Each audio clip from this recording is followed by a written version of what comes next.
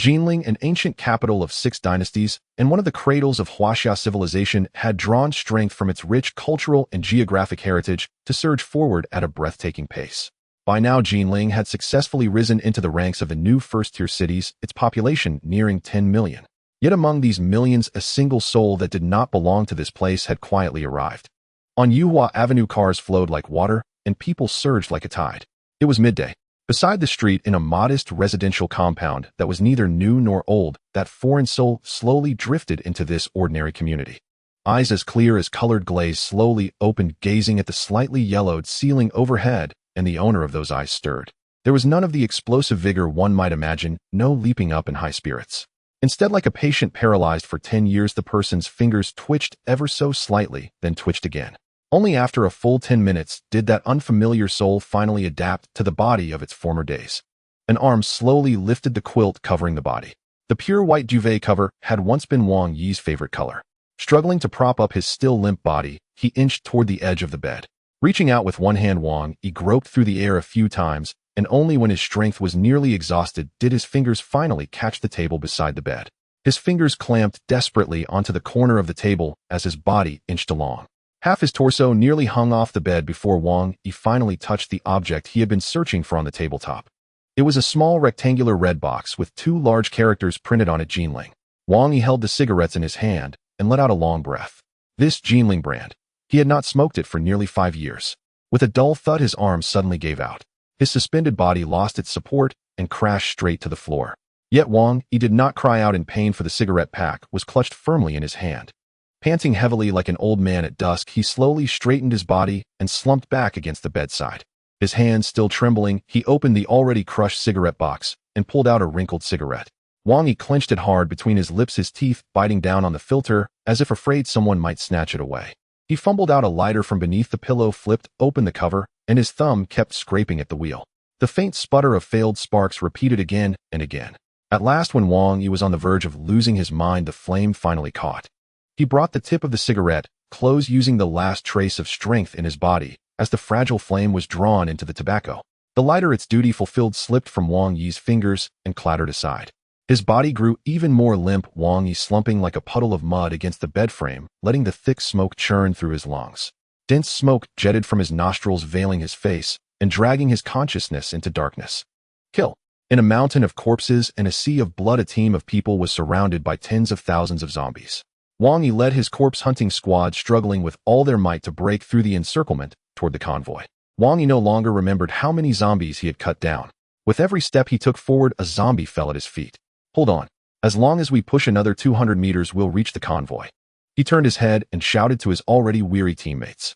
His once resolute face was splattered with the zombie's dark, clotted blood, making his features look terrifyingly feral. Boss, watch out. A teammate suddenly shoved Wang Yi aside and slashed at the space behind him. The blade flashed, and the zombie's head flew from its body. The squad pushed forward inch by inch. When they were still 100 meters from the convoy, an unforeseen scene appeared before Wang Yi's eyes: the Zombie King. This creature, which by all reason should only appear amid a horde of 100,000 zombies, had somehow manifested in a tide of merely 10,000. It stood nearly 3 meters tall, its bluish-purple muscles coiled around its frame like giant pythons. Its eyes burned crimson, and from each finger jutted a dark nail like a row of steel blades that caught the sunlight with a metallic gleam.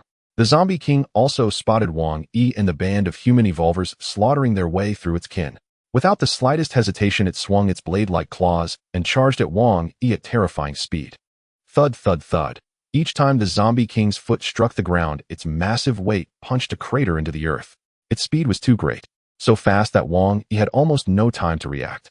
When it was still more than 10 meters away, the Zombie King suddenly drove both feet into the ground, the earth caving in by half a meter under the force. Borrowing the rebound, it shot toward Wang Yi like a cannonball. Still in midair, it swung its claws straight at his neck, intent on taking his head with a single swipe. What should I do? If I advance, even as a level 5 evolver, I might not withstand a few of the Zombie King's blows. If I retreat, I'll be handing my teammates' lives over to the Zombie King, and once it finishes with them, I'll be the next to die. The Zombie King gave Wang Yi almost no time to decide. In the blink of an eye, it was upon him, claws slashing down. Wang Yi swung his saber with both hands to meet it. Metal clashed with a piercing clang that rang out jarringly over the gore-soaked battlefield. The sheer force behind the Zombie King's blow left Wang Yi's arms trembling. Its strength is too great. If this continues, the entire corpse hunting squad will die here. Without a second thought, Wang Yi shouted to the teammates behind him, "Go. I'll hold the zombie king back. If any of you make it out alive, help me take care of Wanner." His voice, raw and tearing, echoed in every teammate's ears. "Boss, let us stay. You go first. We'll hold the zombie king back." Wang Yi did not look back. He knew exactly whose voice that was. Xiao Shuang, the half-grown boy he had dragged out from a ring of zombies in the early days of the apocalypse. 6 years had passed. The child who once could only cry in the face of zombies had become a steel-spined man who showed no mercy whether to zombies or to humans. The other teammates also shouted over one another, insisting that their boss go first. "Shut up. If you still acknowledge me as your leader, then all of you get out of here." Staring straight at the zombie king, Wang Yi spoke each word like an iron verdict. "I'm the only level 5 evolver here. Only I can hold it off. Go now, unless you want every last member of the corpse hunting squad to die in this place. Boss, if you die here, I'll avenge you." Eyes brimming with tears, Xiao Shuang uttered these words with unshakable resolve, then waved his hand, and led the squad in a renewed charge toward the convoy. Watching his squad continue hacking through the zombies and forcing a path toward the convoy, Wang Yi finally felt at ease. Gripping his saber tightly, he fixed his gaze on the zombie king. He knew why it had not pressed its earlier attack. That seemingly ferocious blow had in truth done him little harm. The zombie king, on the other hand, now bore a fine crack in one of the nails on its left hand from the violent clash. Seeing that the squad was about to break free of the zombie horde, the zombie king grew restless. Suddenly, it sprinted toward Wang Yi's flank, trying to bypass him and head straight for Xiao Shuang and the others near the convoy. At that moment, if Wang Yi chose to flee, he might still have had a sliver of hope of breaking out. But if he did, Xiao Shuang and the others would undoubtedly die at the zombie king's hands. Kill. Wang Yi did not choose to run. Instead, he charged straight at the zombie king, and in a few bounding steps, he had thrown himself into its path. It was not that the zombie king feared Wang Yi in its eyes, he simply mattered less than the fleeing squad. But when Wang Yi barred its way, it let out a roar. Seeing Wang Yi standing in its path, a bloodthirsty light flared in the zombie king's eyes. It no longer tried to go around him. As though infuriated by his defiance, it suddenly accelerated and charged straight at him. With a vicious hiss, the zombie king struck with both claws at once, its razor nails scything toward Wang Yi's shoulder and thigh from above and below. Wang Yi's nerves drew taut. Seeing the twin claws descend, he dropped to one knee to dodge the strike aimed at his shoulder, at the same time driving his saber straight into the ground beside him. The impact this time, however, he did not fully block. The zombie king's furious blow met his saber, and though stopped, the force bent the blade in an instant, whipping it around to smash into Wang Yi's body. Wang Yi was hurled into the air, and before he even landed, a mouthful of blood burst from his lips. In the distance, just as Xiao Shuang and the others were about to break through the encirclement, they saw Wang Yi sent flying by the zombie king. Ignoring the convoy that lay almost within reach, they turned as one and fought their way back toward him. "Run. Don't come back. Do you want my death to be in vain?" Wang Yi didn't even bother wiping the blood from the corner of his mouth. Seeing Xiao Shuang and the others swing their guns around to rescue him, he shouted hoarsely, "Boss." Tears flooded Xiao Shuang's eyes. "Go. Leave me." Wang Yi erupted in one last roar, as if begging Xiao Shuang. With that roar, Wang Yi seemed to forget his grievous injuries. The moment his feet touched the ground, he swung his long saber and charged at the zombie king once more. "Kill." Wang Yi's feet left the ground again as he vaulted into the air, his saber slashing toward the zombie king's neck. With a wet, tearing sound, its steel-like nails punched through his back, emerging from either side of his torso. He did not dodge, nor did he try to parry. Wang Yi knew that if he did not die here, Xiao Shuang and the others would surely return to save him, and then none of them would leave alive. "Go. Go, I'm already dead. Just go." Seeing Xiao Shuang and the others staring blankly at him from afar, tears burst from Wang Yi's eyes. Summoning the last of his strength, he wrapped both arms tightly around the zombie king's forearms. "Go. Don't let our leader die for nothing." Xiao Shuang scrubbed madly at the tears on his face, but no matter how he wiped, they would not stop. Though his body trembled from massive blood loss, Wang Yi still held the zombie king's arms in a death grip. For a time, the monster could not break free. Out of the corner of his eye, Wang Yi saw Xiao Shuang and the others clamber into the armored vehicle and roar away in the opposite direction. He closed his eyes and smiled in relief. That single smile seemed to drain the last drop of strength from his body. His pale fingers loosened, and he surrendered himself to the zombie king's rending claws. 2 hours later, the searing heat of a cigarette burned Wang Yi's fingertips, pulling him back from his reverie to the present. Rebirth. Muttering to himself, Wang Yi ran his hands through his hair, his face etched with complex pain. Just as he wrestled with his inner turmoil, a news report on television caught his eye. According to a report by Xinhua news agency yesterday, at 2 in the afternoon, the Huangshi volcano in a park of Mgwa erupted, suddenly spewing vast amounts of molten lava that flowed into all of Wyoming. Simultaneously, the lava unleashed a great volume of unidentified black gas, which has now caused parts of cities in Mgwa to fall into darkness as the gas ascends to block the sunlight. The government of Mgwa has initiated top-level military alert and is urgently rescuing the endangered citizens and their property. Mgwa scientists permitted by the government have retrieved samples of the gas for study. Stay tuned for a detailed report. Watching the television where a graceful female anchor continued to recount the detailed eruption with a gentle tone, Wang Yi's heart sank ever deeper. Wang Yi realized that his decade of experiences in the apocalypse was not a mere illusion, but stark reality. Even after 10 years, Wang Yi vividly remembered that 3 days before the apocalypse, Mgwa witnessed the shocking eruption of the Huangshi volcano that stunned the world. Half of Wyoming was inundated by the lava spewed from the volcano, forcing countless people to flee and plunging Mgwa's economy back by a decade. But the most unforeseen consequence was that the eruption hurled vast amounts of black gas into the sky, which spread around the globe within 2 days. 3 days later, the apocalypse descended with 60% of the world's population turning into zombies from the infection, and Mgwa at the gas epicenter suffering an 80% infection rate. Further investigations by later-era scientists revealed that within 3 days after the zombie outbreak, nearly 10% of the world's population perished from zombie bites. The zombie outbreak and ensuing catastrophe, once the stuff of human fantasies, had now brought civilization to its end. Smack! With a crisp sound from his hand, Wang Yi narrowed his eyes and greedily took a drag from his cigarette, letting the pungent smoke linger in his lungs. Huff!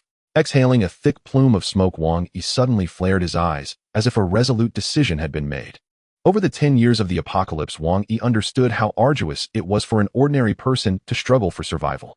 In the chaotic early days, only 40% of humanity remained unscathed as the sudden zombie outbreak claimed lives and infected nearly 10%, paralyzing nations and government institutions. Most people either became infected and transformed into zombies or were devoured by them, leaving only a fortunate few to evade the calamity. After roughly 3 days of chaos, less than 30% of the world's population remained, and governments gradually began to respond. With communications in ruins, armies and local militias were compelled to fight their own battles.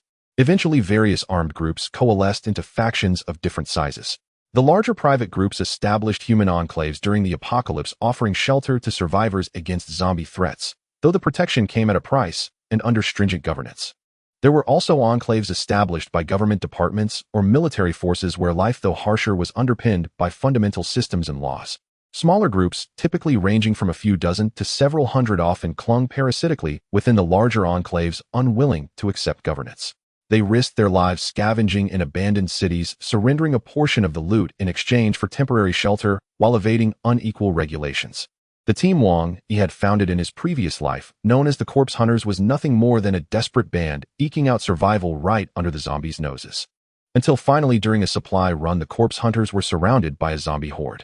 What began as an attempt to break free turned fatal when they encountered a rare zombie king, and Wang Yi perished while shielding his comrades. Rebirth might be a cherished aspiration for others, a chance to erase past regrets, but for Wang Yi, it was nothing more than a recurrence of a horrifying nightmare, one shared by all of humanity. Recalling every event of the past decade, a chill ran through Wang Yi's heart. Should I alert the government? Yet as the thought flickered by, he immediately dismissed it. After all, he was merely an ordinary man with no significant social standing, who rashly broadcasting such destabilizing ideas would neither achieve his aim nor be without consequences. If his words were to attract the attention of the authorities, missing the crucial 3-day window for preparation, then his current life would amount to nothing at all.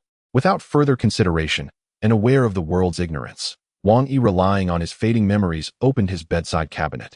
Beneath a pile of miscellaneous items, he retrieved a bank card that held his hard-earned savings of 1 yuan accumulated before the apocalypse. In these times, money would be worthless, while essentials like food and weapons remained the only valuable currency.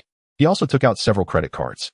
If used wisely, this money could lay a solid foundation in the early days of the apocalypse, greatly aiding him in establishing an enclave. In his previous life, Wang Yi had merely founded a small corpse hunter team of only a few dozen members, subsisting within a large human enclave. Every supply run came with the compulsory handover of a portion of the gathered resources in exchange for a sliver of protection. Moreover, when the zombie hordes attacked, it was invariably the corpse hunters who fought first, regarded by the Enclave not as comrades, but merely as expendable cannon fodder used during scavenging in peace and sacrificed in battle. Though their existence was somewhat better than that of the average Enclave dweller in the apocalypse, merely having enough to eat was considered a blessing. Holding the bank card, Wang Yi noticed his charging phone out of the corner of his eye, picked it up, and entered his password. Fortunately, I haven't forgotten it yet. Opening his contacts, he found that familiar, yet enigmatic number. After a brief hesitation, he dialed it. "Hello, how have you been?" "I'm fine, how did you decide to call me?" Came a gentle female voice from the other end. En, Wang Yi's sole friend before the apocalypse, his only female companion. Listening to that familiar voice, Wang Yi closed his eyes tightly, took a deep breath, and his face revealed a myriad of complex emotions. In his past life, Wang Yi had many friends, but genuinely there was only one. A charming lady whose smile crinkled her eyes into crescent moons. Wang Yi has never forgotten those eyes, as if blaming him for not coming to save her in time. "You need to go out now and buy some compressed biscuits, energy bars, and bottled water, and don't buy any snacks. Also get a few boxes of salt. If you don't have enough money, I'll send you some." Wang Yi's anxious voice came through the phone. "Wang Yi, are you crazy? What do I need those things for?" A voice of disbelief came from the other end. If she hadn't been familiar with Wang Yi's voice, she would have hung up the phone long ago. "Do as I say. I will send you 5,000 yuan. Buy those things and I will come to pick you up in 2 months. Wang Yi didn't tell her the truth. If he directly informed her that the apocalypse was 3 days away, she wouldn't listen to him even more. Furthermore, Wang Yi had his reasons for not having her come directly. Instead, he wanted her to buy more supplies like compressed biscuits in Yunnan. When he traveled north through Yunnan, he could rescue her and replenish his supplies. "I really don't know what you're planning, but I will listen to you. How much should I buy?" Her voice was hesitant, but she still chose to follow Wang Yi's instructions. "I will send you 5,000 yuan shortly. Buy plenty of bottled water and spend the rest on compressed biscuits, salt, and energy bars. Oh, my 5,000 yuan, just for those things. I can't even fit them all in one room." The voice from the other end sounded surprised. "Buy as much as you can. By the way, make sure to finish shopping within 2 days, and absolutely do not go outside." Hearing Wang Yi's slightly anxious voice, she knew he was not joking. All right, I'll hang up now. What are you doing? Didn't I tell you to go buy supplies?" Wang Yi suddenly raised his voice. "How can I go buy those things if I don't hang up the phone? You're being ridiculous." A slightly irritated voice replied. Wang Yi was not angry. He understood this was her way of being obedient. "Okay, be good. After you buy the supplies, don't go outside and lock the door. Wait for me to come and find you." After hanging up, he went out and headed straight for the elevator. He didn't have much time to prepare for himself and needed to hurry. Why are you walking so fast?" Wang Yi, lost in thought, didn't notice a young woman exiting the elevator, and they bumped into each other. "Sorry," Wang Yi said, not intending to linger, and he apologized before continuing towards the elevator. Hey, Wang, where are you going in such a hurry?" The woman called out to Wang Yi. Does she know me?" Wang Yi carefully observed the young woman in front of him. She had a delicate face with alluring eyes slightly furrowed, and was gently touching her belly, likely because Wang Yi had accidentally bumped into her earlier. After watching for a moment until the woman looked a bit scared, hugging her arms in a defensive manner, Wang Yi finally remembered who she was. Li Mei, Wang Yi's neighbor, had often quarreled with her husband for 3 years because they couldn't have children. After the apocalypse broke out, her husband got infected and turned into a zombie. She stumbled out frantically, knocking on Wang Yi's door, but he, out of fear, didn't dare to save her, watching helplessly as her husband devoured her piece by piece. That was also Wang Yi's first close encounter with a zombie, though otherwise he wouldn't have remembered her, nor the woman who was left with just half a body crying out for Wang Yi to save her. "Oh, Sister May, I'm just going out to take care of something. I was walking too fast and didn't notice. Please forgive me. If you don't know what bad thing you're up to again, be more careful next time." Saying this, she turned and walked towards her own door, one hand still rubbing her belly, likely still feeling the pain from the earlier bump. "By the way, Sister May, I heard there might be some kind of virus going around these days. It's best to stock up on food and drink at home." Wang Yi thought for a moment and still gently advised her to buy some supplies. As for whether her husband would turn into a zombie, he didn't consider it. Since he himself had been reborn, many things might have changed. Whether she listened or not was her own business. "Hey, what virus? I haven't heard of it." Wang Yi ignored Li Mei's question and turned to enter the elevator. What's with Wang Yi speaking in riddles? Forget it, it's better to believe than not believe. There are too many flu outbreaks nowadays, so it's better to listen to him and buy some supplies to stock up. Li Mei lingered for a moment at the elevator entrance, returned home, put her bag down, took some money, and hurriedly left again. Heading downstairs directly to the underground parking garage, relying on the faint memory left in his mind, Wang Yi finally found his second-hand Jetta in a corner of the garage. Bang, bang, bang. He patted the hood hard, listening to the still solid sound. A smile involuntarily appeared on his lips. "Long time no see, old buddy." Gently caressing the slightly yellowed body of the car, Wang Yi could never forget that at the beginning of the apocalypse, it was this second-hand Jetta that brought him out from the midst of countless zombies. Without it, he might have long since become zombie food. Who is this guy? Is he out of his mind? A sharp voice suddenly interrupted Wang Yi's thoughts. He turned to see a man in his late 20s or early 30s standing in front of an X5, looking at him. The slender man was dressed in a neat suit, and with the brand new X5 parked beside him, he seemed to exude an air of youthful success. However, the slightly wrinkled brow behind his rimless glasses revealed a hint of unusual emotion. He was looking down on Wang Yi, despising the man who drove a broken car and was flirting with his wife. Chun Jiaming, Li Mei's husband, considered himself a young achiever. Of course, this was partly due to his family's support. He owned a small company which was not very big, but in Jinling he was considered to have some assets. His life was going well, he had a career outside, and a beautiful wife at home. However, the only issue was that he was lacking in one aspect. But Chun Jiaming didn't care much about it. He always believed that a man who is successful would also face failures, and his failure just happened to be in that area. Ever since he found out that being unable to have children was due to his issue, Chun Jiaming's attitude towards Li Mei changed. He became suspicious and constantly doubted whether his wife would cheat, forbidding her from interacting with other men. Even just exchanging a few words would trigger his jealousy. But since they lived on the same floor as Wang Yi, there were times when they inevitably interacted, albeit limited to typical neighborly exchanges like greetings and inquiries about meals. However, in Chun Jiaming's eyes, he felt that his wife was too close to Wang Yi. Seeing Wang Yi still pretending to be oblivious, as if he didn't recognize him, Chun Jiaming felt a surge of anger. He thought it necessary to remind Wang Yi to keep his distance from his wife. There's no need to park this broken car in the garage. It's so shabby that it's better to leave it outside to air out and prevent it from getting moldy. Chun Jiaming said this as he walked up to Wang Yi, kicking the Jetta's door hard, making a series of loud banging sounds. Hey, what the hell? Wang Yi frowned, confusion evident in his eyes as he looked at the arrogant man in front of him. Who is he? What does it have to do with him? Wang Yi quickly scanned his mind, but found no impression of the man before him. After 10 years of the apocalypse, what he should have forgotten, he had long forgotten, while what he shouldn't have forgotten was also blurry. Still pretending to be oblivious. Seeing Wang Yi still wearing that indifferent expression, Chun Jiaming's anger surged uncontrollably, causing the muscles in his face to twitch. Those who knew him well would never expect the usually refined Chun Jiaming to display such a side. You little bastard. Stay away from my wife from now on. Chun Jiaming suddenly exploded, grabbing Wang Yi by the collar and shouting a line that left Wang Yi baffled. He just kicked my car, and now he's telling me to stay away from his wife. Is he out of his mind?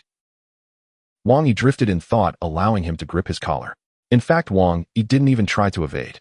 This body from 10 years ago, although not very strong, was enough to support him. The moment Chun Jiaming reached out, he could have easily snapped his neck, but Wang Yi didn't want to do that. He could kill him, but he needed to understand why. You are. His tone remained calm, as if he hadn't noticed the man's flushed face in front of him. Who am I?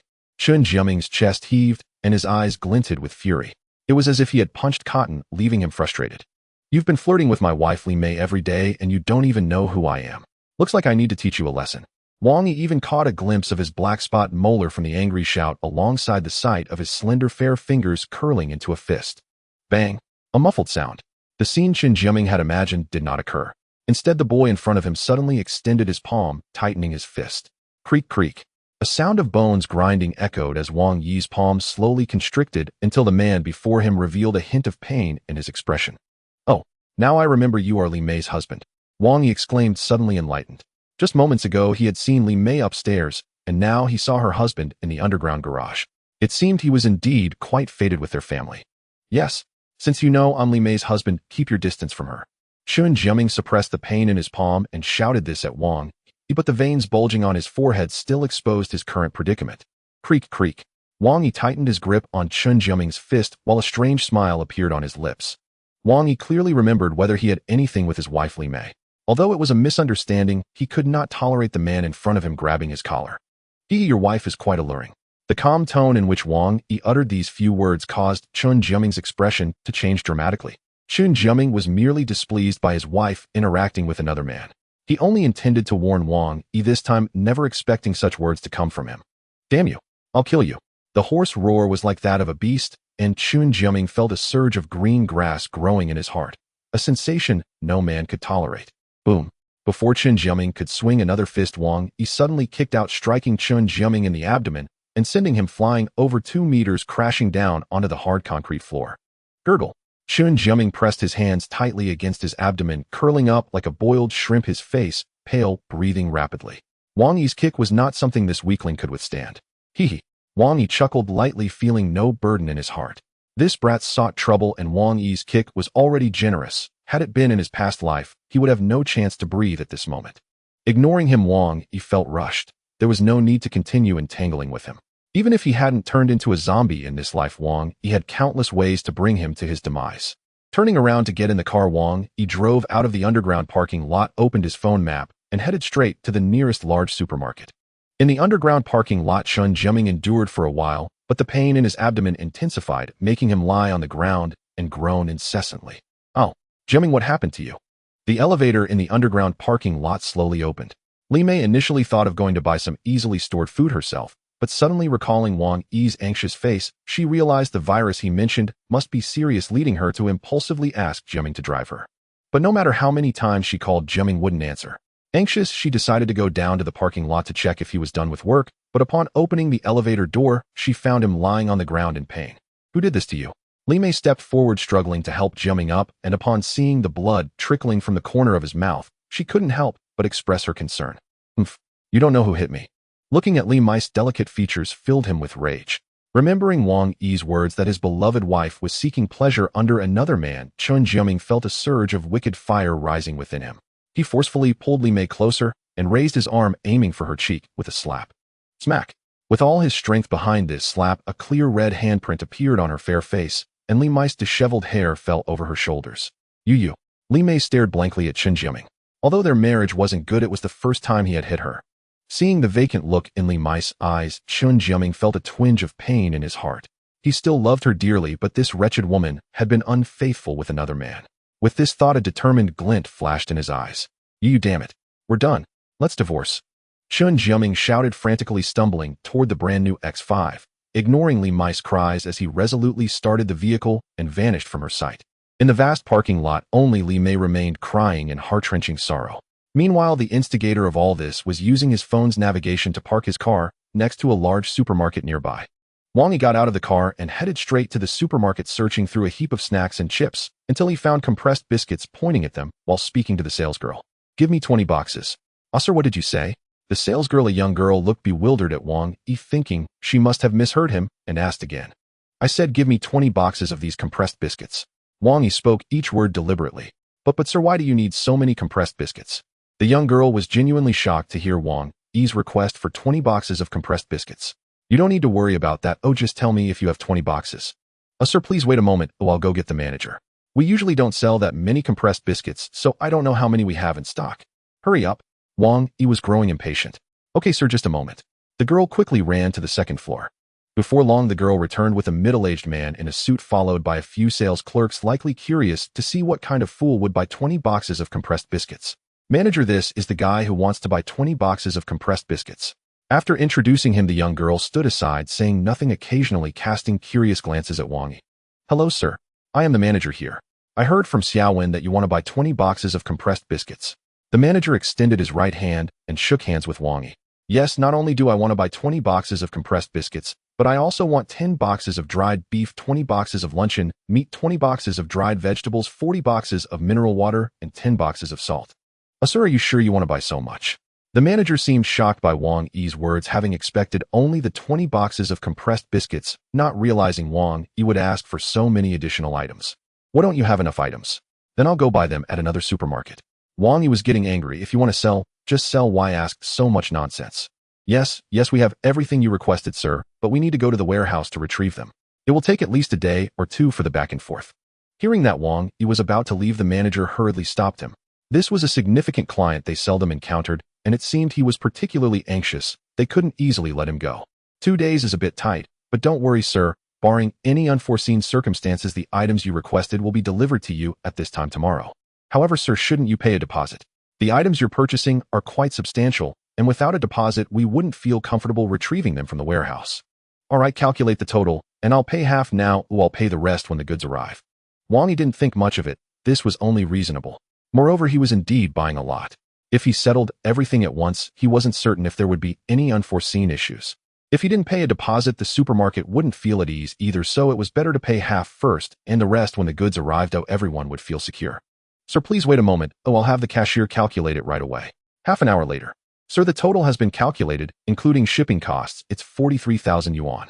The supermarket offers you a discount of 3,000, so you only need to pay 40,000 among which the price of the compressed biscuits is. Stop. 40,000, right? Bring the POS machine over. I'll swipe 2,000 now, and the rest will be cash when the goods arrive. Wang Yi didn't listen to the detailed pricing of each item. He simply handed over his credit card. There was still 100,000 in his bank card, but it couldn't be used here. The apocalypse was about to break out and credit cards wouldn't need to be repaid, so it was better to use it now. Casually tossing the already maxed out credit card into the trash, Wang Yi got in the car and immediately headed to a nearby bank. In the southern part of the city at Jinrun TV, the vast parking lot in front is extraordinarily empty save for a brand new X5, whose engine hood still holds a faint warmth indicating that its owner has only just arrived. Inside the TV private room, 3 young men sit facing each other with Chun Jiaming among them. I'm telling you, Brother Ming, don't tell me you called us here just for fun in the middle of the day. A man around 23 or 24 dressed in a black tight-fitting short-sleeve shirt and sporting a buzz cut leans back on the sofa yawning repeatedly. Yeah, Brother Ming, just tell us what you need to say. Sitting here like this is killing my back, said another young man in a pink shirt, good-looking, who was rubbing his lower back while complaining to Chun Jiaming. I have a rich woman waiting for me, don't waste my time making money. Chun Jiaming ignored the two, his face dark and seemingly ready to drip water, staring blankly at the ashtray before him, murmuring. My sister-in-law has cheated, he said. What? The two were taken aback upon hearing Chun Jiaming's words, their expressions filled with shock, while the young man in the pink shirt looked particularly regretful. Your sister-in-law cheated? With who? The odd tone of the young man in the pink shirt made Chun Jiaming a bit displeased, and he shot a cold glance at him, speaking with a conflicted tone. With our neighbor next door. Neighbor? The buzz-cut man murmured in confusion. Who is he to dare touch my sister-in-law? I'm not very familiar with him either. Chun Jiaming rubbed his cheek in distress. I only know his surname is Wang, and he moved in a year ago. Damn it. The young man in the pink shirt couldn't help but curse, his face filled with indignation, making it seem as if his own wife had been cheated on. That woman Li Mei couldn't even get a man herself, and now she's letting someone else do it. The young man in the pink shirt thought of Li Mei's alluring figure, feeling a wave of regret wash over him. If I had known she was such a person, I would have made my move first. Of course, he wouldn't dare say this in front of Chun Jiaming. Seeing Chun Jiaming's pained expression, the buzz-cut man immediately asked, Brother Ming, does that mean you called us here too? Bang! Chun Jiaming slammed his hands down on the table, interrupting the buzz-cut man's words, his face filled with hatred. I wanted to pay the price for daring to touch my woman. While Chun Jiaming was discussing how to deal with Wang Yi was completely unaware. Even if he knew, he would probably just scoff. Wang Yi did not believe that the current Chun Jiaming could pose any threat to him. Even if he turned into a zombie, it would just be a matter of a single slash for Wang Yi. Sir, the 50,000 yuan in your card has been transferred according to your request. Do you have any other transactions to process? Even through the thick glass, Wang Yi could sense the hypocritical expression of the woman in uniform before him, combined with her professional smile, making Wang Yi feel very uncomfortable. He didn't know why, but Wang Yi was faintly looking forward to the arrival of the apocalypse. Sir. The bank lady's voice snapped Wang Yi back to reality. Oh, Wang Yi came to his senses, looking at the bank card that had already been placed at the window. So, I want to withdraw all the 50,000 yuan left in the card. Okay. The bank lady pondered for a moment and immediately began to withdraw money for Wang Yi. Wang Yi did not notice that while he was withdrawing money at the counter, 2 men were whispering and pointing behind him. Hey Lugo, look at that kid, said a middle-aged man dressed in a black jacket, his eyes lighting up when he saw the bank lady putting the 50,000 yuan into a bag. Lugo had previously been blocked from seeing Wang Yi's back, so he couldn't see what was happening. As he leaned slightly, he coincidentally saw Wang Yi receiving the bulging bag. Damn, here we have business. Lugo spat out the chewing gum he had been chewing for who knows how long onto the ground, completely ignoring the strange looks from those around. Same old rules, you go first. Lugo whispered to the greedy-looking man named Air. Don't worry, Lugo, this kid looks pretty anxious. We're bound to make a big score this time. The man named Air grinned, his eyes fixated greedily on the bag of money Wang Yi was holding. Creak. He swiftly opened the car door and casually tossed the bag onto the passenger seat. Now that the money has been sent to Yin, the remaining 50,000 yuan should be enough to prepare some supplies. Thinking of this, Wang Yi immediately started the vehicle and drove towards the Jinling car trading market, following the directions on his phone. With a mind full of thoughts, Wang Yi did not notice a black electric bike trailing closely behind his car. Beep. He honked loudly, The traffic light at the intersection was already signaling for passage, yet the orange compact car in front was still crawling at the intersection. Is it a female driver? Wang Yi pondered, turning the steering wheel to change lanes and overtake, not caring about the possibility of getting points deducted. The opportunity has come. Ergo, Lu Gu, seeing the compact car in front signal to change lanes, instantly jumped out of the car. All right. Air screeched. The electric bike's throttle instantly twisted to the max, charging straight towards the compact car driven by Wang Yi. Wang Yi hesitated for a moment upon seeing an electric bike speeding toward him in the rearview mirror. Although the apocalypse had not yet erupted, an accident now could impact his subsequent plans. He quickly moved his foot, bringing the vehicle to a stop, leaning diagonally on the road. Wang Yi intended to wait for the electric bike to pass before proceeding. Beep. The electric bike had not yet arrived, but the rider was already frantically honking, causing Wang Yi to frown. Beep. Suddenly, the electric bike swerved toward him, and before Wang Yi could react, it crashed head into him. Bang! Wang Yi felt the car shake violently, the glass on the door already showing fine cracks, while the rider of the electric bike was now sprawled on the engine hood, howling in pain. Ouch! How do you drive? Didn't you see someone behind you? The man on the hood slammed his hands against the windshield, his eyes showing not just pain but a hint of hidden cunning.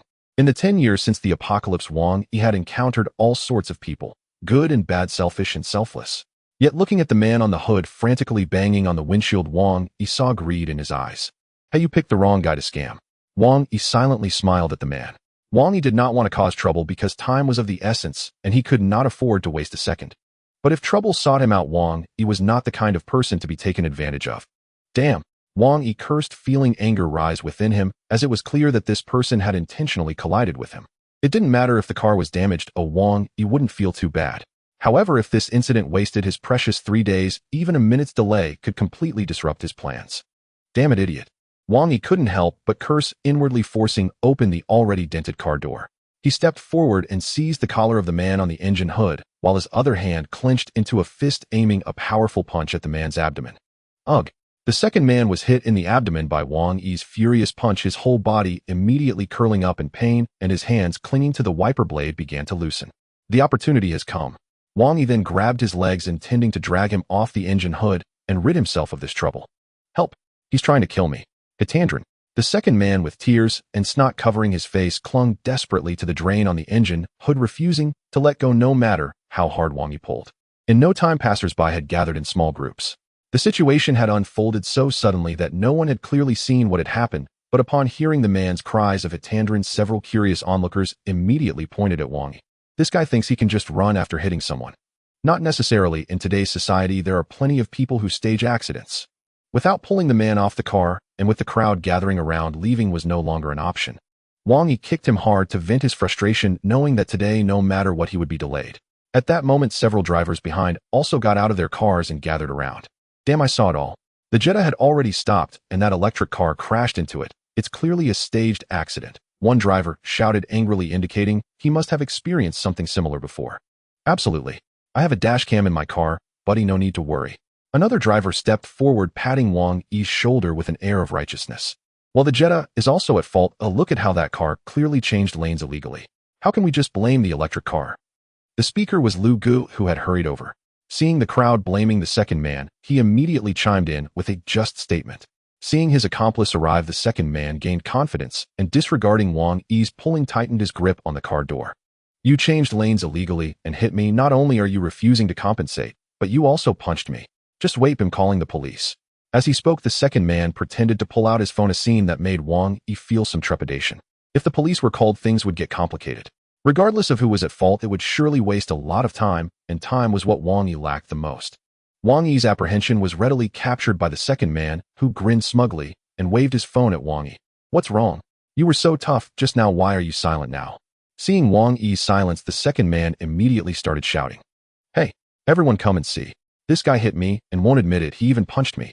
You all saw it. When the police arrive, you have to testify for me. The second man glanced around. The onlookers retreated a few steps. Everyone wanted to see who was right and who was wrong, and no one dared to step forward, not wanting to get into trouble. All right, enough. Just tell me how much you want. Wang Yi released his grip on the second man's collar. If he could resolve this quickly, he didn't care how much it cost. Haha. The second man chuckled awkwardly. Since Wang Yi spoke first, he considered his purpose achieved. My car is damaged and I've been injured too. I need to go to the hospital for a checkup. So let's settle this. I won't ask for much, just 10,000 yuan, and you have to give it to me now. The second man said as he climbed down from the engine, hood confidently diving into the undercarriage of the car. If you don't give me this, then you can forget about leaving today. Hey, this kid is just being a rogue. An old man nearby could no longer stand idly by and stepped forward to speak. Your broken electric car isn't that damaged. At most, it's just a broken headlight. Look at how agile you are. You don't look like an injured person at all. As the old man spoke, he reached out to pull Wang Yi aside. Young man, don't fall for his tricks. He's taking advantage of your urgency to demand so much. Hey, don't worry, old man. Wang Yi smiled lightly, realizing that since this kid wanted money, resolving this matter had become easier. Turning around, he took out the money bag from the car and casually pulled out 10,000 yuan, bending down to dangle it in front of the second man. The crimson bills rustled in front of the second man, almost making his mouth water with temptation. What's wrong? Do you want this money? What do you mean by I want it? You hit me, so you should give me money. The second man detected the teasing tone in Wang Yi's voice, but with the money almost in his grasp, he didn't care. Hey brother, you absolutely cannot give him the money. If you do, you'll be fooled. Two migrant workers who had witnessed everything stepped forward. They had been watching from the side, and now seeing Wang Yi about to give money to the fraudster, they immediately came over to dissuade him. This kid is nothing but a rogue. You're better off waiting for the police to come and let them handle it. Hearing this, Lu Ji's expression changed instantly. If the police really came, they might not get that much money. Well, brother, I see you haven't been injured much, so why not just take 5,000 as a token? Lu Gu immediately turned to the second man lying under the car, speaking as if they were complete strangers. Observing their act, Wang Yi felt a wave of amusement. The two had exchanged glances many times before. Wang Yi had already begun to suspect. Now that Lu Gu said this, Wang Yi was even more certain that they were in cahoots. All right, 5,000 it is. You just let him give me the money quickly. Seeing his brother signal him, the second man immediately changed his tune, cutting the price in half. Lu Gu immediately put on a concerned expression and turned to Wang Yi, saying, Look, brother, I've already negotiated this money for you. Haha, thank you so much, but since I hit him, 5,000 won't even cover the repairs. Let's do this, I'll offer 10,000. 10,000. The onlookers were in an uproar. They had all heard that when bargaining, one starts low, but never had they heard of someone raising the price. This guy must be a fool.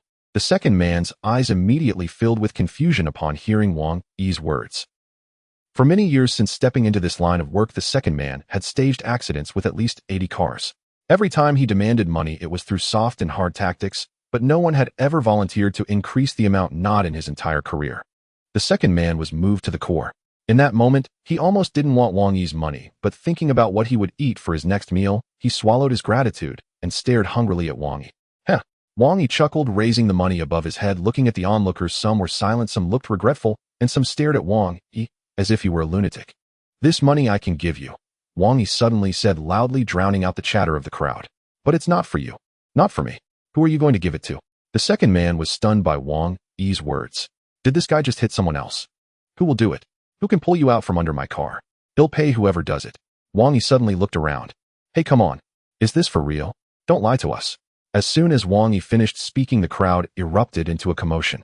It was one thing to pay for a staged accident, perhaps due to his weakness and fear of trouble, but if the money was to be used like this, only a rare person could do it. Could this guy be a second-generation rich kid? Impossible. Which second-generation rich kid would drive a shabby Jetta? The crowd was buzzing their gazes toward Wang Yi, filled with greed and suspicion. Brother, is what you said true? Finally, someone could not hold back. The two workers who had earlier persuaded Wang Yi asked him with uncertainty. Of course.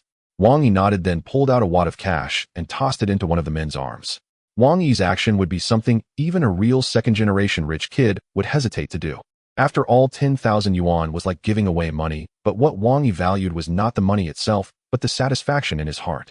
Buying supplies, the remaining money was enough, but rather than letting it become waste paper in his hands, he preferred to feel a bit more at ease.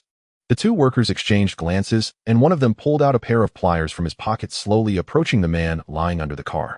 They were just migrant workers, and given the mixed nature of their work, even if something really happened, they likely wouldn't be found. So they wouldn't hold back in doing anything. Get out of the way. One of them pushed aside Lu Gu, who was blocking the way, bent down, and violently grabbed the greasy hair of the man lying underneath, dragging him out. A sound like a pig being slaughtered came from the man, his body wriggling as if it had fallen into boiling water. But how could his frail frame compare to two workers who dealt with bricks and stones all day? The man was pulled out from under the car by one worker, and Wang Yi even saw a strand of blood-stained hair fall away as the man struggled. He tossed the remaining 5,000 yuan to another migrant worker and immediately got into his car. He did not want to waste another moment. In the rearview mirror, he saw the man who staged the accident being kicked several times by two migrant workers, and Wang Yi nodded in satisfaction. Having lived a second life, he didn't want any unpleasantness to happen to him. For now, he needed to forget what had just happened. More important matters awaited him. He drove recklessly, running through several traffic lights, heading straight to the outskirts of the city, arriving at an automobile trading market. Tongda truck rental. Wang Yi looked up at the blue sign. This is it. Wang Yi muttered to himself. He needed to rent a truck. In the apocalypse, the importance of a truck far surpassed that of some cars or SUVs. Trucks can carry goods and people, and they have strong horsepower. If driving a truck during the apocalypse, the survival rate would increase by at least 10%. The only downside is the fuel consumption, but if prepared in advance, there wouldn't be significant drawbacks. In contrast, SUVs are only suitable for areas with fewer people and close to gathering places. They lack the long-distance travel advantage of trucks. Wang Yi parked right in front of the door, got out, and entered the store. The owner was a slightly chubby, middle-aged man who quickly welcomed him as soon as he saw a potential customer. Sir, what kind of vehicle do you want to rent? Do you have any with more horsepower?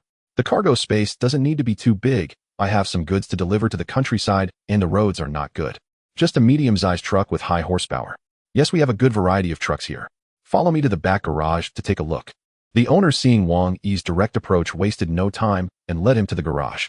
As soon as they entered, Wang Yi's eyes were drawn to a heavy-duty truck parked aside. Seeing Wang Yi looking at the truck, the owner began to introduce it eagerly. This is a heavy-duty truck, 9.5 meters long, long cabin, front 4 and back 8 strong grip, 480 horsepower, maximum torque of 2,100 Nm, fully enclosed cargo space, maximum load of 20 tons. The owner rambled on, but Wang Yi didn't pay much attention. He noticed the truck had 12 wheels, which should imply some off-road capability. The cargo area wasn't too large, not at all clunky like a usual truck, and the second row of the cabin had no windows, making it fully enclosed. This would save some effort when he needed to modify it later. Wang Yi stepped forward and knocked on the truck's body, the metal sounding solid. Sir, when the owner handed over the truck, he reinforced the front and rear collision beams. The overall rigidity of the vehicle is extremely strong. Great, I'll take this one. Rent it for 3 days. How much do I owe you? Wang Yi was quite satisfied with this truck and didn't waste time looking at other vehicles. Okay, please wait a moment. The owner took out a calculator and started calculating. Sir, renting this truck for a month costs 10,000 yuan, and the driver is extra. If you only rent it for 3 days, the price will be a bit higher, 500 yuan per day. The owner rubbed his hands a bit awkwardly, as renting trucks is usually done on a monthly basis. Naturally, the price would be a bit higher for a 3-day rental. All right. Without a hint of hesitation, as long as the truck was suitable, Wang Yi wouldn't flinch even if it were 5,000 yuan a day. Let's handle the paperwork now. No driver needed. This was Wang Yi's only requirement. He didn't drive away with the truck. Instead, he continued to drive the second-hand Jetta to his next destination, the military supply store. He directly grabbed 2 pairs of combat boots and several sets of camouflage clothing, leaving 2,000 yuan behind, without even asking about the prices, and turned to leave. In the following half a day, Wang Yi almost traversed the entire Jinling, buying all sorts of items that would be useful in the apocalypse. Binoculars, maps, a large box of soap, and countless daily necessities, including several sets of toothpaste and toothbrushes. Having lived a second life, Wang Yi certainly couldn't follow the path he took in his past life. Wang Yi's plan was to start from Jinling Pass through southern Hunan, western Shaanxi, and finally reach the Dakingshan Mountains north of Hohhot in Inner Mongolia. He might even reach some cities in Hebei province along the way. The journey exceeded 1,000 miles, which would normally take about 20 hours by car, but during the apocalypse, it would be impossible to cover that distance in less than 2 months. At the onset of the apocalypse, the power and communication systems in various countries had basically collapsed. Although electronic maps on mobile phones or tablets were convenient and detailed, they would be useless without power. Thus, paper maps from various provinces and cities became particularly important.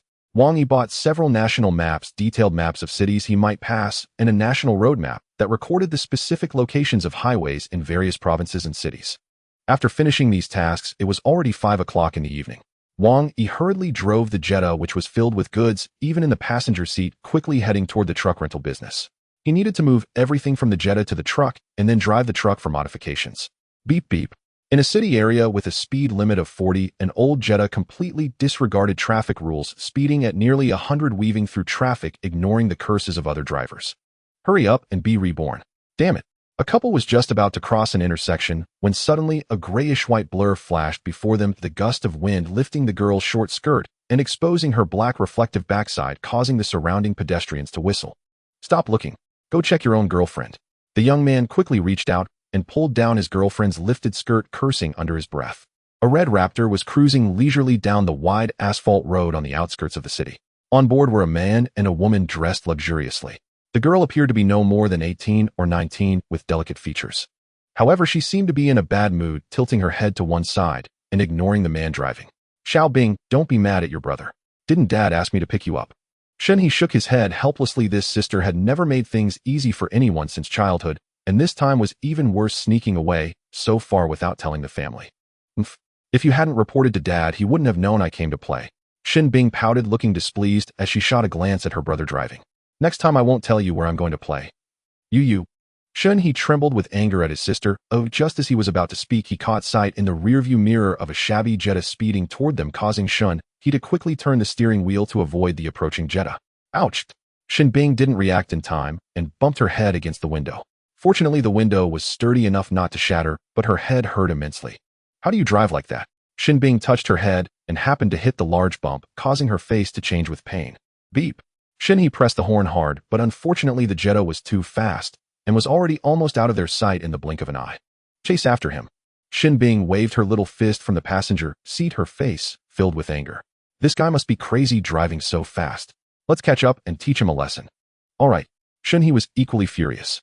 Although there weren't many cars on this road, one still shouldn't drive this fast. At that speed, it had to be at least over 100. But this couldn't be blamed on Wang Yi.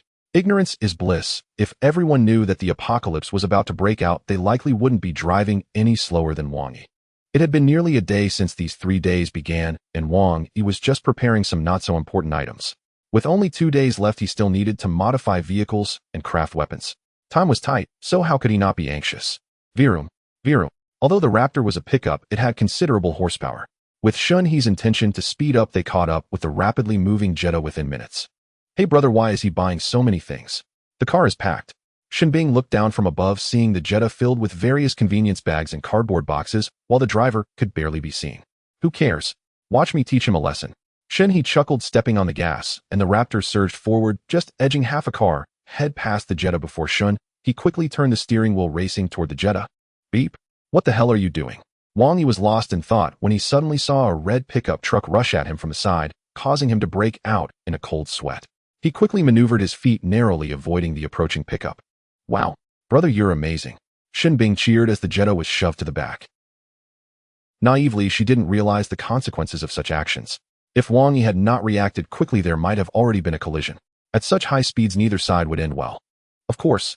Shen He laughed proudly. He understood the danger of just now, but as a second-generation rich kid, he believed that there was nothing money couldn't solve. Driving the Raptor at high speed, the siblings discussed the recent scare while distancing themselves from Wang Yi's Jetta. Damn it. Wang Yi couldn't help but curse as he watched the Raptor speed away. He had indeed been sufficiently startled. This had nothing to do with personal experiences. Oh, no matter how strong one was, one would surely feel a surge of fear in such situations. If it weren't for the fact that he still had unfinished business, Wang Yi would have wanted to chase after and beat up the person driving the Raptor. Huff. Taking a deep breath, he cast those thoughts aside. Time was tight, and he couldn't afford any unexpected incidents. Turning onto the ramp, Wang Yi drove cautiously to the Tongda truck rental. The previous incident had sounded an alarm for him. After all, the apocalypse had yet to break out, and Wang Yi did not want to fall before it began. With the owner's help, he moved all the goods into the truck's cargo area. Wang Yi clapped his hands and handed over the remaining deposit to the owner. Buy more food and drinks in the next few days. If anything happens, try not to go out. Wang Yi said his last words to the owner, then turned and got into the truck, driving away while the owner stood there in confusion. The owner was puzzled, but didn't notice Wang Yi's warning as he saw him directly get into the truck and prepare to leave with the Jetta still parked aside, and the keys not even removed. Hey, sir, are you not taking your Jetta? Wang Yi responded with a cloud of black smoke. What's wrong with this kid abandoning his car? Forget it, he'll just put it away and wait for him to come back to return it. The owner was filled with doubts, but did not pay any attention to Wang Yi's advice. Next to the Laoshanshan Forest Park, there is Zhang Fei's auto repair shop. Wang Yi nearly crossed the entire Jinling just to find a secluded auto repair shop, as it would be difficult to conceal illegal modifications from traffic police in the city. Zhang Fei is the owner of this repair shop, true to his name, standing at a height of 185 meters with a fierce look, his body covered in muscles. At this moment, he was sitting idle in front of the repair shop, drinking beer and eating barbecue, when he suddenly saw a large truck heading straight towards him. Is there still business at this late hour? Zhang Fei muttered as he got up to greet the visitor. Are you the boss? Wang Yi asked, looking at the man in front of him. Yes, what's wrong with your vehicle? What issues are you facing? Zhang Fei bypassed Wang Yi and began inspecting the truck. The vehicle has no major issues, I want to add some modifications. Wang Yi said as he pulled out a pen and paper, starting to sketch at the table nearby. After a short while, he finished the drawing, which depicted a design for vehicular modifications in a post-apocalyptic world resembling a bulldozer's blade, but triangular in shape, capable of pushing away zombies or objects blocking the road. The rear would have an axle fixed to the truck's bumper, and behind the blade there would be an iron chain with a roughly 5-centimeter hole drilled through the front of the truck. The chain would run through, allowing for a hand-cranked wheel in the cabin to raise and lower the blade, enabling it to be retracted while driving long distances without hindering vehicle maneuverability. What the hell is this design? Can it even go on the road? Are you trying to turn this truck into a bulldozer? Wang Yi exclaimed. That's not your concern, just tell me if you can do it. Wang Yi didn't have time to explain, pulling out 5,000 yuan from his pocket. I can do it. Zhang Fei's eyes lit up at the sight of the money. The design was not particularly difficult to make, it would just require some steel and time. Let's get started now. Can it be finished by tomorrow night? That's hard to say. Although your request is not too difficult, it is quite time-consuming due to the extensive welding and cutting required. After examining the blueprint for a while, Zhang Fei replied, You don't need to weld, just cut the steel, and I'll handle the welding myself. Wang Yi wasn't worried about helping Zhang Fei, rather he was concerned about Zhang Fei's skills. The triangular blade would not only face zombies, but also potentially blockages from vehicles on the road. In Wang Yi's mind, this blade was more important than the cargo in the truck. If those medical supplies or maps were lost, they could be searched for along the way or in cities. However, if the blade was not sturdy and broke after a few hits, there would be no tools to repair it, rendering the truck useless. Are you sure you can do it? Zhang Fei hesitated. Wang Yi tossed the money to Zhang Fei, instructed him to fetch tools and steel, and then rushed over to select some rebar. Rich and willful, Zhang Fei thought. Regardless, it was his job, and if it didn't fit later, he couldn't blame him. The two worked busily until 3 in the morning. Zhang Fei had cut the steel according to Wang Yi's specifications, while Wang Yi had also been busy using rebar to weld a protective net on every glass surface of the truck, securing all critical areas with rebar, including the side bumpers and cargo box. Only the front windshield and side windows remained surrounded by a mesh of rebar, making it nearly impossible to see the road. Brother, I've cut everything you asked for.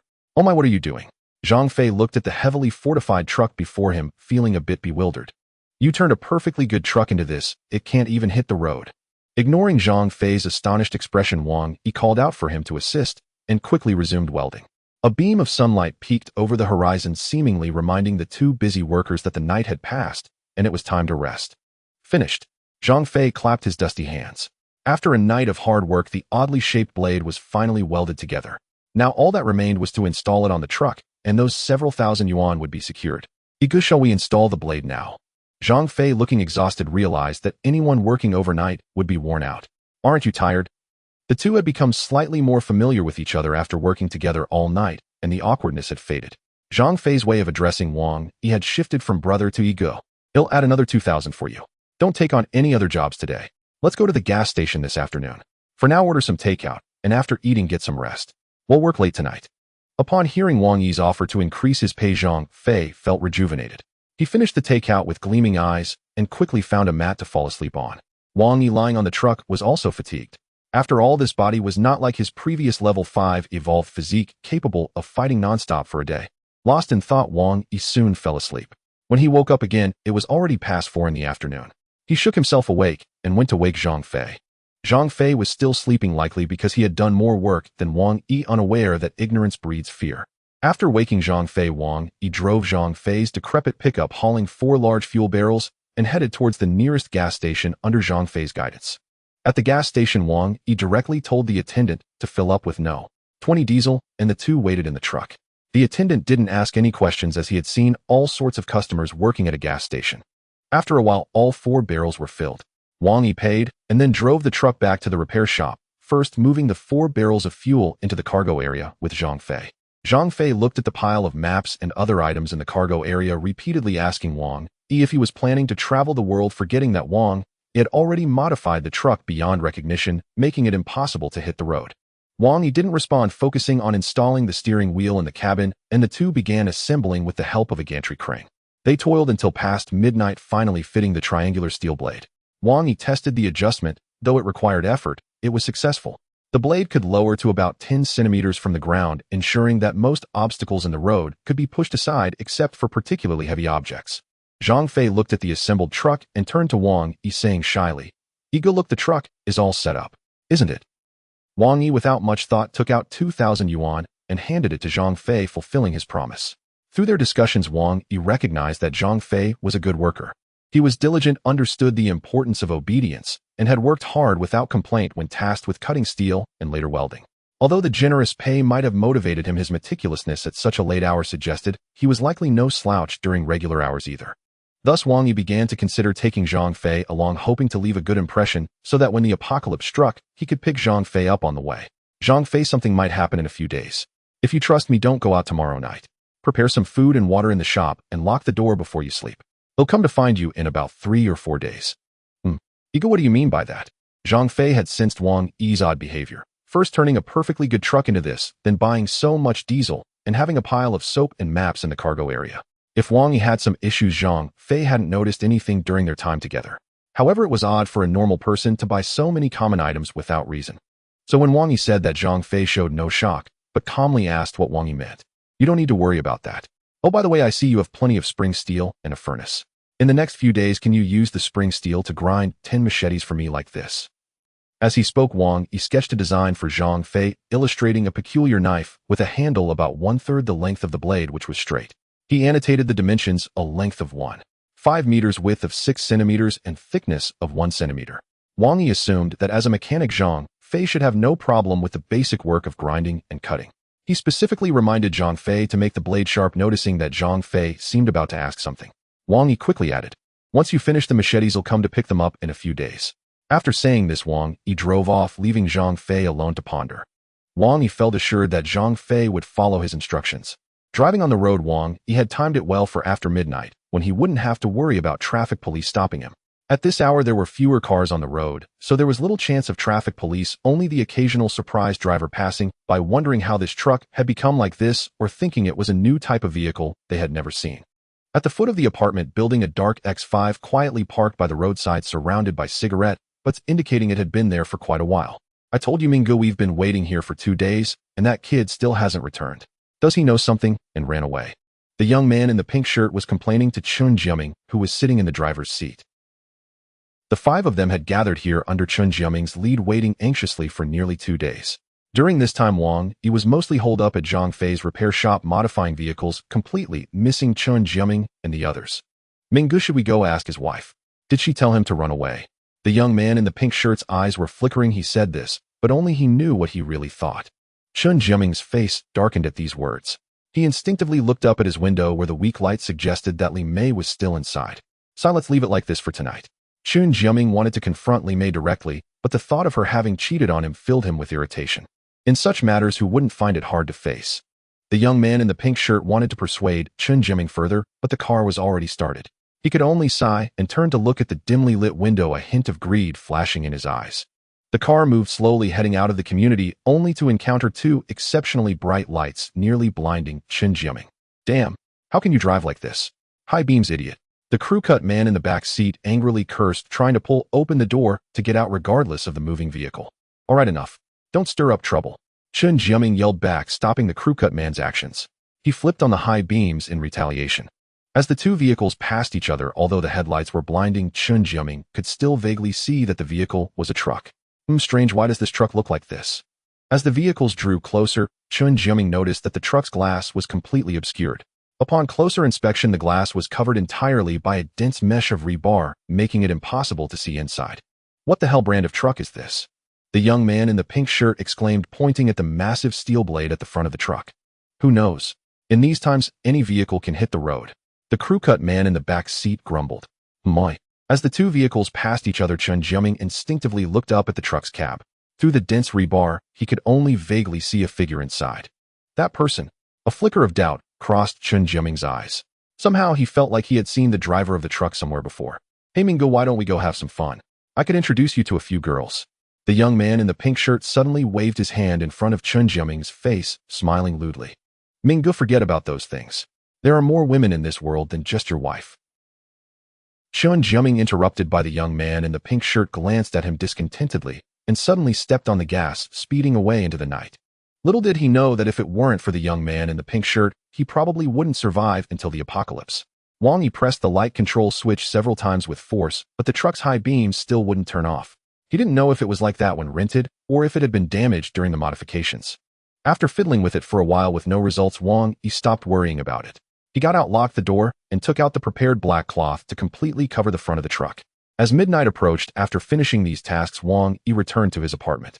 The soft, comfortable mattress did not bring him sleep. Staring blankly at the dim yellow ceiling, Wang Yi did not feel anxious about the imminent apocalypse. Instead, he felt an unusual calm. No matter what the apocalypse will come, since there is no way to resist, one might as well enjoy it to the fullest.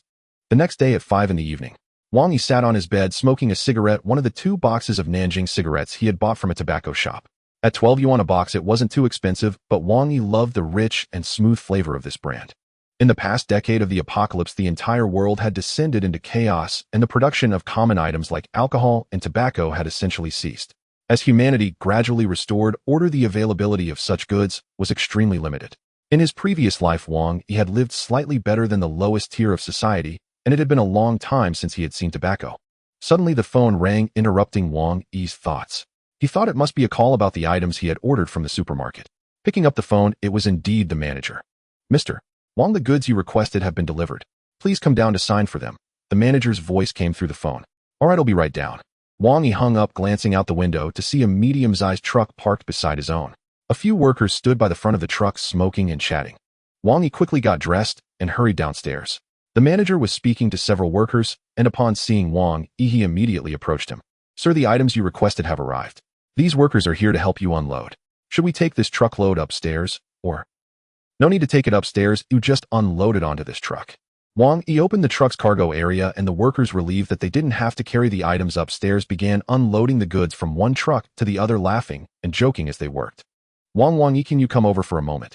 A soft female voice called out. Wang Yi turned to see Li Mei leaning against the door of the building, looking at him with a complex expression. "What's up, Mei Jia?" Wang Yi asked. He had long forgotten about the incident with Chen Jiaming, but seeing the hint of sorrow in Li Mei's eyes made him scratch his head in confusion. "Did you tell Jiaming that you have that kind of relationship with me?" Li Mei bit her lip, clearly distressed. Since the day Jiaming had hit her, she hadn't returned home. A man claiming to be Jiaming's friend had called her to say that Jiaming had found out about her supposed affair. But this left Li Mei even more puzzled. What a joke.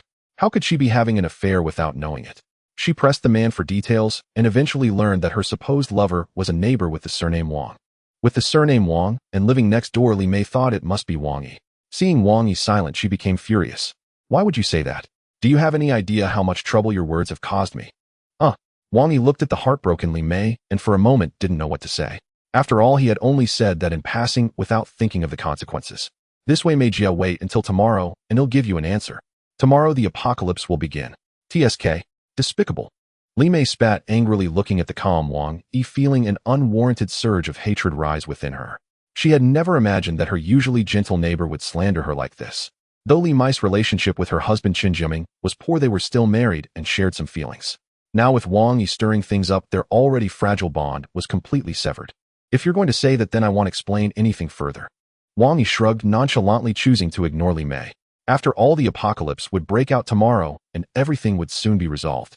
At worst, he could save Li Mei's life, and that would settle the score. "You bastard." Watching Wang Yi's retreating figure, tears streamed down Li Mei's face as she silently returned home. She wrapped herself tightly in her blanket, as if this thin layer could isolate her from the world. At 7 in the evening, after all the goods had been loaded, Wang Yi handed the remaining money to the manager, locked up the truck, and slowly walked out of the community towards the bustling pedestrian street. Wang Yi wanted to see this world before it turned into a wasteland. Minghua Lane, a famous night market in Jinling, Wang Yi strolled aimlessly, not realizing how he ended up here. Looking at the bustling crowd, he momentarily felt a bit dazed. Perhaps tomorrow this scene will no longer exist. Big brother, do you want a flower?" Out of nowhere, a little girl around 11 or 12 appeared in front of Wang Yi, holding a large bouquet of roses, shyly looking up at him. "Oh." Wang Yi suddenly snapped back to reality, and seeing the girl's eager eyes, he couldn't help but smile sincerely. "Yes, how much for these flowers?" The little girl wrinkled her nose and smiled sweetly, her gaze losing some of its timidity. "Only 20 yuan cheaper than others." The little girl thought Wang Yi was dissatisfied with the price when he didn't respond. Big brother, if you buy more, I can make it even cheaper." Wang Yi pondered for a moment, looking at the eager little girl, and a smile appeared at the corner of his mouth. All right, I'll buy all these flowers. How much would that be? Really? The little girl couldn't believe it. Really? Wang Yi nodded vigorously, pulling out all the remaining money from his pocket and handing it to the little girl. But big brother, you gave too much. There are only 100 flowers here. The little girl struggled to lift the bouquet with one hand while holding up a thick stack of cash with the other. Your flowers are worth this amount.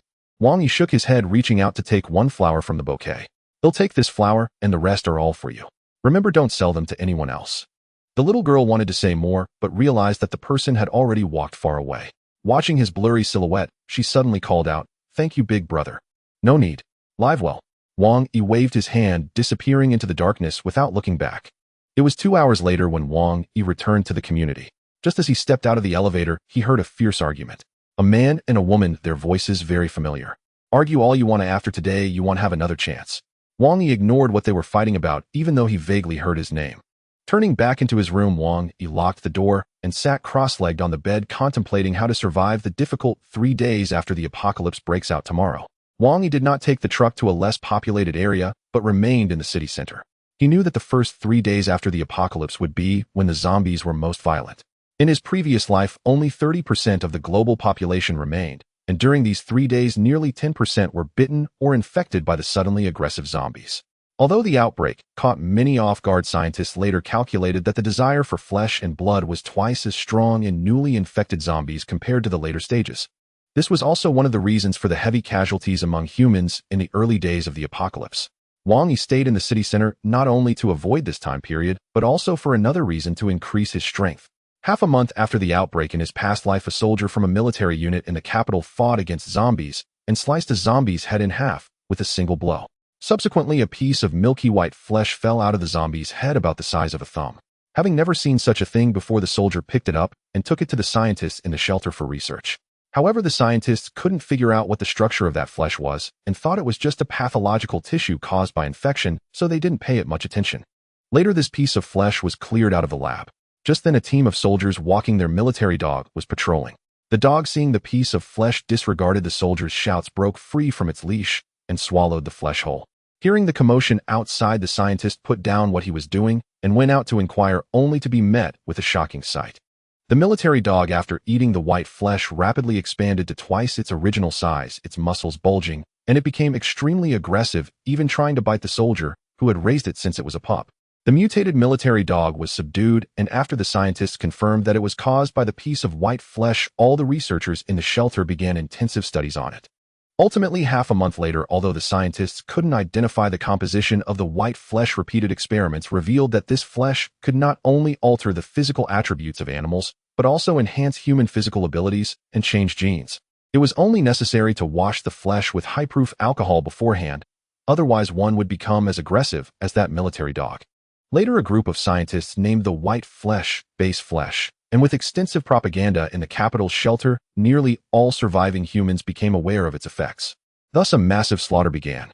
Of course, it wasn't humans killing zombies, but zombies slaughtering humans. When the news about base flesh spread, all humans went insane, believing it was not the end of the world, but a biological evolution. Almost all surviving humans ventured out to hunt zombies, but when they faced the zombies, they soon realized it wasn't that simple. The zombies had become stronger. Unlike the sluggish movements and lack of intelligence in the early days of the apocalypse, they had become nearly as capable as normal humans, and some zombies had even evolved other abilities. Due to the sudden increase in zombie strength, many humans attempting to hunt them were killed in return, although many fortunate ones became evolved beings through base flesh. Wang Yi was one of those lucky ones in his previous life. Therefore, Wang Yi chose to stay in the city rather than retreat to a sparsely populated area. He aimed to take advantage of the slow movements of the zombies in the early days of the apocalypse to rapidly enhance his own strength, for if he missed this opportunity, there would be no chance like it again. Wang Yi took out 2 weapons and placed them on the bed, gently wiping them down. One was a sharpened iron rod about the thickness of a thumb that Wang Yi had fashioned while modifying the truck. It was about 1.5 meters long, with the end wrapped in cloth to prevent slipping. The other was a Nepali machete that Wang Yi had searched for a long time to buy today. It could be used to kill zombies at close range and could also be used against humans. After polishing both weapons, he placed them on the bedside within easy reach. Wang Yi set his phone alarm for 5 in the morning the next day, knowing that the apocalypse would start around 6. At that time, most people would still be waking up, while a few who had early work hours or long commutes would already be on the road, and the traffic would be neither too heavy nor too light. The next morning at 5:30, Wang Yi took a refreshing shower, changed into a brand new camouflage outfit, put on his combat boots, and sat by the window looking down. On the road, a few people were jogging for their morning exercise, and several adults were sending their children onto the school bus, waving goodbye with reluctance. On this day, many people in the world were engaged in various activities. Some were having breakfast, some were driving to work, and others might still be dreaming or just getting out of bed. Every person is unique in this world, each striving for their own dreams. Meanwhile, the fate of everyone is about to intertwine in the next moment. Watching the second hand of his watch complete a full circle, the hour hand pointed to 6. Wang Yi slowly closed his eyes. Roar. A roar that did not resemble anything human instantly shattered the peaceful morning. Indeed, Wang Yi slowly opened his eyes to see chaos unfolding below. The few people who had been sending their children to school in the morning were now tearing at each other, completely abandoning the harmonious scene from moments ago, baring their terrifying mouths filled with sharp teeth, transformed by the virus biting into one another, blood and flesh flying everywhere.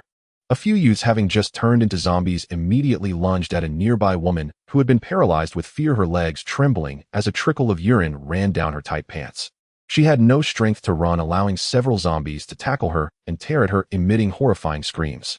Perhaps one of the zombies was annoyed by her cries, extending its already claw-like hand, piercing through her lower body and emerging with a string of her intestines and organs, stuffing them into its mouth. The woman's previously desperate wails suddenly ceased.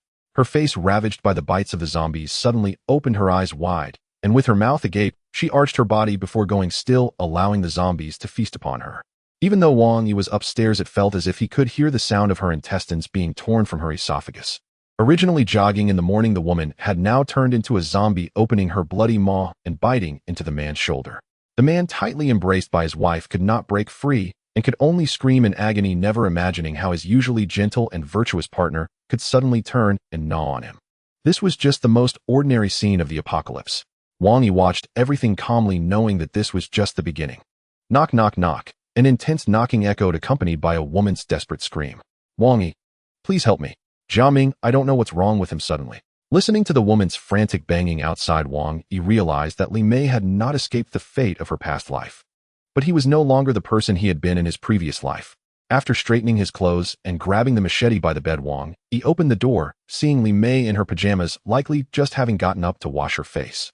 Shampoo still clung to her hair, and her face, which should have looked drowsy, was filled with terror due to her husband's transformation. Seeing Wang Yi open the door, Li Mei immediately stopped banging and spoke in a trembling voice. Wang Yi, listen to me. Just now I was washing my hair, and Jiaming suddenly.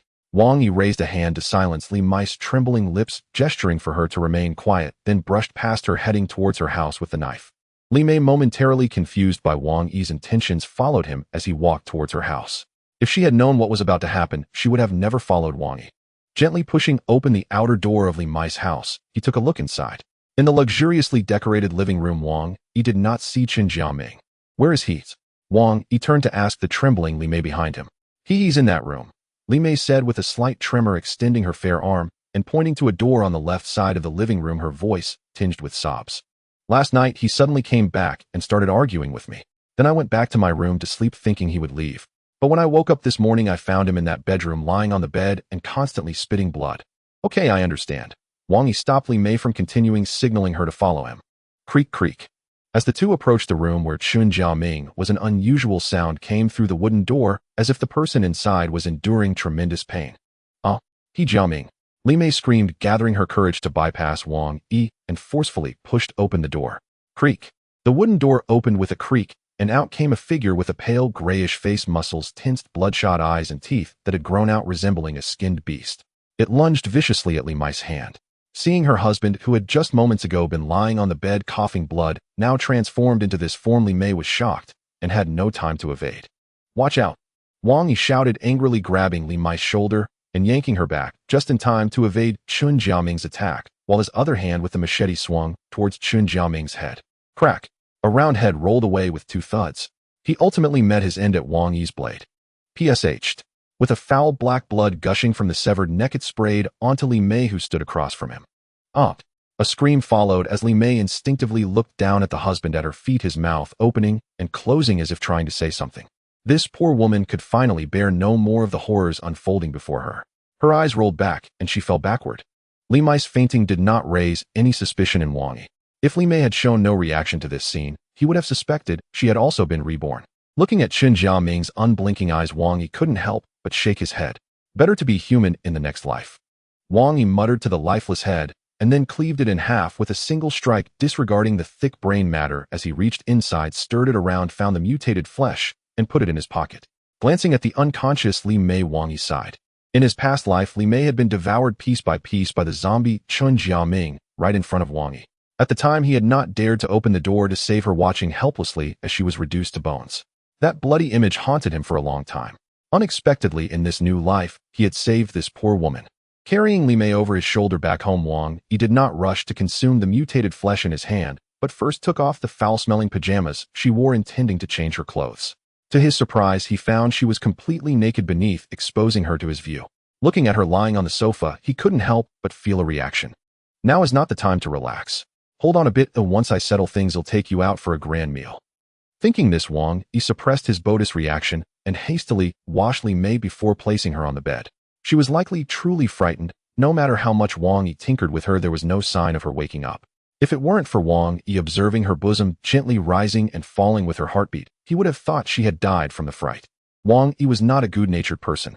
In his previous life, after becoming a level 5 evolved being, he had done both good and bad things, but he also knew when to act appropriately. Now that the apocalypse had just begun, his current body was far from the strength of his past life, not even a level 1 evolved being. If he allowed himself to be distracted, indulging in pleasures could become endless, affecting his stamina and judgment, which would not benefit Wang Yi at this moment. He took out half a bottle of medical alcohol from the cabinet, cleaned the mutated flesh meticulously, and without a second thought popped it into his mouth, swallowing it whole without chewing. Feeling a wave of heat spreading within him, Wang Yi hurriedly began various exercises, push-ups, sit-ups. He did every movement that could consume energy.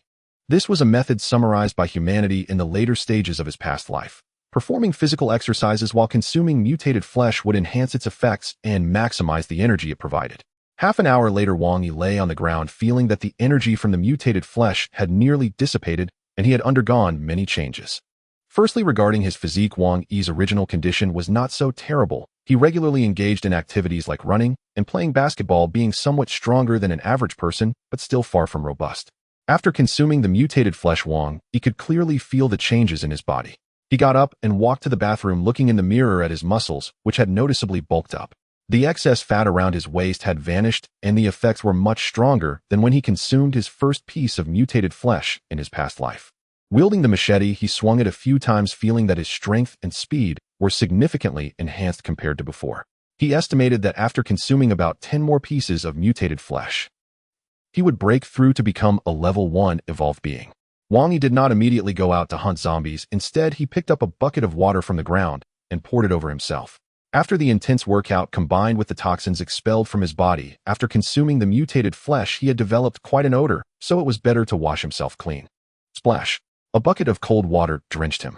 Wang Yi hastily wiped himself down and returned to the living room just as he finished putting on his clothes when he heard a series of sobs coming from the bedroom. Li Mei had awakened. Upon pushing open the bedroom door, Li Mei was seen clutching a pillow and sobbing uncontrollably. Even when she noticed Wang Yi entering, she paid him no heed and continued to weep on the bed, her cries escalating. "Stop crying." Wang Yi's calm voice cut through the air. "Whoa," Li Mei continued to cry. "I said stop crying." "Whoa. I said for heaven's sake stop crying." Wang Yi's voice rose almost to a shout laced with anger. Li Mei, startled by his fierce expression, immediately ceased her weeping, staring blankly at him. Seeing that Li Mei had stopped crying, Wang Yi rubbed his head in pain, unsure of how to communicate with her. "Listen to me." Wang Yi spoke as calmly as possible, slowly explaining to Li Mei. "The world has changed. You saw it just now. The husband you once spent every day with has transformed into a creature that is neither human nor ghost." Upon hearing that her husband had become a monster, Li Mei's lips curled in distress, and she showed signs of crying again, prompting Wang Yi to hastily change the subject. "It's not just your husband. The majority of people in this world have turned into monsters. They will recklessly pounce upon anything that bleeds, tearing it apart in a frenzy. Look outside the window." Wang Yi gestured towards the window. Li Mei, still in shock, lifted the quilt, sat on the edge of the bed, and looked down through the window, completely forgetting that she was still unclothed. She could see a few humanoid monsters gathered down below, surrounding the corpses of humans, tearing into them. Limbs and entrails were strewn across the street, and she could hear the sound of a half-bodied monster fiercely clawing at the ground, scavenging for pieces to devour, the sound of bones crunching audible even from upstairs. A young man in his 20s climbed onto a lamppost shouting for help. Before long, he lost his strength and began to slide down slowly, only to be swarmed by zombies waiting below, blood and flesh flying everywhere. Moments later, all that remained on the ground was a pool of fresh blood, and the young man had vanished. Li Mei, witnessing this shocking scene, felt her stomach churn, retched once, and promptly vomited on the bed. Wang Yi made no attempt to stop her. It was normal to vomit upon seeing such things for the first time.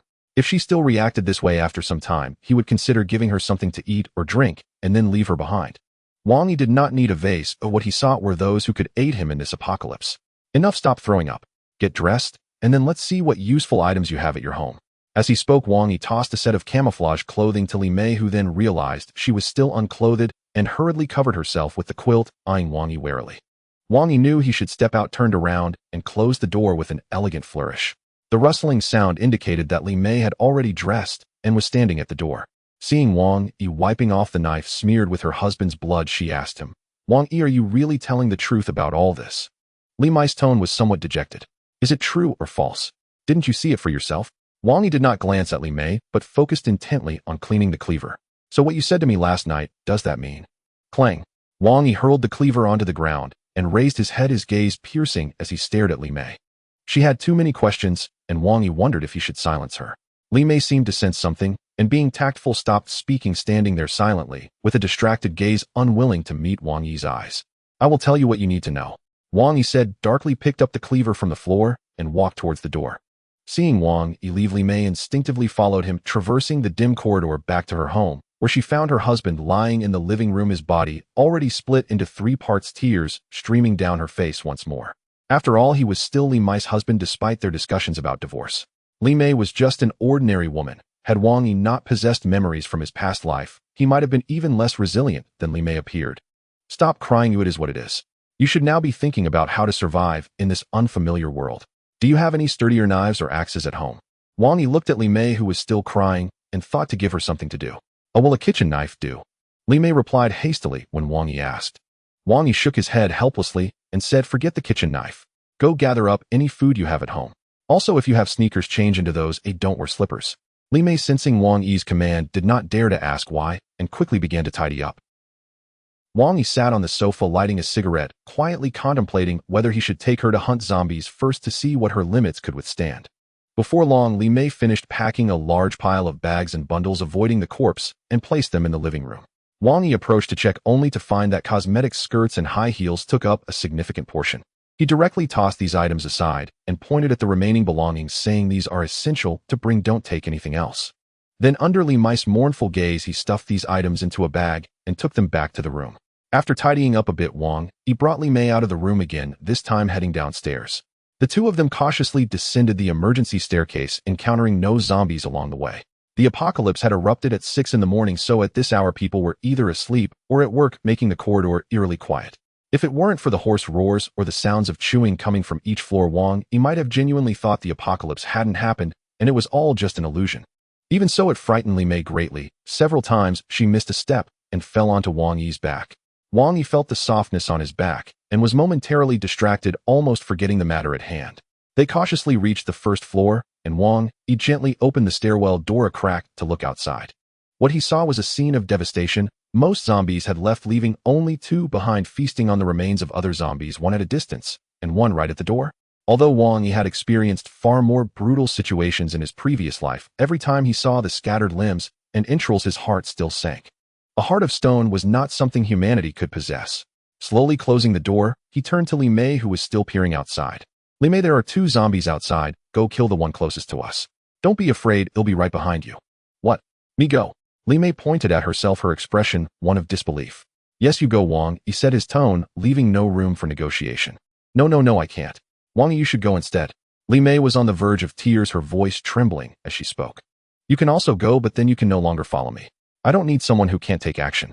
Wang Yi remained calm. He didn't insist that Li Mei kill the zombie, but some decisions couldn't be changed for any reason. Li Mei, hearing that Wang Yi didn't want to take her along, hurriedly said, "What use am I? I can do laundry, cook, and so on." "Stop." Wang Yi interrupted her directly. The things you can do any woman can do, but what I need is a woman who can kill zombies, not one who cooks and cleans. Just say it, will you go kill the zombie or not? Wang Yi said this last sentence slowly and deliberately, not as a suggestion, but as an ultimatum. Li Mei lowered her head and thought for a long time. When she raised her head again, she had wiped away her tears and looked at Wang Yi with a complex expression, resolutely saying, I will go. Good. Wang Yi exclaimed, taking down the iron rod he had been carrying on his back and handing it to Li Mei, briefly informing her of some precautions, especially reminding her to stab the zombie in the head, then open the door and let Li Mei step forward towards the zombie that was devouring its meal on the ground. Li Mei held the heavy steel rod in both hands, beads of sweat trickling down her pointed chin onto her snowy white neck, her shoulders trembling slightly. Wang Yi watched as Li Mei cautiously moved forward, patting her shoulder and leaning close to her ear softly, saying, don't be afraid, I'm right behind you. Perhaps Wang Yi's words gave Li Mei confidence. She glanced back at him, gripping the iron rod tightly, her footsteps falling silently, like a little cat slowly approaching the zombie that was gnawing on an unknown person's thigh.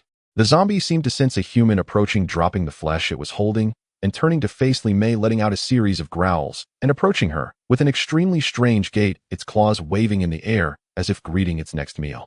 Li Mei looked at the humanoid monster with half a finger still hanging from its mouth, its once clean sportswear now stained with blood, swaying towards her step by step. She immediately halted her advance, trembling as she raised the iron rod in her hands, waiting for the zombie to come to her. Go. Don't wait for the zombie to come to you. It's not stupid. Wang Yi urged from behind. I can't, please let me go back, I really can't. Li Mei was genuinely crying now, her eyes filled with tears as she spoke to Wang Yi, but she didn't dare to turn back. All right, then I'll help you, Wang Yi said, and with that he kicked Li Mei's round backside. At that moment the zombie was only 3 or 4 meters away from Li Mei. Oh, Li Mei felt a tremendous force at her backside, and then she was sent flying through the air towards the zombie, involuntarily letting out a piercing scream. Hold the iron rod with both hands. Aim for the zombie's head. The moment Wang Yi kicked Li Mei, he gathered his legs and quickly ran up, drawing the knife from his waist, ready to save Li Mei at any moment. Li Mei let out a piercing scream, having completely missed what Wang Yi had said, only feeling that Wang Yi wanted to harm her. Seeing the zombie that was delivering itself to her, arms wide open as if to embrace her, Li Mei vented all her hatred towards Wang Yi onto the zombie. Crying and raising the iron rod in her hands, she stabbed down fiercely at the zombie. Thud! The iron rod missed the zombie's head and instead plunged into its shoulder. Struck by this great force, the zombie's body lurched backward, and with a thud it fell down, not getting back up for the time being. Li Mei, already in the air with no leverage, could only watch as she hurtled towards the fallen zombie, flailing its claws. Knowing she likely couldn't escape this calamity, she simply closed her eyes, prepared to die. In a moment of crisis, a large hand suddenly grasped Li Mei's ankle, violently swinging her half a circle and tossing her away. Thud! Li Mei crashed directly into the roadside greenery. Wang Yi didn't pay attention to her, but stepped forward and kicked the struggling zombie back down. With 2 swift strikes, he severed the zombie's legs, black blood splattering all over Wang Yi. Seeing the zombie incapacitated, he got up and pulled Li Mei out from the greenery.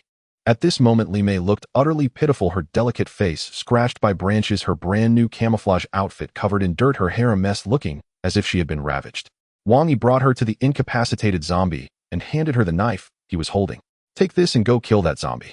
Wang Yi stood expressionless beside her, arms crossed, his calm gaze hiding unknown thoughts.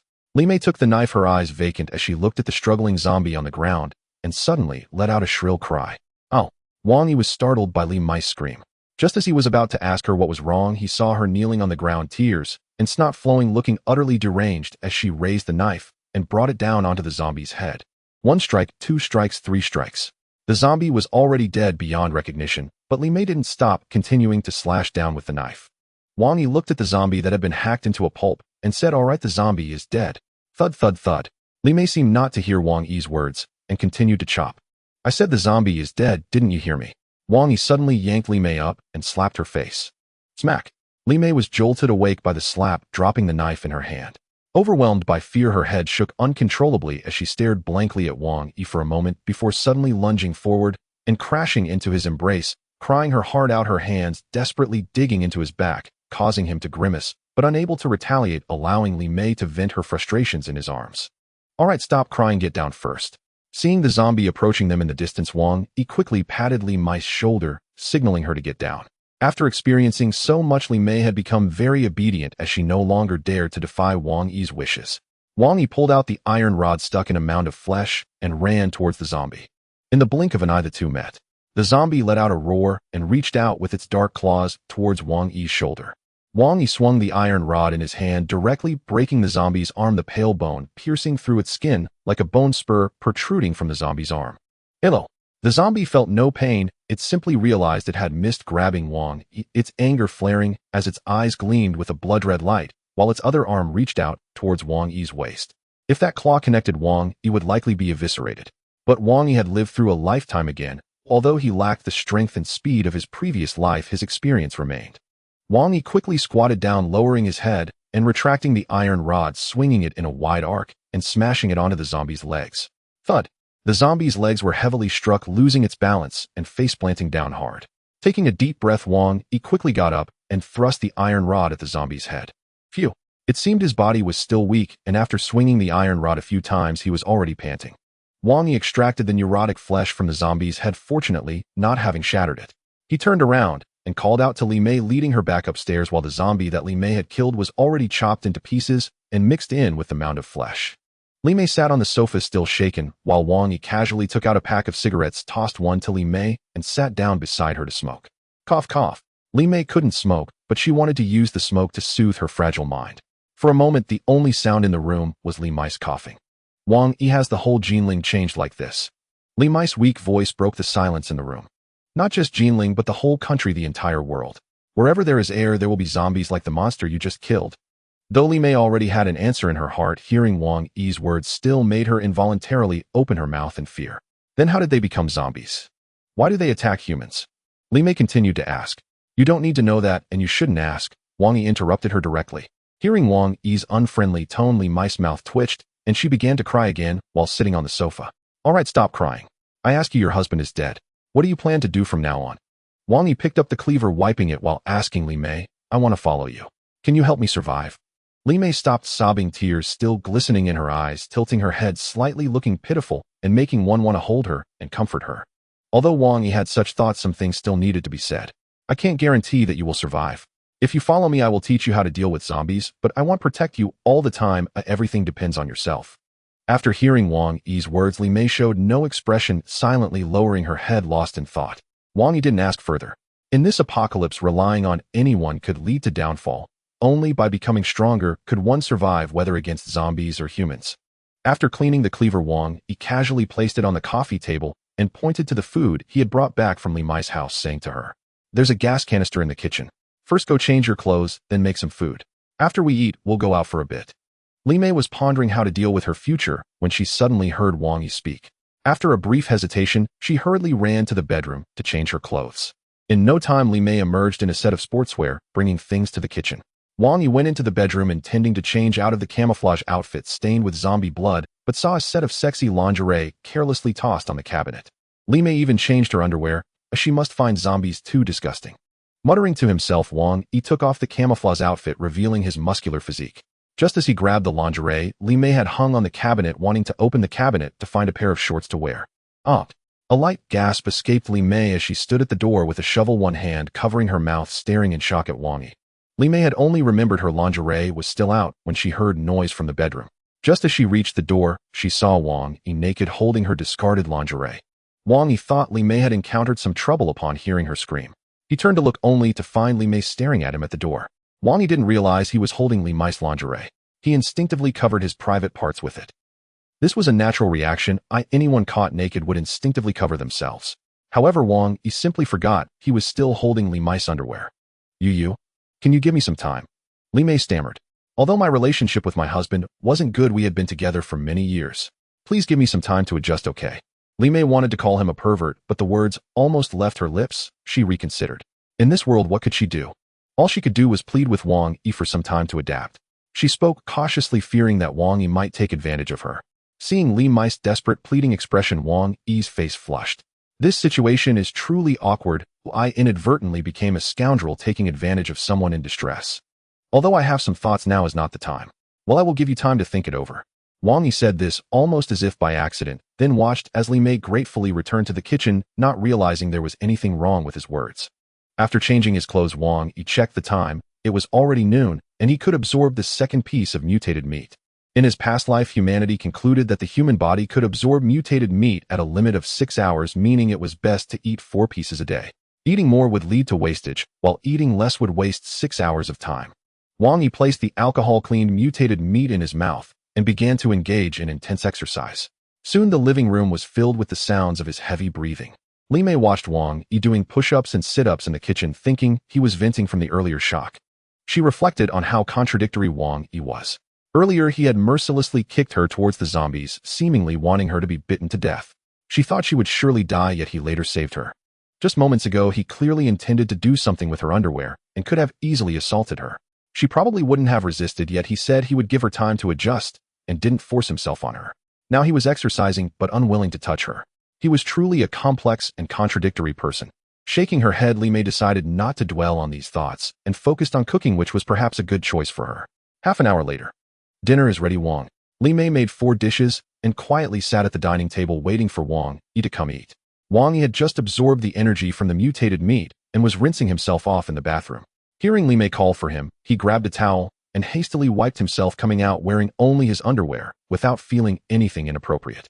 Li Mei noticed Wang Yi was only in his underwear, but didn't mind. After all, he hadn't even worn underwear earlier.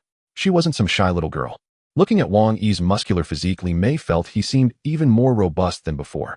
However, since Wang Yi didn't bring it up, she didn't dare to ask, fearing he might say something dismissive and make herself look foolish. Wang Yi came out of the bathroom, saw Li Mei quietly waiting at the dining table, and felt satisfied with her. Without saying much, he walked over and sat down, accepting the rice Li Mei served, and started eating. Your cooking is quite good. This was the first time Wang Yi praised Li Mei. In just half a day, Li Mei had experienced so much. She feared the zombies would eat her and was also afraid Wang Yi would abandon her. When facing Wang Yi, she was always on edge. Hearing his compliment, now she couldn't help but let out a giggle, a slight smile, revealing her confidence in her cooking, which was her only redeeming quality at this moment. Although Wang Yi had seen many women in his past life, they were either withered flowers or hideously ugly. In the apocalypse, where could one find a neighborly woman like Li Mei? Looking at Li Mei's charming smile, Wang Yi couldn't help but react, but it felt inappropriate to say anything. He decided to wait until after dinner to let Li Mei rest in the bedroom, and he took the initiative to offer to wash the dishes, which made Li Mei develop a slight fondness for him. Wang Yi finished getting ready and went to the bedroom to wake up Li Mei, asking her to change into the camouflage suit while he donned the bloodstained outfit himself. Once dressed, he slung an iron rod over his back and turned to see that Li Mei had not put on the camouflage suit. Instead, she was holding it, looking at Wang Yi with a puzzled expression. Seeing Wang Yi looking at her with a questioning gaze, Li Mei hurriedly asked Wang Yi, "What are we going to do?" "We're going out to kill zombies." "Why? Isn't it better to wait for rescue from the government? Why risk our lives to go out and kill zombies?"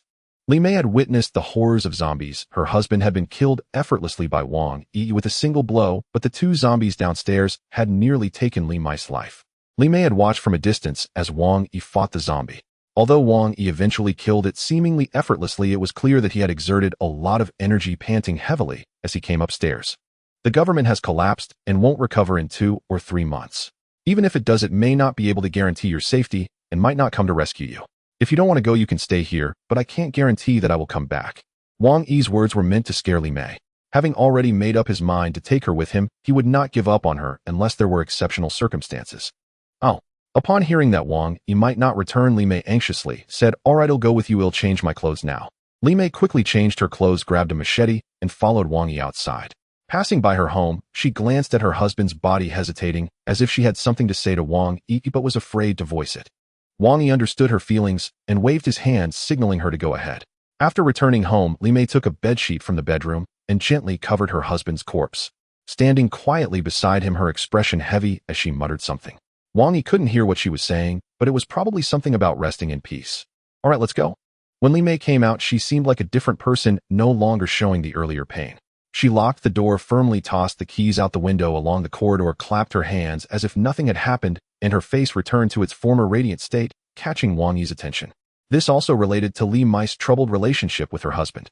Their marriage had not been good. Despite being married for years, they had no children. Especially during this time, they had been arguing almost daily, and the little remaining affection between them had been depleted. If it weren't for the apocalypse, they might have been on their way to the Civil Affairs Bureau by now. Li Mei, oblivious to Wang Yi's expression, boldly descended the stairs, her demeanor almost shouting, "I'm not afraid of zombies." Hey, it's upstairs." Wang Yi called out from behind, one hand on his forehead, looking helplessly at Li Mei's back. Oh, sorry. Li Mei quickly turned and ran to catch up with Wang Yi, awkwardly laughing, her face alternating between red and pale. All right, stay close to me, Wang Yi said as he headed upstairs with Li Mei following closely behind until they reached the top floor. The apartment complex where Wang Yi lived had buildings that were 18 stories tall, and both Wang Yi and Li Mei lived on the 12th floor. The climb was not steep, and even Li Mei only slightly panted as she ascended, not expending much energy. 1801. Wang Yi softly murmured the door number, signaling Li Mei to be quiet, as he gently pressed his ear against the door. Crunch, crunch. A sound of chewing came from inside the room. Wang Yi listened for a moment before turning back to Li Mei, who was holding her breath, and whispered there should be only one zombie inside. Li Mei, encouraged by Wang Yi's words, felt braver and quietly asked, "How do you know there's only one zombie inside? Do you have some kind of special ability?" "No, I can't do anything. It's just experience." Wang Yi interrupted Li Mei's inquiry, speaking softly as he observed the confusion on her face. This is the top floor, usually occupied by middle-aged or elderly people. If they have children there either at school or work, most young people wouldn't buy a top-floor apartment. Besides, the chewing sounds aren't chaotic. It should be one zombie and one person. Li Mei listened attentively to Wang Yi's reasoning, pressing her ear against the door to listen quietly. After a while, she raised her head, still looking confused. Seeing Li Mei's dazed expression, Wang Yi couldn't help but give her a playful smack on the head. She covered her forehead with both hands, wanting to cry out, but not daring to, her face contorting adorably. Ignoring Li Mei, Wang Yi took out 2 hooks made of wire from his pocket and inserted them into the keyhole of the door. In his previous life, this skill of lockpicking was something every survivor knew, not that everyone practiced it, but out of necessity. Without it, finding food in the city would be troublesome. When the apocalypse broke out at 6 in the morning, most shops or supermarkets were still closed, making the ability to pick locks especially important in the new world. Wang Yi pressed his ear against the door, occasionally adjusting the hook. After a while, he heard a click and the door opened. "Hand me the machete." Wang Yi reached out to Li Mei behind him. After receiving the machete, he handed her the iron rod he had been carrying and gestured for her to follow closely as he gently pushed the door open and stepped inside. Wang Yi did not let Li Mei go in first. She had never consumed mutated flesh and was still just an ordinary woman. Although Li Mei had killed zombies before and was quite brave, she lacked the strength and agility. Wang Yi had planned the earlier encounter, intending to take down the zombie first to render it immobile before allowing Li Mei to kill it. Otherwise, even if there were 10 Li mice, they would only serve as a feast for the zombies. Wang Yi and Li Mei entered the room one after the other. It was a small 2-bedroom apartment, tidy with no signs of struggle. From the right bedroom came the sounds of munching, indicating that the family had turned into zombies while still asleep and the food beside them was being eaten. Wang Yi tiptoed to the bedroom door, slowly opening a small crack to peek inside. He saw a female zombie wearing only underwear straddling a corpse with her head buried in the abdomen, eating the innards. The corpse's legs were missing, leaving only pale bones and dark red tendons twitching as the zombie chewed. The zombie sensed someone entering and raised its head from the abdomen, letting out a shriek. Its body sprang up from the bed like a spring, lunging towards Wang Yi. At this moment, Li Mei stood behind Wang Yi, watching the zombie, its once jet black hair saturated with dark brown blood, a piece of intestine dangling from its neck, and the viscera it had spat out spraying all over the room as if it were raining blood. As Wang Yi suddenly stepped back, Li Mei quickly sidestepped, hiding her body behind the wall. Roar! The zombie opened its mouth wide in midair, aiming to bite Wang Yi, who stood at the door. Wang Yi saw the zombie lunging at him and took a few steps back, reaching out to grab the nearby open bedroom door and forcefully swinging it forward. Clang! The bedroom door made intimate contact with the zombie's gaping, bloody maw. The zombie was sent crashing back onto the bed by the force, and when it got up again, its face had become as flat as a frying pan, with its nose and protruding teeth deeply sunken in. If it had any awareness, it would surely regret having installed such a solid wooden door in life. Wang Yi opened the door again, noticing that it had only left 2 rows of bite marks with not a single scratch, and couldn't help but praise it. Although the zombie had lost its ability to bite, it still swung its claws toward Wang Yi, showing no concern for the heavy blow it had just received. Wang Yi held a cleaver, watching as one of the zombie's claws reached for his head, and he swung his blade to meet it. Snap! With one strike, he severed the zombie's arm while crouching down as the other claw was swiftly approaching his neck due to inertia. Oh! Li Mei, watching the thrilling scene at the door, let out a surprised shriek, and threw the iron rod she held at the zombie, hoping to help Wang Yi kill it, but unknowingly made things worse. She thought she could stab the zombie, but due to a lack of strength, the iron rod fell directly onto Wang Yi's lowered head as he crouched. Clang! Wang Yi was just about to dodge this blow and then rise to slice off the zombie's head, but suddenly heard a clang and felt darkness descend before his eyes, his mind dizzy. What to do now? The zombie was still alive, and if he fainted, he would become the zombie's meal. Wang Yi fought against the waves of dizziness, struggling to get up. At that moment, the zombie, having missed its attack, twisted its body too forcefully, leaving Wang Yi and Li Mei with a graceful back view. After standing up, Wang Yi felt everything in front of him blur. He saw a shadow and swung his blade with all his might at that indistinct figure. After the strike, he didn't care where he hit, flinging the cleaver back and collapsing limply. Li Mei, regretting having hit Wang Yi on the head with the iron rod earlier, watched as he staggered up and swung his blade at the zombie's shoulder, cleaving off one side of the zombie's shoulder along with its arm, then threw the cleaver towards Li Mei, nearly hitting her. The zombie finally circled back, but it failed to notice Wang Yi lying on the ground. Instead, it was attracted by Li Mei's fresh body, sensing the delicious scent of meat in the air.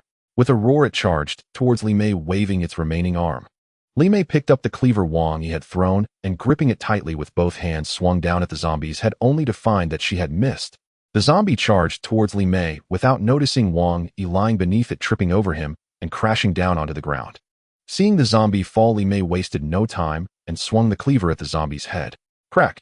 However, Li Mei's strength was still too weak, and the cleaver did not split the zombie's head in half as she had hoped, but got stuck between the zombie's skull. Although the zombie wasn't killed outright, the blade had disrupted its brain matter, leaving it unable to move effectively. It crawled towards Li Mei with only one arm, driven by its insatiable thirst for flesh, even with its head half cleaved open.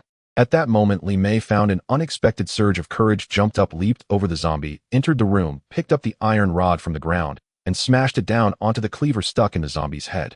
Bang! The zombie's head finally couldn't bear the weight and split in two, after which it lay there motionless, truly dead this time. Li Mei sighed in relief, leaning against the bed and gasping for breath with sweat pouring down like rain.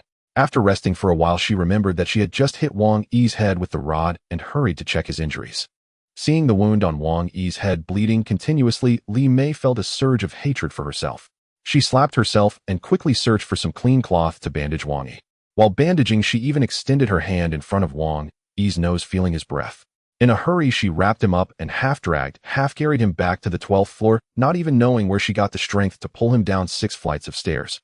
After stripping off his outer clothing, Li Mei helped Wang Yi onto the bed. Exhausted herself, she cleaned up and crawled into bed, hugging Wang Yi to sleep. She had forgotten all about asking Wang Yi to give her time to adjust, as she probably could only sleep soundly holding onto him now. At 6 o'clock in the evening, Wang Yi gradually regained consciousness, feeling a heavy dizziness and a sharp pain in his head. He reached out a hand to touch the top of his head and accidentally brushed against the wound, causing him to wince in pain. What happened?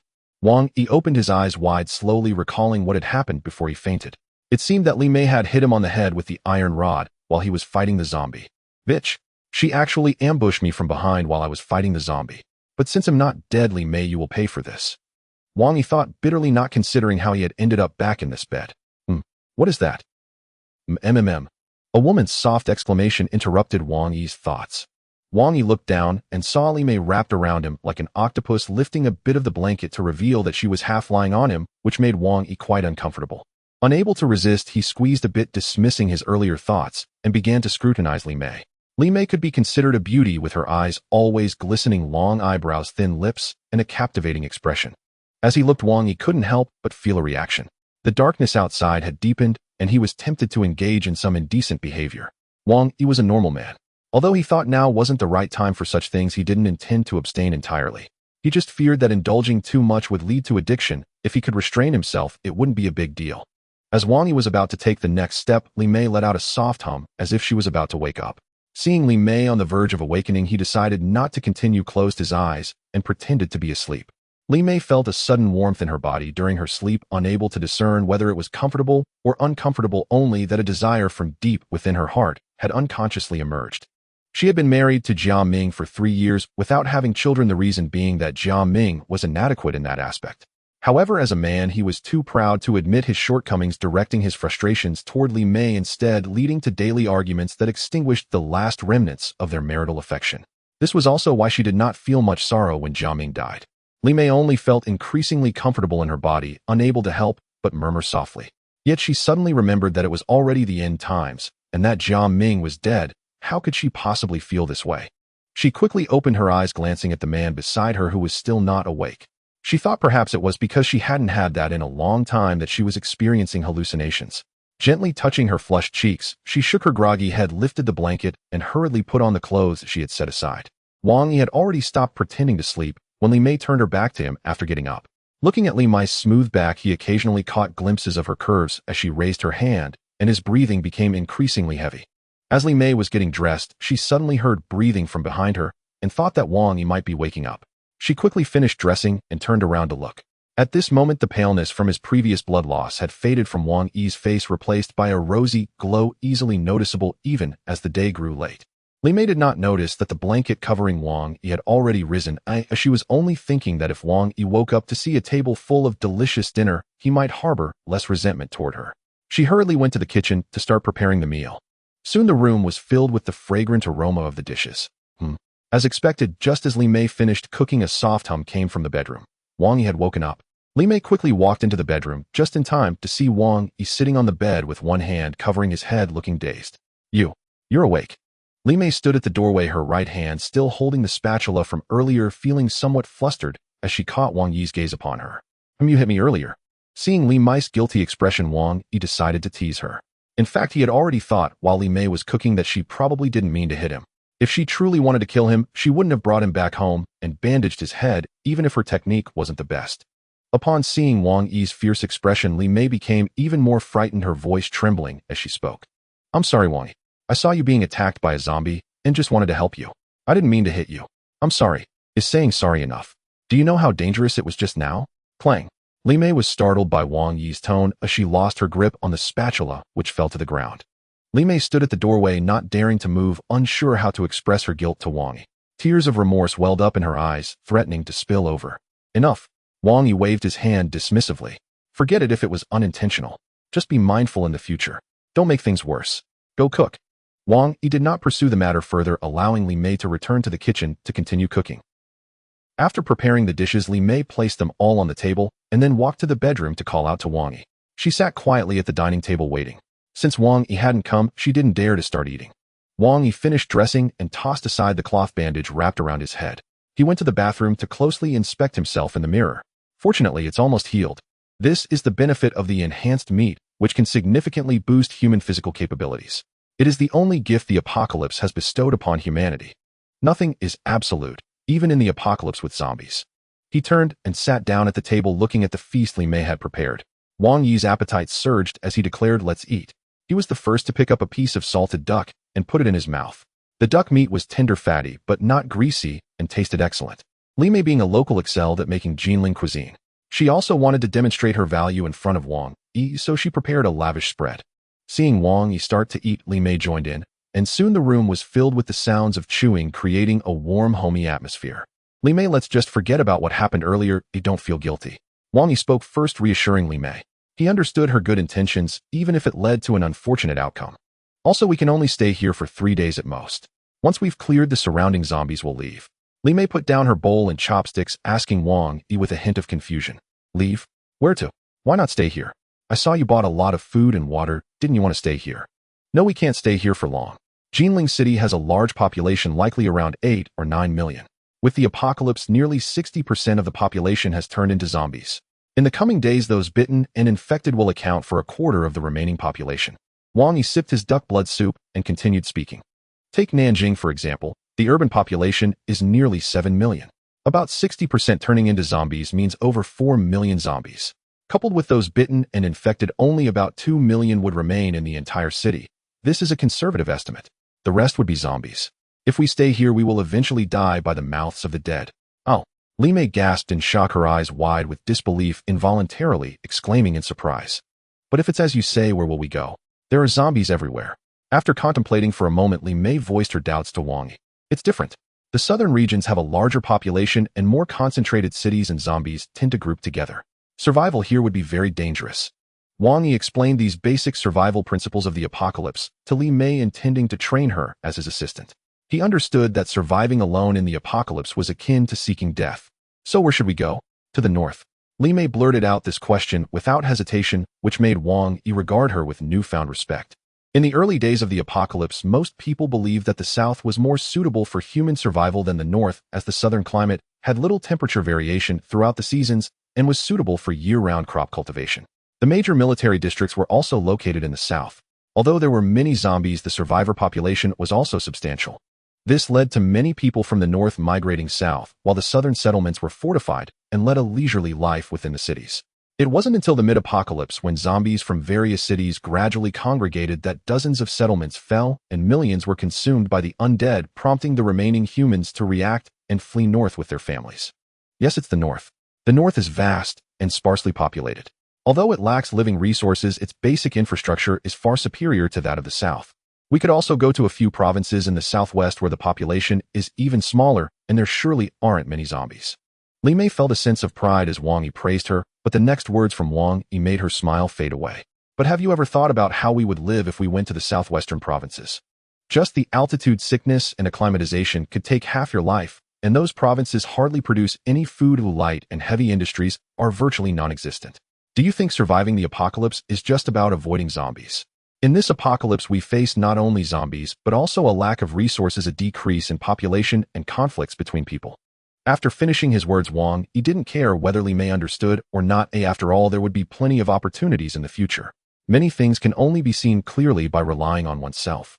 After placing the dishes on the table and telling Li Mei to continue killing zombies after washing up, Wang Yi sat down on the sofa to wait. Two beams of light flashed in the corridor on the 18th floor. They were from the powerful flashlight Wang Yi had bought, which could be worn on the head. Li Mei gripped the machete tightly, closely following Wang Yi as they walked towards room 1801. When Li Mei killed the zombie, she didn't retrieve the mutated meat, which could only be preserved for 12 hours after the zombie was killed. Even freezing it wouldn't extend that time, so each piece of mutated meat was incredibly important to Wang Yi. Wang Yi, why does it feel so eerie here? Hearing the occasional growls from outside, Li Mei grabbed Wang Yi's sleeve with one hand, leaning close to his ear, her body trembling slightly, while speaking, unsure if it was from the cold or fear. Wang Yi gently patted Li Mei's soft little hand, signaling her not to be afraid. It's okay. There are only 3 households on this 18th floor. The last time we came up, we only entered one, and that zombie has already been killed by you, so there's nothing to worry about. As he spoke, Wang Yi was the first to enter the room. With the light illuminating the area, he saw that the living room was just as tidy as it had been during their previous visit, but the strong odor of decay lingered in the air, making him uncomfortable. Looking towards the bedroom, he saw the broken corpse of a zombie lying on the floor. Wang Yi was about to use the iron rod in his hand to flip the splintered skull of the zombie to find the mutated meat. Where did the mutated meat go? Wang Yi used the iron rod to poke around for a while, but didn't see the mutated meat. Sensing something was off, he turned his head to scan the room. Suddenly, Wang Yi saw a trail of blood resembling plum blossoms connecting the zombie's head to underneath the bed like a red thread. Run. Li Mei, following closely behind Wang Yi, suddenly heard him urgently whisper, run. Realizing there might be a special situation, she didn't ask why and hurriedly stepped back. Meow. With a cat's meow, Wang Yi abruptly increased his retreat speed, but he didn't dare turn his back to the bedroom, because that meow had come from within. Ow! The piercing cry instantly shattered the silence of the room. Wang Yi only saw an orange figure flash through the round beam of light, swiftly charging toward him. Without time to think, he swung the iron rod violently. Meowed. A cry of pain followed. The sensation from the iron rod told Wang Yi he had hit the cat. Li Mei, still unaware of what had just happened, only saw Wang Yi swing the iron rod vigorously after hearing a cat's meow. Quick! Retreat to the corridor. Wang Yi didn't have time to check where the cat had been hit by the iron rod and hurriedly instructed Li Mei. The two of them exited the room in front and behind, reaching the corridor. Wang Yi took the machete from Li Mei while handing her the iron rod, keeping a vigilant eye on the doorway, prepared for anything that might burst out. Roar. The roar coming from the room was no longer something a single cat could produce. Suddenly, a shadow burst from the illuminated doorway, dashing at incredible speed along the corridor walls, tracing an arc through the air towards Wang Yi's head. Wang Yi quickly looked up, and the light illuminated the eyes of the mutated cat, reflecting a dark red glow. Swiftly flipping the machete blade, facing up, he swung it fiercely at his head. Anyone unaware of the situation might have thought Wang Yi was attempting suicide. Just as Wang Yi swung the machete over his head, a heart-wrenching scream followed. Wang Yi felt something furry slam against his face, accompanied by a few drops of blood. The mutated cat had lost one of its hind legs to Wang Yi's strike and let out a cry as it flew toward Wang Yi, while Li Mei stood behind, frozen in place. Li Mei, standing behind Wang Yi, vaguely saw a shadow pounce towards Wang Yi's head, followed by a scream. The shadow seemed to leap far, jumping once above Wang Yi's head and then leaping towards her. Li Mei steeled herself, gripping the iron rod with both hands, and struck it upwards at an angle, her posture akin to that of a professional baseball player, pivoting and swinging in a seamless motion. At that moment Wang Yi was facing away from Li Mei, otherwise he would have certainly applauded her for this decisive action. Clanged. With a muffled sound, Li Mei only felt the iron rod hit something soft. Lacking strength, she fumbled, and the iron rod flew towards Wang Yi's head again. This time Wang Yi was experienced. Feeling a gust of wind behind him, he quickly crouched down, watching the iron rod fly over his head and drop to the ground. Turning his head, he gave Li Mei a thumbs up, both to praise her calmness in a crisis and to joke about whether she thought she was too tall, always swinging at his head. Not bothering to see if Li Mei understood, he got up and walked toward the direction where the mutated cat had been knocked away. Wang Yi, what was that just now? Although Li Mei felt embarrassed, she quickly followed Wang Yi, puzzled. That was a cat. It should have been one they raised. We didn't notice it when we came in at noon. The mutated cat hit against the wall by Li Mei was still alive, but lying in the corner, making a growling sound as the two approached. Even in this state, it still wants to bite people. It truly deserves to die. As Wang spoke, he swung the machete, directly severing the mutated cat's neck, separating head from body. How did this cat end up like this? Li Mei looked at the mutated cat's blood-red eyes, slowly losing their luster as black blood flowed from the neck, severed by Wang Yi. This cat ate the mutated meat, tainted with zombie brain fluid, turning into something that is neither a zombie nor an animal. Mutated meat. What is Jihua meat? Li Mei had never heard Wang Yi mention it before, and the sci-fi-sounding name instantly piqued her curiosity. You'll find out in a moment. Wang Yi had been deeply impressed by Li Mei's composure under pressure. Her calmness in crisis convinced him she would become an invaluable ally. Though a minor mishap had occurred, he attributed it solely to physical limitations. Thus, he resolved to have her consume Jihua meat to enhance her constitution, and by extension, ensure his own safety. Wang Yi bent down, retrieved the cleaver embedded in the mutated cat's body, and handed it to Li Mei. Turning back, he tightly gripped the iron rod that had fallen to the floor, resolving inwardly never to let Li Mei handle this weapon again. Behind him, Li Mei watched as Wang Yi stared silently at the iron rod, his face alternating between ashen pallor and deep purple. After all, this was the second time. Though Wang Yi said nothing, she knew she must reflect seriously upon her actions. Chill. Listen. Wang Yi raised a finger to his lips, signaling Li Mei to remain silent. The two stood motionless in the stairwell, ears straining into the stillness. Thud. Thud. Thud. Someone's breaking down the door. No sooner had Li Mei spoken than Wang Yi swiftly pressed a hand downward. She clamped her mouth shut instantly. Not a person, just a zombie. Wang Yi whispered softly into Li Mei's ear. His warm breath brushed her skin, sending tingling shivers up her neck and flushing her cheeks with rosy heat. A sight both vivid and striking. Yet Wang Yi, unaware of her blush in the darkness, quietly assessed the situation. Confirming only one zombie lurked within, he repeated his earlier tactic, but this time instructed Li Mei to stand at a distance from the security door, deliberately keeping her behind him. He also asked her to switch off her high-intensity flashlight, then removed his own headlamp and placed it on the floor facing Li Mei. The sudden glare made her squint, instinctively puzzlement flickering across her expression. Wang Yi slid an iron hook into the keyhole and turned it gently. Sensing the door yielding, he swiftly freed one hand to seize the iron rod standing beside him, while the other twisted the hook sharply. With a violent lurch, the door burst open, and a female zombie tumbled out. HSSSS. Having heard noise beyond the door, the zombie had lumbered blindly toward the sound, only to collide repeatedly with the coat rack hanging on the door. Its forehead and face were now riddled with tiny puncture wounds, oozing thick black blood that stained its nightgown. Utterly devoid of pain or reason, it thrashed onward, driven solely by the primal urge to smash through the barrier and devour the flesh waiting just beyond. The sudden opening sent the zombie crashing forward. Off balance, it collapsed onto the floor. Then, catching the metallic tang of blood in the air, it erupted into frenzied rage. Perhaps drawn first by the scent, and then spotting Li Mei, it mistook her for the source of the aroma, completely overlooking Wang Yi, who remained cloaked in shadow behind her. Scrambling upright on hands and knees, it unleashed a guttural shriek and lunged toward Li Mei, claws outstretched. Though squinting against the light, Li Mei heard the zombie snarl and recoiled violently at the wave of putrid stench, stumbling backward before whirling to flee. Wang Yi stood poised behind the doorway, watching the creature erupt forth and lunge at Li Mei. Gripping the iron rod with both hands, he brought it down with crushing force, aiming squarely at the zombie's shoulder. Crack! A sickening snap of bone echoed sharply. The zombie's left side crumpled inward, its momentum toward Li Mei grinding to an abrupt halt. Struck hard across the shoulder, the zombie abandoned pursuit of Li Mei and instead swayed unsteadily, turning its gaping maw toward Wang Yi's arm to bite. But its movements were agonizingly sluggish now. The collapsed shoulder had crippled its coordination. Its jagged fangs snapped viciously, not at Wang Yi's arm, but harmlessly past his flank. Seizing the opening, Wang Yi swung the iron rod in a brutal arc, smashing it straight into the zombie's forehead. Clang! Like a gong struck at midnight, the skull shattered outward, brain matter splattering as the fractured cranium ricocheted off the wall. The zombie staggered, its gaze dulling rapidly, then collapsed with a heavy thud, lifeless. Wang Yi, why did you use me as bait just now? A shrill cry froze Wang Yi's hand mid-reach into the zombie's half-ruined skull. Li Mei stormed back from the far end of the corridor, shouting before she'd even reached him. What? Are you upset? Wang Yi casually flicked away streaks of cerebral matter clinging to the jihua meat, regarding her with serene composure.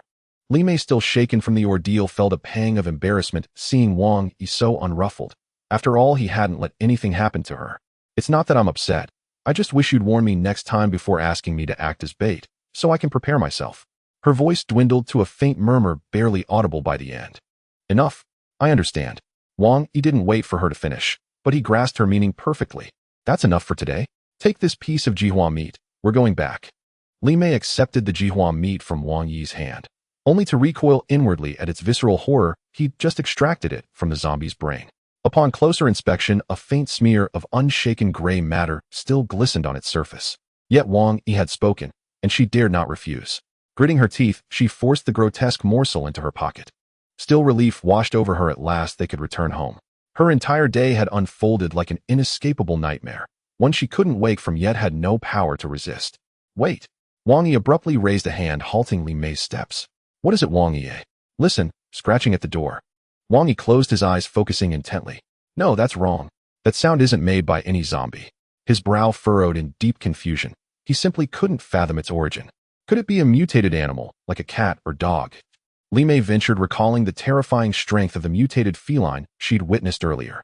No, mutated beasts didn't appear until over a month after the apocalypse began. It's impossible for them to exist now. But wasn't that cat you just mentioned a mutated one? Wang Yi glanced at Li Mei and continued explaining. That cat mutated instantly after consuming jihua meat, its mind corrupted by residual zombie cerebral fluid, driving it into blind, hyperaggressive frenzy. True mutated beasts evolve more gradually. They retain awareness, even feel pain, even know how to evade danger. After a moment's thought, Wang Yi turned to Li Mei, whose expression remained clouded with bewilderment. Stay close behind me, and if something feels wrong, run without hesitation. Li Mei, however, stood resolute. I'm not that kind of person. I won't abandon you when danger strikes. I simply can't. I'm afraid you'll slow me down, not the other way around. Don't overthink it. With that, Wang Yi strode toward the apartment from which the zombie had emerged. The scratching sounds emanated unmistakably from within. SSSSS. SSSSS. A faint, persistent scraping echoed from the bedroom. Wang Yi grasped the doorknob, hesitated a heartbeat, then wrenched it open while springing backward with both feet. Whoa! Wang Yi stared, stunned. A zombie and an infant, or rather a zombie infant. Clad in tiny baby clothes, it crawled toward him on stubby, razor-sharp claws. Its eyes, meant to radiate innocence, now blazed with predatory hunger. Tilting its head upward, it fixed Wang Yi with a gaze that defied nature itself. Rows of needle-thin fangs protruded from its minuscule mouth, violating every law of human development. Li Mei, come here. Wang Yi chose not to strike. He believed she should end this brief, tragic existence. What is it? Is there no danger? Li Mei stepped forward from behind him, following his line of sight. A baby. Motherhood had long been Li Mei's deepest regret. Overwhelmed by joy at the sight of the crawling infant, she instinctively bent to scoop it up, utterly missing its horrifying anomalies. What are you doing? Wang Yi seized her wrist just as her fingers neared the child. Look at it, really look. Li Mei obeyed, shining her flashlight directly onto the infant. It's a zombie. She gasped, disbelief etching her features. Yes, it's a zombie. Take the cleaver and end it. Me. Kill it. Li Mei pointed a slender finger at the creature. It's just an infant. It can't even fight back. Oh, in my eyes, it's clearly a zombie, isn't it? Li Mei understood at once. Unless she acted, Wang Yi would not relent. She accepted the cleaver, squeezed her eyes shut, and brought the blade down. Wah! A piercing, unnatural shriek tore from the infant's throat. Her first strike missed the skull entirely, instead severing the infant's shoulder and slicing off its arm in one brutal motion. Eyes flying open, Li Mei realized her error and struck again. But the creature roared, making her arm tremble. The second blow veered wildly, lopping off its other shoulder. Unfazed, Li Mei raised the cleaver once more. Yet Wang Yi, watching from the side, felt his pulse quicken. He silently vowed to avoid this woman whenever possible. She was far too ruthless. On the third swing, she finally severed the zombie infant's head. Lifting the cleaver, her gaze locked onto Wang Yi. unblinking, unnerving, sending chills down his spine. Wang Yi took the cleaver from her hand and extracted the jihua meat from the infant's skull. In all his past life memories, he had never encountered such a specimen. Unlike ordinary jihua meat, this one glowed with a soft jade-like luminescence, pristine, untainted by even a trace of cerebral fluid. Let's go. Wang Yi put away the mutated meat, handed the machete to Li Mei, picked up the iron rod that was at the door, and walked down the stairs. Before long, the two returned to Wang Yi's room. Li Mei breathed a sigh of relief, grateful that this terrifying day had finally come to an end. In fact, Wang Yi had begun to view Li Mei with new respect. Many people at the onset of the apocalypse could only cower at home, praying to the heavens that it was all just a dream. However, when their food ran out and they had to venture out in search of sustenance, they realized they would never awaken from this nightmare. Only a small fraction of people dared to come out in the days following the outbreak to hunt zombies and seek out the military. Of course, this group primarily comprised those who had little food at home and would starve if they didn't venture out. They were all forced by circumstance, but the ones who died the fastest were also this group as they encountered the first peak of the zombie outbreak. Thinking this, Wang Yi also felt that Li Mei was adapting quite quickly to this apocalypse. In the morning, she had cried at the sight of zombies, yet by evening she could take the initiative to fight back. Wang Yi had forgotten how he had treated Li Mei. If it weren't for his coercion, how could she have transformed so drastically in just one day? By the way, Wang Yi, was that piece of meat you asked me to bring, the mutated meat you mentioned? Li Mei pulled out the white piece of meat she had tucked away and asked Wang Yi. Yes, this is mutated meat. Eating it can enhance physical strength, improve one's constitution, and even provide certain special effects. Wang Yi also took out the mutated meat and examined it. How do you eat this? Do you just put it directly in your mouth? Upon hearing that the mutated meat could enhance strength, Li Mei immediately tried to put it in her mouth, not caring at all that it had been taken from a zombie's brain, because she desperately needed to become stronger. She did not want to be a burden to Wang Yi and certainly did not want any accidents while helping him.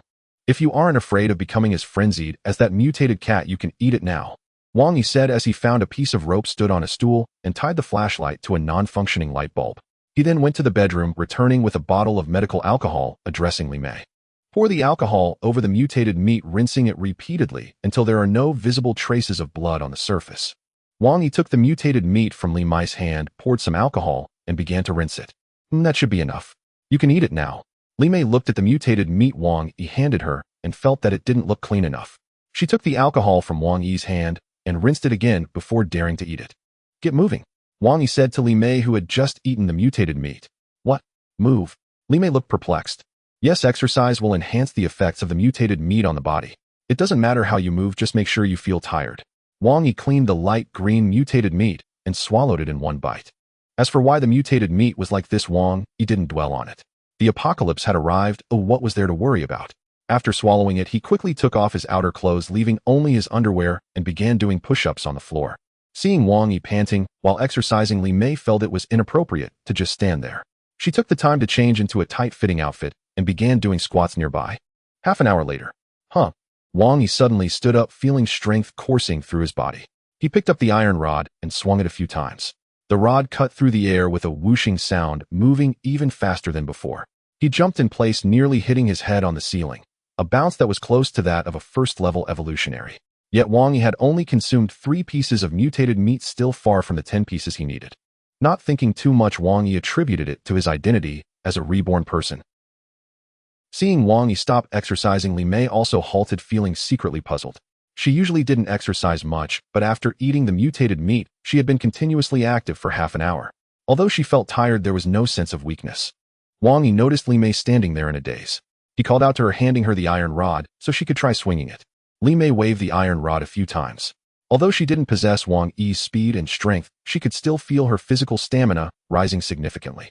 At the very least, she could firmly grip the iron rod without dropping it. All right, let's call it a day. You go boil some water and cook those instant noodles. After a bit of exercise, Li Mei felt a bit hungry. However, since Wang Yi hadn't spoken up, she didn't dare to say anything. Now that Wang Yi had spoken, Li Mei quickly put down the iron rod, grabbed a few bags of instant noodles, and headed to the kitchen. Before long, Li Mei brought a large bowl of instant noodles to the table, then went back to the kitchen to get 2 sets of bowls and chopsticks. After serving Wang Yi, they both sat at the table ready to eat. The lights flickered. The flashlight is running out of battery. Wang Yi looked at the dimming light and rubbed his head. This apocalypse was indeed troublesome. Even eating a meal was not peaceful. Seeing Wang Yi go to replace the dead flashlight with another one, Li Mei hurriedly said it wasn't necessary. Then she rummaged through a pile of stuff next to the sofa and pulled out a few candles, igniting them with a lighter. The candles stood gently on the dining table, illuminating the entire room with their glow, creating a brilliant, dreamlike shimmering light. Li Mei sat quietly opposite Wang Yi. Perhaps sensing the heavy atmosphere, she kept her head down, eating her noodles without daring to look into Wang Yi's eyes. In this somewhat eerie atmosphere, the two finished the bowl of noodles, and Li Mei secretly marveled at how much she had eaten. After washing the bowl, she said she was going to take a shower, leaving Wang Yi alone in the living room. Watching the alluring silhouette faintly revealed in the bathroom, Wang Yi thought to himself that this woman was truly enchanting. Even through the door, he could see her tempting figure. Before long, Li Mei emerged from the bathroom, dressed neatly. She cast a shy glance at Wang Yi, as if she had done something wrong. "You sleep in the bed, I'll take the sofa." Wang Yi tossed this remark and headed towards the bathroom, from which the sound of running water soon followed. Hearing Wang Yi's words, Li Mei felt a sense of relief. She walked to the bedroom, glanced at Wang Yi, who was showering, sighed, softly, gently closed the door, and for reasons unknown crawled into bed and fell asleep shortly after. After showering, Wang Yi casually dried off, lying naked on the sofa with his hands behind his head. His mind wandered, thinking about the zombies he had killed that day, then about the brothers he had fought alongside in his past life, and then his thoughts shifted to Li Mei. He shook his head, trying to shake off his worries, but to his surprise, the more he shook, the more they multiplied. A night without conversation. Early the next morning. "Is everything ready?" Wang Yi asked Li Mei, who was washing dishes in the kitchen, as he sat on the sofa. Li Mei then placed the clean dishes on the table, knowing that today would not be peaceful. "Are we still going out to kill zombies today?" "No." Wang Yi pondered for a moment, slowly shaking his head. Today marked the third day since the apocalypse broke out, and there was little time left before he had planned to leave this place, yet he still had some things to prepare. "You stay home and rest today, or I need to go out." "Go out." Li Mei felt a bit flustered. Although she had killed zombies before being left alone here by Wang Yi made her feel somewhat scared. "Where are you going?" Li Mei couldn't help but ask. "To the hospital." Wang Yi let out a breath. Before the apocalypse began, he had prepared a lot of supplies, including several medications he might need. However, in this post-apocalyptic world, bringing only ordinary medicine was not enough. Having experienced 10 years of the apocalypse in his previous life, Wang Yi was quite seasoned. But even the most experienced could stumble, and he could not ignore the possibility of future injuries. Therefore, this trip to the hospital was aimed at collecting some surgical supplies and medications that could not be bought outside to prepare for emergencies. Then, "Can I go with you?" A hint of worry appeared on Li Mei's delicate face, her slender fingers entwined, revealing her inner tension. "No." Wang Yi refused outright. "The situation outside is dangerous, and I don't have time to take care of you. Stay home, lock the doors and windows, and do not open the door for anyone except me." Li Mei going out would provide no help to Wang Yi. Instead, if she encountered danger, he would have to worry about her, which would be detrimental to him. "Go get the rope from the bedroom and that climbing backpack." Wang Yi seemed oblivious to Li Mei's anxious expression, taking the backpack from her hands and slinging it over his shoulder, then wrapping the paracord around his waist. "Remember, don't open the door for anyone, even if it's someone you know." After giving Li Mei a final reminder, Wang Yi turned and exited, heading straight upstairs. Thud, thud, thud.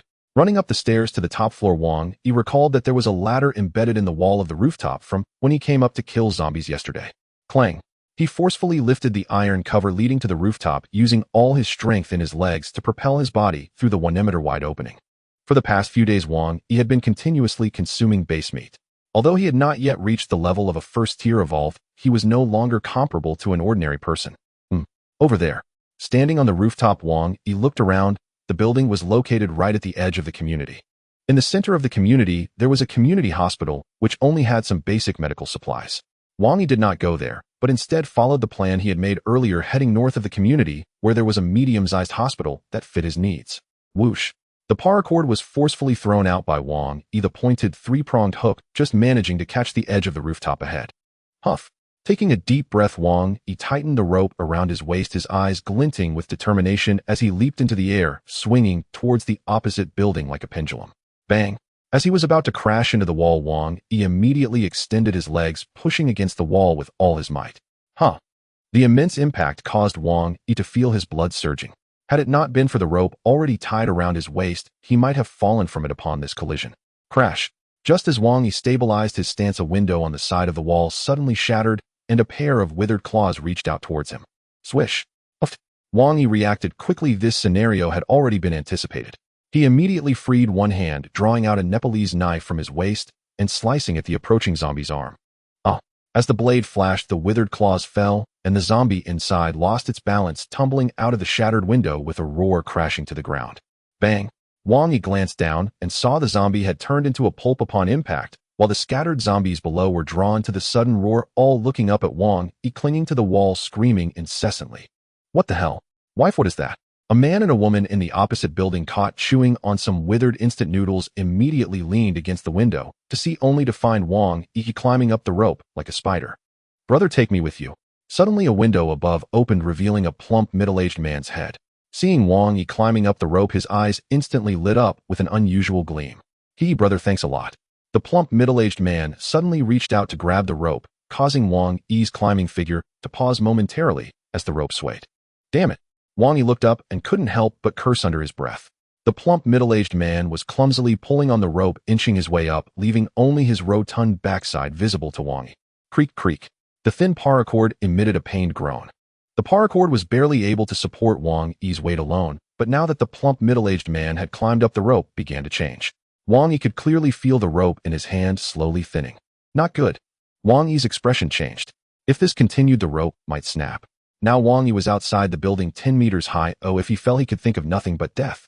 The plump, middle-aged man seemed to sense the change in the rope. His ascent suddenly halted, and he rummaged through his pocket for a moment before pulling out a pair of nail clippers. Hey, brother, sorry about this. The fat man chuckled, arrogantly waving the nail clippers at Wang Yi. The small nail clippers looked so conspicuous in the plump man's hand as he suddenly curled up on the rope, struggling to bring the clippers to his feet. He intended to cut the rope. Even if he only cut a small notch, it would be enough to snap the entire rope. It's not my fault, brother. The building is full of those man-eating monsters, and I haven't eaten for 2 days. If I don't escape now, I'll starve to death. The fat man wore a vicious expression as he looked down at Wang Yi, grinning as he brought the nail clippers closer to the thin paracord. A cold glint flashed in Wang Yi's eyes as he looked at him, as if he were gazing at a dead man devoid of any anger. This was the most correct course of action in the apocalypse. Had he encountered anyone but Wang Yi, he could have lived through this day, and he would certainly have outlived others in the future. But today he met Wang Yi, who had returned after 10 years in the apocalypse. A glint of cold light flashed in Wang Yi's hand, and a small dagger suddenly appeared. Wang Yi had purchased many of these daggers, originally intended for hunting zombies during the early days of the apocalypse, but he never expected to use it against his own kind. Whoosh! Without any hesitation, Wang Yi swung his arm upward, and the dagger shot out, heading straight for the fat man's backside. With a sudden sound, the dagger pierced through the fat man's body as he momentarily placed the nail clipper on the rope, entering through his anus. A drop of thick yellow-red liquid dripped from the knife handle, and Wang Yi swiftly shifted his body to evade the foul substance. The fat man's body jolted a few times as the foreign object invaded his anus, followed by a wailing cry akin to that of a slaughtered pig. Before Wang Yi could even comprehend the situation, he felt a blur rush past him. Bang! A tremendous sound erupted beneath him. Wang Yi looked down to see the fat man, much like the previous zombie, reduced to a pulp, with blood splattering into an irregular circle, drawing countless zombies to feast on his remains. Wang Yi let out a cold sneer, his eyes devoid of emotion. The man had attempted to cut the rope, and Wang Yi considered his quick demise a favor. Climbing to the rooftop, Wang Yi quickly oriented himself and hurled the rope toward another building. After several attempts, he finally spotted the bright red cross. Wang Yi was positioned at the rear side of the hospital atop a 5-story residential building. In front of him lay a small park where a few zombies wandered, but Wang Yi paid them no mind. Behind the park was a 2-meter-high wall separating the hospital from the residential area. To reach the hospital, he had to scale this wall, which overlooked the hospital's rear parking lot. From his vantage point, Wang Yi did not observe any zombies in the parking lot, yet this did not guarantee safety. Over there, Wang Yi glanced sideways to see a line of ambulances parked against the wall connecting to a window of the hospital's inpatient building. This meant he could bypass the parking lot entirely and enter the hospital directly through the ambulances. The inpatient building housed many patients, and with the outbreak occurring, there would undoubtedly be many zombies. However, Wang Yi couldn't afford to dwell on that. He needed to enter the hospital first to devise a plan. Bang! Bang! Bang! Swiftly descending from the air conditioning unit of the residential building, Wang Yi dodged the withered arms extending from the windows. As he landed, he propelled himself towards the wall with great speed. Roar! Oh! The few zombies wandering the park immediately reacted and charged towards Wang Yi. Damn it!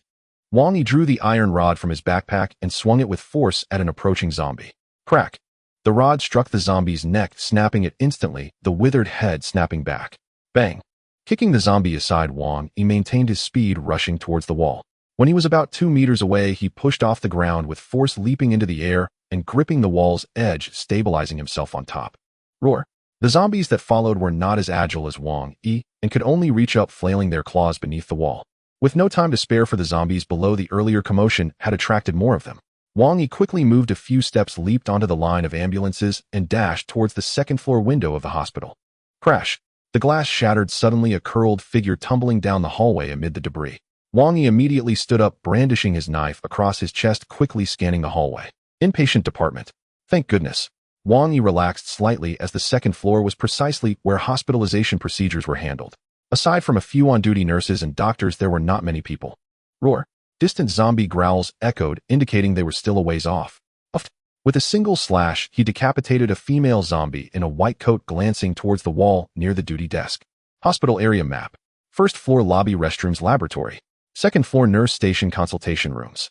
Third floor intensive care unit. The pharmacy isn't here. Wang Yi's gaze flickered. According to the map, the pharmacy was located on the third floor of the outpatient building. However, since he was in the inpatient building, he needed to traverse the aerial corridor between the two buildings. The corridor connected the inpatient and outpatient buildings located on the 5th floor. The inpatient department had few people on the first and second floors, while the upper levels were reserved for patient rooms. Given the hospital's high occupancy, even if the apocalypse erupted in the early morning, there would still be many patients. Attempting to cross directly would undoubtedly heighten the danger. What to do? Wang Yi retreated to the window, looking up at the exterior of the building, which was exceptionally smooth, lacking any footholds. It was impossible to reach the outpatient building via the outer wall. I can only take the corridor. Wang Yi thought to himself, a glimmer of determination in his eyes. Since he had reached the hospital, he could not return empty-handed. Even if danger lay ahead, where was there truly safety?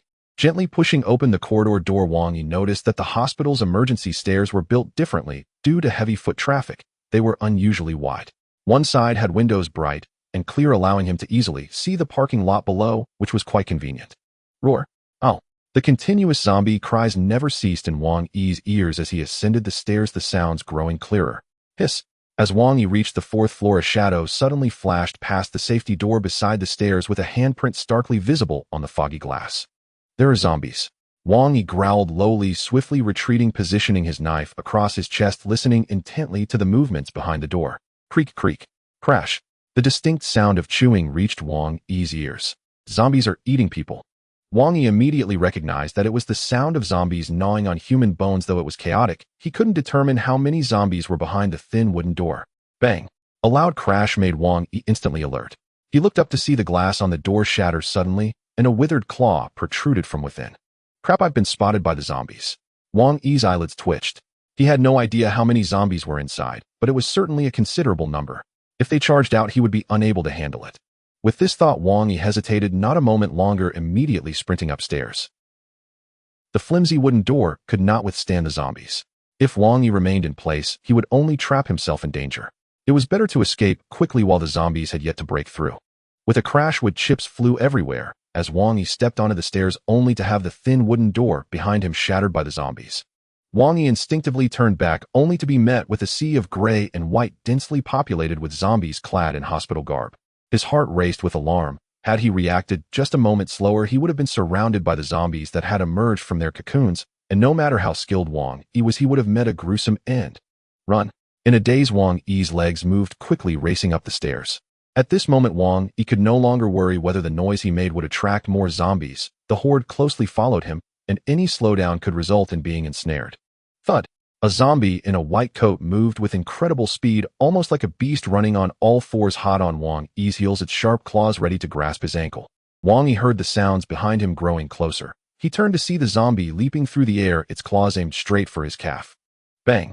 Completely instinctual, Wang Yi twisted his body, retracting his legs, and executing the maneuver in an instant, evading the claws, while delivering a powerful kick to the zombie's desiccated head.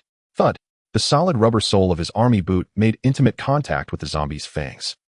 With a crisp crack, Wang Yi distinctly heard the sound of the zombie's fangs breaking, and that zombie was sent sprawling into the horde behind it, triggering a cacophony of howls. Before the zombie could rise, it was trampled into a pulp by the mass behind it. Wang Yi's expression remained unchanged as he continued to sprint upward. In the blink of an eye, Wang Yi had ascended half a flight of stairs, reaching a bend where a sudden howl echoed from above. As he hesitated, two zombies suddenly darted down the stairs, blocking his path completely. With zombies in front and behind Wang, he found himself trapped in the middle of the staircase. A cold sweat broke on his forehead. While dispatching the two zombies ahead wouldn't require much effort, the horde behind almost filled the staircase.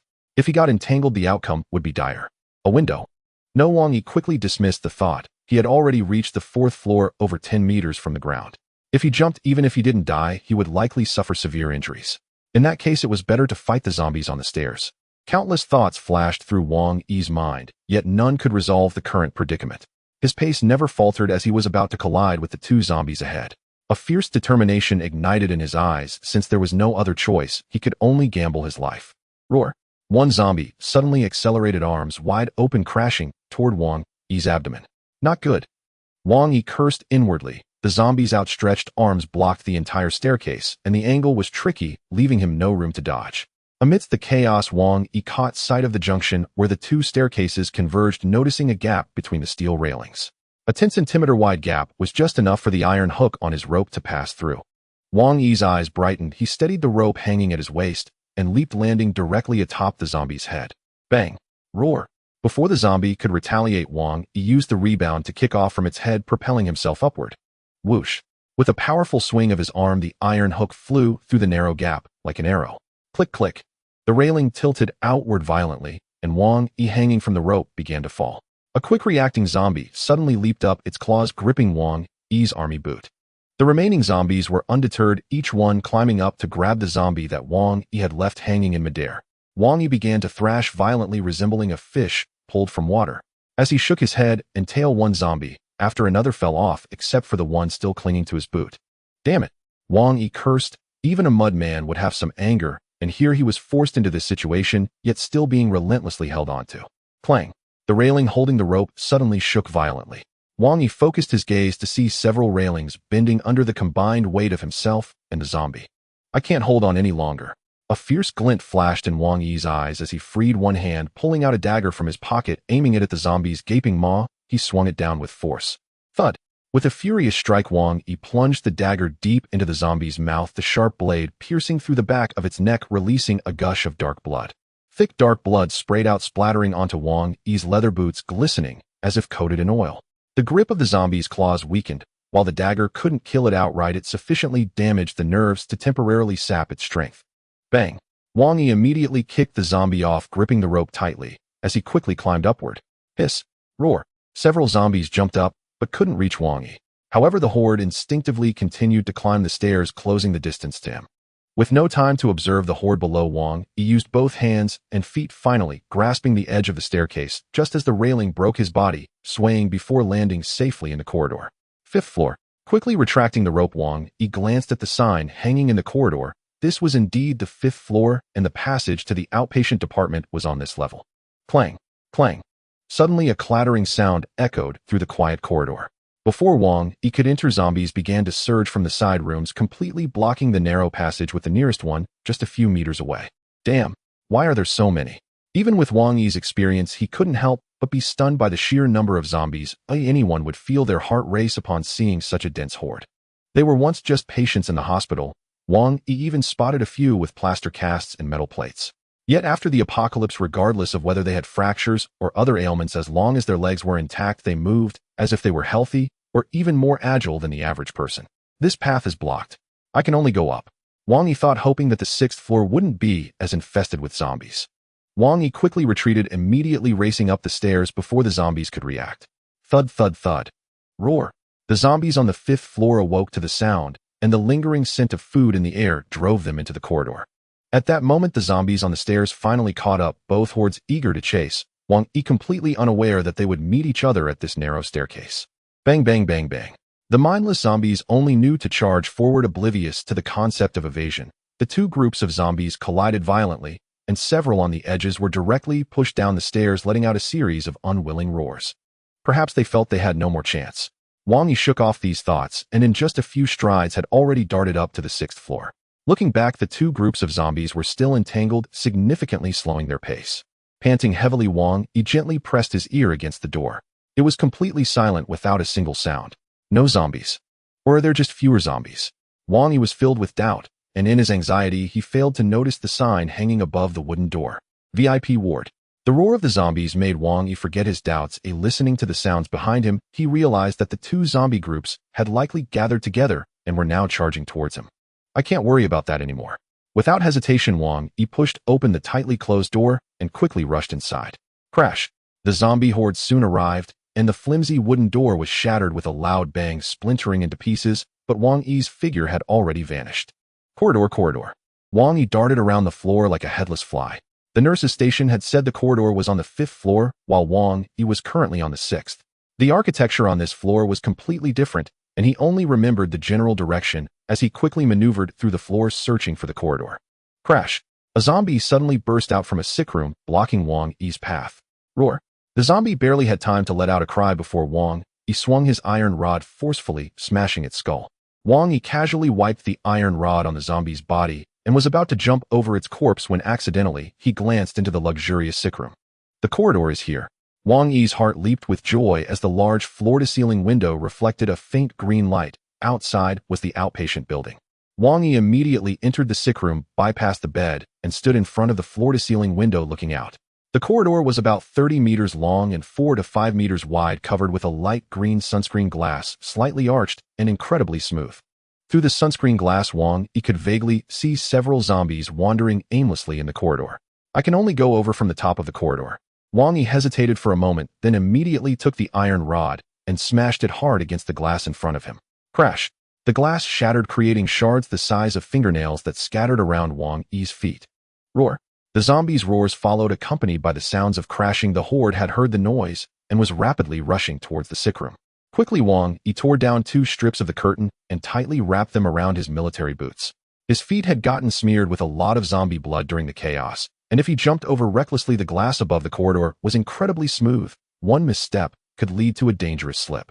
With everything prepared, Wang Yi steadied himself against the window ledge and cautiously stepped onto the glass roof of the corridor. Slippery. Losing his footing, Wang Yi found himself straddling the glass roof. That scared the hell out of me. At that moment, beads of cold sweat trickled down Wang Yi's forehead as he looked down at the distance to the ground. He felt it was best to be cautious. Bracing against the glass in front of him, Wang Yi slowly retracted his legs. As if every part of his body had rusted, he moved slowly across the corridor. Crash! There was a commotion behind him, and Wang Yi turned slowly to see the sick room behind him packed with eager zombies. The zombies were unaware of how slippery the glass was. They only saw Wang Yi, their prey, ahead. Thud! The first zombie jumped from the window onto the glass roof. It had barely run a few steps towards Wang Yi before it fell flat on its face, unable to stop its descent even as it struggled and clawed at the glass. Creak, creak. A sound that sent chills down one's spine echoed as the zombie lost control of its body, sliding down towards the edges of the glass roof. Crack. This zombie was somewhat fortunate, but just as it was about to slide off, its wildly flailing claws caught the groove at the edge of the corridor, while the rest of its body dangled, swaying in the wind. Huh, you dare chase me. Now you know the consequences. Such a dramatic scene made even Wang Yi, with his calm demeanor, burst into laughter. Bang, bang, bang. But that was just the beginning. Ew! As one zombie after another jumped out from the window, Wang Yi's eyelids began to twitch uncontrollably. Damn it, is this glass sturdy or not? Wang Yi furrowed his brows. In such a short time, at least 10 zombies had already jumped out. Aside from 3 unlucky ones that slid down the curved glass roof and shattered into a heap of flesh, the other 7 zombies were all hanging on the grooves on either side of the corridor, swaying like dried meat in the wind. Praying that the glass would hold until he got to the other side, Wang Yi withdrew his gaze and cautiously continued towards the outpatient building. Thud, thud, thud. A rhythmic sound of footsteps emerged, suppressing the chaotic noise made by other zombies, capturing Wang Yi's attention. What the hell? Wang Yi felt as if he had seen something incomprehensible. A hint of fear flickered in his eyes. Behind the zombie horde visible through the window, it was as if a bulldozer was pushing them, causing them to tumble awkwardly from the window, crashing onto the glass roof. But what frightened Wang Yi was not the falling zombies, but the colossal figure behind them. Its body was nearly 2 meters wide, almost completely blocking the window. Its head was not shriveled and emaciated like other zombies, but unusually round, resembling a giant basketball, with its massive mouth gaping open and droplets of fresh blood dripping from its long fangs. Wang Yi even spotted a half-eaten hand still in its mouth. Wrapped in an oversized patient gown, its body filled with fat swayed side to side with its movements. Is this some sort of morbidly obese patient? Wang Yi cursed inwardly, feeling a tremble in his heart as he gazed at the fat zombie. Bang, bang. The obese zombie continuously slammed against the window frames on either side. Its size was simply too large to jump out like the others. Not good run. Wang Yi felt anxious, watching the clumsy movements of the obese zombie. He thought if it managed to break through the window frame and crash onto the glass roof, he had no doubt that this fragile glass would not withstand the impact of the obese zombie. Creaking sounds echoed as Wang Yi barely turned around when suddenly a loud noise of the door frame shattering came from behind. The zombie is squeezing out. Wang Yi growled lowly without any hesitation. His legs suddenly propelled him forward like a dragon diving into the sea, swiftly gliding across the smooth glass roof. Wang Yi couldn't care less. If the fat zombie behind him jumped down from the window, it would undoubtedly shatter the fragile glass roof. If he didn't manage to slide to the opposite clinic building in time, he would fall into the corridor along with the broken glass. In the corridor below, several zombies were looking up through the glass, their eyes fixed on Wang Yi. Roar! An angry roar came from behind.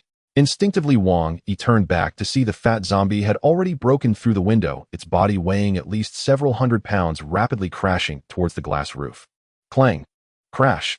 As expected, the glass roof could withstand the weight of ordinary zombies, but against this fat zombie, it appeared extremely fragile, directly smashed into a huge hole, causing the entire corridor to tremble with the impact. Crack! The glass roof suddenly transformed into tiny fragments, but due to its special arch structure, it did not shatter completely. Wang Yi was sliding rapidly on the glass roof, and he could almost touch the window ledge on the opposite side. Hurry! Faster! Wang Yi was extremely anxious. Although the glass roof had not shattered directly, it had turned into fragments the size of fingernails, unable to bear any extra weight besides Wang Yi. Roar! Just as he thought the moment the fat zombie fell, the horde of corpses behind immediately surged forward, one by one, falling through the hole into the corridor, roaring angrily at Wang Yi through the fragile glass. Wang Yi looked down at the densely packed zombies below, his heart racing. If the glass roof had been even slightly weaker, he would have fallen into the zombie horde by now. No matter how skilled he was, he would inevitably be torn to pieces by them. Roar! The howls of the zombies echoed in the narrow corridor, and Wang Yi could even feel the vibrations of the glass roof beneath him. Crash! The shattered glass fragments began to fall, landing among the zombie horde below.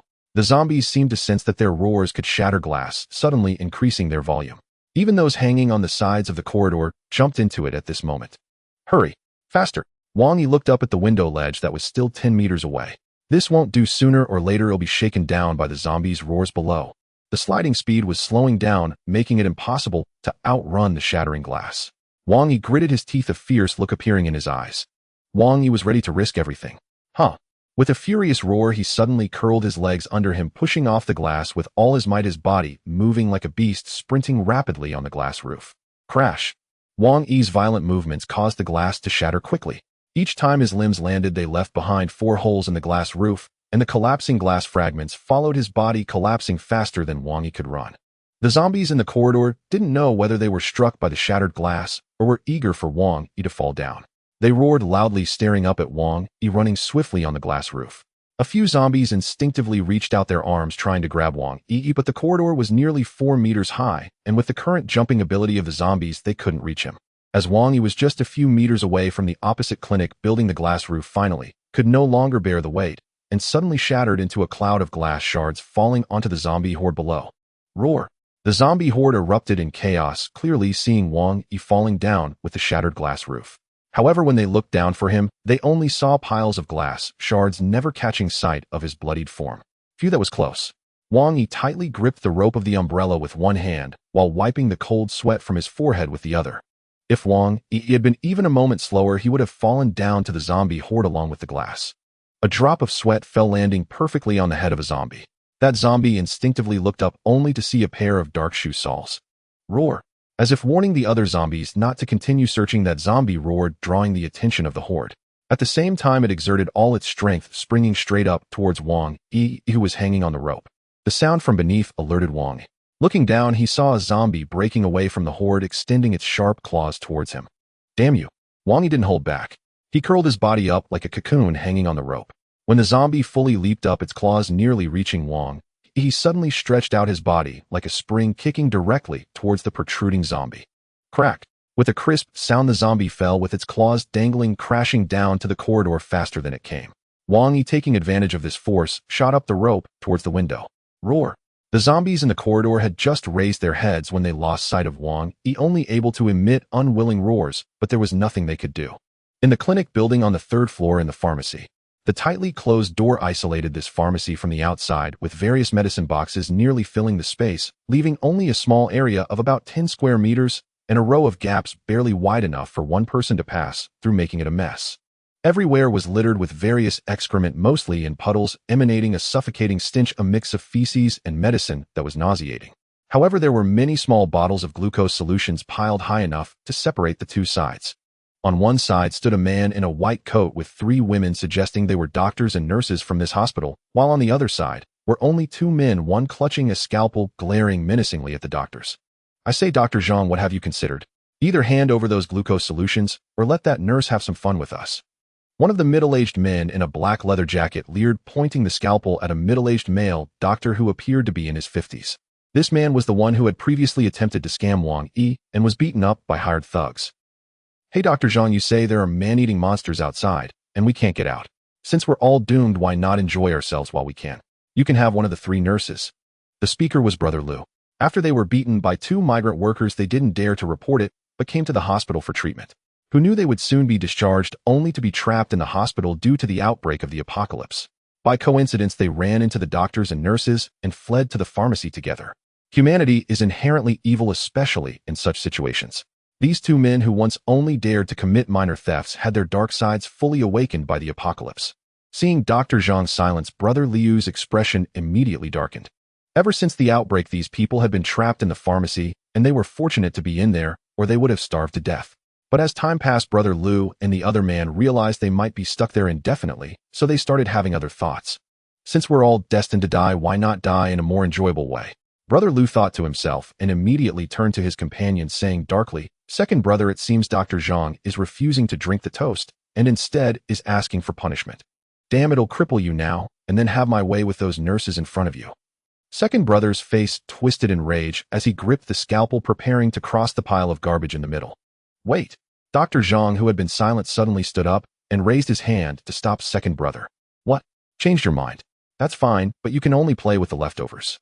Second brother immediately sheathed the scalpel, stepped forward, and patted Dr. Zhang on the shoulder with a lewd grin. "Dr. Zhang, look at this. We have food and fun here. Even if we get eaten by those monsters later, it won't be a waste of a life." Dr. Zhang frowned at this, shrugged off second brother's hand, walked in front of the 3 nurses, and shielded them. Seeing Dr. Zhang's actions, second brother's expression immediately darkened. "What? Dr. Zhang, are you going to protect these 3 nurses now?" Dr. Zhang nodded, looking at second brother with a hint of disgust, pointing at one of the beautiful nurses and saying, "This nurse has even helped you change dressings, yet you are thinking about humiliating them. What's the difference between you and the man-eating monsters outside?" The nurse glanced weakly at second brother, tears streaming down her face. If given another chance, she would never help him change dressings. "You can take all the glucose you want, but I will fight to the death to prevent you 2 beasts from touching these 3 nurses." Dr. Zhang pointed to 2 boxes of glucose solutions nearby, his eyes flashing with determination. "Damn it. It looks like I have to give you a taste of your own medicine." Second brother suddenly became violent, raising the scalpel to stab at Dr. Zhang. "Wait!" Brother Lu suddenly shouted, stopping second brother. "Brother Lu, this old bastard is being ungrateful. It's better to just kill him and feed him to those monsters." Second brother didn't understand what Brother Lu meant. Although there were 4 doctors and nurses, only one was a man, and he was older. They were no match for the 2 men, especially since the latter had weapons. Brother Lu gave second brother a glance, walked up to Dr. Zhang, and stared into his eyes. "Since you say you'll give us all the glucose, then we don't need these nurses anymore." Lu Gu turned his head and said to the reluctant Lao Er, "You bring over those 2 boxes of glucose." Lao Er wanted to argue, but seeing Lu Gu give him a look, he could only glare at Dr. Zhang and bend down to carry the 2 boxes of glucose back. "Lu Gu, why don't we just kill that Dr. Zhang? After all, this old man can't beat us."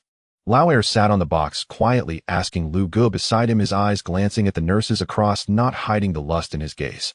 "Are you stupid?" Lu Gu scolded softly and continued, "Outside there are those man-eating monsters. If Dr. Zhang decides to cause a scene and attract them, we would be done for."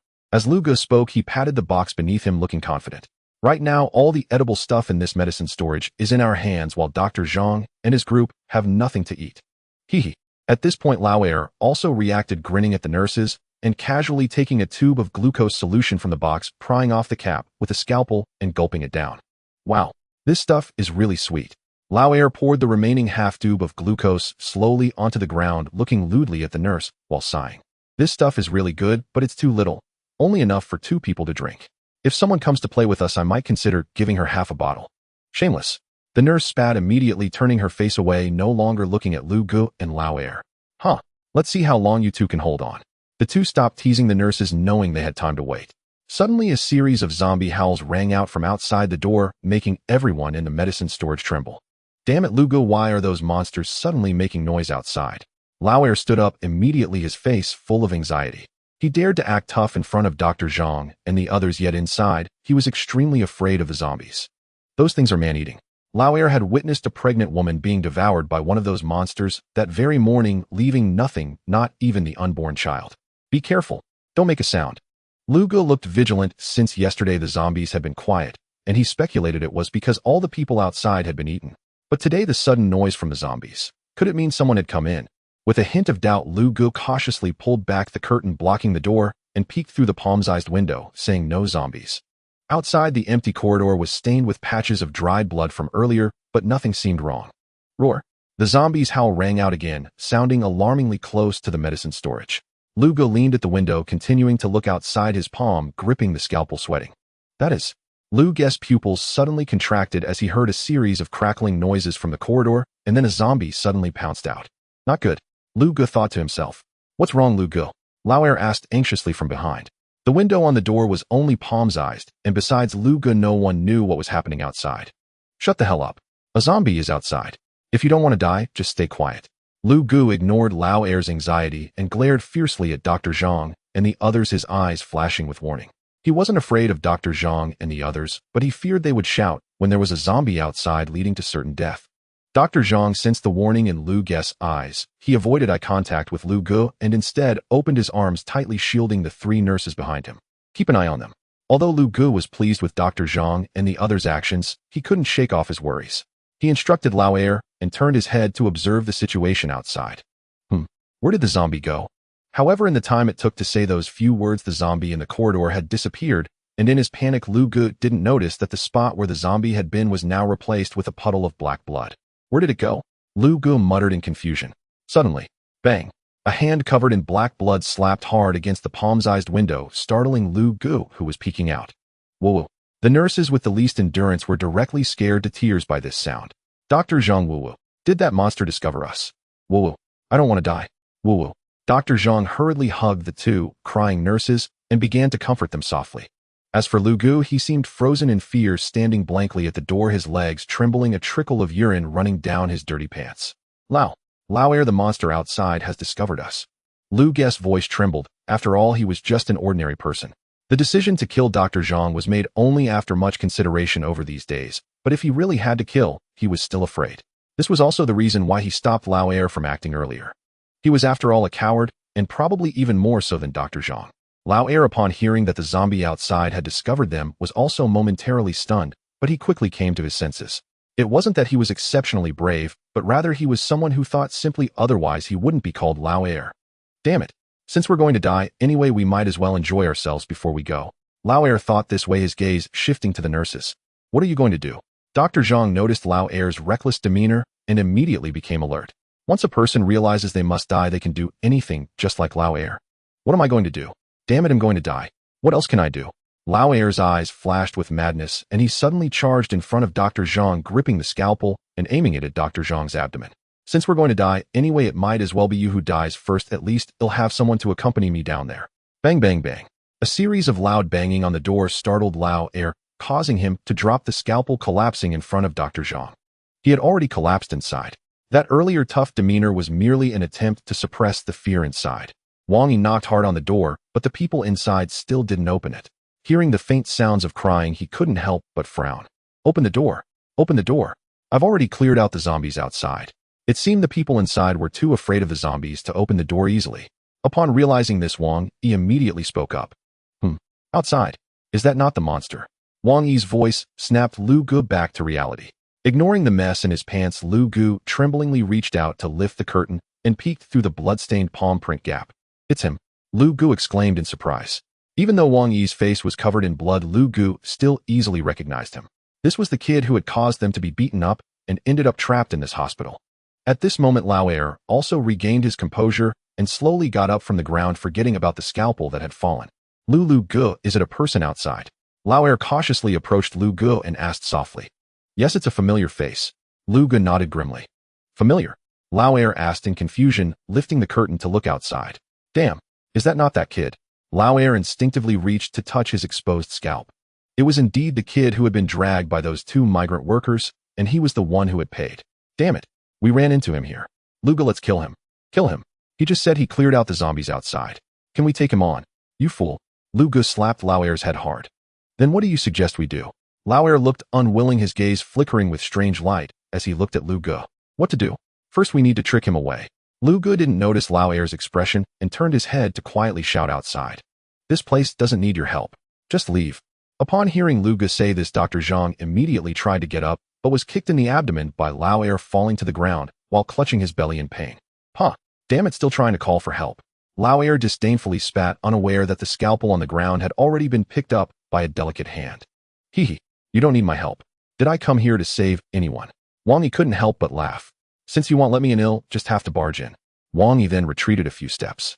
Lu Gu, observing Wang Yi, thought he was leaving and was about to say something to Lauer, but he saw Wang Yi suddenly charge forward, followed by a wave of darkness at the window. Bang! Crash! A shower of wood chips flew, and the suddenly broken door sent Lu Gu flying, crashing onto a pile of trash on the ground. Oh! Lu Gu let out a heart-wrenching scream as the pile of trash was mostly made up of fragile glucose bottles. They shattered upon Lu Gu's fall. Why you? How did you get in here?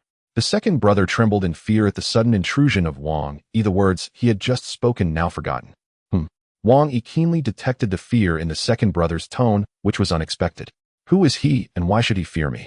Wang Yi turned to look at the second brother, still puzzled. He had not paid much attention to the earlier situation, and with the second brother and Lu Gu having been trapped here for several days, their disheveled appearance made Wang Yi fail to recognize them. Although Wang Yi did not recognize the two, it did not hinder his assessment of the situation within the pharmacy. The two men clearly belonged to the same group, while the doctor and three nurses huddled together in fear on the ground. The situation was straightforward. In his past life, Wang Yi had also stood in the position of the bully, making him particularly sensitive to such matters. In the apocalypse, any man with a hint of desire had likely committed such despicable acts, and Wang Yi was no exception. However, in his previous life, Wang Yi saw no hope for survival. In this life, he was well prepared. Surviving was merely a goal, but living better represented hope. A sharp cry of pain interrupted Wang Yi's thoughts. He turned to see the man who had fallen onto the pile of garbage, struggling to rise, his back and backside covered in shards of broken glass. Blood had already soaked his pants, but he dared not make too much noise, as if afraid of provoking Wang Yi. He stumbled, using the medicine cabinets for support, limping toward the second brother. The three parties in this small pharmacy were silent, none daring to speak first. Even the nurses had stopped crying, glancing at Wang Yi with a hint of vigilance. Trust no one. Though only a few days had passed since the apocalypse began, these people had already grasped this fundamental truth. I am here to find some medicine. After a long silence, it was Wang Yi who finally broke the stillness. Medicine. What has happened outside? At Wang Yi's words, Dr. Zhang's heart raced uncontrollably. The monsters had been rampaging for 3 days without any rescue, indicating that this disaster was not localized. However, that was merely Dr. Zhang's conjecture. Now that Wang Yi had mentioned searching for medicine, it further confirmed Dr. Zhang's suspicions. If everything outside was fine, why would he come to a hospital filled with man-eating monsters to collect supplies? Outside, it's all zombies now, and not just in Jinling, but nationwide, globally, it's the same. Wang Yi's eyes were fixed on Dr. Zhang, eager to see his reaction to the news. So it's true. Dr. Zhang's expression remained calm, seemingly unfazed by the news, as if it were expected. In contrast, the nurses behind him began to weep uncontrollably upon hearing this revelation. Stop crying, Wang Yi shouted. He had important matters to attend to and had already spent considerable time since entering the hospital. I need various medicines. If you help me find them, I can assist you with something. Wang Yi glanced at Lu Gu and the second brother against the wall, his meaning clear. Lu Gu and the second brother felt a chill at Wang Yi's glance. They had no doubts about Wang Yi's words. The entire hospital was filled with those man-eating monsters. If he hadn't forced his way in, there would have been no other way. Moreover, with Wang Yi covered in bits of flesh and carrying a machete over his shoulder, it was difficult to see him as lying. All right, Dr. Zhang did not hesitate, immediately nodding in agreement. What medicines do you need? Do you have a list? Wang Yi took off his backpack and laid it on the ground, pulling out a list to hand to Dr. Zhang. As Dr. Zhang received it. He glanced at the items and was immediately captivated by the medicines listed. It wasn't that the hospital lacked these items. Rather, these medicines were primarily emergency drugs, such as various adrenaline and bronchodilators. These were not easily obtainable and were typically only found in hospitals. Dr. Zhang even spotted medications like nicomorphine and pyridostigmine. Ordinary people would hardly be familiar with these medications aside from hospital workers. Dr. Zhang couldn't think of anyone else who would know about them. What's wrong? Don't you have these medicines in your hospital? Wang Yi asked, puzzled, noticing Dr. Zhang's dazed expression as he looked at the list. It's not that we don't have them, we do have all of these, but Wang Yi waved his hand impatiently. If you have them, then hurry up and find them. No more excuses. Okay. Dr. Zhang hesitated but nodded. However, a hint of doubt crept into his gaze as he looked at Wang Yi. Dr. Zhang had witnessed the zombies' capabilities firsthand. How could a normal person break through a horde of zombies like Wang Yi did? Lu Shuang, come with me to find the medicine. Dr. Zhang instructed one of the nurses who had been crying heavily and led her toward a row of medicine shelves. Lu Gu and the second brother exchanged glances, knowing it was time to leave. If they waited too long and Dr. Zhang returned to make some demands of Wang Yi, they had no confidence in confronting him. Lu Gu shot a fierce glare at the remaining two nurses, threatening them without words. Then he turned to Wang Yi standing at the door, forcing a dirty smile onto his face. A brother, you see, this doesn't concern us, so how about we leave first and not get in your way? You can't leave.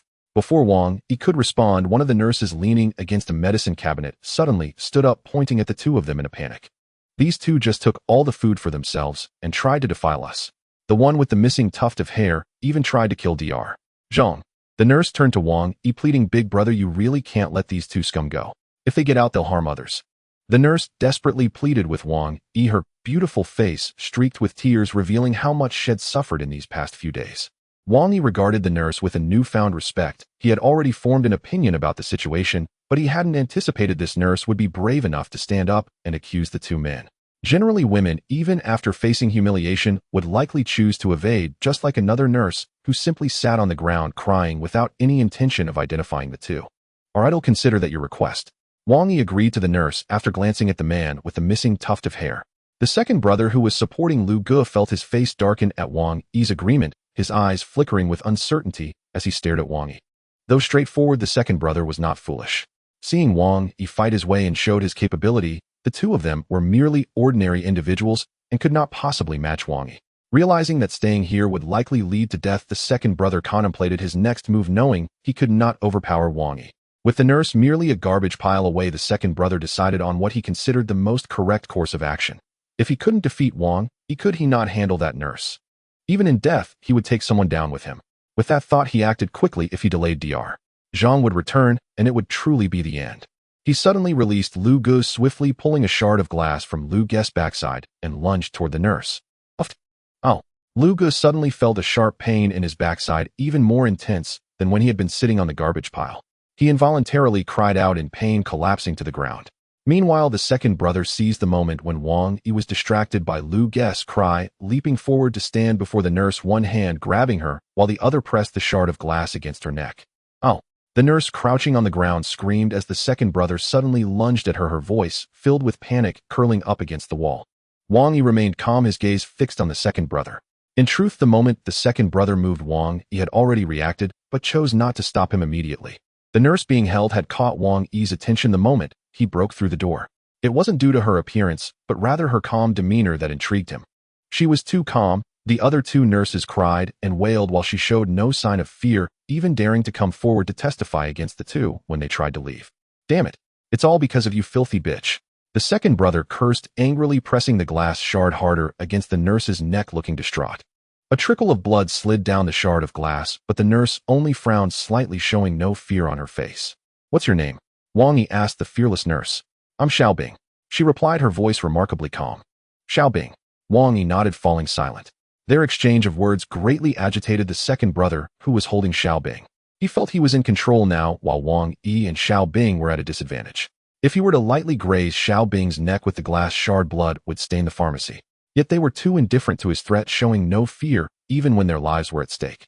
Shut up. Open the door for me, or she dies. The second brother suddenly shouted, gripping the shard of glass tightly and pointing it at Wang Yi. He was determined to go down with a fight. That's impossible. You can't escape. Wang Yi shook his head silently, his calm eyes sparkling with a hint of energy. His arm moved subtly, and a sharp dagger appeared in his hand. Big brother, I beg you let me go please. The second brother appeared to be on the verge of a breakdown, tears and snot streaming down his face as he cried out to Wang Yi, his last line of defense shattered by Wang Yi's brief statement. It's impossible to leave, I must die here. Behind the collapse lies madness. Damn it, damn it. If you won't let me go, then let us all die here. Suddenly the second one shouted incoherently, fiercely thrusting the shard of glass towards Xiaobing's neck. Opt. The nurse crouching on the ground watched the entire scene unfold. Upon seeing the second one retrieve the shard of glass, she couldn't help but let out a deafening scream. Whooshed! A sudden sound of something cutting through the air rang out. At the moment the second one aimed the glass shard at Xiaobing's neck, Wang Yi moved forcefully, launching the dagger in his hand, the dark blade flying out in an instant, targeting the second one's arm. Thud! Faster than Wang Yi's dagger was a silver surgical knife. The sharp surgical knife pierced directly through the second one's palm, slicing effortlessly and bringing forth a spray of blood, almost severing half of his hand. It was not until Wang Yi's dagger penetrated the second one's arm that he finally reacted. Pain, the pain that connects to the heart through the fingers half of his palm, remaining only by a layer of skin. The glass shard had already fallen to the ground.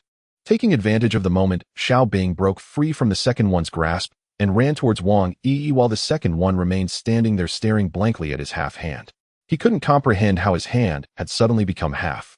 Whooshed! Another sound of something cutting through the air echoed, and the second one instinctively looked up only to see a dark figure approaching, his eyes closer. Thud! The dagger plunged in all the way, and the second one didn't even have time to scream in pain again before his consciousness fell into eternal darkness. Thud! The second one's body collapsed limply to the ground, his legs twitching slightly, and a pool of dark yellow liquid slowly flowed out from beneath him. Huff, huff. Lu Gu sat slumped on the ground, gazing at the second one's corpse, his mind blank. It wasn't that he wasn't scared, rather he was so shocked that he had forgotten to escape. Are you okay? Wang Yi supported Xiaobing, feeling her body tremble incessantly. She too was not without fear. Woo, I'm fine. Xiaobing buried her face in Wang Yi's embrace, tears streaming uncontrollably. Just moments ago she had only been holding on, and now that she was safe, her most vulnerable side could no longer be hidden. Woo, did I commit a crime? Xiaobing looked up slightly from Wang Yi's embrace, her tear-stained face gazing at him. Coupled with her exquisite features, she appeared quite pitiful. You haven't committed a crime, nor have I. In this world there is no longer a definition of good and evil, only life and death.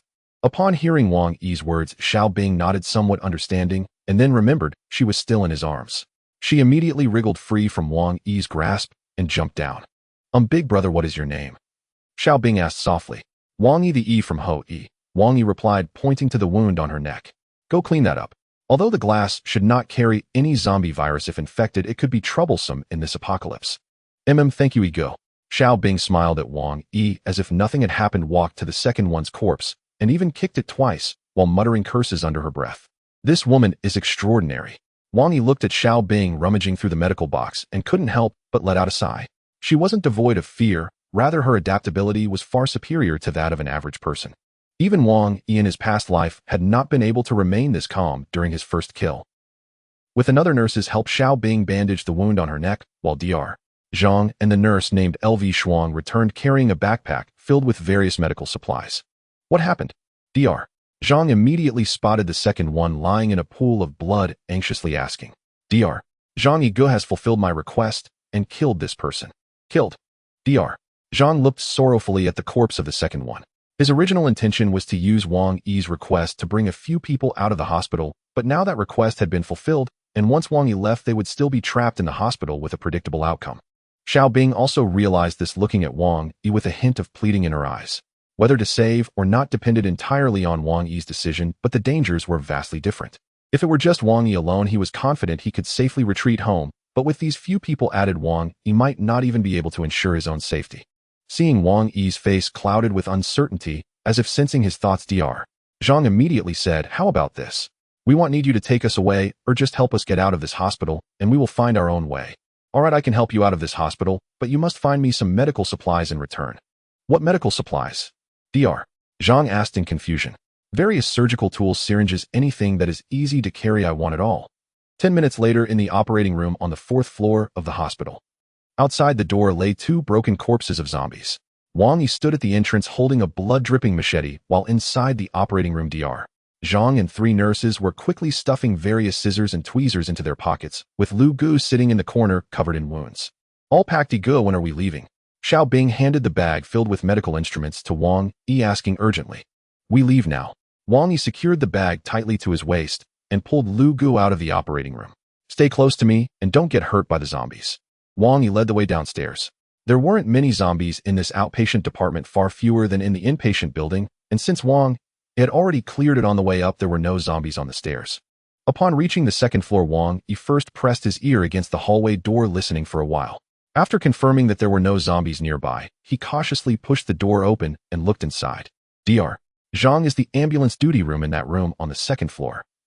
Wang Yi turned to Dr. Zhang, recalling that while collecting items in the operating room, Dr. Zhang had mentioned they could escape the hospital using the ambulance, but they needed to get to the duty room first to obtain the keys. It's at the end of this corridor, but there are usually at least 2 drivers on duty inside. Dr. Zhang pointed to the end of the corridor. All right. Wang Yi nodded, handing the rope tied to Lu Gu to Dr. Zhang. Keep an eye on him, he will be useful later. Wang Yi then positioned the machete across his chest and stepped into the corridor first. The corridor was approximately 2 meters wide, with various examination rooms on either side, yet it was eerily quiet, with no trace of blood, indicating that there weren't many zombies on this floor. The group dared not breathe, cautiously making their way to the room Dr. Zhang mentioned. Wang Yi looked up and saw the duty room sign hanging on the door. Chill. No matter what is inside, don't make any noise, Wang Yi quietly instructed Dr. Zhang and the others, gently pressing his ear against the duty room door. Bang bang. A sound of clattering objects reached Wang Yi's ears. It was not loud and not chaotic, indicating that there shouldn't be many zombies inside. Step back. Wang Yi gestured to Dr. Zhang and the others to lean against the walls on either side, gripping the door handle. Click click. Wang Yi slowly turned the handle, causing a mechanical clattering sound from within, and the noises inside ceased. Wang Yi stopped turning the handle. Tap tap. The sound of footsteps grew clearer. A shadow obscured the blurred glass, and Wang Yi swiftly pulled out an iron rod, positioning the sharp end towards the wooden door, estimating it to be about at the zombie's neck level. Wang Yi suddenly exerted force, preparing to thrust the iron rod inside. Cough cough. Suddenly a coughing sound came from within the door, and Wang Yi immediately retracted his strength. The iron rod barely struck the door, producing a faint sound. Bang. Who is it? Who's outside? A voice filled with fear came from inside the room. There are humans inside. Wang Yi quickly reacted, turning to look at Dr. Zhang. Dr. Zhang was momentarily stunned upon hearing this voice, but then an excited expression appeared on his face. Inside. Is it Tai Jun? Dr. Zhang suppressed his excitement and asked in a low voice. It's me, who are you? The voice from inside rose a few pitches, but still carried a hint of wariness. Dr. Zhang. Tai Jun opened the door quickly. After receiving the answer, Dr.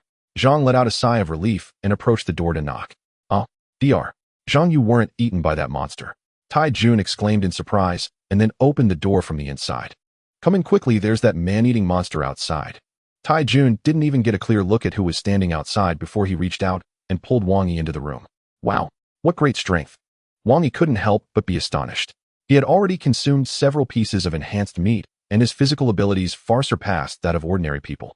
Even professional athletes likely wouldn't match his strength.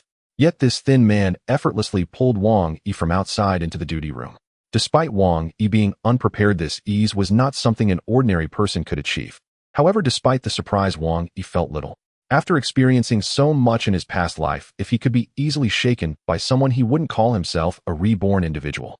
Once inside, the man named Tai Jun immediately closed the door, tightly looking at Dr. Zhang and the others with a hint of relief. Tai Jun, I remember you and Lao Kong were the ambulance drivers on duty that day. Why are you the only one here? Where's Lao Kong? Dr. Zhang furrowed his brow. Lao Kong, whom he mentioned, was also an ambulance driver who was on duty with Tai Jun, but only Tai Jun was present in this duty room while Lao Kong had disappeared.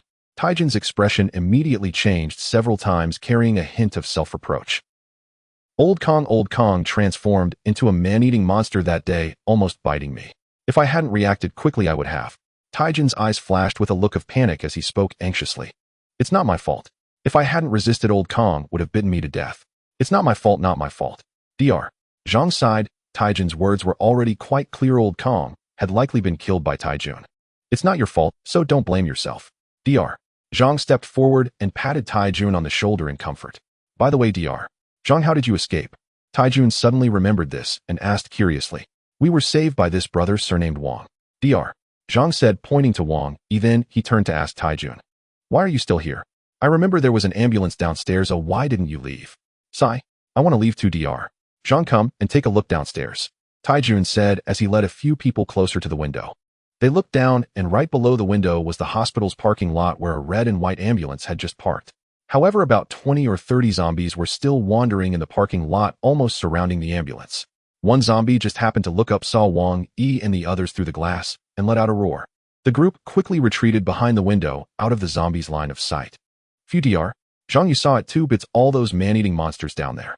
If I jump down, I probably won't even wait for the ambulance before being eaten by those monsters." Taijun squatted down dejectedly, rubbing his face with his hands, his face full of despair. "Brother Wang Yi, look at this." Dr. Zhang turned his gaze toward Wang Yi. Earlier, when they were collecting medical supplies, Dr. Zhang had witnessed Wang Yi kill at least 5 zombies. He had no doubts about Wang Yi's abilities. He was just worried whether Wang Yi would keep his word and rescue them. Apart from Taijun squatting on the ground, there was also Lu Gu, who looked dazed. Dr. Zhang and several nurses focused their gaze on Wang Yi, their eyes subtly pleading. "Don't worry, I promise to get you out of this hospital, but once you are out, you'll have to rely on yourselves." Wang Yi looked at the tearful Xiaobing. This girl was quite good-looking, but unfortunately Wang Yi could only return alone this time, and could not take anyone with him. "You all wait here. I will attract the zombies. Once I draw the zombies, you all jump out of this window, and get on the ambulance to escape." As Wang Yi spoke, he took off the machete and held it in his hand, reaching out to pull the paralyzed Lao Air up, ready to push the door open. Suddenly Xiaobing grabbed Wang Yi from behind. "What is it?" Wang Yi turned around, looking at Xiaobing's conflicted face. Brother Yi, thank you." Xiaobing was somewhat incoherent, unsure how to express her gratitude toward Wang Yi. "No need for that, just be careful in the apocalypse from now on." Wang Yi shrugged, indifferent. As long as this girl got out of the hospital, she would have no further connection with him, and he was afraid it wouldn't end well for her, even though she was much stronger than the average person. Even though Wang Yi appreciated her beauty, not being able to take her along meant he wouldn't have any lingering attachments. I will, Brother Yi." Xiaobing nodded vigorously. She wanted to say something else, but Wang Yi had already pushed the door open with the dazed Lu Gu and left her with a decisive back. "Dr. Zhang, will he help us attract the monsters?" Taijun saw Wang Yi leave and immediately stood up to ask Dr. Zhang. "He should, but I don't know for sure." Dr. Zhang forced a smile. His intuition told him that Wang Yi wouldn't break his promise, but then he thought who would willingly put themselves in danger to help others. Wang Yi led Lu Gu down the stairs to the first floor, but his mind was occupied with thoughts of Dr. Zhang, Xiaobing, and the man named Taijun. These 3 were not simple. Dr. Zhang and Xiaobing were exceptionally calm, much stronger than ordinary people, perhaps due to their professions. As for Taijun, he had even more strength than Wang Yi currently. "Are you going to use me to attract the zombies?" Lu Gu, walking in front, suddenly stopped, looking at Wang Yi with a calm expression. "Huh?" Wang Yi was taken aback, not expecting him to ask that. "Yes," Wang Yi nodded, saying no more. "They'll accept being controlled by you, but don't think you'll have it easy later. Sooner or later you'll end up like me, killed by zombies." Lu Gu's eyes flashed with a hint of hatred as he stared at Wang Yi. Wang Yi smiled silently. In his previous life, Wang Yi had killed many people, good and bad. Before dying, everyone typically said such things, and Wang Yi's ears had grown calloused from hearing them. "Let's go. Your mistake was that you shouldn't have offended me back then." "Offended? You recognized us?" Lu Gu's eyes flashed with surprise. "What do you think?" Wang Yi grinned. In Lu Gu's eyes it was as if the devil was smiling. Wang Yi had recognized them long ago when Xiaobing suggested they keep these 2. "Ha ha ha. Not wronged. Not wronged. Dying at your hands is not wronged at all." Lu Gu suddenly burst out laughing uncontrollably. But how could his plans escape Wang Yi's notice? Bang! He thrust the knife sharply into Lu Gu's lower abdomen, and the intense pain made Lu Gu's face flush with veins bulging out. He couldn't even make a loud noise, and his breathing became sporadic. "You want to attract zombies? Now is not the time." Wang Yi smiled as he patted Lu Gu's flushed cheek, kicking him down the stairs. Ignoring Lu Gu's painful groans, Wang Yi stepped over him and slowly pushed the hallway door open a crack to look outside. The first floor was the reception area of the clinic, vast and empty, with no zombies or humans, only pools of thick blood, some dark red, some pitch black, and several pieces of red cloth scattered throughout the hall. "Are the zombies all outside?" Wang Yi muttered to himself, turning around to pull Lu Gu on the ground, and pushed open the hallway door, stepping slowly into the hospital lobby. Wang Yi could attract zombies, but after attracting them, he also had to ensure his own safety. In the center of the hall was the registration desk, over a meter tall, with thick glass separating it from the hall. Although it was messy inside, Wang Yi did not see any people or zombies, while on both sides of the hall were two long corridors, with faint zombie growls echoing from within, suggesting that the zombies inside might be some hospital staff. How do I get out? Wang Yi was not in a hurry to attract zombies, but kept surveying the hall. Return the same way. Wang Yi flashed this thought, but immediately dismissed it. The hallway connected the entire hospital, spanning over 10 floors with zombies on every level. If the noise attracted zombies, it might draw all the zombies in the entire building. If Wang Yi ended up trapped on the stairs again, he couldn't be sure he'd have the same luck as last time. The stairs won't work. What other way can lead to the rooftop? Stairs, a ladder. Wang Yi's eyes flickered as he finally remembered seeing an iron ladder embedded in the exterior wall of the clinic when he came through the corridor. It was used by maintenance staff, leading directly to the rooftop and allowing them to avoid all the zombies. Let's go that way. Wang Yi tightened his fists. Although it was a longer detour and the ladder was on both sides of the building, the zombies in the inpatient building were mostly in a frenzied state. If Wang Yi tried to go back through the inpatient building, he would likely be greeted by hordes of zombies. Dragging Lu Gu across the hall, Wang Yi saw the scattered zombies in front of the hall, about 200 in number. They were not only the doctors and patients from the hospital, but also many zombies in ordinary clothing who had accidentally entered the hospital. Lu Gu trembled uncontrollably, looking at the swarming zombies through the glass door, having lost the bravado he had earlier. In the face of true death, anyone would become incredibly cowardly. Wang Yi glanced at the trembling Lu Gu with a smile that was not quite a smile. This kid was never a good person. He had done everything from cheating to stealing. If Wang Yi hadn't come today, those nurses would have likely met a tragic fate at the hands of these two. Now that Wang Yi was using him to attract zombies, he felt no burden. What? Are you scared? Wang Yi sneered, dragging the struggling Lu Gu to the steps outside. Wang Yi's expression remained unchanged as he suddenly swung his knife at Lu Gu's arm, instantly causing blood to spurt out. Lu Gu staggered a few steps, biting down hard on his lip, his eyes fixed on Wang Yi, but he did not let out a single cry of pain. As the smell of blood spread through the air, over time, several nearby zombies suddenly stopped their aimless wandering and turned to look at Wang Yi and Lu Gu. Roar! One zombie, unable to resist the smell of blood, let out a low growl and staggered toward Wang Yi and Lu Gu. This roar seemed to be a signal. With the first zombie, there was a second. In just a few seconds, the 10 or so zombies closest to the two had gathered their speed, increasing from an initial shuffle to a jog. This won't do. I can't attract the zombies from a distance for now, Wang Yi muttered.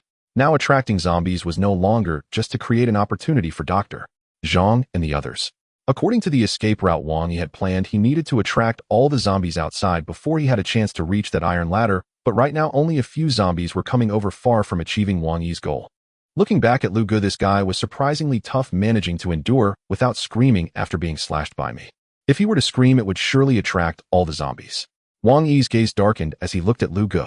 Since this guy was destined to be killed by the zombies, causing him some pain before his death to create an opportunity for himself didn't seem inhumane. With this thought, Wang Yi quickly retreated behind Lu Gu, silently mourning for him for a second. A fierce glint suddenly flashed in his eyes as he raised his leg and kicked hard at Lu Gu's groin. Crack! It sounded as if something had shattered. Lu Gu's body trembled suddenly, and his legs went straight, as if they had cramped up. A soul-piercing pain forced Lu Gu to part his lips, distorting his face. In that instant, his eyes bloodshot, revealing the immense suffering he was enduring. Wang Yi controlled the strength of this kick perfectly. It was neither too strong nor too weak, just enough for Lu Gu to experience that heart-wrenching pain without knocking him out completely. The ear-piercing wails echoed in Wang Yi's ears, yet he felt no guilt. This man had previously attempted to defile several nurses. Now, it was merely retribution. What's happening outside? Who's screaming? Lu Gu's wails reached the duty room, where Dr. Zhang and the others were sending chills down their spines.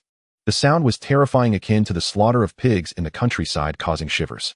Is it Yi Gu who caused this? Xiao Bing, listening to this familiar sound, involuntarily conjured a gruesome image in her mind. But she would never know just how painful it could be.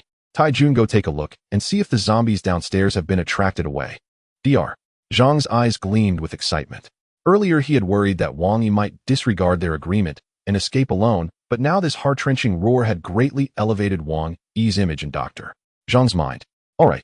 Tai Jun understood this was a once-in-a-lifetime opportunity and immediately ran to the window to look down. He saw that all the zombies that had surrounded the ambulance had vanished. Dr. Zhang exclaimed, great. No time to waste, let's go now. Dr. Zhang excitedly shouted, picking up the items that had been wrapped on the ground, which were just a pile of glucose and some medicine. Upon hearing this, Taijun immediately opened the window and jumped onto the roof of the ambulance, with the 3 nurses following suit, climbing out one by one with Taijun's assistance. While the group hurriedly climbed onto the ambulance, Wang Yi remained slow and steady behind Lu Gu, watching the horde of zombies surging toward them. Crash! The sudden sound of chaotic collisions came from the outpatient hall behind, and Wang Yi didn't need to look back to know that Lu Gu's wails had attracted the zombies inside the building. It's almost time. They should have boarded the ambulance by now. Estimating the time, nearly half a minute had passed, enough for Dr. Zhang and the others to escape. Wang Yi glanced at the horde of zombies ahead. The fastest among them was now only 30 meters away. If he didn't leave soon, he would likely get entangled with the zombies. Lu Gu, lying on the ground and howling, suddenly found the strength to grasp Wang Yi's leg tightly, his eyes filled with overwhelming hatred as he glared at Wang Yi. "Get off me!" A hint of panic flashed in Wang Yi's eyes as he kicked Lu Gu hard in the stomach with his other foot. Thud! Blood sprayed from Lu Gu's mouth, but his grip did not loosen in the slightest. Instead, it tightened even more. He hated Wang Yi so much he wished to devour his flesh and drink his blood, yet he knew he could do nothing at this moment, only hold on to Wang Yi's leg tightly, even in death, to take someone down with him. Damn it! Wang Yi cursed, drawing his machete. Initially, he intended to end Lu Gu's life, directly sparing him from the zombies' torment, but it seemed unnecessary now. With 2 swift slashes, he severed Lu Gu's arms at the wrists, shaking off the severed limbs. Wang Yi instinctively looked up, and a fast-moving zombie had already lunged toward him. "Go to hell!" Wang Yi shouted, lunging forward and delivering a kick to the zombie. Bang! The zombie flew back from the impact, its chest caving in, leaving a deep shoe print. Wang Yi stabilized himself and did not pursue that zombie further. He glanced back at Lu Gu sprawled in a pool of blood and sneered before turning to run toward the side of the outpatient building. Roar! After being kicked away by Wang Yi, the zombie didn't suffer much harm. It struggled back to its feet and lunged at Lu Gu, who lay howling on the ground. Tear! The zombie bit down on Lu Gu's calf, tearing off a large chunk of flesh, and blood splattered everywhere. Seeing that the front zombie had started to feast, the other zombies quickened their pace, fearing they would miss this bloody feast. Oh! Lu Gu wanted to resist, but with his hands severed by Wang Yi and the pain in his groin, he couldn't move at all, only lying on the ground and howling, letting the zombies tear at him. As a zombie plunged its sharp claws into Lu Gu's abdomen, pulling out a mass of mangled entrails, Lu Gu's eyes widened in shock, his pupils rapidly constricting. The last trace of life had vanished. Perhaps just a moment ago he was still cursing Wang Yi in his heart, his pale eyes fixed on the direction where Wang Yi had disappeared. Thud! With 1 swift slice, Wang Yi dispatched the zombie lunging at him. He had now reached the side of the outpatient building, still nearly 50 meters away from the iron ladder leading to the rooftop. But to Wang Yi, this distance felt like an insurmountable chasm. The zombies from the inpatient building also charged out, their numbers overwhelming, a dark mass of them roaring at Wang Yi from across the iron ladder. The iron ladder was positioned perfectly between Wang Yi and the zombie horde, but the zombies were only about 20 meters away from the ladder and were rapidly closing in. If Wang Yi rushed over, he would likely collide with the zombies. Roar! The zombies behind him roared as they closed in. Wang Yi turned to look. Dozens of zombies had surrounded him from behind. They hadn't been attracted by Lu Gu, but had simply followed Wang Yi. With zombies in front and behind, retreating was possible, but risky, as there were fewer zombies behind. Wang Yi was confident he could push through, but there would be no escape afterward. If he charged forward, although there were many zombies ahead, as long as Wang Yi reached the iron ladder before the horde, he would escape safely. Countless thoughts flashed through Wang Yi's mind in an instant, and in the blink of an eye he made his decision. Charge! Only by charging forward could there be a glimmer of hope for survival. Wang Yi shouted fiercely, his speed increasing as he charged toward the roaring horde of zombies. Wang Yi was slightly faster than the zombies, but the horde was closer to the iron ladder, requiring him to sprint faster than ever to reach the ladder before them. Roar! A furious roar erupted from the zombie horde as they noticed Wang Yi charging in, their speed increasing as well. Suddenly, Wang Yi's pupils contracted as a particularly fast zombie suddenly dashed out from the horde, swiftly breaking away from the others and lunging toward Wang Yi with its claws outstretched. Not good, Wang Yi growled. He could handle this zombie, but if it delayed him even for a second, causing his speed to drop, he would probably miss the iron ladder. In the blink of an eye, the zombie had crossed over the iron ladder and lunged at Wang Yi, arms outstretched. Roar! Bang! But what awaited it was Wang Yi's fierce kick, sending the zombie flying back. However, Wang Yi's speed slowed a bit, and by the time he reacted, the zombie horde was almost at the side iron ladder, while he was still nearly 10 meters away. 10 meters? At Wang Yi's current speed, it might take less than a second. But the zombies were already closing in on the ladder. If Wang Yi rushed over, he would undoubtedly be the first to collide with the horde. Beep beep.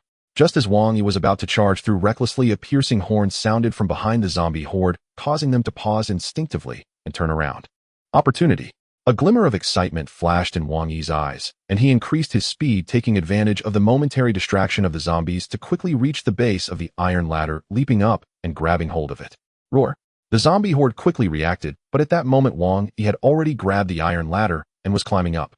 The zombies gathered at the base of the ladder, several of them looking up and roaring angrily at Wang Yi as he climbed. Beep beep. The horn blared urgently, and within seconds Wang Yi had climbed to about the 3rd floor. Turning to look down, he saw an ambulance speeding past the zombies with its lights flashing. Ego. Thank you. Xiao Bing leaned out of the window, waving frantically at Wang Yi, who was hanging on the iron ladder. No need. Live well.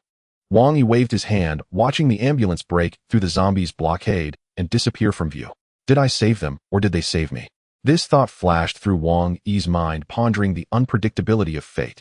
Whatever actions one takes, there will always be consequences, whether it be the cruel death of Lu Gu and Lao Er at his hands, or the rescue of Dr. Zhang and others who saved him.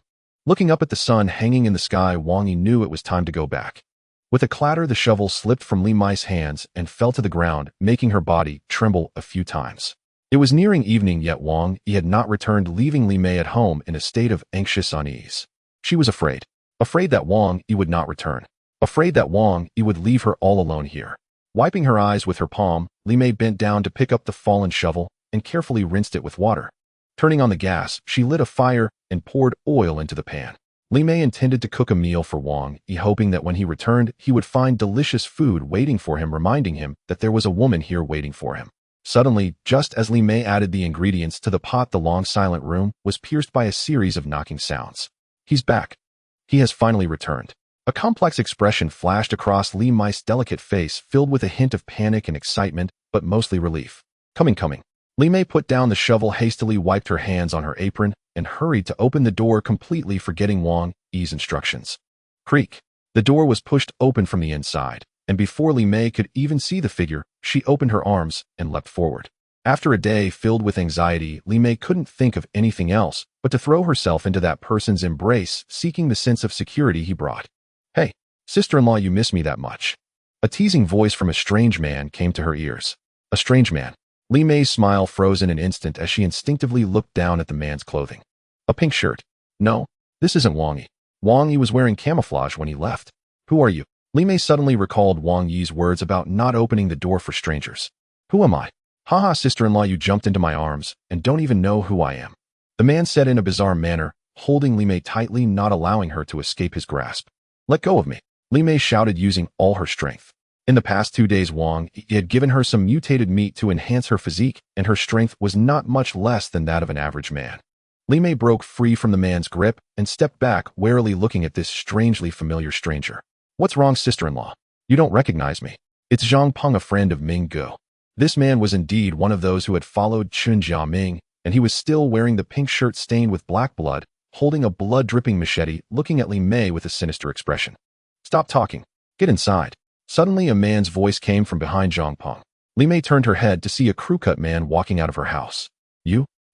In a panic, Li Mei retreated into the house, reaching for the door, trying to shut the two men out. Hey.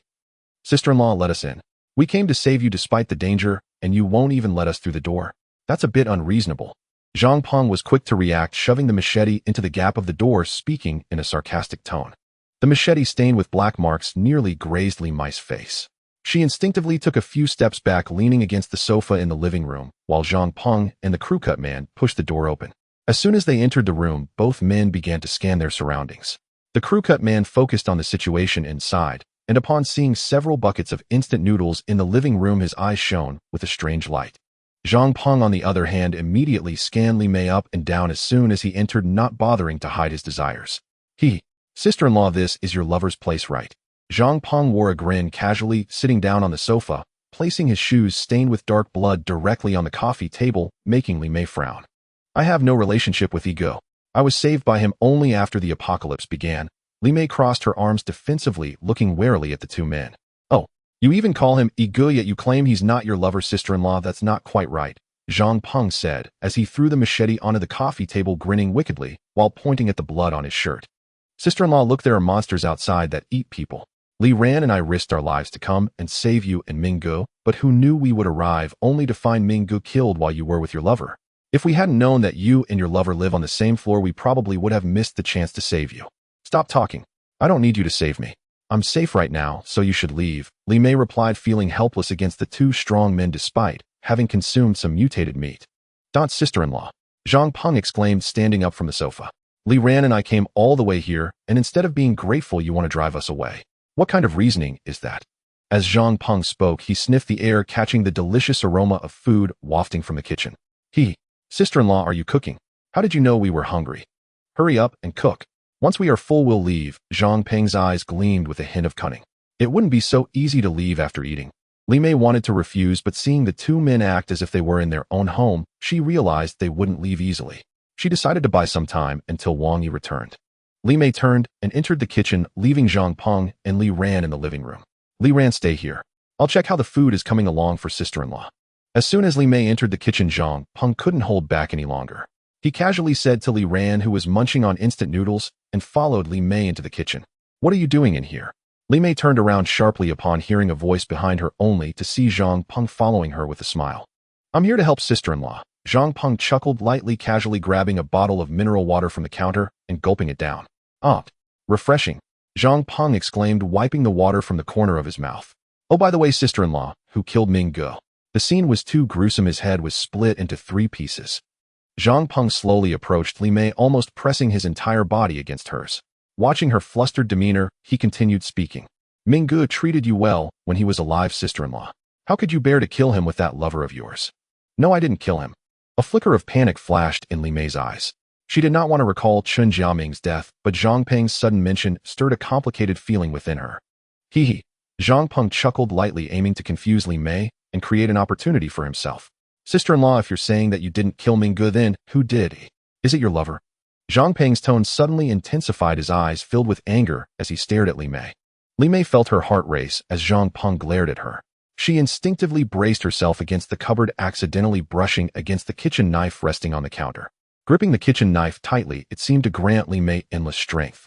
At that time, Jiaming had already turned into a zombie. If we hadn't killed him, he would have killed us. Li Mei shouted angrily, suddenly bringing the knife across her chest, the blade tip directly pressing against Zhang Peng's chin. Sister-in-law, don't be impulsive. I was just joking. Zhang Peng felt a cold sweat break out on his forehead.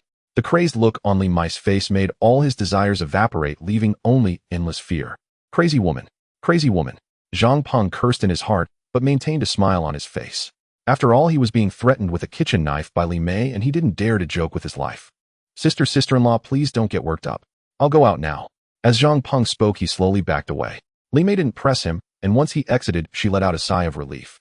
She had killed zombies, but she had never killed a human, and she didn't dare to do so. Damn it, that bastard. Zhang Peng stood at the kitchen door wanting to enter again, but recalling Li Mei's wild demeanor with the knife, a cold glint flashed in his eyes. I'll definitely get you into bed one day. Zhang Peng muttered, returning to the sofa with a hint of dejection. Li Ran was busy gnawing on the shriveled instant noodles. Ever since they parted ways with Chun Jiaming, the two had been holed up in a nearby hotel. After the apocalypse began, they had survived for a day on the original food in the room. Ultimately, they were so hungry that they took the risk to come out and made it to this community without encountering too many zombies. The only one they had encountered was killed by the two of them together, which was a stroke of luck. After finishing the noodles, Li Ran licked his hand clean of the residue, patted his belly, and casually grabbed a bottle of mineral water, gulping down half of it before revealing a satisfied expression. Hey Zhang Peng, there's a bucket of instant noodles left. Do you want to eat it? Li Ran burped and noticed Zhang Peng sitting on the sofa with a gloomy expression, prompting him to ask curiously.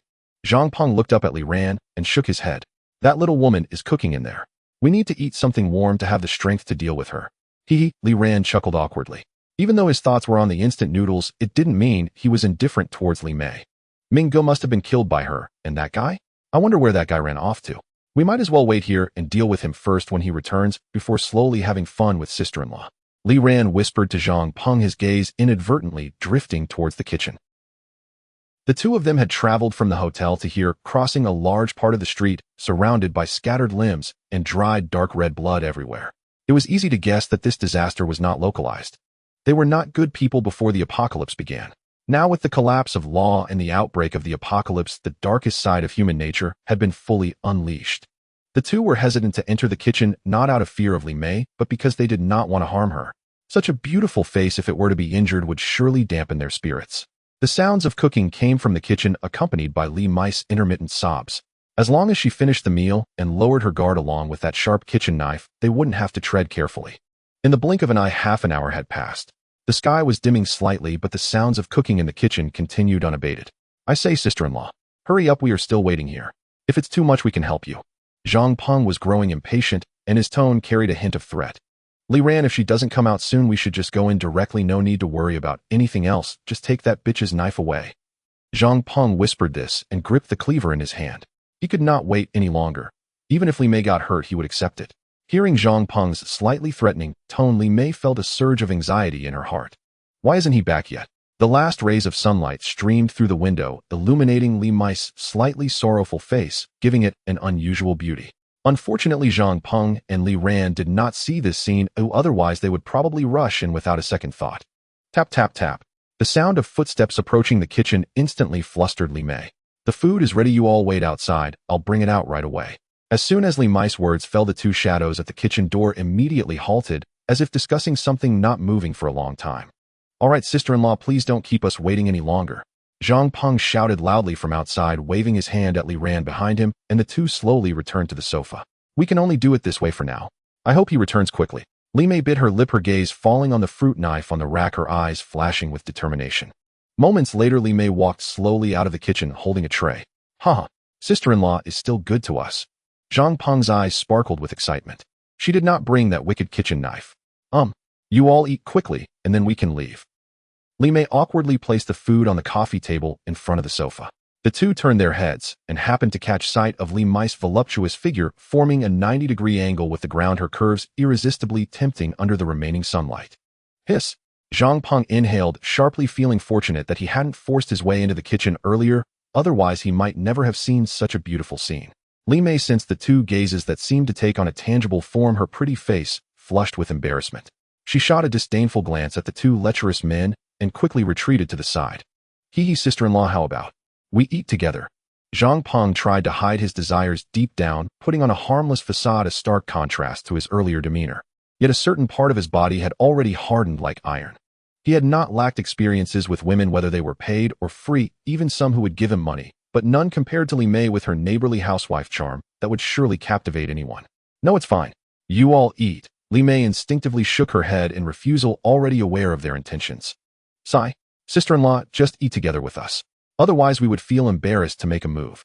Ryn said in a peculiar tone, suddenly reaching out to grab Li Mei and forcefully pressing her onto the coffee table. Let go of me, Li Mei exclaimed, shaking off Ryn's lewd hand with force. Sister-in-law, don't be angry. Ryn just wants you to eat together.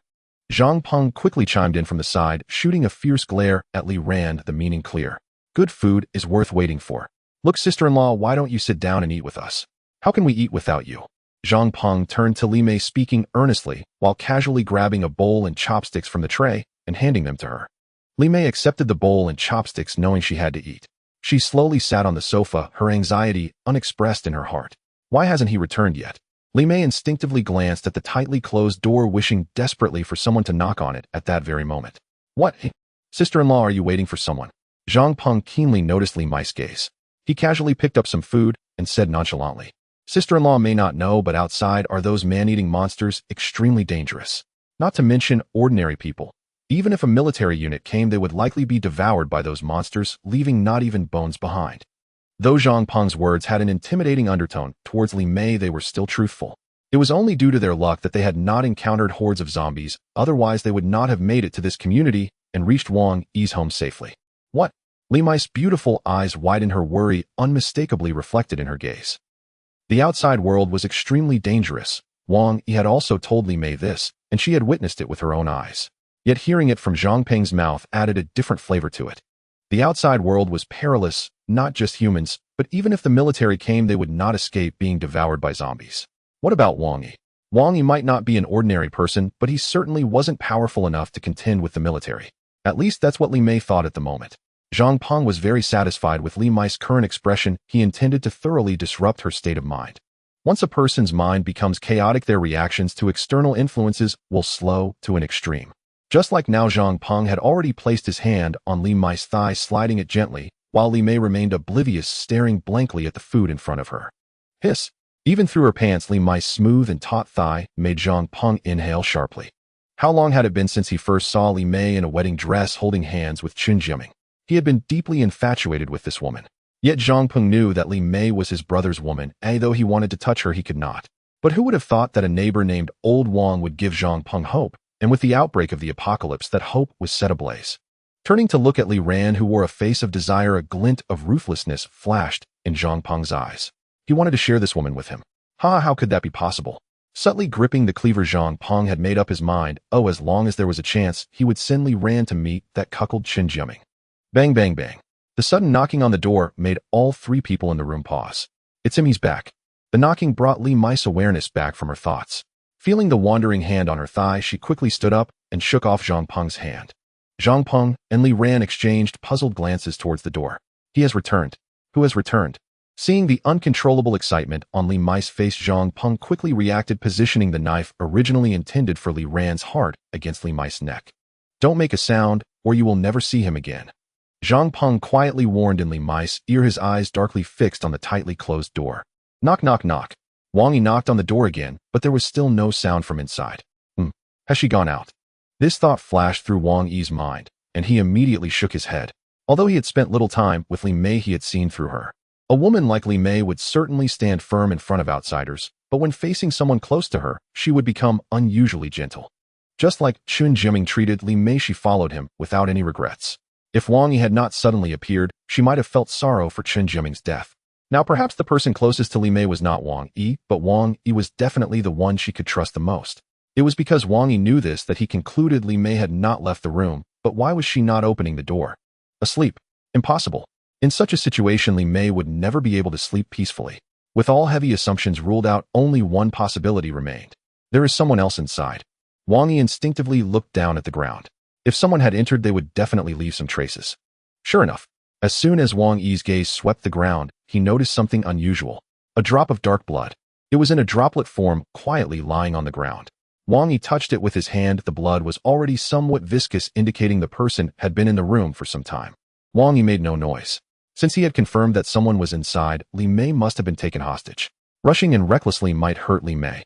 Moving carefully, he slowly placed the two backpacks on the ground, and Wang Yi gradually crouched down, backing away, and directly approached Li Mei's door, slipping in swiftly. Inside, the few people waited for a while, and when the knocking ceased, Zhang Peng immediately gestured to Li Ran to check the situation outside. Li Ran cautiously walked to the door, peering through the peephole, but saw nothing but the grayish-white wall. It seems like he has left. Li Ran scratched his head, speaking in confusion. Left? Zhang Peng frowned, and turned his gaze towards Li Mei. He has left. It seems you aren't that important to him after all. Zhang Peng moved the knife away from Li Mei's neck, and slowly walked in front of her. That kid has left, can we? Li Ran chuckled twice, rubbing his hands together, and walked past Zhang Peng towards Li Mei. Now Li Mei was cornered in the living room by the two, without any weapons in hand, making it the best opportunity for them. Yes, I can finally enjoy myself. Zhang Peng sighed softly behind Li Ran. I won't hold back. Li Ran's eyes shone with excitement, reaching out to grab Li Mei's shoulders. Driven by burning desire, he did not notice Zhang Peng's tone. Just as Li Mei prepared to pull out the fruit knife from her pocket to resist desperately, a bloodstained knife tip suddenly pierced through Li Ran's chest, leaning against Li Mei. Ugh!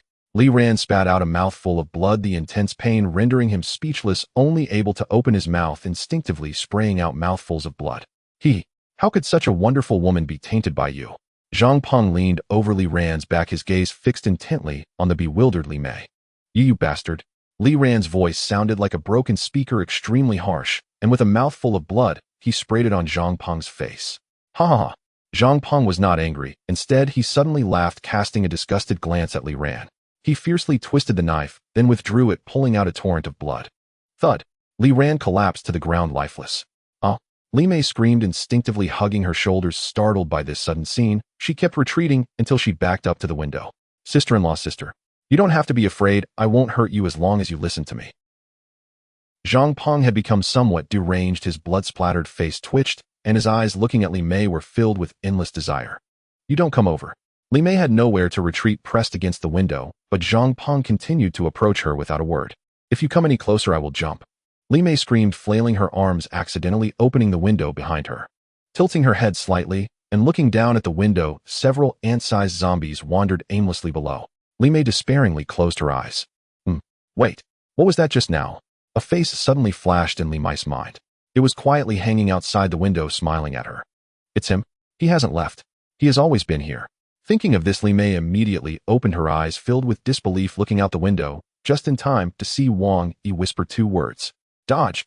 Li Mei instinctively dropped to the ground. Zhang Peng, facing her, did not understand why she suddenly made this move, thinking she had given up resistance. Haha, sister-in-law, you finally figured it out. I will take responsibility for you. Zhang Peng excitedly babbled, wanting to rush over and embrace Li Mei. Crack. Suddenly a figure flashed outside the quiet window. Zhang Peng had not even reacted when the figure broke through the window, crashing into him with immense force. A mouthful of blood spurted out. Zhang Peng was kicked in the chest by Wang Yi, who had suddenly burst through the window, flying back and crashing hard onto the sofa. Pa, damn it, trying to steal my woman. Wang Yi rolled twice on the ground, using the momentum to rise, and stomped on Zhang Peng's face. Cough, cough. Who are you? Zhang Peng underfoot coughed violently, spitting drops of blood that splattered onto Wang Yi's pants. Who am I? Wang Yi drew out the knife with one hand. I am the one you referred to as your mistress. Wang Yi grinned, without hesitation, aimed the knife at Zhang Peng's neck and slashed hard. In an instant, blood gushed out like a flood. Wang Yi immediately jumped back, ignoring the twitching corpse, and walked towards the panicked Li Mei. It's okay. Just 3 words in a room filled with blood and 2 twitching corpses made Li Mei feel an immense sense of safety. Night. Dark blood covered the moon, and at some point a light rain began to fall outside, blown into the living room by the north wind, carrying away the faint smell of blood. The 2 corpses had been thrown into Li Mei's original home, and the bloodstains on the sofa had been cleaned up. Wang Yi lay quietly on the bed, reflecting on what had happened today. For Wang Yi it was nothing unusual, but for Li Mei it was rather cruel. Creak. The door was suddenly pushed open. Wang Yi did not get up. There were only 2 people in this room. Besides Li Mei, who was hiding in the kitchen and unwilling to come out, there would be no one else. Brother, I'm scared. Her voice trembled slightly, and a rustling sound came to Wang Yi's ears. Then a smooth body slowly slipped under the covers. A cool arm tightly wrapped around Wang Yi, and the faintly fragrant long hair brushed against his face. So fragrant. Wang Yi murmured softly, gently placing his arm on Li Mei's smooth shoulder. Woo, I'm so scared. Just as Wang Yi was about to make a move, the woman in his arms suddenly began to cry, tears dripping onto Wang Yi's shoulder. Just sleep now. If you fall asleep, you won't be afraid anymore. Wang Yi sighed, suppressing his restless heart. The woman in his arms had been through too much, and it would probably take time for her to adapt. Good food is not afraid of being late. A night passed, and a ray of sunlight appeared on the horizon. Wang Yi slowly opened his eyes, noticing the absence of the person beside him. Listening to the intermittent sounds of cooking coming from the kitchen, a faint smile formed at the corner of Wang Yi's mouth. It turned out that Li Mei was stronger than Wang Yi had imagined. On the 17th floor after breakfast, Wang Yi took the slightly recovered Li Mei and began today's task. Killing zombies. Time waits for no one. Wang Yi needed to enhance his physique with mutated meat, while also helping Li Mei grow rapidly. At the very least, she shouldn't hold him back. Wang Yi pressed his ear against the door, listening quietly for a moment before turning to Li Mei, who was looking at him nervously. Li Mei, there should be 2 zombies inside. You help me distract one, and after I deal with the other, he'll come back to assist you. Me? Can I do it? Li Mei pointed at herself, puffing out her cheeks with a look of uncertainty. It's just a distraction, you don't have to kill the zombie. Wang Yi's expression remained calm, his tone relaxed, which made Li Mei feel that there shouldn't be any danger. She hesitated, but eventually nodded. Wang Yi understood that she had agreed, though even if she had disagreed, there was no other choice.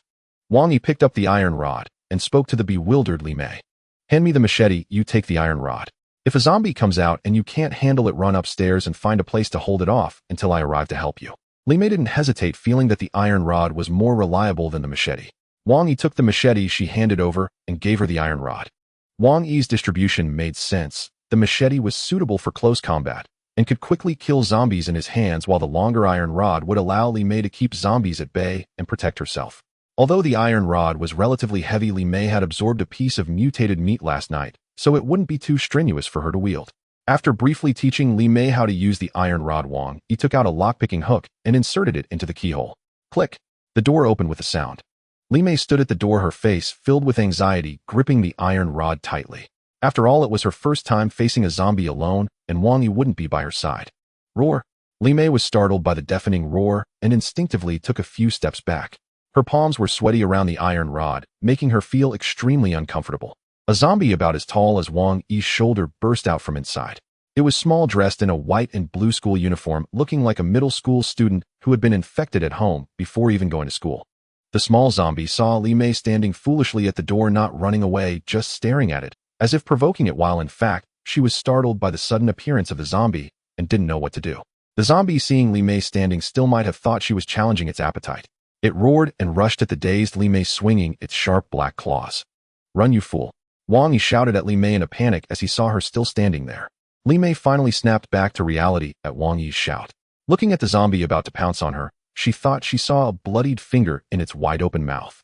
Immediately she exclaimed, "Mom," and dragged the iron rod as she ran towards the staircase, her footsteps echoing as she presumably rushed upstairs. Wang Yi watched as the zombie chased Li Mei, silently relieved that it hadn't been attracted by his voice. He then hid behind the door, remaining silent. Wang Yi stood behind the door, allowing the small zombie to pounce on Li Mei. Just as the small zombie chased Li Mei upstairs, a tall adult male zombie suddenly emerged from inside the room, towering over Wang Yi by half a head. Hiss! As the male zombie stepped out of the door, stretching out its claws, without having time to roar, a swishing sound pierced through the air. The zombie felt a flash of white light pass by its side, and then one of its claws dropped to the ground. Without hesitation, the remaining claw swiftly swiped at the shadow. Wang Yi severed the zombie's claw with a single stroke and lamented the missed opportunity.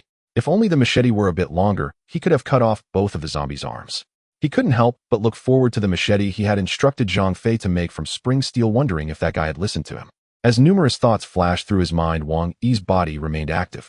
Seeing the zombie's other claw swipe at him, he quickly jumped to the side. The zombie, missing its swipe, would not give up easily. It bent its legs and jumped up, opening its mouth wide as it attempted to bite Wang Yi's shoulder. Just as Wang Yi landed, the zombie's fangs came down. At that moment, Wang Yi's right hand holding the machete was on the other side of his body, leaving him no time to swing the machete. In a moment of desperation, he clenched his left fist and smashed it hard against the zombie's temple. Bang! The zombie's head was knocked askew by Wang Yi's punch, causing it to miss and lunge towards the wall. Noticing the opportunity, Wang Yi turned and slashed horizontally at the junction of the zombie's neck and back. Crack! Like slicing a watermelon, the upper half of the zombie's head flew off, crashing against the wall, splattering black-red brain matter all over Wang Yi. Seeing the zombie fall, Wang Yi had no time to look for mutated meat and hurriedly ran upstairs.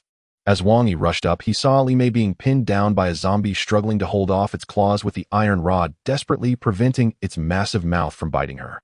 Wang Yi quickly approached the scene of the person and the zombie. Before he could steady himself, he lifted a foot and kicked the zombie's waist. Bang! Li Mei felt the pressure on her body lighten suddenly, while the zombie was kicked away by Wang Yi, sliding down the wall. Li Mei fell to the ground, watching the zombie crawl towards her. She hurriedly rolled away, trying to evade the zombie's outstretched claws, but the hallway was barely 2 meters wide. Where could she hide?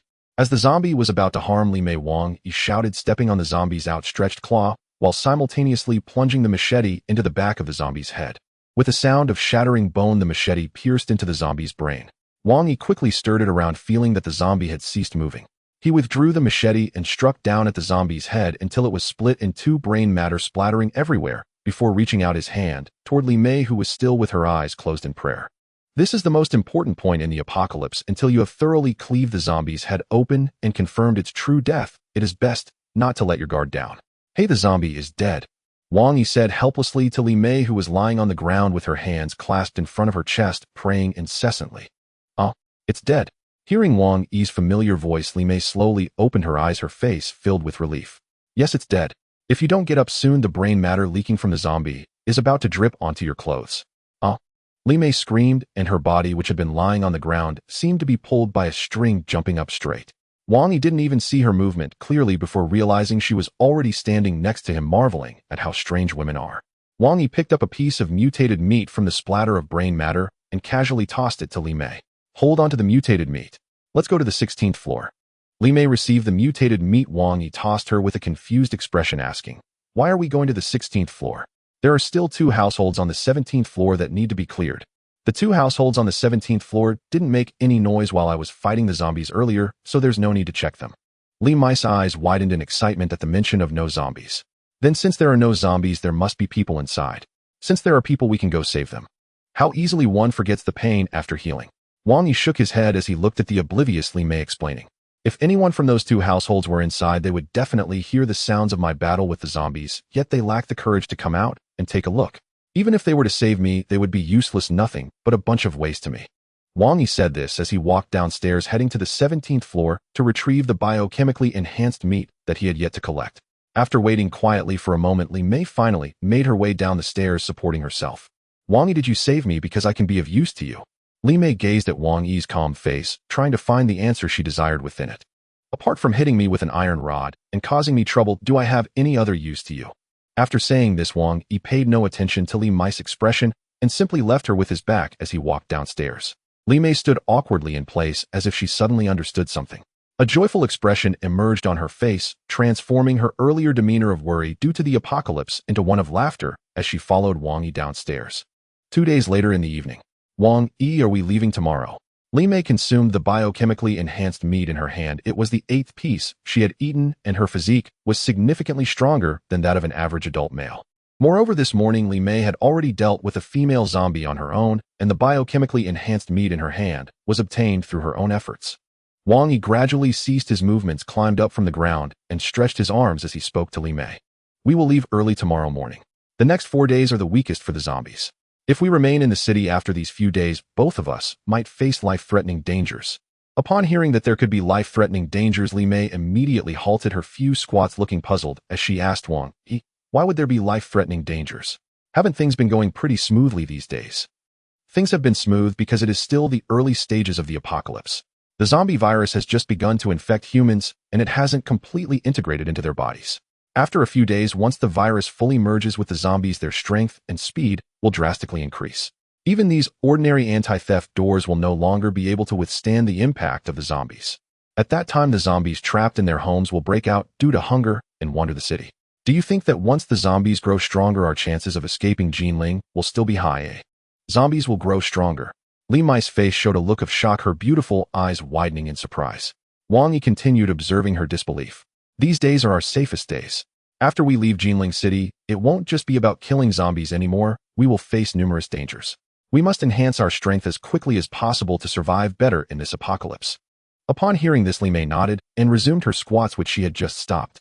Soon she was drenched in sweat, and her tight workout clothes perfectly accentuated her figure, leaving Wang Yi momentarily mesmerized, as it had been a long time since he had been close to a woman. Sensing Wang Yi's aggressive gaze, Li Mei suddenly felt a bit uncomfortable. Unconsciously, she turned her body away, facing away from Wang Yi as she continued her exercises. This was quite a predicament. Li Mei had nearly made Wang Yi unable to withstand her front, but as she suddenly turned around, her graceful back was now facing him, moving up and down with her actions undeniably alluring. Ahem, Li Mei, doing it this way isn't very effective. Let me teach you an exercise that can enhance the body's ability to absorb biochemically enhanced meat and accelerate your strength improvement. Wang Yi was flushed from behind, panting heavily. Upon hearing that Wang Yi had a better method, Li Mei was about to stop her movements and turn to ask him, wait, you don't need to turn around for this exercise. Wang Yi's urgent voice came from behind, leaving Li Mei puzzled, wondering what kind of exercise he wanted to teach her. However, she hadn't seen him do any special poses in the past few days, had she? Although she was doubtful, Li Mei followed Wang Yi's words and did not turn around, quietly waiting for his next instructions. This had become a habit for her over the past few days, to listen to Wang Yi's words and avoid getting hurt. Yes, just like that. Now slowly bend at the waist and place your hands on the TV cabinet. Wang Yi's voice, slightly rougher, came from behind. Like this, eh? Li Mei followed Wang Yi's instructions, arranging her posture, her waist naturally drooping, looking incredibly enticing. Spread your legs a little shoulder width apart. Wang Yi continued with his deep voice. Like this. What's next? Li Mei heard a rustling sound from behind and was about to turn her head when she suddenly felt a pair of warm hands on the exposed skin of her waist. The electric sensation made her shiver as if Wang Yi's large hands possessed some kind of magic, sending a tingling feeling throughout her body, causing her to involuntarily let out a seductive sound. Li Mei's body trembled involuntarily, her legs gradually losing strength to support her as she began to fall to the ground. Ugh! Wait a moment, let's go inside the room. Li Mei let out a soft moan, and she naturally understood what Wang Yi intended to do. After everything that had happened, she no longer had any thoughts of rejecting him. Perhaps this was the sorrow of a woman left helpless in the apocalypse. Li Mei's delicate brows furrowed slightly, and a strange expression appeared on her flushed face. Seizing the last shred of her rationality, she made her final request. Wang Yi was burning with desire, but he couldn't disregard Li Mei's feelings. Her experiences over these past few days had been too cruel. If he forced things now, it might leave a lasting negative impression on her. He bent down to pick up Li Mei and carried her to the bedroom, gently removing her last layer of defense, slowly taking in her graceful figure under the dim candlelight. You don't look. Hurry up and join me. After waiting for a long time, without Wang Yi's appearance, Li Mei slowly opened her eyes only to see him staring at her with flushed eyes. Oh, I'm coming right now. The next day in the morning. Clatter, Wang Yi sat on the sofa listening to the sounds of Li Mei cooking in the kitchen. A slight smile appeared at the corners of his mouth as he reminisced about the craziness of the previous night, secretly thinking that this woman was even more wonderful than he had imagined. All right, it's time to eat. Li Mei walked out of the kitchen carrying a plate of scrambled eggs, exuding a somewhat virtuous wife-like aura, causing Wang Yi to momentarily feel as if he wanted to live in this small house with her. However, just as that thought emerged, it was quickly dismissed by Wang Yi. He looked down at the exceptionally plentiful dishes on the table, realizing that all the ingredients in the house had been laid out. At this moment, Li Mei's heart was not at ease. Although she had only stayed here for 3 days, this small house had provided her with safety. As they were about to leave, she was uncertain about what the outside world had become. Don't think too much. The entire world has changed. Staying here will only be more dangerous. As long as we can safely reach Ho-Hode, we will have a foothold in this apocalypse. Wang Yi looked at the somewhat melancholic Li Mei and comforted her, considering that she had already been with him regardless of his intentions. He wanted her to feel better, which would also soothe his own heart. Li Mei put down her chopsticks, a complex expression flickering in her beautiful eyes. After a moment of hesitation, she said, Brother Yi, as we head north to Ho-Hode, there will definitely be countless dangers. I'm worried. There's nothing to worry about. Although it's peaceful here, it's not a long-term solution. In a few days, when the virus fully merges with the zombies, this place will become the most dangerous. This girl has already changed how she addresses me after just one night together. Wang Yi thought to himself, but said nothing. It reminded him of the corpse hunting team from his past life, where his brothers also referred to him in the same way. He wondered how they were doing now. After quickly shoveling a few bites of food, he placed the bowl on the table and pointed at the 2 suitcases on the floor. I've packed everything. After we go downstairs, I'll attract the zombies while you take the suitcases to the car and wait for me inside. Wang Yi handed the truck keys to Li Mei. Li Mei knew Wang Yi was well prepared, took the keys, and followed him to the window. At this moment, there were about 10 zombies wandering aimlessly downstairs. These were people who had been exercising or heading to work early when the outbreak started. It wasn't many, but given Wang Yi's current abilities, he couldn't handle them, so he had to lure the zombies away for Li Mei to get to the car first. Look, that's the truck, Wang Yi said, pointing at the truck covered by a black cloth. Grabbing their weapons and taking the suitcases, the 2 of them descended to the first floor one after the other. Wang Yi gently pushed open the unit door and saw so many zombies outside. He turned to Li Mei and nodded, brandishing an iron rod, as he stepped outside, unaware that a pair of eyes were watching him from the window on the 3rd floor across the street, instantly narrowing in shock as Wang Yi emerged. Hey, you living dead. I'm right here. Wang Yi hurled a plastic bag forcefully at the nearest zombie. Inside were the organs he had taken from a man who was left with only half a body on the 18th floor that morning. The zombies, already famished, were excited by Wang Yi's loud shouts and the scent of blood and flesh wafting through the air. Aru. The nearest zombie lunged at Wang Yi, its claws nearly reaching him. Damn it! Wang Yi shouted loudly, slightly tilting his body to evade the zombie's attack. With a fierce expression, he swung the iron rod down hard onto the zombie's head. Clang!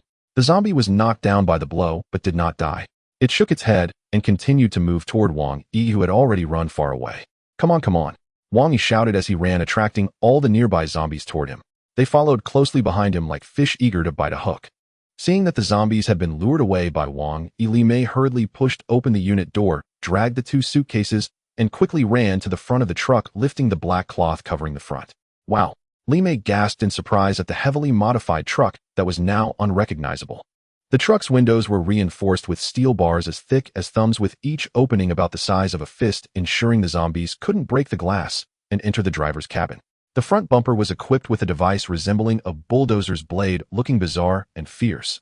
Without time to think about when Wang Yi had modified the truck, Li Mei fumbled for her keys, trying to unlock the door to put the suitcases inside. Suddenly, a hoarse voice came from behind her. Don't move, beautiful. Li Mei felt something pressing against her waist, piercing through her clothing. Wang Yi was sprinting through a small park in the community with dozens of zombies trailing behind him, and more zombies were arriving in response to the noise. If I remember correctly, crossing the park leads to a standalone community hospital. Wang Yi thought to himself. His plan was to cross the park, lure the zombies to the community hospital, and then slip away through the hospital, shaking off the zombies behind him. Bang!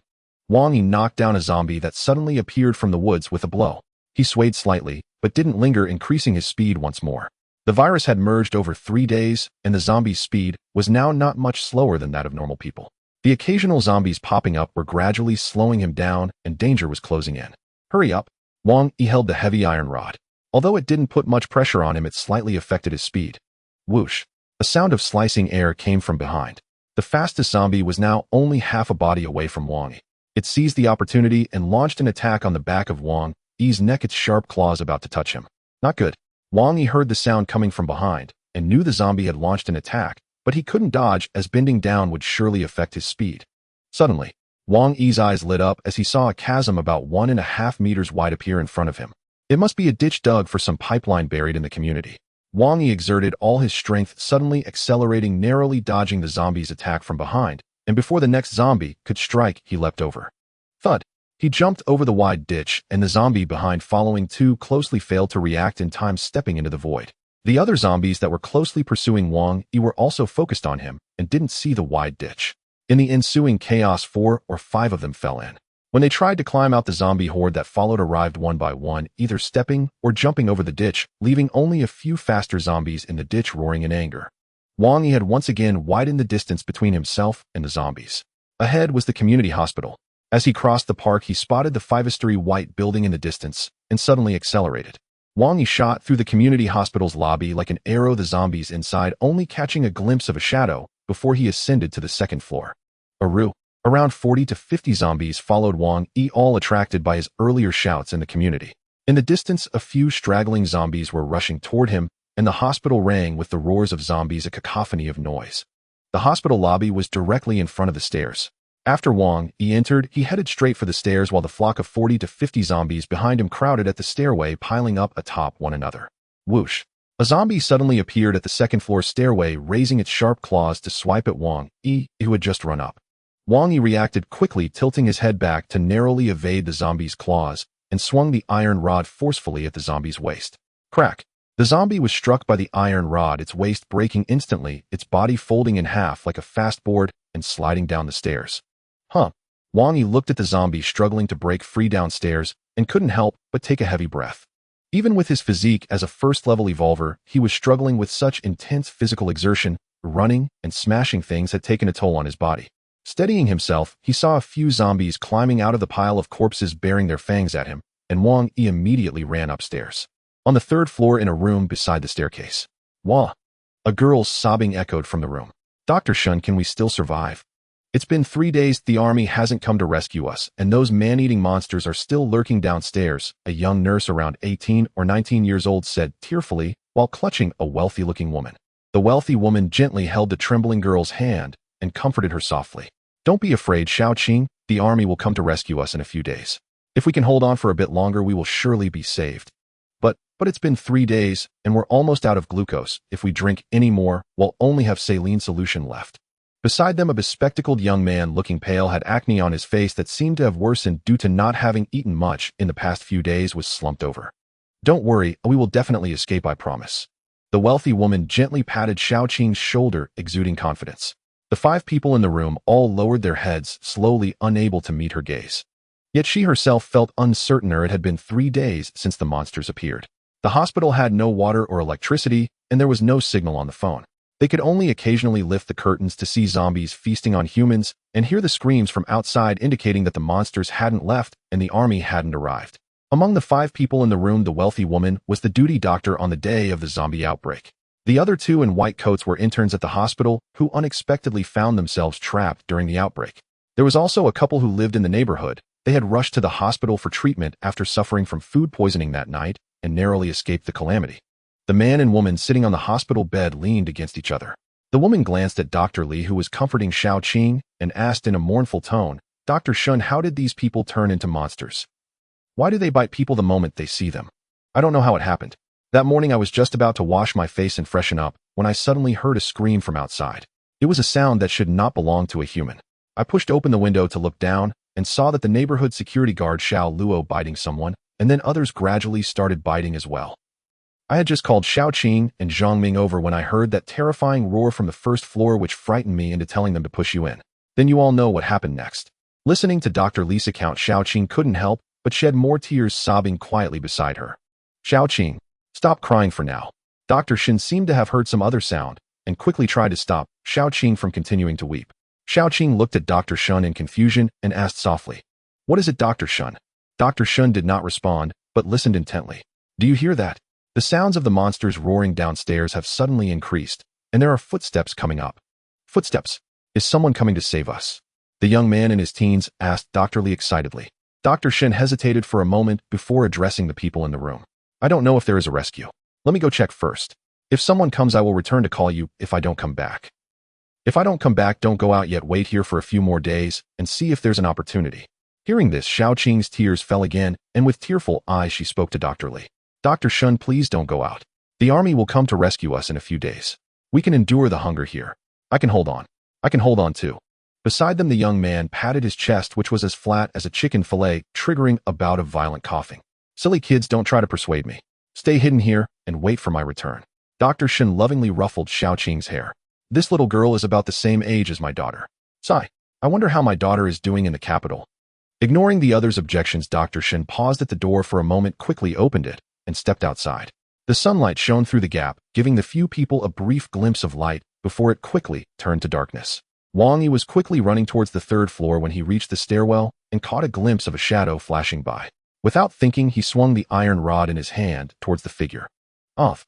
A woman's scream caused Wang Yi to be startled, and he immediately pulled back his strength, the iron rod barely stopping at the tip of the woman's prominent nose. "Who are you?" A trembling voice came from the woman, her eyes fixed fearfully on the iron rod before her. "Survivor. Are you a doctor from this hospital?" Wang Yi slowly retracted the iron rod, looking at the wealthy woman before him. "Yes, I am a doctor from this hospital. Are you here to rescue us? There are several people in the room. Oh, please take us with you." After 3 days, finally seeing a normal person, Dr. Shun's voice was tinged with tears as she looked at Wang Yi with pleading eyes.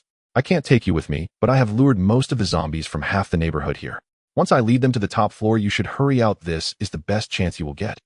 After Wang Yi finished speaking, he glanced at the zombies that were about to come up, not continuing the conversation with the wealthy woman, and hurriedly ran upstairs again.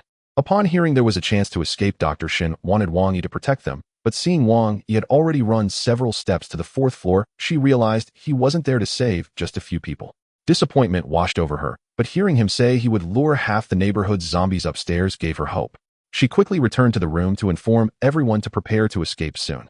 The people inside the room saw Dr. Shin return shortly after leaving and hurriedly asked her about the situation outside. Dr. Shin briefly recounted Wang Yi's words to everyone, and their spirits immediately lifted. Although no one had come to rescue them, escaping was still an option. They drank the last few bottles of glucose and quietly listened to the chaotic sounds of zombies in the hallway, waiting for the noise to subside before rushing out. Wang Yi hurriedly ran to the 5th floor, smashing the maintenance door leading to the rooftop open with an iron rod. He then turned back to the stairway, watching as the zombies climbed up one by one. He kicked over the fastest climbing zombie, slightly slowing down the others. Wang Yi then ran towards the maintenance door, determined that once he lured the zombies to the rooftop, he would climb down the maintenance ladder outside the wall. Clang! Clang!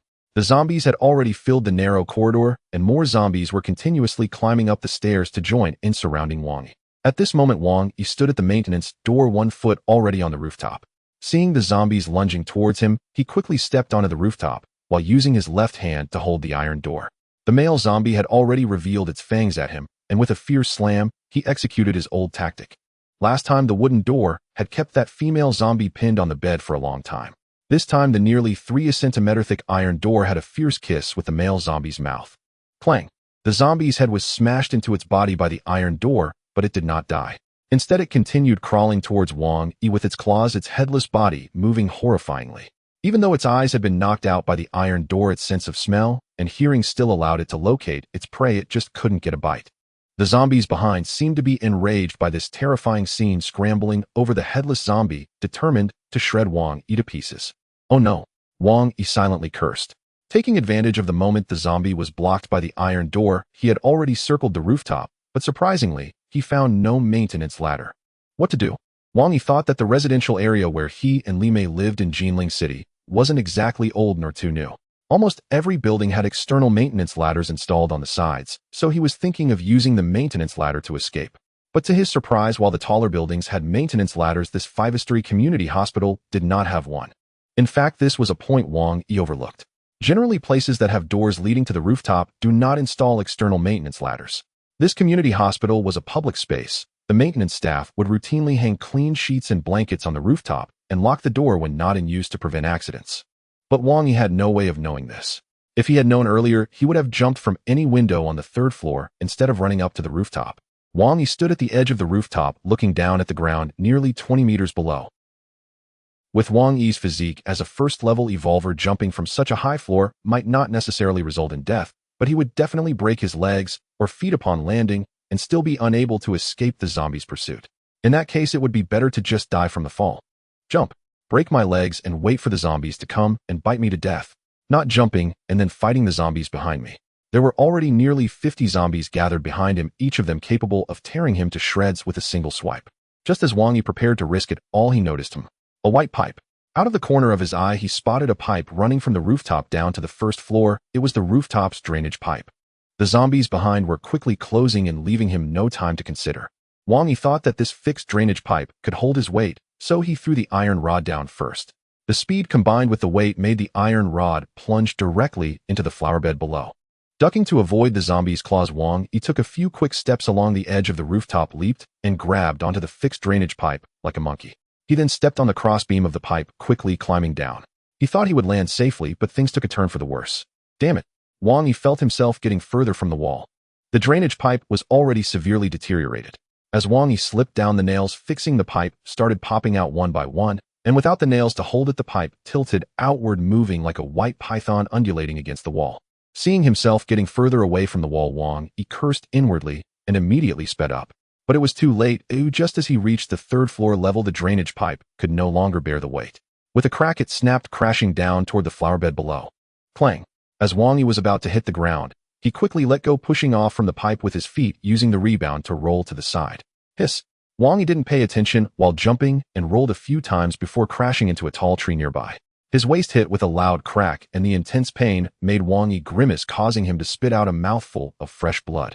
Struggling to get up, Wang Yi disregarded his injured waist as he watched the zombies leaping down from the rooftop. They were not as lucky as him, landing directly into a meat paste, while a few fortunate ones broke their legs with pale bone fragments protruding from their thighs, no longer able to pursue Wang Yi. Wang Yi hurried a few steps, pulling the iron rod that was stuck in the ground, resting it on his shoulder, and quickly ran towards the truck. I wonder how Li Mei is doing. Has she made it to the truck? Wang Yi thought about Li Mei's safety and quickened his pace again, but no matter how fast he was not as nimble as before. Li Mei was about to open the car door when suddenly a voice came from behind, and the person held a knife against her waist. Beautiful lady, slowly turn around and grab the knife blade, then hand it to me. Li Mei did not panic. She only felt the pain from the knife pressed against her waist, causing her body to sway slightly. Although she had been fighting zombies before and had not engaged in conflict with humans over the past few days under Wang Yi's influence, she had come to understand the terrifying nature of humanity in the apocalypse. Who are you? Why are you attacking me? Li Mei wanted to stall for time, hoping that if she waited for Wang Yi to return, everything would be fine. I told you wouldn't understand. Now give me the knife and the keys to this truck quickly. The raspy voice behind her was already impatient, pushing the knife forward, causing Li Mei to frown in pain. I can give you the knife, but the keys to the truck are not with me. Not with you. Then who has them? The voice became somewhat anxious, nearing the result Li Mei hoped for. Don't waste your breath with her, big brother. The keys are in her hand, and she was just about to open the car door to put the luggage in. Exactly, big brother, don't waste your breath with her. A noisy sound came from behind, and Li Mei cursed inwardly. There was not just one person, there were at least 6 or 7. You filthy bitch, dare to lie to me. The person then withdrew the knife to gather strength. Li Mei felt the knife pressed against her waist was withdrawn. That was a prelude to the next strike. It was also an opportunity to escape. If this strike were from an ordinary person, she would definitely not be able to dodge it, first due to lack of reaction ability, and second, her body's agility wasn't enough. But Li Mei was already close to a first-level evolver, much faster and stronger than ordinary men. Li Mei threw the knife behind her, without caring whether it hit anyone, then agilely rolled forward, dodging the deadly strike coming from behind. Without looking back, she ran towards the direction Wang Yi had gone, not stopping to fight with those people. If it were 1 or 2, although Li Mei lacked experience in fighting humans, her superior physique could manage 1 or 2. But with the voices coming from behind indicating at least 6 or 7, it was better for her to find Wang Yi. After all, the keys were here, the truck couldn't run away. Brother Zing, should we chase that bitch who ran away or not? The young man with yellow hair looked up and asked a robust man in his 30s who held a triangular spear with a hint of blood at the tip, which belonged to Li Mei. The robust man was slightly taken aback by the young man's words, and anger flashed across his face as he raised his hand and slapped the young man hard. Not chase. How the hell can you drive the truck away without chasing her? The young man was also in a fit of anger, feeling embarrassed in front of his subordinates after letting a woman escape. Huang Mao, ergo, and I will chase that woman. The rest stay here and make sure no one takes the truck. As soon as Brother Zeng spoke, a tall, thin man stepped forward from the group, sporting a slick hairstyle, who, along with Brother Zeng and Huang Mao, rushed after Li Mei. Oh damn, how is that woman running so fast? Huang Mao, panting heavily, clutched his waist and gasped as he watched Li Mei's disappearing figure. Huff huff, how the hell would I know? Brother Zeng was also shocked by Li Mei's speed, and while astonished, he shouted to Ergo, who was running ahead among the three. Ergo, run a few steps faster and catch up with that girl, and he'll give you 3 buckets of instant noodles. Upon hearing about the 3 buckets of noodles, Ergo immediately picked up speed. He was originally a long-distance runner, tall with long legs, and having conserved his energy earlier, he now ran like a madman, quickly leaving the other 2 behind, and almost catching up with Li Mei. Li Mei was just an ordinary woman. Although enhanced by genetic modifications, her speed was still no match for Ergo, who was an experienced long-distance runner, and she gradually fell behind. As the chase continued, Wang Yi suddenly emerged with an iron rod from in front of Li Mei, just as he saw her running towards him with a panicked expression. Li Mei felt a blur in front of her as Wang Yi ran towards her. She wanted to explain, but saw Wang Yi nodding at her and understood his intent. Wang Yi noticed that several people were chasing behind Li Mei and realized something was wrong. The truck was being targeted. He quickly bypassed Li Mei and swung the iron rod towards Ergo's neck. Ergo was focused on chasing Li Mei, thinking about the 3 buckets of noodles that Brother Zeng promised him. In recent days, with the monsters roaming, they dared not go out for food, each person only able to eat 1 bucket of instant noodles a day. Ergo was already starving, and just as he was about to catch up, he suddenly saw someone swinging an iron rod over the woman in front of him, aiming for his head. Not good. Brother Zeng yelled as he saw Wang Yi rushing towards them. Ergo, come back. He had seen Wang Yi take down a zombie before. He was no ordinary person. Ergo was momentarily distracted by Brother Zeng's shout. By the time he regained focus, he saw the iron rod slicing through the air before his eyes, and then a tremendous force hit his neck. With a crunching sound, his vision blurred, and he saw the 2 men behind him. Brother Zeng and the others watched in shock as Wang Yi took down Ergo with a single blow, his face fierce, and they dared not approach, recklessly, quickly retreating back to the truck. Wang Yi's strike had broken Ergo's neck, and from the front his head was no longer visible. Good, these people want to rob our truck. The keys are with me now. Li Mei, moving around behind Wang Yi, looked at the corpse with its head thrown back and gasped, not sure if she was frightened or exhausted. Got it, leave it to me. Wang Yi replied, turning his head and running past the fallen Ergo with Li Mei towards the 2 who had turned back. These people want to rob the truck. Do they really think I won't kill? Wang Yi thought to himself, tightening his grip on the iron rod. He had killed many people. These few were nothing. The people beside the truck suddenly saw Brother Zeng and Huang Mao running back in a panic, thinking they had gotten the keys. A flamboyantly dressed woman hurriedly stepped forward. Did you get the keys back, Brother Zeng? Brother Zeng violently shoved the woman aside, shouting, quick, grab your weapons. That bitch has brought a helper. When they dare to come over, kill them. Hearing Brother Zeng's urgent tone, the others did not ask further and hurriedly picked up various kitchen utensils lying on the ground. Knives, hammers, wooden sticks, and even one woman held a cooking spatula, all looking ready for battle. Don't be afraid, they are just 2 people, and we have 7 here. When they come, we'll go straight at them, not giving them a chance to breathe. Brother Zeng looked back at the others, counting 4 men and 3 women, including himself. He thought that no matter how strong that man was, their size numbers would be enough to handle him. After quickly arranging a few words, he instructed the women to hand over sharp weapons like knives to the men, while he took the machete he had snatched from Li Mei and stood ready in front of them. Before he could catch his breath, he saw Wang Yi running over with the iron rod, with Li Mei closely following. Brother Zeng was also a tough character. Seeing the 2 approach, he didn't hesitate and brandished his machete, charging forward. You handle the women, I'll deal with the men, Wang Yi said to Li Mei as he suddenly accelerated, swinging his iron rod at the oncoming Brother Zeng. Clang! As the knife and rod clashed, Brother Zeng felt a massive force shake his arm, and the machete slipped from his grip. How can this kid be so strong? Brother Zeng and the others were all from rough backgrounds. While they were skilled fighters, they never expected Wang Yi to possess such strength to send the machete flying. Under Brother Zeng's astonished gaze, Wang Yi followed up with a kick. Brother Zeng felt a sharp pain in his abdomen, spitting out blood as he flew backwards faster than when he charged in. Wang Yi rushed towards the group, realizing it was too late for them to retreat. They could only brace themselves to meet him. Wang Yi knew that Li Mei had been injured at the waist during the chase, and in his anger, he didn't hold back. After kicking Brother Zeng away, he charged at Huang Mao, who was armed with a triangular spear. Wang Yi remembered that this was the guy who had been chasing Li Mei earlier. Crack! Huang Mao's right hand snapped at the joint with a loud sound, exposing the pale bone through the skin, his arm bending at an unnatural angle. Before Huang Mao could scream, Wang Yi's hook punch landed on his chin. The poor Huang Mao's jaw shattered and yellow teeth scattered like beans all over the ground, while his body was sent flying, crashing to the ground without further movement. The other two, seeing Wang Yi's ferocity, were terrified and dropped their weapons, kneeling down and pleading for mercy. Wang Yi struck each of the two with a rod and didn't look back at them. The sounds of fighting and the smell of blood had already attracted zombies nearby. It was best to hurry and escape in the truck. Out of the corner of his eye, Wang Yi glanced at Li Mei's side, only to see two of the women already down on the ground, while the remaining one was being fiercely slapped by Li Mei, who was also cursing at her. "Tell me, who did you just call a bitch?" The once beautiful face of the woman was swollen from Li Mei's slaps, blood trickling from her mouth as she sobbed and explained. "Sister, I really didn't call you a bitch. It was those two little sluts who said it. Please don't hit me anymore, boo-hoo. Dare to insult me again. I did call you a bitch, please forgive me." Slap, slap. This left the woman feeling utterly frustrated. Oh, whether to hit or not, why was she the one getting punished? Wang Yi could no longer stand by. Why does this woman have such a violent streak? I never noticed it before. Enough, stop hitting, the zombies are coming. Pack up your stuff and put it in the truck. We need to leave. Wang Yi pointed at the disheveled suitcase that had been tossed around by those few people, addressing Li Mei, who was still hitting. "I will listen to you."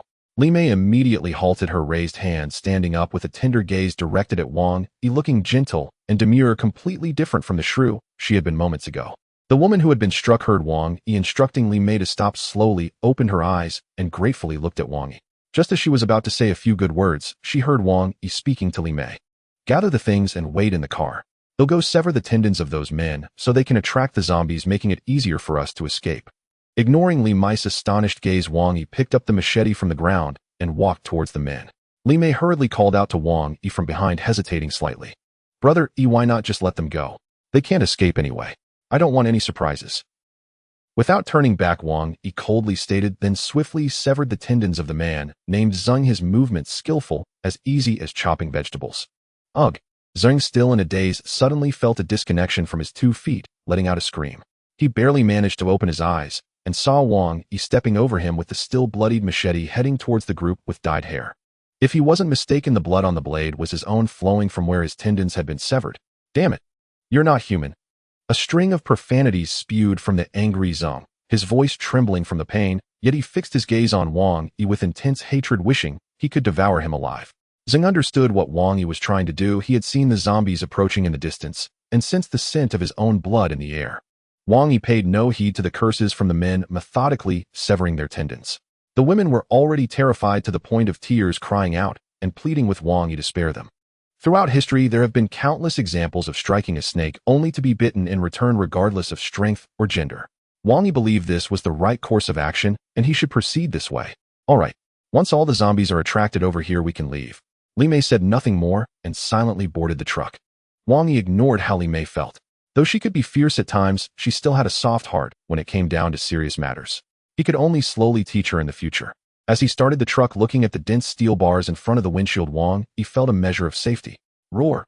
The first zombie had already lunged at the man with dyed hair, viciously biting at his legs, blood splattering everywhere. The approaching zombies seemed stimulated by this scene, rushing to pounce on the group, causing a scene of chaos filled with screams. "Help! Mom! Come save me! Ugh!" The woman had her jaw bitten off by a zombie, her pale trachea protruding outside, blood trickling into it, occasionally producing bubbles that made wheezing sounds. "Ugh! Kill me, just kill me." The two young men struck their own faces desperately, trying to knock themselves out to alleviate the pain, but the zombies would not allow them to have their way. They were soon bitten, their arms torn off as the zombies feasted on their legs and abdomens, as if their screams only heightened the zombies' appetite. In no time, their lower halves were reduced to bare bones. The man with dyed hair looked at his legs, now only a few scraps of dark red flesh clinging to them, intestines spilling onto the ground. Slowly, he opened his lips, silently howling at the sky before losing consciousness. For zombies were sprawled over Zeng's body, slowly devouring his flesh from below to above. Their claws occasionally dug into his abdomen, pulling out sections of intestines or bits of organs to chew on, as if the combination made it taste even better. Zheng's eyes were fixed on Wang Yi, his mouth tightly clenched. Despite the zombies tearing at him, he did not make a sound, but from the ripped facial muscles and the occasional broken teeth he spat out, it was clear he was not unafraid of pain. He was just enduring it with all his might. You won't have a good death, I curse you, you will surely descend into hell. You won't have a good death. Through the thick armor of the truck, Zheng's eyes suddenly sparkled with a bloodthirsty light as he loudly repeated this to Wang Yi, his body trembling uncontrollably, his teeth stained with blood, his countenance terrifying. Wang Yi silently smiled at Zheng through the glass, watching as the color gradually faded from his eyes, and soon could no longer hear the cries of the group. He started the truck and charged towards the zombies, blocking the way. Bang! The few zombies that tried to attack Wang Yi and Li Mei on the truck were directly knocked back 8 or 9 meters, struggling on the ground, but unable to rise. They had already been smashed to pieces, while Wang Yi and Li Mei in the truck felt hardly any significant vibration, just a slight shake as the zombies flew off. It seems my recent late-night efforts were not in vain. Muttering softly, Wang Yi suddenly accelerated the thick tires, crushing a few zombies, making a crunching sound as he drove towards the exit of the community. Along the way there were indeed some zombies, but they were either directly knocked away or tossed behind, left hanging far behind. Car. There's a small car ahead. Li Mei suddenly pointed ahead, urgently calling out.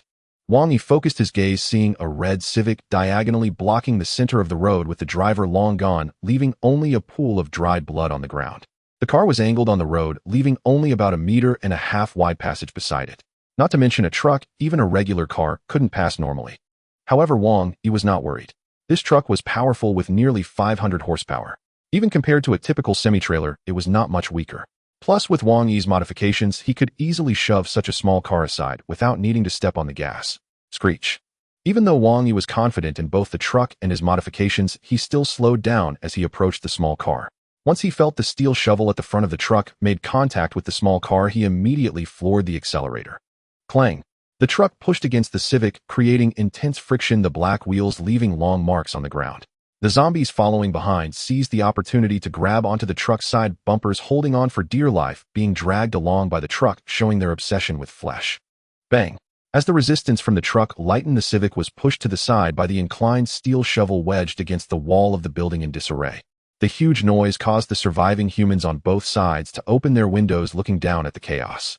They saw a strangely shaped truck rampaging within the community, and some could no longer contain themselves. Hey, brother, take me with you. I have a lot of money, but if you take me out, I'll give you half of it. A bald man on the 9th floor leaned out, shouting down at the truck. Other survivors mimicked him, but Wang Yi and Li Mei could hear nothing over the truck's roaring engine. Even if Wang Yi heard them, he would not stop to wait. What a joke. What is money worth in the apocalypse? Besides, there was a horde of zombies trailing behind. How could they possibly stop to take anyone with them? At that moment, in a building ahead of Wang Yi's truck, a man around 30 leaned out of a 3rd-floor window, watching as Wang Yi's truck approached. He turned to a delicate little girl behind him and said, "Jingjing, put on this backpack. It's filled with your favorite snacks. Daddy packed it for you. When that truck comes over, he'll carry you and jump onto the roof of that truck. You must hold on tight. Daddy, are we not going to find Mommy?" The little girl tugged at the man's clothing, pointing at the door blocked by tables and chairs, asking. When the man heard his daughter's words, tears welled slowly in his eyes. He bit his lip to keep them from falling and cast a troubled glance at the heavily barred door. Mom is sick.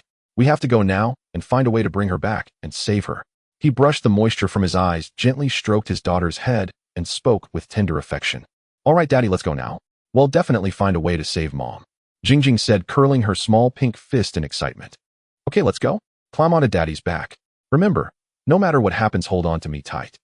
He helped his daughter onto his back, bound them together tightly with a bedsheet, climbed out the window, braced his arms against the sill, and waited for the approaching truck. Wang Yi drove steadily, gradually shaking off the zombies that had been tailing him. Those clinging to the truck sides were already crushed beneath the wheels and reduced to pulp. He looked ahead. Li Mei covered her mouth with one hand and pointed forward, astonished. Wang Yi followed her finger and saw a man clutching a windowsill, a little girl tightly wrapped in a bedsheet on his back, poised as the truck thundered toward them, desperate and ready to leap. "We have to save them. Look, he's carrying a little girl." Li Mei began to sob as tears slipped down her cheeks. She turned to Wang Yi and begged him imploringly. "Please, save them. They'll do whatever you say afterwards, I beg you." Wang Yi shook his head helplessly, thinking, does Li Mei really believe I have a heart of stone? Does she think my harshness toward those thugs makes me selfish? Misreading his shake as refusal, Li Mei's beseeching gaze flickered into disappointment. She raised her hand ready to open the door and jump. What the hell are you doing? Are you trying to throw your life away? Wang Yi roared, halting Li Mei's motion with a single thunderous command. Li Mei, raw with despair, collapsed back into her seat, staring dumbly at the father and daughter, as if suddenly aware that at any moment they might be torn apart by the zombie horde. As the truck neared the building beneath them, Wang Yi stamped the brakes, slowing the vehicle. By the time they reached the ground floor, the truck had come to a complete stop. With a thud, the father and daughter jumped down and settled themselves firmly atop the truck's cargo bed. Li Mei, listening to the noises above, looked at Wang Yi in a daze, still trembling from the earlier despair. "They're on the truck now, you fool," Wang Yi said with a teasing curl to his mouth, a rare expression breaking across his otherwise ordinary face. Hearing that the people had been saved, Li Mei screamed aloud with joy, planted a sharp kiss on Wang Yi's cheek, and looked at him with gratitude and apology. "Sorry, brother Yi, I judged you wrongly. Enough, I'm driving. We'll talk when we're somewhere safe." Wang Yi dodged Li Mei's next move, stamped the pedal, and returned the truck to its former speed, steering toward the complex gate. He said little, only noting inwardly how quickly Li Mei's mood had shifted. Zombies kept lunging from both sides, but confronted with the odd truck, they were facing death itself. As the truck neared the residential complex gate, several men and women in white coats suddenly sprinted out from a side alley, racing desperately for the exit. "Dr. Shen, look," Xiao Qing cried, pointing at the barreling truck with a leap of hope in her voice. Dr. Shen heard the rumble and turned. A strange truck fitted with a massive steel plow on its front was charging toward them at speed. "There are more people up ahead. Do we save them?" Li Mei asked, watching the white-coat figures stare numbly at the truck. Wang Yi began to weigh the question. Previously, for various reasons, he had been unable to bring those doctors back to the compound, but this situation felt different. In the apocalypse, doctors are worth far more than ordinary people. Wounds in this world come from many sources, though doctors cannot revive those already turned by infection. As humanity clawed its way back in the later stages of the crisis, conflicts erupted over better living conditions, food, weapons, even women. Human nature, greed, desire, possession, was magnified without limit in such times. Some enclave leaders, heedless of the danger of zombie breaches, waged war on rival settlements for resources and people, usually ending in mutual ruin and leaving the zombies to gain the advantage. Of course, such open conflict was the exception, and most communities understood the stakes. Even so, small furtive skirmishes never truly ceased. This is when doctors become invaluable. Gunshot wounds, knife injuries, and the like from human quarrels dramatically raise a doctor's worth in the apocalypse. If Wang Yi hoped to establish a sanctuary, he would need physicians, but he was torn, undecided in that instant. Many zombies within the complex had heard the truck and fallen behind in pursuit, but others were closing in. Wang Yi could already see several outside the gates sprinting toward the cluster of doctors, making any rescue perilous. The truck bore down on the group. Wang Yi had not yet made up his mind. Then suddenly, a composed, dignified woman vaulted from the crowd and planted herself in the center of the road, arms spread, throwing her body before the speeding truck as if she could stop it with sheer will. A piercing screech filled the air as the brake calipers clamped the discs. Tires screamed and two dark skid marks tore across the asphalt. The truck ground to a halt, inches from her clothing, the rush of wind lifting her softly curled hair, unflinching, fearless. Li Mei had shut her eyes, her face turned ashen, unable to witness the harrowing moment. Wang Yi slammed his fist against the steering wheel and cursed aloud. Why do women always do things like that? Do they all expect to gamble with their lives? Li Mei heard Wang Yi's sharp words and felt a flush of embarrassment. After all, she herself had just threatened him to save those others. Wang Yi shook his head in resignation. Since the woman had stopped the truck, they had to be rescued. He reached for an iron bar tucked behind the seat and fumbled in his pocket for the key to the truck's cargo bed. He intended to have these people climb into the cargo bed. The cab could not hold them all, and there were still 2 places atop the bed. He could not simply ferry only the 2 of them all the way to Zhangfei. He flung the door open and jumped out, shouting at the dazed group. "What are you standing there for, waiting for the zombies to bite you? Get in." The shout jolted them. One by one they ran toward him. Only the elegant woman remained rooted to the spot, eyes tightly shut, frozen by the terror of the oncoming truck. "Move. Now." Wang Yi grabbed the woman's arm and tugged her toward the back of the truck. A zombie lunged at the group. Wang Yi brought the iron bar down on the creature's chest and sent it flying. It thudded to the ground and writhed, unable to haul itself back up. "Get in, quick." He produced the cargo key, threw open the tailgate, and shoved them into the bed with urgent, rough care. The man who had clung to the rooftop heard Wang Yi's call. With astonishing upper body strength, he swung himself in, bringing his daughter with him, and inside, he cried a single grateful "thank you" before falling quiet. The last to climb aboard was the elegant woman. She looked at Wang Yi with deep gratitude and was about to speak, when with a clang darkness swallowed the cargo bed. There's no time for your nonsense. Wang Yi thought to himself, swiftly locking the car doors and running towards the front of the vehicle with an iron rod. Their 5 zombies were already surrounding Li Mei, who sat in the driver's seat screaming madly and clawing at the door, making a hissing sound, while more zombies were about to rush over from the distance. Damn you! With a furious roar, Wang Yi thrust the iron rod into the head of a zombie lingering by the door. With a thud, the rod penetrated the zombie's skull, violently twisting it before being yanked out, bringing forth a spurt of brain matter, and the zombie collapsed stiffly beneath the door. He quickly opened the car door, and just as Wang Yi jumped inside, several zombies followed closely behind. One claw reached through the gap of the door he had opened. Bang! Wang Yi slammed the door hard, and the zombie's claw was severed with a snap, landing in the cabin and twitching even though it was already separated from the zombie. A woo! Hiss! In just a short moment, the entire truck was surrounded by zombies. Some zombies had climbed onto the truck bed from both sides, while others were crawling all over the windshield, blocking out the sunlight and plunging the cabin into darkness. Bang, bang, bang. A series of thuds from zombies banging against the steel frame echoed inside the cabin.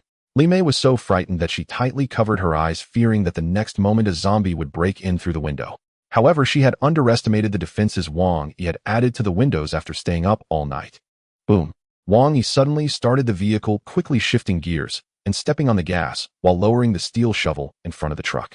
Several zombies standing on the shovel suddenly lost their support, plummeting rapidly and rolling under the wheels, while the windshield revealed a glimmer of light as the truck accelerated dramatically towards Zhang Fei's repair shop. Wang Yi drove the truck swaying left and right, occasionally having zombies roll off the roof. Most were crushed into pulp beneath the truck, while a few landed on the sides of the road, struggling to get up and chase after the truck, only able to watch its receding figure with longing. Brother E, where are we going? First to Puka District to pick up a friend of mine. Isn't this route a detour? We can't go through the city right now. Although the zombie outbreak started at 6 in the morning, and most people haven't woken up yet, there will definitely be a lot of vehicles in the city. If we get blocked by vehicles or something else, it'll be dangerous. By the way, check the map on the back seat and see how far the entrance to the Jinling Ring Expressway at the Polytechnic University is from us. Li Mei quickly rummaged through the pile of things in the back seat and soon hesitantly said to Wang Yi, brother E, we just passed the Polytechnic University and it seems that we just missed that intersection. Wang Yi felt a bit embarrassed upon hearing this and rubbed his nose. I drove too fast just now and forgot the route we had planned earlier. Can you check where the next entrance is so we can take the next one to get on the Ring Expressway? Li Mei immediately started flipping through the map again and soon pointed to an intersection ahead, saying, brother E, if we turn left at this intersection ahead, we'll be on Hongyan Avenue. After about 5 kilometers, we can access the Jinling branch line, which connects to the Ring Expressway. Alright, let's go this way. Wang Yi confirmed the route and gradually increased the speed of the truck, following Li Mei's directions until reaching the junction between the Jinling branch line and the Ring Expressway. Suddenly, a silver-white van swerved out in front, crashing into the railing and flying high into the air. Boom. A huge noise accompanied by flames erupted as the van flipped over and hurtled towards Wang Yi's truck. Damn it! Wang Yi exclaimed a curse, quickly turned the steering wheel, and the truck swerved rapidly. A thumping sound echoed from inside the cabin, likely from the goods that had been stacked earlier falling due to the violent shaking. The people inside the cabin let out a series of exclamations, which soon turned to cheers, realizing that Wang Yi was carrying food and bottled water. Oh! Li Mei screamed involuntarily as she saw the van flying towards them. Clang! The van brushed past the truck, sparking as it went, and Wang Yi felt the truck shake. The van was already flying away behind them. The side mirror had been taken by the van, and the door was somewhat deformed, but fortunately the steel bars welded to the window remained intact. The driver was a man in his 40s who was thrown to the ground by the airborne van, leaving a pool of blood. Some aimless zombies, catching the scent of fresh blood, crazily rushed towards the man lying on the ground. The man's will to survive was also strong. After struggling a few times, he managed to shakily stand up and limped a few steps, standing in the middle of the road with his arms wide open towards the oncoming truck. What is this again? Wang Yi cursed under his breath. With no intention of slowing down, the truck continued to speed forward. He deserves to die. Almost got us killed, and now he has the nerve to stand in the middle of the road expecting us to save him. Li Mei said angrily, pointing at the man in the middle of the road. This girl finally woke up and knows how to retaliate. Wang Yi thought to himself, looking at Li Mei's resentful expression. Since you said that, it'll add fuel to the fire. Brother E, I actually wanted to save him because he has such a strong will to survive, but since you said to run him over, then let's run him over. Li Mei panicked as soon as she heard that Wang Yi really intended to hit the man. No. Brother E, I didn't mean that. I was just saying it out of anger. Just drive around him and ignore it. He's as good as dead anyway. The zombies are already coming. Wang Yi seemed to ignore Li Mei's words, and the truck continued to accelerate towards the man. Li Mei thought Wang Yi was listening to her and intended to run the man over, closing her eyes in regret, feeling weak and remorseful as she slumped in her seat. This man was completely different from the others before. Those had tried to kill Wang Yi and Li Mei to seize the truck and were killed by Wang Yi in return. Although his methods were somewhat cruel, Wang Yi's actions were understandable. But this man just wanted to live, and the previous van incident was an accident. I really regret speaking out. Bang! The truck shook violently, and Li Mei realized that Wang Yi had already killed the man with her words. Wang Yi looked at the side mirror where the man was still standing dazedly in place, and beside him were several pools of fresh meat paste. This intersection, yes, just follow the intersection up to the bypass highway. Li Mei didn't dwell on her guilt for long. Perhaps it was right to have killed that man better than allowing him to suffer the torment of being bitten by zombies. Wang Yi observed Li Mei recovering and continued to direct the way, saying little as he quickly drove onto the bypass highway, following her guidance. On the bypass highway, perhaps due to the outbreak of zombies occurring in the early morning, there weren't many vehicles. Wang Yi drove the truck smoothly, occasionally pushing aside small cars blocking the road without much impact. There were very few zombies along the way. Most were drivers who had turned into zombies after breaking the car windows, staggering on the highway. Bang! Bang! A series of collision sounds echoed as several fearless zombies were knocked away by the truck, the foul-smelling blood splattering across the windshield, utterly disgusting. However, Wang Yi had no choice. He had removed the windshield wipers earlier to install steel bars, and he couldn't go out to wipe it while the truck was speeding. Brother! Li Mei exclaimed with a hint of excitement, her small hands clenched into fists as she gazed at the still magnificent Yangtze River. Wang Yi looked at this mother river of China, feeling a sudden clarity in his heart. She remains unchanged, calm, serene, and rushing forward, yet her children have lost their place in this world. To seek that elusive pure land may cost them their lives. Brother E, there seems to be zombies on that bridge.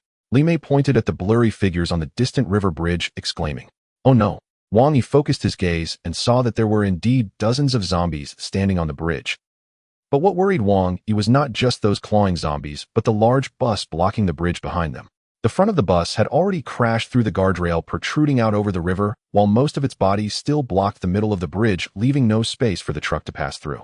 Given the size of the bus, it would be impossible for the truck to push it aside. What should we do? Brother E, what should we do? Li Mei panicked, seeing the 2 or 3 dozen zombies ahead, and the bus blocking their path, knowing that trying to get through would be extremely dangerous. Screech! Wang Yi decisively slammed the brakes about a few hundred meters from the bus, bringing the truck to a steady halt at the front edge of the bridge. With a slight crack in the window, Wang Yi cut off a lock of Li Mei's long hair with a knife, tossing it outside amidst her confused gaze. Heaven helps me. Watching that lock of hair drift away with the river wind, Wang Yi excitedly pounded the steering wheel. After humans are infected and turn into zombies, their vision and hearing remain almost the same as normal people, but their sense of smell becomes extraordinarily acute. According to scientists from later generations, it is believed that the zombie virus is inhaled through the mouth and nose, with the nasal cavity and oral cavity being the first parts to come into contact with the virus, which are also the most evolved parts of a zombie's body. Thus, zombies have heightened sensitivity to smell. If they hear or see something, they will observe without advancing unless the noise is too loud or there is movement right under their noses, or if they catch a whiff of human or animal scent, they will pounce and tear. In this world, no species is completely evolved. All have their flaws, even zombies. Just now, Wang Yi used Li Mei's hair to test the wind direction. It was against the wind, and since they parked at a distance, the zombies likely hadn't discovered Wang Yi and his group yet. Hand me the machete, you stay in the truck. Wait until I clear out the nearby zombies before you come down. Wang Yi reached out to Li Mei, asking her to pass him the machete she held. No, I want to go down and kill the zombies with you. You can't handle it alone, Li Mei said firmly, holding the machete tightly, while looking at Wang Yi with concern. No, if you go down, you'll become a bigger target. There are very few zombies around now. I can handle it myself. This time it's not about killing zombies, it's about incapacitating them. Wang Yi looked at Li Mei's stubborn face and slowly explained. After listening to Wang Yi, Li Mei's expression shifted to one of understanding. But since Wang Yi has said it, I shouldn't insist. Li Mei thought for a moment and handed the machete to Wang Yi, repeatedly reminding him to be careful. Don't worry. After saying that, Wang Yi opened the car door and jumped out. Suddenly, a zombie crawled out from behind a white sedan next to them, wearing a red tracksuit without a speck of blood on it. This zombie must have been trapped here for days without eating flesh and blood. Upon seeing Wang Yi jump down, it seemed momentarily dazed, then it sniffed vigorously, its eyes suddenly glowing with a dark red light as it lunged towards Wang Yi with an outstretched arm covered in white coarse hair, clearly hungry. At this moment Wang Yi was already a first-level evolved being, and with the experience from his past life, he found dealing with ordinary zombies not only easy, but also rather effortless. Swish! The zombie hadn't taken many steps forward when it suddenly pushed off with its legs reaching out its long white-haired arm towards Wang Yi's face, while still in midair. Whoosh! Wang Yi suddenly bent down, but felt a sharp pain in his lower back, which was the old injury from the hospital flaring up. Having dodged the zombie's attack, Wang Yi didn't take the chance to kill the zombie, but enduring the excruciating pain used an iron rod to smash the zombie's legs. Creak! The zombie fell to the ground, unable to rise. Wang Yi quickly drew out the machete from his waist and hacked off the zombie's claws, severing its jaw to prevent it from making any sound. Ow! The zombie on the other side of the truck wasn't so obedient. It let out a roar and circled around the truck to attack Wang Yi from behind. Brother Yi, there's a zombie behind you. Li Mei hurriedly knocked on the window to alert Wang Yi. Hearing Li Mei shout, Wang Yi quickly dropped forward and lay on the zombie. He had just turned into a corpse, avoiding the incoming attack from behind. The zombie missed its attack and surprisingly followed Wang Yi's lead by also falling forward, but this time it landed on Wang Yi. Wang Yi rolled over, but felt a sharp pain in his waist, barely managing to turn over, yet he found himself unable to exert any strength. All he could do was watch as the zombie's claws descended rapidly towards his chest. Am I going to die again? Well, if I die, I won't have to endure this nightmare. Wang Yi did not feel fear at the imminent arrival of death. Perhaps after 2 lifetimes, death had become less significant to him. Wang Yi closed his eyes, quietly waiting for the judgment of fate, but it always brought unexpected surprises and joy. With a thud before the zombie could reach Wang Yi, it was kicked away by Li Mei, who had hurriedly jumped out of the car. The anticipated intense pain did not come. Wang Yi only felt a soft body crash into his arms, long hair brushing against his face, bringing a faint fragrance. Quick, kill that zombie! Wang shouted anxiously in Li Mei's ear, unable to appreciate her graceful figure. Li Mei stopped sobbing, realizing that this was not the time for emotions. She quickly got up, picked up the iron rod that had fallen nearby, and rushed towards the zombie that had just risen by the roadside. Seeing Li Mei approaching, the zombie let out an excited roar and lunged forward with its claws. Li Mei's eyes filled with hatred as she summoned all her strength and struck at the zombie's shoulder. Crack! The zombie's shoulder was struck by the iron rod, collapsing downwards as its ribs burst forth from its abdomen, dragging out a segment of torn intestine. Li Mei did not give the zombie a moment to breathe, continuing to swing the iron rod and crazily attack it. Bang, bang, bang. Wang Yi did not even clearly see Li Mei's actions. The zombie was already lying motionless on the ground. However, Li Mei showed no signs of stopping, her face manic as she kept striking down with the iron rod, murmuring incantations. You hurt my man. Just wait until I kill you, you monster. Enough. Stop it, come help me up. Wang Yi felt strength gradually returning to his waist, his body regaining control as he hurriedly spoke to Li Mei, who was still tormenting the zombie. Oh. Li Mei regained her senses, dropped the iron rod, and hurried over to help Wang Yi up slowly. Phew! A wave of intense pain shot through Wang Yi's waist, causing him to grimace. After slowly moving around a bit, feeling that his lower body had fully recovered, Wang Yi quickly glanced down the bridge and vaguely noticed that the group of zombies showed no signs of coming this way. It seemed the earlier roars had not alerted them.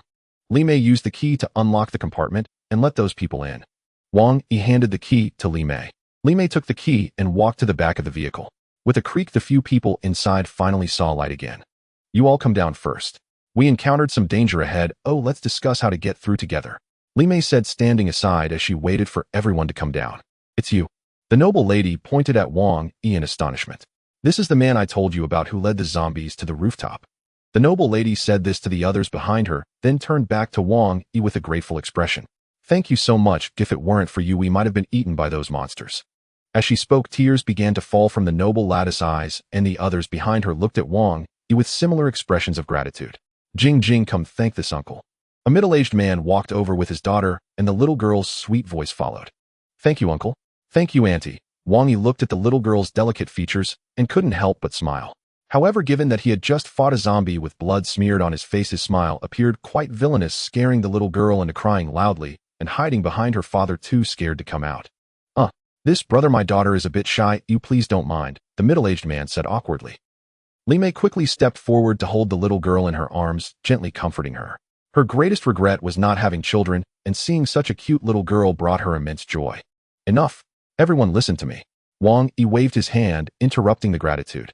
It's too early to be thanking each other right now. I know that you all must be feeling immensely grateful after surviving, but it's still a bit premature to say such things. Up ahead, about 300 to 400 meters away, there's a group of zombies blocking the road, and behind them a large bus is blocking the way. We can't get through now, so if anyone has ideas, speak up on how we can get past. Wang Yi's intention was to gather everyone's ideas. After all, there is strength in numbers. A group brainstorming would be better than just him and Li Mei. Plus, he wanted to see if any of these rescued people could be of help. Upon hearing Wang Yi's words, the group hurriedly looked in the direction he was pointing. Sure enough, ahead they could vaguely see a group of zombies aimlessly wandering with a large bus blocking the road, its front having already crashed through the bridge's guardrail. What do we do now? After escaping so hard, we're still being pursued by those monsters. The young man in the white coat looked utterly despairing, slapping his forehead hard enough to nearly pop a pimple. Stop it! The noble lady suddenly halted the young man's lamentations, taking a look around the front of the truck before speaking to Wang Yi. Sir, I see your truck is modified and should be quite sturdy. Why not just ram those zombies down, and then we can push the bus off the road? The others nodded in agreement as they listened to her suggestion. No, Wang Yi directly interrupted the lady, speaking resolutely. There are too many zombies on the other side, at least 30 or 40, and they are scattered. The truck going through once definitely won't kill them all. If they seize the opportunity to climb onto the windshield blocking our view, we will be like headless flies likely to fall off the bridge. At that point, everyone in this vehicle would perish in the Yangtze River. It's far too dangerous. Upon hearing Wang Yi's words and seeing the steel mesh on the windows, the group understood his concerns and their faces turned solemn. Because zombies have sensitive noses, we can find a way to attract them to one spot and then drive the truck to kill them all. Li Mei, holding the little girl, gently spoke to Wang Yi. Before Wang Yi could respond, the little girl's father clapped his forehead excitedly, exclaiming, "Brother, I have a great idea. Earlier, didn't she say zombies have a keen sense of smell? They will swarm to any scent of blood. We can tie a rope at the edge of the bridge, then one person can go to attract the zombies. When they bring the zombies to the rope, they can tie it around themselves and jump off the bridge, and once the zombies are drawn off, we can pull them back up."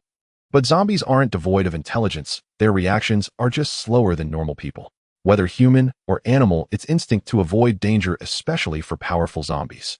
They might fall off a few due to crowding, but they certainly won't all jump down recklessly. The middle-aged man's suggestion was close to what Wang Yi had in mind, but it was still slightly off. Like this. The noble lady in the white coat pointed at the steel shovel at the front of the truck. We can wait until all the zombies gather at the edge of the bridge, then suddenly start the truck. Regardless of whether they want to or not, we will push them all down. Good. Wang Yi clapped his hands. Looks like these saved individuals are not entirely useless. Let's do it your way. This woman shared the same thought, and was also a person full of lively ideas. Wang Yi pondered, glancing around at the others. Now that we have a method who is willing to attract the zombies.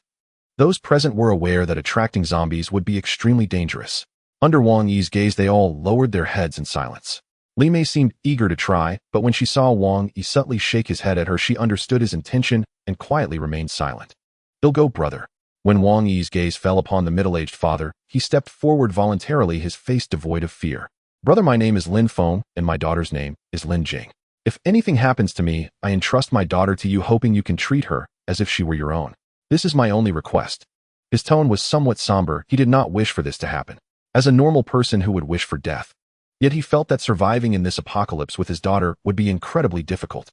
However, with Wang Yi's modified truck, the large amount of food in the cargo area, and Wang Yi himself, there was a sense that he could survive in this harsh world. Otherwise, how could Lin Feng entrust his daughter to someone he had only met once? Wang Yi quietly observed Lin Feng, guessing his thoughts. "All right, I promise you, regardless of your fate, as long as I, Wang Yi, am alive, I will never let your daughter suffer even a bit of injustice." With Wang Yi's assurance, Lin Feng turned to his daughter, gently stroking her hair, his gaze filled with affection. The others around them couldn't help but shed tears at this scene. They wanted to fight for the role of attracting the zombies, but found they lacked the courage. "Go and bring the rope over." Wang Yi turned and instructed Li Mei to retrieve the rope from the truck.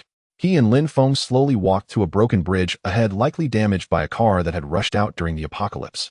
He firmly tied one end of the rope to an exposed steel bar, tugging at it to ensure its strength. Then he tied the other end into a loop so Lin Feng could quickly fit it around himself when he returned. After returning with a convenience bag, he addressed the remaining few. "Now that we have someone to attract the zombies, we still need a few more things to ensure all the zombies are drawn over." Wang Yi continued as he noticed the puzzled looks from the crowd. "Each of you needs to contribute some blood to help Lin Feng attract the zombies. Who will go first?" The noble woman showed no hesitation, taking out a scalpel she carried and lightly slicing her arm. Immediately, dark red blood dripped down into the convenience bag held by Wang Yi. The others followed suit, and soon the bag was filled with blood up to half. "All right, that's enough." Wang Yi exclaimed, seeing Li Mei about to step forward, and quickly tightened the bag, addressing everyone. There are hemostatic medications and gauze in the truck. Go retrieve them and clean your wounds to avoid infection. The doctors will help bandage them up. Having said that, he handed the blood-filled bag to Lin Feng, explaining carefully. When you are about 100 meters away from the zombies, you can throw this bag on the ground. But be careful not to get any of the blood on yourself. Once all the zombies are attracted by the blood, shout a few times to draw their attention to you, then you can run back. Earlier I noticed an exposed iron hook under that bridge, likely set up for maintenance workers.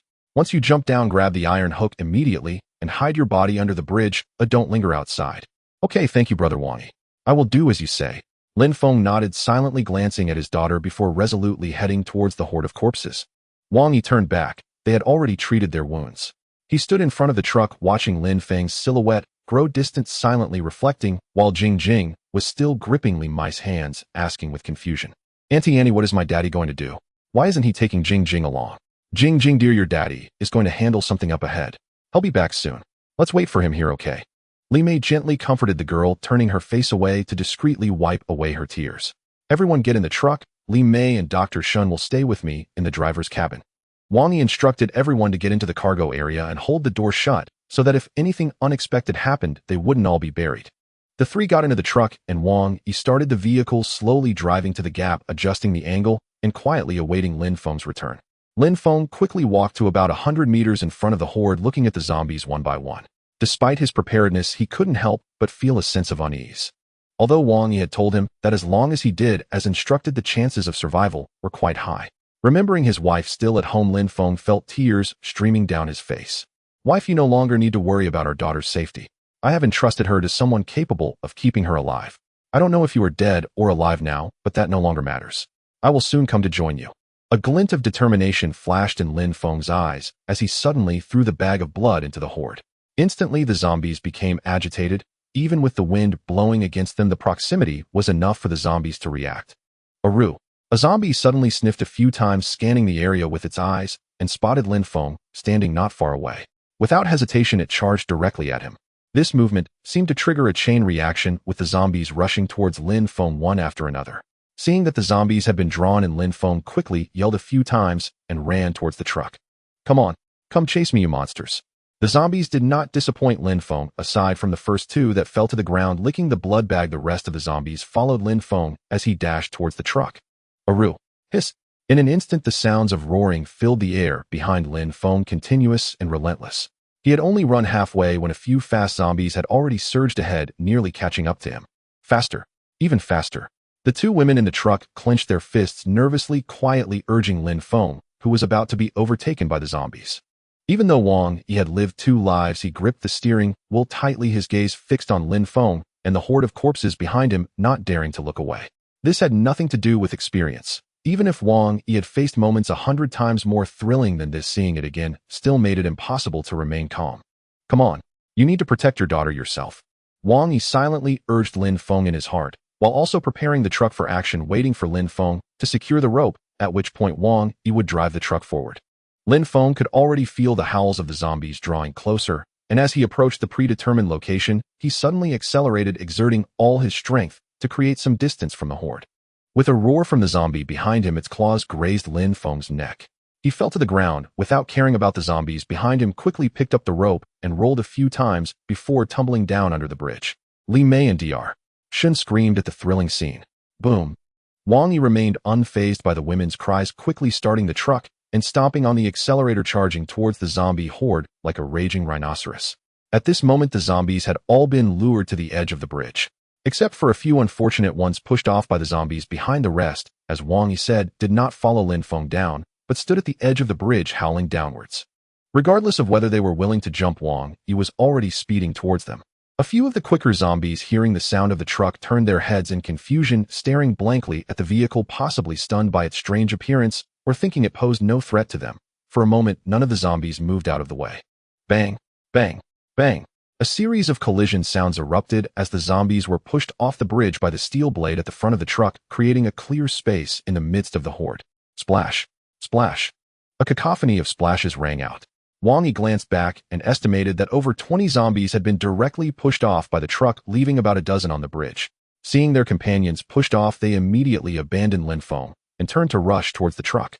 Screech. Wang Yi slammed on the brakes, and the truck came to a halt just at the edge. The two women in the cab were so terrified that their mouths hung open, but dared not make a sound, fearing they would distract Wang Yi, who was focused on driving. Half of the truck's front was already hanging off the bridge, and from the cab, they could see the majestic Yangtze River below. However, none of them had the mind to appreciate the beauty. Seeing the truck stop, Wang Yi quickly shifted gears, and the truck abruptly reversed. A few zombies on the side of the truck were caught off guard and were crushed under the wheels, their bodies bursting like balloons with a popping sound. Just as Wang Yi reversed out of the zombie horde, without a moment's hesitation, he accelerated again, charging towards the remaining zombies. The few zombies pursuing the retreating truck waved their claws recklessly, intending to tear apart the truck's armor, but were suddenly struck heated by the advancing vehicle, knocked off their feet. Two of them managed to grab the steel bar at the front of the windshield, hanging over the river, continuously howling at the three people in the cab. Seeing that most of the zombies had been pushed off, Wang Yi quickly reversed to distance himself from the dangerous spot. After parking the truck, he handed a metal rod to Li Mei. Understanding his intention, she and Wang Yi got out on either side to clear the zombies still clinging to the steel bar at the front. The few zombies left hanging on the truck seemed to be frightened by the thrilling scene. No matter how Wang Yi and Li Mei struck them, their claws remained tightly gripped on the steel bar, refusing to let go until Wang Yi used a machete to kill a few, leaving several severed hands clinging to the bar until death. After clearing out the remaining zombies, Li Mei, without needing Wang Yi's instruction, ran to the back and opened the cargo door.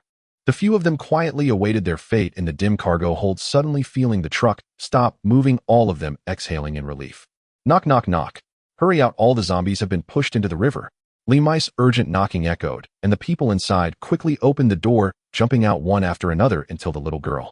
Jing, you and the nurse Annie stay in the truck and don't come out, okay? Wait until your dad is done and comes to get you. Li Mei looked at the innocent girl with a hint of sadness in her voice, saying, "We don't know what situation Lin Feng is in. He may have fallen or been injured by the zombies that jumped down. It's better not to let Jing go down yet." "Okay, but Annie, please hurry and let Daddy come get me. It's dark in here and Jing is scared." The girl looked at Li Mei, pouting her lips, saying it reluctantly. Li Mei said nothing more, giving the nurse a glance to watch over Jing, then closed the door and walked with the others to the gap. Thank goodness. The rope is still securely tied. Wang Yi looked at the taut rope and thought Lin Feng should still be hanging below. Seeing everyone approach, Wang Yi hurriedly instructed them to grab the rope and pull it little by little. Huff, huff. Everyone pulled together, and soon they saw Lin Feng's messy hair slowly rising to the bridge's surface. Then a pair of large hands suddenly grasped the edge of the bridge, and they quickly let go of the rope, working together to pull Lin Feng up. "Lin Feng, it seems your daughter still needs you to take care of her," Wang Yi said to Lin Feng, who lay on the bridge staring blankly at the sky. Upon hearing Wang Yi's words, Lin Feng's lips curled into a bitter smile, tears streaming down his cheeks, dripping to the ground. Slowly he sat up, rolled up his pants, and without speaking stared blankly at the hideous wound on his calf, where the zombie's claws had left a mark. How could this happen? The women looked at the wound, gradually oozing black blood, crying out in sorrow. "I was scratched by a zombie's claw. Brother Wang Yi, I entrust my daughter to you. Since I haven't fully infected yet, give me a quick end." Lin Feng's eyes showed no regret as he slowly stood up, speaking to Li Mei. "Let me take one last look at my child from afar. Just watching is enough. Don't let her see me like this. I'm no longer her father." Hearing Lin Feng's words, tears instantly streamed down Li Mei's face, her eyes filled with sorrow as she looked at Wang Yi, asking with a choked voice, "Brother Yi, do you have any way to save him? His daughter is too pitiful, losing her father at such a young age." Wang Yi ignored Li Mei, staring at Lin Feng's wound for a moment, deep in thought. He turned back to the front of the truck and smashed the head of the zombie, whose jaw he had severed, searching inside for the mutated flesh. Seeing this, Li Mei quickly ran back to the truck, where there was still half a bottle of medical alcohol left. Wang Yi, unfazed by the confused looks from others, handed the mutated flesh to Li Mei. "Clean it, then have Lin Feng eat it." Lin Feng looked at Wang Yi as he took out a piece of milky white flesh from the zombie's brain, saying it was for him to eat. He couldn't help but feel uneasy, asking Wang Yi, "Brother Wang Yi, what is this thing you took out from the zombie's brain? Why do you want me to eat it?" The others looked at Wang Yi with puzzled expressions. "Don't worry about that for now. Just eat this piece of meat. Anyway, you've already been infected by the zombie, so it doesn't matter what this meat is." After saying this, Wang Yi took the cleaned mutated flesh from Li Mei and handed it to Lin Feng. Lin Feng looked at the jade-like piece of meat in his hand, still puzzled, but followed Wang Yi's instructions and swallowed the strange flesh. Wang Yi's words were indeed right now that he had already been infected by the zombie. What else was there to fear? "I see your hands have quite some strength. You must have trained right." Wang Yi recalled the image of Lin Feng descending from the carriage with his daughter, thinking that someone who hadn't trained would not appear as effortless as Lin Feng. I usually enjoy exercising, so my strength should be somewhat above average, Lin Feng replied, looking at Wang Yi puzzled by the question. Seeing Lin Feng's confused expression, Wang Yi pondered for a moment before continuing. What I gave you earlier is called genetic meat, which I inadvertently discovered inside a zombie after the apocalypse began. Eating it can enhance the physique of humans who haven't been infected. However, since you have already been infected by the zombie, I don't know what effect it will have on you. I'm just trying this as a last resort, as there's no worse outcome than what we already face. Perhaps something unexpected might happen. Wang Yi's words were also somewhat dismissive of Lin Feng. In his past life, evolutionaries were classified into ordinary evolutionaries, and those with enhanced strength, speed, or special abilities. In his previous life, Wang Yi was merely an ordinary evolutionary without any special abilities.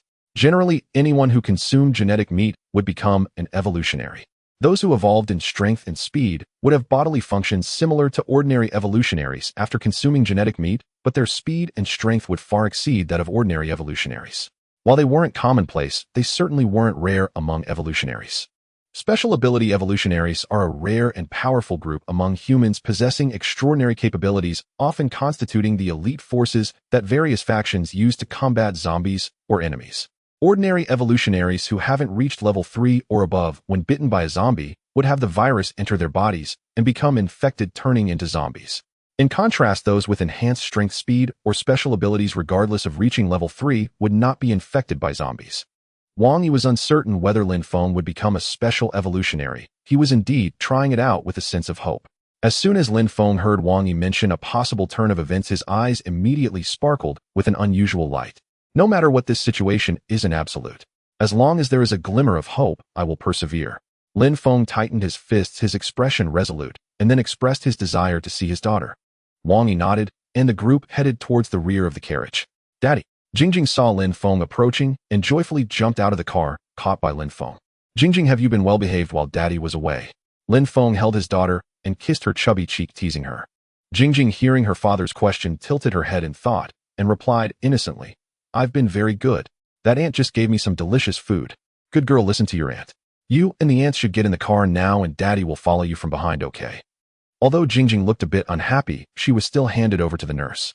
After a few people got into the car, Wang Yi pointed to a nearby white sedan and said to Lin Feng, you still don't know if you can avoid infection. For the safety of everyone in the car and your daughter, you should drive that sedan behind us. If you haven't been infected and turned into a zombie by nightfall, then you should have made it through. We can meet your daughter then. Lin Feng nodded, saying nothing further. He understood that Wang Yi was doing this for the sake of his daughter and everyone else. Silently, he turned towards the white sedan and noticed a pool of dried blood beside the car and bloodstains on the keys, as if recounting the tragic fate of the car's owner.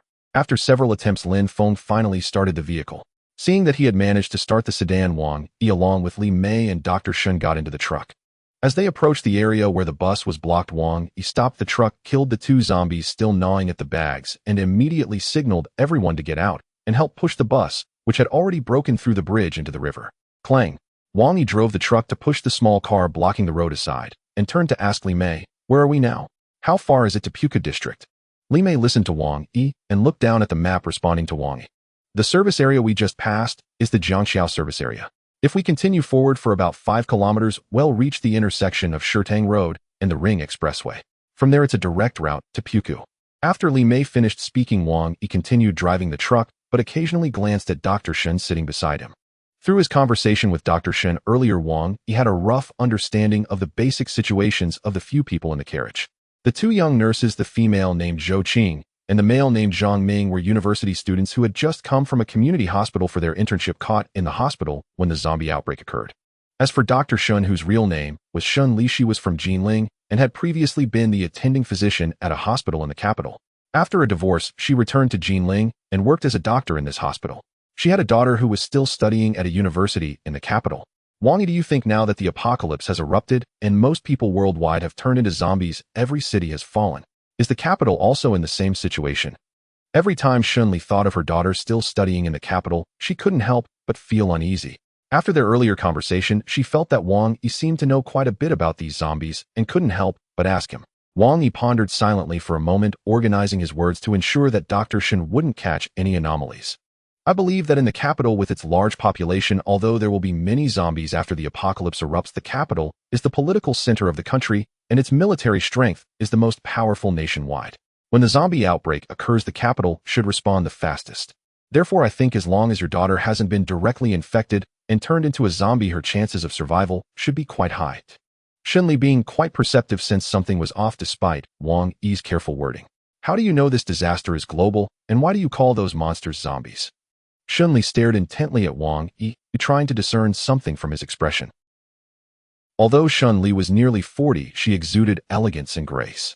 Every movement revealed her refinement, and her previous experience as an attending physician in the capital endowed her with a calm demeanor in crises, making one feel that lying before her would be easily detected, stirring a sense of guilt.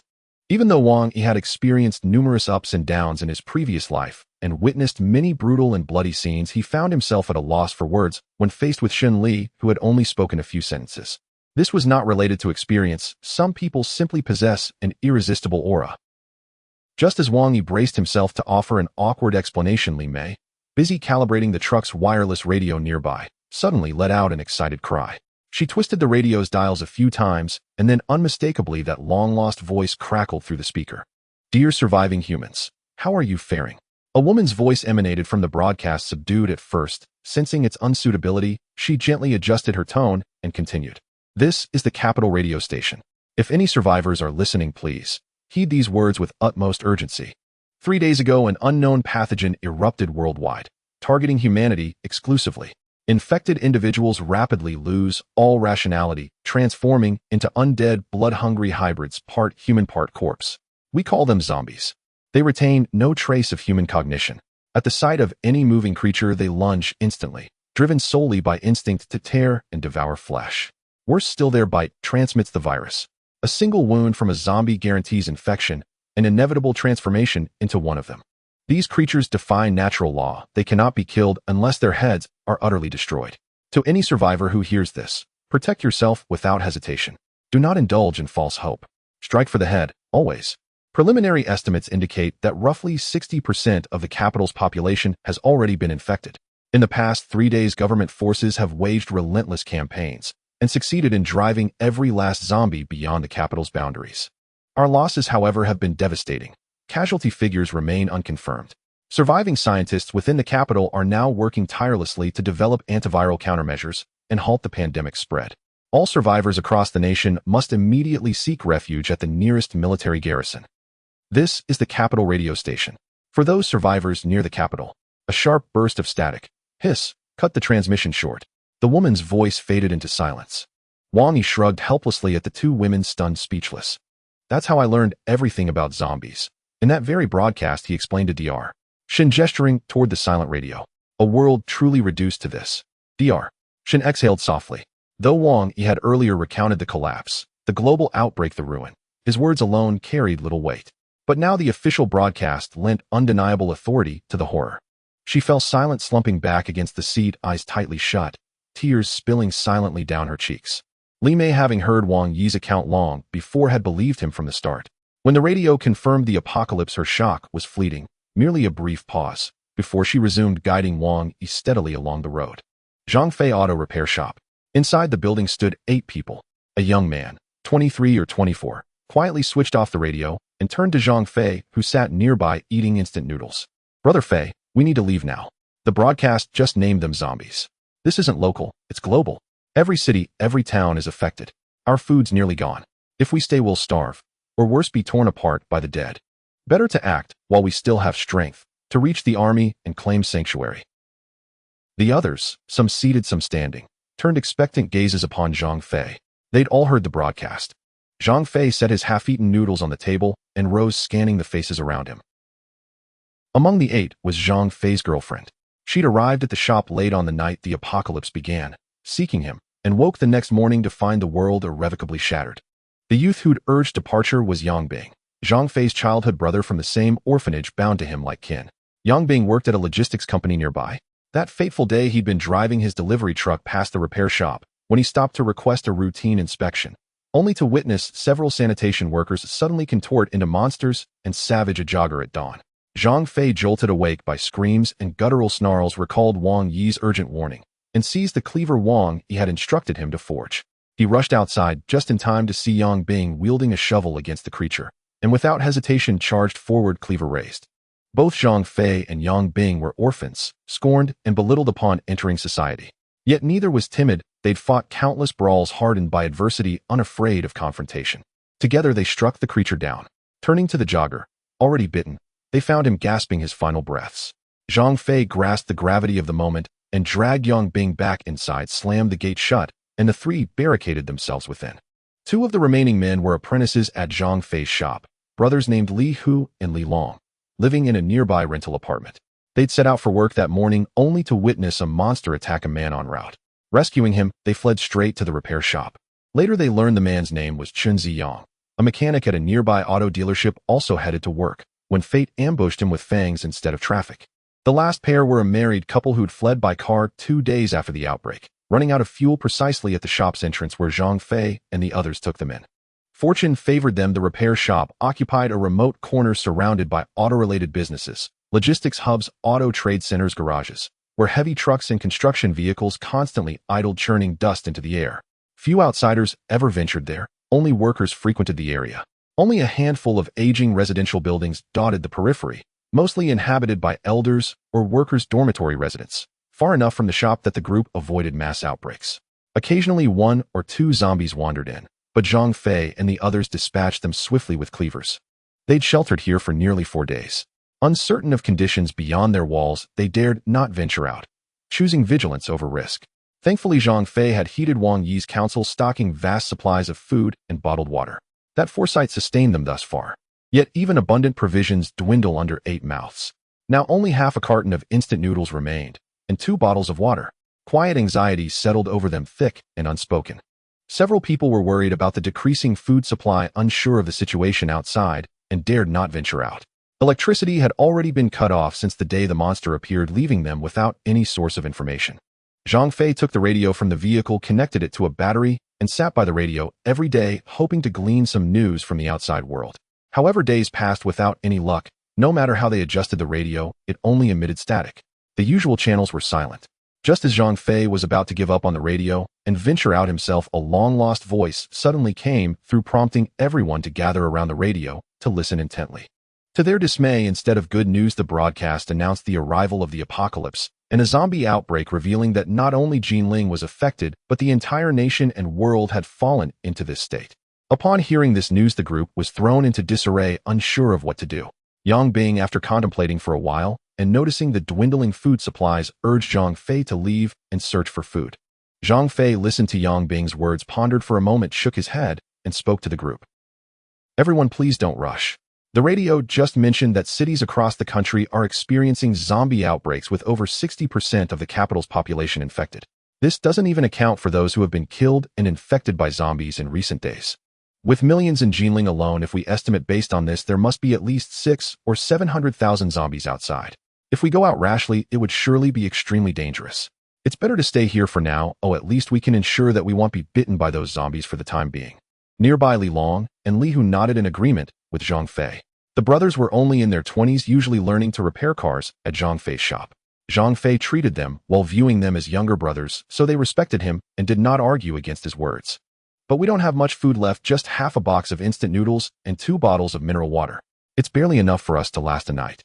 What will we do if we don't go out to find food tomorrow?" The speaker was Zhang Fei's girlfriend, Chun Hui. They had known each other for several years and had a good relationship. It wasn't that Chun Hui opposed Zhang Fei, but she was genuinely concerned about the pressing issue of food.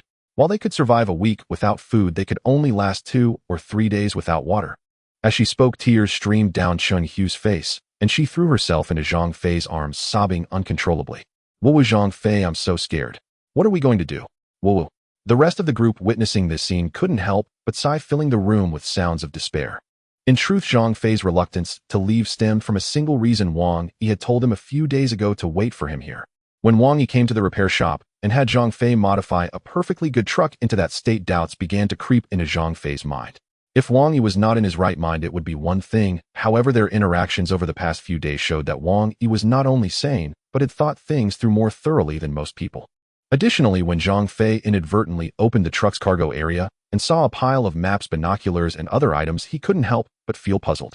Who would buy such things and in such quantities? Wang Yi's strange requests, such as having Zhang Fei make peculiar machetes and urging him to stock up on water and food, only deepened Zhang Fei's confusion about Wang Yi's true intentions. Now with the apocalypse unfolding, those seemingly insane actions by Wang Yi had taken on an air of suspicion. Zhang Fei wanted to understand who Wang Yi truly was and how he had prepared in advance, as if he had foreseen the outbreak of the apocalypse. Lost in these thoughts, Zhang Fei felt a sense of confusion. Suddenly, a loud roar from outside interrupted his train of thought and startled the group, still sighing within the room. They hurriedly pulled back the curtains to look outside, just in time to see 5 or 6 zombies frantically assaulting the already locked front door of the yard. "Fei, brother Fei, why are these zombies suddenly attacking our house?" The employee from the car dealership asked Zhang Fei in terror. Zhang Fei turned to look at him. The man's name was Liu Yang, who had been rescued by Li Long and Li Hu on the way here. He had arrived at the repair shop where he had shown bravery by helping Zhang Fei and the others kill a zombie that had broken in on the very first day, so Zhang Fei had a decent impression of him. "I don't know why so many zombies suddenly appeared. In the past only 1 or 2 would come in at most, but today there are 5 or 6. Zhang Fei was puzzled as well. Typically, there weren't many people around this area. Given that the outbreak began around 6 in the morning, there would be even fewer people. Usually only 1 or 2 zombies would wander in, so why were there so many this time, even bending the iron door? At that moment, the husband among the couple lowered his head in thought for a moment, suddenly slapped his forehead, as if he remembered something, and spoke to the group. "I remember the broadcast mentioning that zombies have a particularly keen sense of smell and will swarm if they catch a whiff of blood. Could it be that our scent attracted the zombies?" Zhang Fei pondered for a moment after hearing this, uncertainly replying, "That's impossible. We've been indoors for the past few days. If the zombies had caught our scent, they would have gathered long ago. These zombies clearly just arrived, and I haven't heard of anyone getting injured or bleeding." As Zhang Fei mentioned bleeding, the others quickly looked at one another, realizing that no one had any visible wounds, leaving everyone in the room puzzled as to why the zombies had come. "Oh no." Suddenly, the man's wife clutched her abdomen and began to moan. The man quickly supported his wife, anxiously asking, "What's wrong, Li? Is your stomach hurting again?" Jiang Li looked at the concerned faces around her and quickly explained, "I'm so sorry. I get stomach cramps when my period starts, but it's an old issue. It won't be long before it gets better." Zhang Fei understood her plight, knowing that many women neglect their health during such times and menstrual pain was quite common. Seeing her in clear discomfort, Zhang Fei quickly instructed Chun Hui to take her upstairs to rest. Chun Hui recognized that staying there wouldn't be helpful, and after telling Zhang Fei to be careful, she helped Li Li upstairs. "Wait." Yang Bing, Zhang Fei's childhood friend, suddenly called out to the 2 women who were going upstairs. Ignoring Chun Hui, Yang Bing walked straight up to Jiang Li and voiced his speculation. "Jiang Li, you said you got your period, so where did you throw your sanitary napkin?" Jiang Li felt a bit embarrassed by Yang Bing's question and was momentarily at a loss for words. She noticed that everyone around, including her husband and Chun Hui, who was supporting her, looked at her with strange expressions. Unable to bear the pressure, Jiang Li's face turned red as she stammered her explanation. "Well, I saw that the trash bin in the bathroom was full and there was no water. I was afraid of making a mess, so I just threw it out the window." "What?" Although they already had an answer in mind, hearing Jiang Li say this still surprised everyone. Jiang Li's husband Zhang Tsong held his head in disbelief, looking at his wife with confusion, and let out a sigh. "Li, how could you be so careless?" Realizing her mistake, Jiang Li apologized to everyone, tears almost welling up in her eyes. "I'm really sorry. I didn't know that a sanitary napkin could attract zombies. If I had known, I would never have thrown it outside." As Jiang Li spoke, she began to cry. Seeing his wife so upset, Zhang Tsong couldn't scold her any further and gently held her in his arms, quietly comforting her. The others looked at this scene, unsure of what to say. After all, Jiang Li didn't know that menstrual blood could attract zombies, though otherwise she wouldn't have disposed of it so carelessly. Zhang Fei, seeing that Jiang Li was still crying, realized it was not the time for this, especially with several zombies outside banging on the door. They had to set this aside and deal with the zombies first. "All right, Jiang Li, please stop crying. We know you didn't do it on purpose. Let's think about how to handle those zombies outside, otherwise we might not make it out of here." Hearing this, the others quickly forgot about blaming Jiang Li and gathered around Zhang Fei to discuss their strategy. "Chen Hui, take Jiang Li upstairs for now. No matter what happens, don't come down. Block the door and make sure the zombies can't smell anything." Chen Hui didn't refuse. The 2 women staying here wouldn't be much help and might distract the men trying to protect them, so she quickly helped Jiang Li up the stairs. "Wait." Yang Bing called out to the 2 again, and this time not only Chun Hui and Jiang Li, but all 6 men in the room were puzzled, unsure of Yang Bing's intentions. "What now?" Jiang Li sniffled weakly, asking Yang Bing. Yang Bing stepped forward and spoke to Zhang Fei. "Brother Fei, I just thought of an idea. Since zombies gather where there is a smell of blood, why don't we set a trap for them? What kind of trap? Hearing that Yang Bing had an idea, Zhang Fei quickly asked. It's like this, Brother Fei. I noticed that you have a lot of thick steel plates upstairs that are just the right size to throw out the window. Why not toss Zhang Li's sanitary napkin down? The zombies will definitely be attracted by the scent of blood. When they gather below the window, we can throw the steel plates down and crush those monsters. After a moment of thought, Zhang Fei nodded at the others. But the radio just said that zombies can only be killed if their heads are completely shattered. My steel plate, while thick, might not be able to kill them outright. What if we don't manage to kill them and instead attract their attention to us? That would be counterproductive. Yang Bing considered Zhang Fei's point, but still voiced his opinion. You're not entirely correct, Brother Fei. When we killed zombies a few days ago, we didn't know they had to have their heads damaged to die. We just kept attacking until they couldn't move anymore. If we follow my plan, it might not kill the zombies, but as long as we can break their limbs, that would suffice. Then their attacking ability would be greatly reduced, and we'd be safer, wouldn't we? Zhang Fei pondered Yang Bing's words and realized there was some truth to it. If they could break the zombies' limbs, it would significantly reduce the danger when they went out to fight. However, Zhang Fei was not willing to risk waiting in the house for the zombies to fight over the sanitary napkin.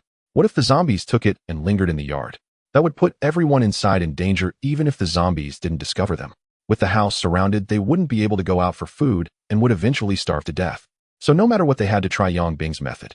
If it worked, they would be safe, or if not, they would just have to kill more zombies and do their best to keep the two women upstairs alive. Alright, let's do it your way. Zhang Li, go upstairs and get the sanitary napkin out. Then find a bag to put it in and let Chun Hui bring it down. Upon hearing Zhang Fei's words, Zhang Li felt a bit embarrassed, but knew how dangerous the moment was.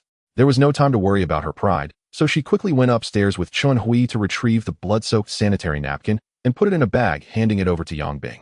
Zhang Fei's auto repair shop was a courtyard with 3 connected storefronts. He rented 3 floors, and the area was quite spacious, surrounded by walls with only 1 iron gate. This place was rented with the money Zhang Fei and Yang Bing had saved up over the years, and the lease was for 10 years, so Zhang Fei treated it like a home. The walls were covered with barbed wire and shards of glass to deter anyone from jumping the wall to steal things in the middle of the night. After all, the shop had a lot of steel and parts which together were worth several tens of thousands. Though the gate was sturdy, it couldn't withstand the fierce battering from the 6 zombies, and it looked like it was about to collapse. Yang Bing, hurry and throw down that sanitary napkin, the zombies are coming in. Seeing this, Yang Bing quickly removed the bag from the sanitary napkin and threw the napkin hard onto the ground right in front of the window. The zombies suddenly sensed the stronger scent of blood in the air and paused for a moment before lunging forward with renewed strength. The door finally couldn't take the pressure and crashed to the ground.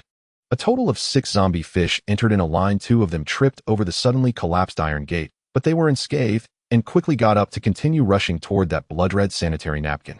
On the 3rd floor, Jiang Li and Chun Hui seemed to have not anticipated the immense attraction of the sanitary napkin to the zombies, and they couldn't help but feel a sense of trepidation as they watched the swarm of zombies surging from downstairs.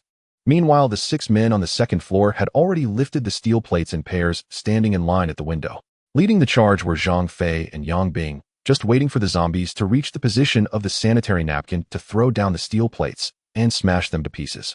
The fastest zombie had already reached beneath the window, about to pounce on the tempting sanitary napkin for a taste, when suddenly a steel plate fell from the sky and struck its head with a resounding thud. The zombie was directly hit on the shoulder, and its whole body was violently knocked sideways. After throwing the steel plates, Zhang Fei and Yang Bing did not look to see if they hit any zombies, but immediately retreated to the sides, leaving the window open for the brothers Li Long and Li Hu behind them. The first zombie to arrive was suddenly struck down on the shoulder by the falling steel plate. The following zombies, not reacting in time due to their close proximity, jumped up expecting to land on the sanitary napkin. However, seeing that it was suddenly pinned down by a steel plate and had vanished, the zombie sensed something was amiss, but it was too late. It had already leapt into the air and awkwardly landed on the steel plate. Before the zombie could get up, the 2nd steel plate followed closely behind, crashing down with a loud bang onto the zombie that was about to roll off the steel plate. The sound was akin to a tire bursting. The people upstairs only heard the sound, but Li Long and Li Hu did not have time to look down. Like Zhang Fei, they immediately retreated to the sides after throwing down the steel plates, leaving the window for Lu Yang from the car dealership and Zhang Tsong, Jiang Li's husband. Although the men on the 2nd floor did not see the gruesome scene of the zombie, Chen Hui and Jiang Li on the 3rd floor had a clear view from the window. They saw that the zombie was caught between 2 steel plates, its belly bursting open, intestines and innards spilling out like an overstuffed cheeseburger, except the cheese sauce was black and accompanied by a foul stench. The pitch-black blood sprayed onto the ground, leaving onlookers with no appetite. Yet the zombie's vitality was indeed tenacious. Even crushed like this, its limbs continued to move futilely, attempting to push the steel plate off, but it lacked the strength it had when its body was intact. No matter how hard it pushed, the steel plate remained firmly pressed against it. Even though the zombie had lost its sense of pain and was resilient, once its body was severely damaged, it would lose its ability to move like an ordinary person. Only the process of dying would be somewhat slower. The subsequent zombies did not have such bad luck. Seeing that the first two had already been smashed down, they quickly halted their advance, not daring to move forward. But Liu Yang and Zhang Tsong were not foolish. They had anticipated such a scenario when they saw the others lift the steel plates, and they had agreed that when the last two threw the steel plates, they should throw them as far as possible, fearing that the zombies would see their companions get smashed and hesitate to advance. At this moment, the zombies behind were no longer advancing, but stood in front of the hamburger-like zombie, slowly raising their heads to look at the window on the second floor. Even though they lacked normal human consciousness, they could sense that the steel plates were falling from the second-floor window. A zombie in a security uniform was looking up at the window on the second floor when it suddenly saw something flying out of the window, quickly approaching. The security zombie reacted quickly, hastily retreating. However, the zombies behind it, thinking that the steel plate would not hit them, did not retreat, but instead stared at the steel plate, snarling, as if they believed they could scare the plate away. This action put the security zombie in a difficult position. It couldn't retreat, and as it pushed off the ground with its feet, it stepped on the intestines that had spilled out from the zombie that had just been smashed, slipping and falling to the ground with a thud, while the steel plate fell as well. The steel plate accurately smashed down on the legs of the security zombie, producing a crisp sound as its legs were crushed, and the security zombie hurriedly clawed at the ground, trying to crawl forward, but its legs were firmly pinned down by the heavy steel plate, struggling for a long time without moving an inch. The men on the second floor threw all the steel plates down and quickly leaned over the window to observe the outcome of the battle. They saw that of the original 6 zombies, only 3 were still intact. One had been smashed to pieces, while another stood awkwardly to the side, one shoulder high and the other low, with 2 ribs piercing its belly, dripping blood onto the ground in a gruesome sight. Another zombie was pinned down by the steel plate on its feet, dragging it toward the door with all its might, leaving a long trail of blood on the ground. The 4 zombies downstairs that could still move, 3 were fine, and 1 was injured, saw a few figures appearing on the second floor. They possibly realized that these steel plates had been thrown by them, and in a fit of rage their eyes radiated brutal fury as they continually howled at the men above. Li Long said anxiously to Zhang Fei, "Brother Fei, let's go down and fight these zombies." Seeing only 4 zombies left downstairs, and one of them was not much of a threat. "Yes, Brother Fei, if we don't go down now, when the zombies break in, we won't have the advantage in numbers anymore." Yang Bing, who was beside them, was considering more than Li Long and the others. There were currently 4 zombies, while there were 6 men upstairs. If the one incapacitated zombie was not counted, Zhang Fei and the others would effectively be 2 men against 1 zombie. However, if the zombies got inside, the space would be cramped. Although Zhang Fei and his companions had killed a few zombies, they had relied on their numbers to gain victory. The room was small, and if the zombies managed to injure even one of them, they would be infected with the virus, making it far less safe than fighting zombies outside. "All right, when we go out, I will deal with the zombie with the collapsed shoulder, along with Yang Bing and Liu Yang, and Zhang Tsong will tackle the female zombie. The remaining one will be left to you 2 brothers," Zhang Fei said to brothers Li Long and Li Hu. Everyone nodded after hearing this. Zhang Fei's decision was certainly very correct. Liu Yang and Zhang Tsong were not physically strong workers, so they left the small female zombie to those 2. Zhang Fei and Yang Bing were the 2 most robust among them, so dealing with 2 zombies, one of which was injured, should not pose much of a problem. "Let's go out and fight the zombies."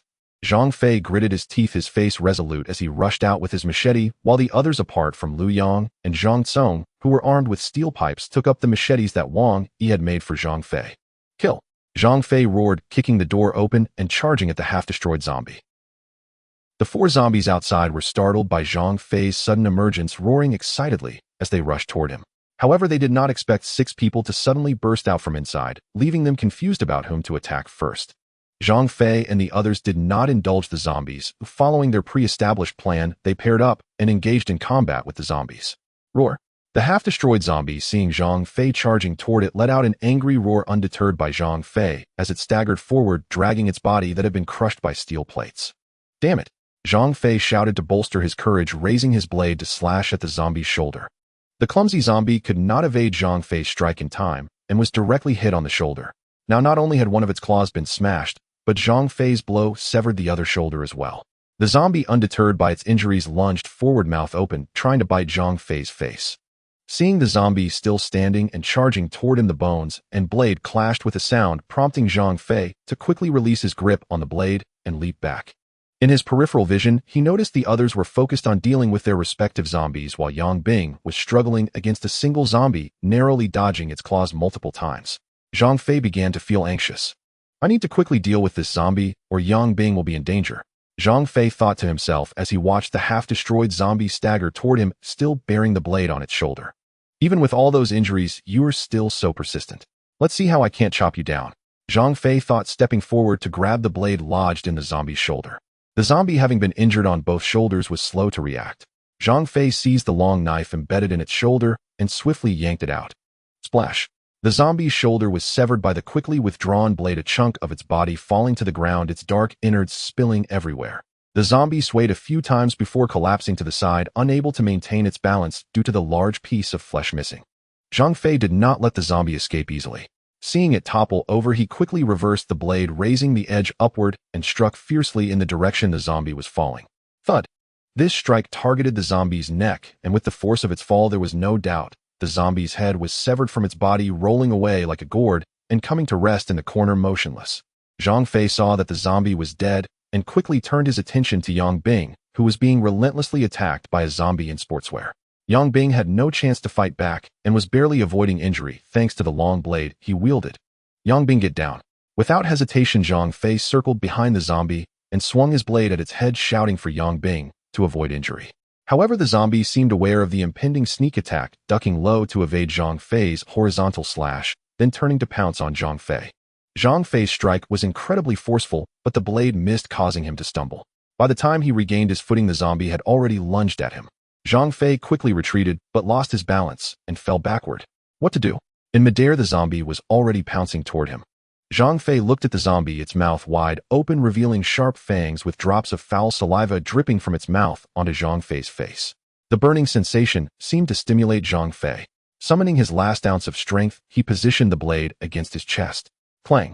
Zhang Fei fell onto his back, the zombie landing on top of him, but he suddenly pushed up, blocking the zombie's claws with the wide blade. For a moment, the zombie was immobilized with its toothy mouth just a few centimeters away from Zhang Fei's face. The zombie, unable to bite, Zhang Fei panicked and roared repeatedly, a foul stench blasting from its mouth, nearly knocking Zhang Fei unconscious. Yang Bing had just dodged and saw Zhang Fei being pinned down by the zombie. Concerned for Zhang Fei, he charged in with his blade, striking at the back of the zombie's head while shouting for Fei Gu to be careful. Hearing Yang Bing shout, Zhang Fei instinctively tilted his head aside and with all his strength managed to push the zombie off him. Slice! Just as Zhang Fei pushed the zombie away, he saw the once fierce expression on its face suddenly disappear, followed by a black blade tip piercing through the center of its forehead, stopping just at the tip of Zhang Fei's nose. If it were to advance even an inch, Zhang Fei would certainly die. Yang Bing withdrew the blade from the zombie's head without hesitation. Seeing the blade had been pulled back, Zhang Fei caught his breath and forcefully tossed the zombie off him, stumbling to his feet. He had no time to discuss the earlier danger with Yang Bing, as the two immediately joined the battle alongside Li Long and Zhang Tsong. Initially, they had been fighting the zombies in pairs. It was not exactly easy, but definitely not exhausting. With the sudden addition of Zhang Fei and Yang Bing, the pressure on the group significantly decreased. First, Zhang Tsong and Lu Yang were dealing with a small female zombie already battered by their attacks and on the verge of collapse. Just as Zhang Fei joined the fray, Lu Yang thrust a steel pipe into its eye, stirring it violently. The zombie fell, still collapsing to the ground. After dispatching that zombie, the three quickly moved to assist Li Long and his brother with theirs, resulting in 6 people battling one zombie. Li Long seized an opportunity when the zombie was distracted, swinging his blade to slice off half of its head. The brain matter splattered out, signaling the end of their confrontation with the zombies. Phew. Brother Zhang, this zombie is incredibly strong. Li Hu and I fought the zombie for ages, and several times it almost injured me. Luckily, I dodged quickly. Li Long gasped for breath, kicking the now-dead zombie viciously before turning to Zhang Fei. Make sure it's truly dead before you start talking. Didn't the radio say that a zombie only dies when its head is completely destroyed? Don't let your guard down, or it might get up and bite you. Zhang Fei warned Li Long, who looked relaxed. To Zhang Fei's surprise, Li Long was not intimidated, but instead pointed behind Zhang Fei with a terrified expression, shouting in a panic. Fei Gu, a zombie is coming. Quick, get out of the way. Zhang Fei thought Li Long was joking and paid no mind, but saw the others looking terrified at what was behind him. Zhang Fei felt a bit panicked, quickly turning around only to be met with a gaping maw covered in blood. Zhang Fei stared at the zombie within arm's reach, despair, closing his eyes. Am I going to die? Even if I don't die, I will probably be infected and become one of those monsters. Rather than that, I might as well let it bite me to death. This is Zhang Fei's last consciousness. He had no way to dodge anymore. The zombie was too close. Thud. Zhang Fei felt the zombie pounce on him, followed by a sharp pain in his head, and his consciousness plunged into endless darkness. Zhang Fei's repair shop. Am I dead? His consciousness slowly returned, and he struggled to open his eyes, but it felt as if his eyelids were glued shut. No matter how hard he tried, he could not free himself. You're not dead, and you weren't bitten by the zombie. A calm male voice sounded in his ear, familiar to Zhang Fei. Who are you? Although this voice was familiar, it was not anyone among the other 5 people in the room besides Zhang Fei. Who am I? You've waited for me here for 3 days, and you don't know who I am. The man replied with a slight chuckle. Ego. Zhang Fei exclaimed, feeling a surge of emotion. After all, it was Wang Yi who had prepared him, otherwise he might have already fallen prey to the zombies, and wouldn't be alive in this repair shop. Do you remember now? I told you to stay here in the repair shop. How could you provoke those zombies, especially so many? If I hadn't arrived in time, you would have either been bitten by the zombies or infected. Wang Yi looked at Zhang Fei, who was struggling to get up, and spoke slowly. At that time, Wang Yi had just arrived with a truck full of people, but he did not drive directly to the repair shop. He and Lin Feng had gotten out of the car and walked to Zhang Fei's repair shop.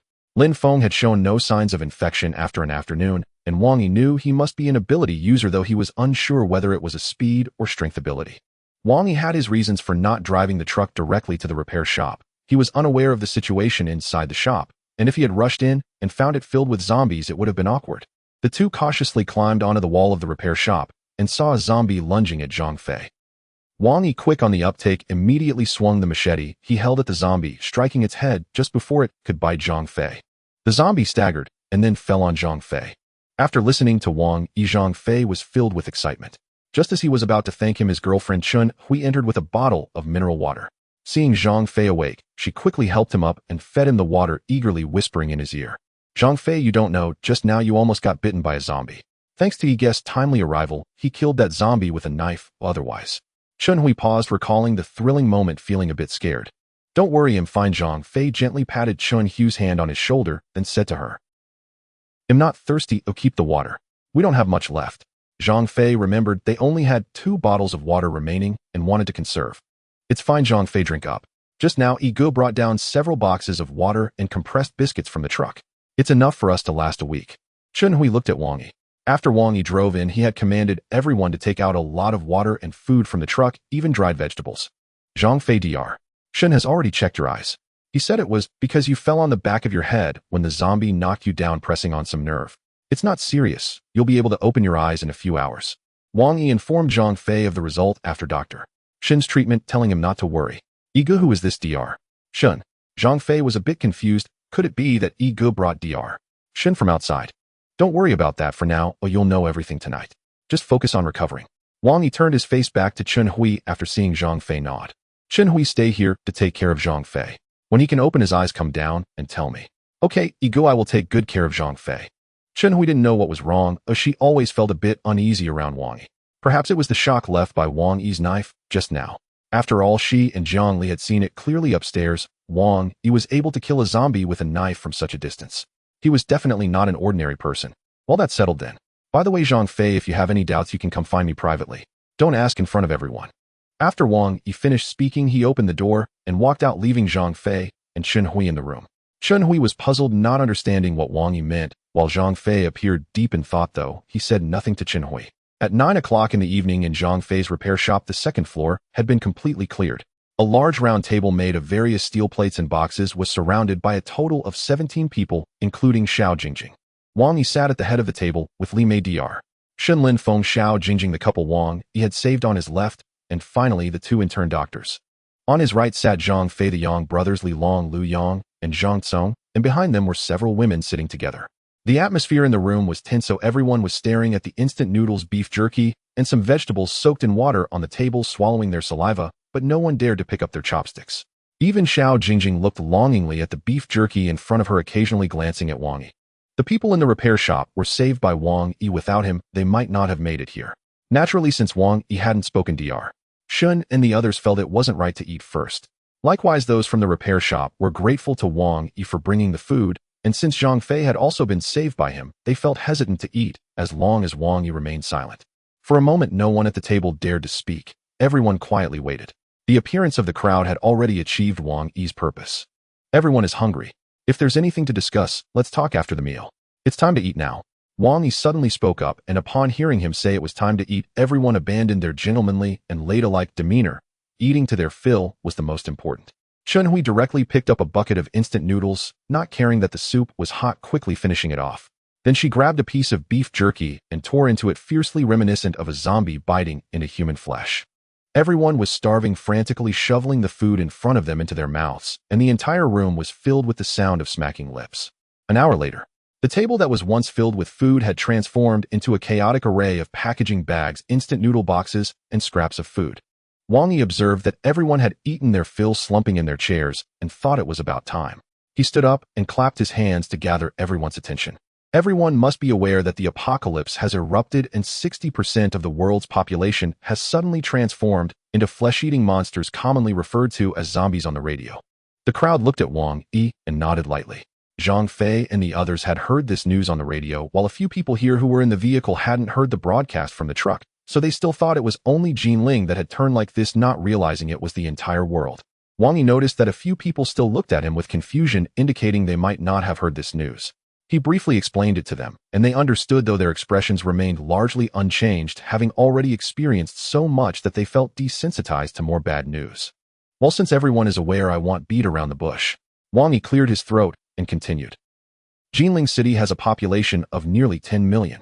According to the capital radio, the infection rate of zombies is around 60%, which means there could be about 6 to 7 million zombies in Jinling.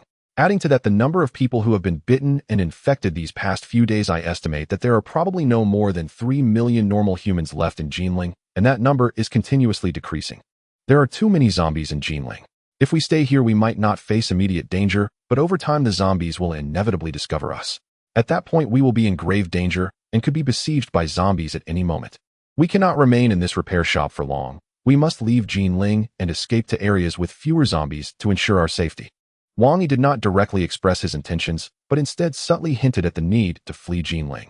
These people had just gathered, although Wang Yi could discern that none of them were particularly malicious or selfish, he didn't want to easily reveal his plans to avoid raising suspicion.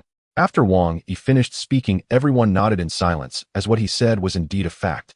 They had all heard the news from the radio, confirming that the majority of the population had been infected, and living in a densely populated city was extremely dangerous.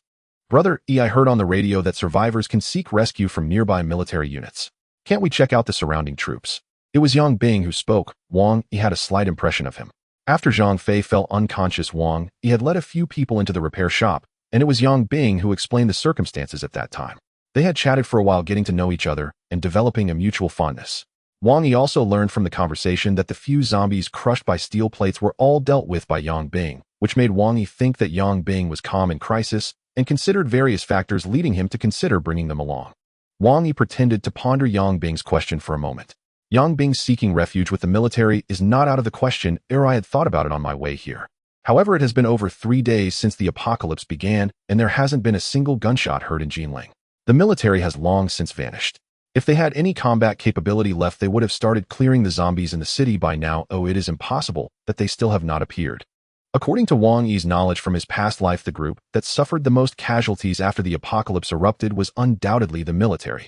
The apocalypse began at 6 in the morning, coinciding with the time when most military units are awakened by the morning bugle, leaving them no time to react. Additionally, military personnel typically live in close quarters with at least 7 to 8 people per small room. In such densely packed living conditions, even if there was only a 3-zombie infection in a room where no one was awake, it would be enough to wipe out a military unit. Although soldiers are physically robust, zombies are not to be underestimated. They are just less responsive, but much stronger than normal humans. Given the suddenness of the event, many smaller military units were likely wiped out by zombies, with only a few quick-reacting ones managing to survive, but suffering heavy losses. Seeking protection from military units now is not a wise choice, but approaching it with a different mindset might yield unexpected surprises. After Wang Yi finished speaking, everyone, including Yang Bing, looked enlightened. If the military was indeed clearing zombies as stated on the broadcast, why had they remained silent until now? At this moment, Dr. Shen, who had been silent, suddenly stood up and asked Wang Yi, Wang Yi, if what you say is true, the military may have lost their combat capability. It's best for us to go to less populated areas, but where can we go? The entire world has turned into this. Isn't it the same in any city? Before Wang Yi could respond, Li Mei, who was sitting nearby, spoke up.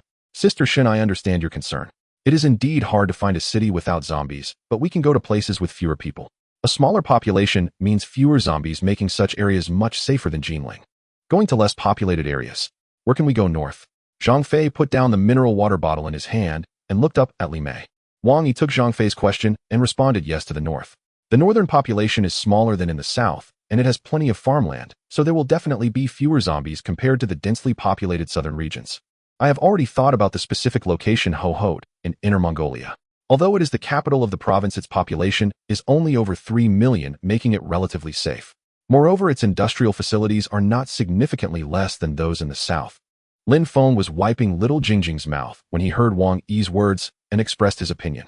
Brother, you mentioned going to Inner Mongolia, but we are currently in Jinling, over 1,000 kilometers away. How do we traverse such a long distance? And with the zombie outbreak, the road is sure to be fraught with dangers. Lin Feng, if we stay in the south, considering this truckload of food, how long do you think we can last with just over 10 of us? Wang Yi did not answer Lin Feng's question, but countered with another question to the group. Although this food looks ample, there are nearly 20 of us, and I estimate it won't last more than a month. Lin Feng pondered for a moment and hesitantly replied. Indeed, although I have this truck full of water and food, it is still not enough for us to eat and drink for a month. What will we do after that? Shall we venture out to search for food at the risk of danger? At that time, we would face not only zombies, but also other surviving humans who would gather into small groups to search for food, inevitably leading to friction between us. Even if we are lucky enough to find food, what comes next? Will it continue like this in the future? Living each day with uncertainty, faced with endless zombies, wary of malicious survivors struggling in the cracks of this city, like a rat crossing the street. After Wang Yi finished speaking, he looked at the crowd, who were now dumbfounded, nodding to himself. This was the effect Wang Yi desired. Dr. Shin was the first to awaken from the shock, his eyes flickering with uncertainty, not knowing what to think. Yang Bing, on the other hand, was more pragmatic and still had questions about Wang Yi's words. Brother Yi, what should we do after we reach Ming province? Yang Bing's question hit the nail on the head. The others had already been swayed by Wang Yi, but still felt that something was missing. Now that Yang Bing had asked, everyone's gaze immediately turned to Wang Yi, hoping he could provide a satisfactory answer. Wang Yi was not flustered. He had thought about these words long before meeting these people. It wasn't that Wang Yi insisted they go to Ming province with him, but he understood the importance of population after the apocalypse. Especially since this was the early stage of the apocalypse, the surviving humans had not yet turned into the treacherous beings of the later stage, willing to do anything for their own desires. Now they were merely beginning to face the apocalypse. Their character had not changed much. If Wang Yi did not gather some people around him at this moment. Later on, as people's hearts changed and survivors experienced the harshness of the apocalypse, those who had once been easy to control would no longer be. Wang Yi looked at the crowd, knowing it was time to paint a picture for them. Once we arrive in Ming province, we can establish a gathering place, collect food, population, and weapons, become self-sufficient, and drive away the zombies. Our dangers will surely be greatly reduced then. By occupying Ming province's rich land resources, we will undoubtedly carve out a piece of human sanctuary in this apocalypse. Good. Since Brother Yi says so, I will follow him to Ming province from now on. Zhang Fei slammed the table and was the first to express his stance. Was it impulsive? It was clear it was not. Although Zhang Fei was straightforward, he was not foolish. A few days ago, when Wang Yi came to modify the vehicle, it had already raised doubts in Zhang Fei's mind, but the subsequent outbreak of the apocalypse turned this doubt into shock. Moreover, the 10 machetes Wang Yi had him prepare spoke volumes, indicating that Wang Yi had likely known about the apocalypse in advance and had made ample preparations. Looking at the various food packaging bags on the table, Zhang Fei suddenly felt that his decision was exceptionally wise. With Zhang Fei taking the lead, others may not have noticed Wang Yi's early preparations, but the truck full of food was tempting everyone at all times. Who would want to live a life where they have one meal, but not the next? Perhaps because of the food, or perhaps out of confusion, the people at the dining table continuously expressed their desire to go to Ming province with Wang Yi. The dinner ended with everyone's determination, leaving a few women to clean the table, while Wang Yi and Li Mei returned to the truck. The back of the truck had 2 beds, each nearly a meter wide, so they didn't have to worry about not being able to sleep. The others had already been arranged by Zhang Fei. The women all stayed on the 3rd floor, while the men were on the 2nd floor. Yang Bing and Lin Feng returned to their own vehicles. If someone approaches the truck, they will undoubtedly hear a woman's voice, soft and melodious, yet unable to let go completely, only able to whisper, incredibly enticing.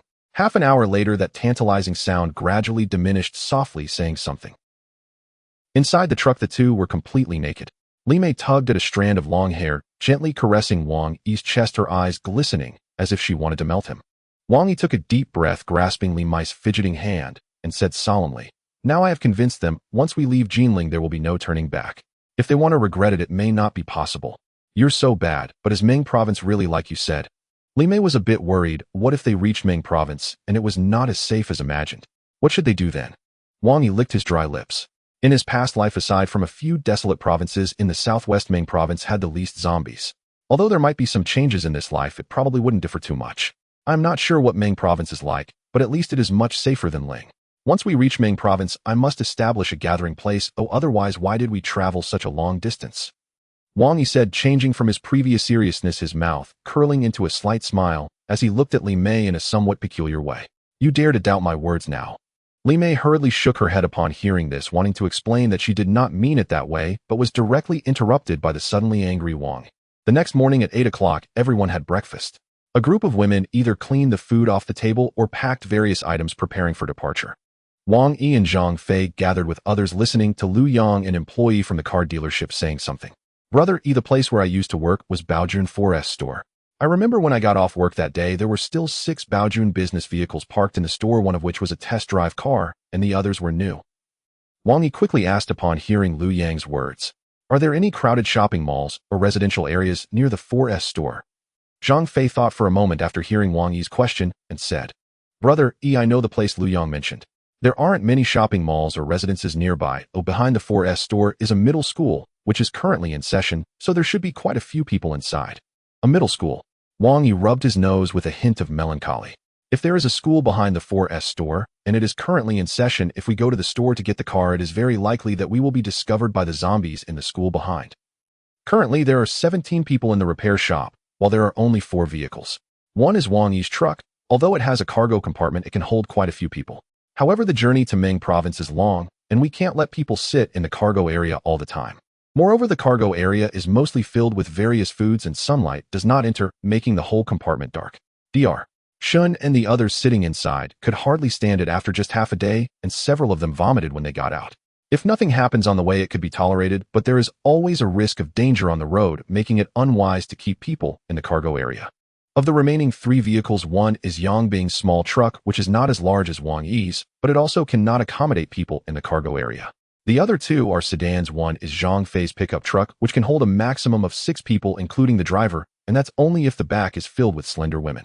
The last one is the small car that Wang Yi had Lin Feng drive back on the way, which has even less space and can't hold many people. After considering for a while, Wang Yi decided to go to the 4S store to retrieve those 6 business vehicles, as they were in dire need of cars. Everyone looked at Wang Yi, waiting for his decision. Now we have a total of 10 men. I Lin Feng, the Li Long brothers Lu Yang and Yang Bing. The 6 of us will go to the 4S store to get the cars, while Zhang Fei and the rest will stay here to guard against unexpected events. Wang Yi's distribution also made sense. Lin Feng was a mutant and would not be infected by zombies. If they encountered zombies, Lin Feng would lead the charge, while Yang Bing was thorough and considerate in dealing with problems, making him an essential member of this trip to the 4S store. Lu Yang knew the exact location and would be the guide. The Li Long brothers had some experience fighting zombies, so Wang Yi brought them along. The other men, except for Zhang Fei and Zhang Tsong, had no experience fighting zombies. However, Li Mei and Dr. Shen remained in the repair shop. Li Mei's experience in fighting zombies was unmatched by anyone except Wang Yi, and Dr. Shen was perceptive enough so these few people in the repair shop could handle emergencies if something urgent occurred. Wang Yi turned around and called over Li Mei and Dr. Shen along with a few other women, informing them of the number of people going to the 4S shop as discussed earlier. Li Mei, Dr. Shen and Zhang Fei stay at the repair shop. After we leave, go upstairs, lock the door, and don't go out. Although Li Mei was worried about Wang Yi's safety, she had no choice but to agree. Wang Yi was the strongest among them, and he had just become the leader of this small group yesterday. If he didn't lead by example, he might not command respect. Then you must be careful. Don't act recklessly. If things go south, come back quickly, and we will think of another way. Li Mei felt a bit unhappy after all. Her man was going out to risk his life for her and the group. I understand. I will be careful. Wang Yi gently hugged Li Mei and turned to the others, reminding them to grab their weapons. With Li Long driving the pickup truck, the six of them left the repair shop. Throughout the journey, apart from Liu Yang's voice giving directions from the passenger seat, no one in the truck spoke, as they all knew the danger that lay ahead. 6 people left, but how many would return was uncertain. After nearly half an hour, Liu Yang pointed at a huge billboard saying, "Brother, it's right ahead." "Are we almost there?" Wang Yi looked at the 4 large characters on the billboard, deep in thought. "Drive past it first, don't stop, yet let's observe the surroundings." Li Long acknowledged and slowly drove the pickup past the Baojun 4S shop. The location of the 4S shop was in the suburban area surrounded by construction sites that were only half finished, giving an exceptionally desolate feeling. This was also the reason they had only encountered 4 zombies on the way. 3 were directly thrown behind by the speeding pickup, while another zombie somehow ended up leaping onto the truck's rear. Wang Yi instructed Li Long to park the vehicle in a zombie-free area. Once they got out, they attracted the zombies away, and then Wang Yi took a machete from the truck. Taking advantage of the distraction caused by Liu Yang, he swiftly chopped off the zombie's head from behind and harvested the mutated meat, wrapping it up casually before they hit the road again. On the road, apart from Lin Feng, Li Long and Yang Bing, the others were puzzled and asked Wang Yi what mutated meat was. Last night, Wang Yi had no idea how everyone would react, so he hadn't mentioned the mutated meat. However, now that it was confirmed they were going to Meng province with Wang Yi, there was no need to hide it anymore. After all, this mutated meat would eventually be discovered by humanity, and the stronger Wang Yi's group was, the better it would be from Jinling to Meng province. After Lin Feng explained it to everyone, they were somewhat surprised, but didn't have much of a reaction. After all, the apocalypse had already broken out, anything strange seemed less odd now. As they drove around the 4S shop, they also saw the middle school Zhang Fei mentioned. Although it was the school season, there were hardly any zombies inside. It seemed that when the apocalypse broke out at 6 in the morning, the students must have been in their dorms, which was why there were so few zombies outside. After the round, seeing no immediate danger, Li Long boldly parked the car right in front of the 4S shop. They got out, and Wang Yi instructed everyone to grab their weapons as they approached the entrance.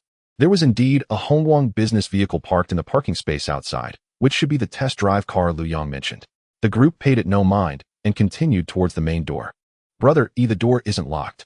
Li Long pushed the glass door of the 4S shop, and it surprisingly opened. Not locked. Wang Yi was puzzled. Logically, the 4S shop should have been locked after closing hours. How could Li Long push it open so easily? He glanced back at Liu Yang, who looked just as bewildered. "What's going on? I was the last to leave that day, and I locked the door. I even brought the key. How could the door open by itself? Inside might not be as simple as we think. Stay alert, and keep your machetes ready." Wang Yi instructed, leading the way as he pushed the door open. Inside the showroom, everything was spotless. There wasn't a trace of dirt on the floor, and the tiles were so shiny they could reflect a person's silhouette. 6 vehicles were parked on both sides, 5 of which were the business ones Liu Yang spoke of, and 1 was a Rongguang small truck, which didn't differ much in length from a microvan, quietly parked aside. "Liu Yang, where are the keys for these cars?" Liu Yang had mentioned on the way that the keys for this 4S shop were generally kept inside the store, as there were always people coming to look at cars. If the keys were carried around, they could easily be lost or forgotten during work affecting the store's operations. "We'll go get them now. I remember the manager placed the keys in the finance office on the 2nd floor, Liu Yang said as he headed towards the stairs. "Wait." Wang Yi suddenly called out to Liu Yang. "Take Lin Feng with you." Lin Feng was the strongest among the 6 after Wang Yi. Although he hadn't reached the 1st level of mutation, yet his strength was already comparable to Wang Yi's. "Okay." Lin Feng agreed, and took his machete, following Liu Yang upstairs. This 4S shop covered a vast area. The 1st floor was the vehicle display area, while the 2nd floor was the office. The glass was frosted, making it impossible to discern the situation inside from outside. "Oh no." Li Long suddenly clutched his stomach, a look of pain on his face. "What's wrong, brother?" Li Hu quickly supported Li Long, his face filled with concern. My stomach suddenly hurts. Did I eat too much beef jerky this morning?" Wang Yi noticed Li Long's face turning red from the pain. "There's a restroom over there. If you can't hold it, go relieve yourself." When they entered, they saw a restroom sign on one side of the showroom. "Then I'll go take care of it, brother." Li Hu helped Li Long and followed the sign. With the 2 gone, only Wang Yi and Yang Bing remained in the showroom. They waited for quite a while, but neither Liu Yang and Lin Feng, who went upstairs for the keys, nor the brothers Li Long, who went to the restroom, returned. There was not even a sound. Even with Wang Yi's strong composure, he couldn't help but feel worried. The showroom was eerily quiet, with only the intermittent sounds of their breathing creating an extremely uncomfortable atmosphere. "Let's go. We can't wait here any longer.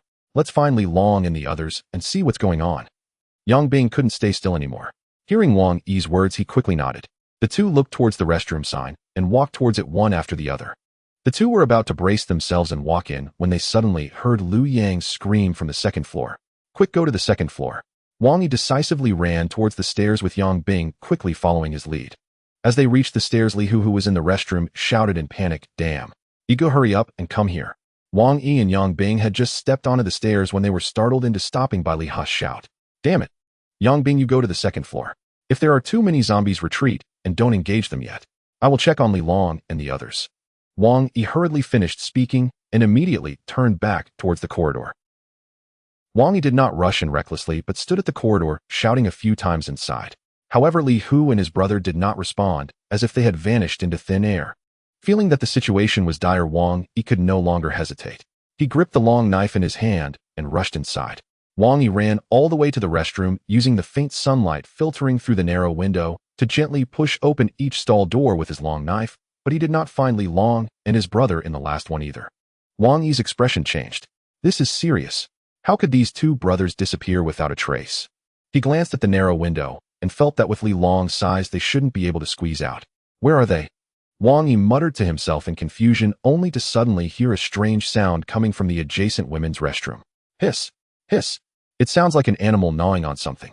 Gu, is that you? As Wang Yi reached the door of the women's restroom, Li Long's panicked voice came through. Wang Yi did not respond immediately. Instead, he moved towards the innermost door of the women's restroom as the strange sound was emanating from there. As he approached the door, Wang Yi suddenly felt something sticky underfoot. Looking down, he saw a pool of black liquid slowly flowing out from the door. Oh no, Li Long and the others are in danger. Wang Yi didn't have time to think further and kicked the door open. Bang! Hiss! The door was kicked open by Wang Yi while a piercing screech came from inside. Wang Yi quickly held the knife protectively in front of his chest, peering into the dim light. He saw Li Long and Li Hu standing on the toilet with Li Long still unable to pull up his pants, his dirty backside starkly visible in the dark restroom. The two were tightly embracing each other, with Li Hu seemingly unconcerned about the filth on his brother, their feet precariously balanced on the edge of the toilet, occasionally swaying as they struggled to maintain their balance. Seeing Wang Yi kick the door open, Li Long blinked vigorously at him, while Li Hu, looking terrified, directed his gaze at the ground, signaling Wang Yi. Wang Yi followed Li Hu's gesture and looked down. He saw a woman in black lying motionless on the ground, her feet facing Wang Yi, blood steadily oozing from her body. Wang Yi looked up to examine the woman's face, but to his horror, he found she had two heads. One head was turned away from him, obscuring its face, but Wang Yi could sense it was still twitching. The other head was facing Wang Yi, but her face was only half intact, with a shattered eyeball dangling outside the hollowed eye socket, held by a dark red vein. Hiss! Suddenly, the head-sized creature let out a strange cry and bit down hard on the dangling eyeball. Wang Yi heard a pop as it crushed the eyeball, and the liquid sprayed onto Li Long's feet. The two brothers, however, did not dare to dodge, swaying a bit before stabilizing themselves on the toilet, but the fear in their eyes showed that their terror came from this monster. Having consumed an eyeball, the monster seemed unsatisfied and turned to face Wang Yi, the intruder, disrupting its meal. Wang Yi could see the monster's glowing green eyes and its sharp mouth, which revealed two fangs, each about the length of a human finger. On both sides, several long whiskers swayed with the movement of its mouth. The mutated rat, recognized in the past as one of the most dangerous mutated animals to humans, was numerous and widely distributed. Whether in cities or rural areas, as long as there were people or land, they could be seen. Moreover, after mutation, they became extremely aggressive, often hunting in packs, overwhelming in numbers. Whether it was humans or zombies, if one encountered a large group of mutated rats, they would meet a fate of being gnawed down to bones. The largest mutated rats were nearly the size of a bucket, while smaller ones were about the size of a volleyball. This mutated rat was about the size of a human head, not the most dangerous, but Wang Yi was only a first-level evolved being, making it somewhat challenging to deal with. Wang Yi's mind quickly flashed through the information about mutated rats from his past life, knowing that they were extremely troublesome. Moreover, he was holding a long knife made by Zhang Fei, which was advantageous against zombies, but against a nimble creature like the mutated rat it was somewhat unsuitable. Thinking this, Wang Yi slowly freed one hand and reached behind him. It was the Nepalese machete that Li Mei insisted he bring for self-defense when they set out in the morning, measuring just over half a meter long, which was perfect for dealing with mutated rats. Squeak! The mutated rat, sensing Wang Yi's movement, did not continue to observe. Its eyes flashed green, and with a shriek it leaped towards Wang Yi. Swish! The mutated rat moved swiftly, and Wang Yi only felt a blur before hurriedly retracting his hand from behind, positioning the knife across his chest. The mutated rat had already dashed towards him. Slash! The mutated rat's claw struck the knife, And then Wang Yi felt a sharp pain in his chest, blood seeping down his clothes. Although the long knife made by Zhang Fei was long enough, its width was only about the size of a palm, while the mutated rat had jumped at an angle, not completely withstanding its attack. After striking, the mutated rat rebounded and jumped behind Wang Yi. Wang Yi had no time to examine the wound on his chest. He quickly turned around, drawing out the Nepalese machete from behind, and casually tossed the long knife in front of Li Long and his brother. Phew! Letting out a breath, Wang Yi endured the throbbing pain from his chest, his gaze fixed on the mutated rat before him. The light outside the restroom was much better than inside, and Wang Yi could clearly see that the mutated rat was licking its paws, savoring the blood it had drawn from Wang Yi. Ego, this big rat is terrifying. Just as I took off my pants, it jumped out. Li Long, seeing that the mutated rat had already jumped out, quickly pulled up his pants, picked up the long knife Wang Yi had tossed on the ground, and quietly approached Wang Yi from behind. You two go ahead and find Yang Bing on the second floor. This mutated rat has strong attack power. I can handle it myself. Wang Yi slightly turned to the side, allowing the Li brothers to leave for the second floor to find Yang Bing, not letting them stay to help him. The Li brothers had no experience in fighting mutated beasts, and with the mutated rat being only the size of a soccer ball and extremely agile in the cramped space of the bathroom, it was uncertain whether they could assist Wang Yi if they stayed, but they would undoubtedly hinder his movements. Upon hearing Wang Yi's words, Li Long realized that he and his brother couldn't match the giant rat. Staying behind would only affect Wang Yi, so with a determined expression, he slowly followed behind Wang Yi and walked out. Seeing the Li brothers making a move, the mutated rat immediately stopped licking its paws, growling impatiently on the ground, its black fur bristling like a hedgehog. As the Li brothers were about to exit the bathroom, unable to contain itself any longer, the rat swiftly leaped, using its paws to push off the wall, aiming to bypass Wang Yi and charge towards the two behind him. However, Wang Yi would not let it have its way. He swiftly raised his arm, wielding the Nepal knife, and struck down fiercely at the black ball racing towards him. Bang! A hit. Yet Wang Yi felt as if this strike landed on cotton, lacking any sense of impact. The moment Wang Yi's strike connected with the mutated rat, it was knocked back like a tennis ball, rolling on the ground twice before quickly regaining its footing and continuously snarling at Wang Yi. Rodents naturally have thick skin and long fur, and being mutated only made their hide even tougher. Thus, Wang Yi's strike failed to injure the mutated rat, it merely pushed it back. Although Li Long and Li, who heard the sounds of battle behind them, they did not look back, but hurriedly ran outside, as per Wang Yi's instructions. Feeling that the two had already left, Wang Yi focused all his attention on the mutated rat in front of him. It was roaring angrily, but did not dare to approach recklessly. Though Wang Yi's strike did not break through the rat's fur, it had certainly dealt a significant blow. The mutated rat was not foolish, it recognized Wang Yi's strength. It remained in place, howling without initiating an attack. Wang Yi, at a loss for how to deal with this troublesome foe, found himself in a standoff with the rat, neither willing to make the first move. Whoosh! Outside, an unexpected gust of wind picked up, rustling the leaves and creating a sound reminiscent of ghostly wails, which Wang Yi could hear distinctly even inside the room. Sunlight streamed through the narrow window, illuminating the space between man and rat. Wang Yi could barely make out the rat's every movement in the dim light, but unexpectedly disaster struck. The already dim sunlight suddenly darkened, likely due to clouds blown in by the wind blocking the once bright sun. The light flickered, and the bathroom was plunged into darkness. Not good, Wang Yi thought to himself as the already poor lighting in the bathroom faded, leaving only darkness. With the mutated rat being black-furred, he could no longer see its movements. In shock, Wang Yi quickly raised his knife horizontally across his chest, prepared for the rat to take advantage of this opportunity to launch a surprise attack. Swish! Wang Yi heard a cutting sound rush towards him and instinctively slashed in the direction of the noise. Whoosh! The strike missed, but immediately afterwards a sharp pain shot through his arm. It must have been the mutated rat's sudden attack that left a gash. At this moment, Wang Yi was essentially fighting the zombie rat in complete darkness. Animals generally have keen senses, and even in the dark, they can track their prey using smell or other special means. Although Wang Yi was a first-level evolved being, he had not yet reached the point of perceiving darkness as nothing. This exemplified the gap between humans and animals. While humans possess sharp intellect and nimble fingers, they lack strong physique, speed inferior to that of a cheetah, strength weaker than a gorilla, and their sensory abilities cannot compare to those of reptiles. In this darkness, Wang Yi was at a complete disadvantage. A moment's carelessness could lead to the mutated rat tearing his throat, resulting in a tragic demise. Wang Yi had no time to worry about the gash on his arm from the zombie rat. Instead, he tensed all his muscles, controlling his breathing to avoid making too much noise, concentrating on every suspicious sound beside him, fearful that the mutated rat would seize the opportunity to launch another surprise attack. Scratch! Not long after, the sound of scratching against the wall signaled the mutated rat's second attack. Wang Yi focused intently, suddenly hearing a noise behind him. The mutated rat had somehow circled around to Wang Yi's back. Wang Yi dared not think too much, quickly turning around to swing his knife, while swiftly tilting his head. This was an instinct honed from countless battles with mutated beasts in his past life. Although the animals were mutated, they were still fundamentally beasts. When they attacked, their primary target was always the neck. Only a few animals targeted the limbs, mostly omnivores whose movements were not as agile. Just as Wang Yi tilted his head, he caught sight of a dark shadow lunging towards his neck. Wang Yi quickly pulled back his knife and sliced close to his cheek. Eek! A piercing scream of agony echoed as Wang Yi felt his knife sever whatever the rat had aimed for. At the same time, his neck was scratched, causing a trickle of blood to flow from the wound. However, Wang Yi knew that this strike had not inflicted significant damage on the mutated rat. After scratching Wang Yi, the rat did not fall to the ground, but instead zipped past him, using its sharp claws to scrape against the wall, producing a screeching sound before disappearing from sight. Hiss!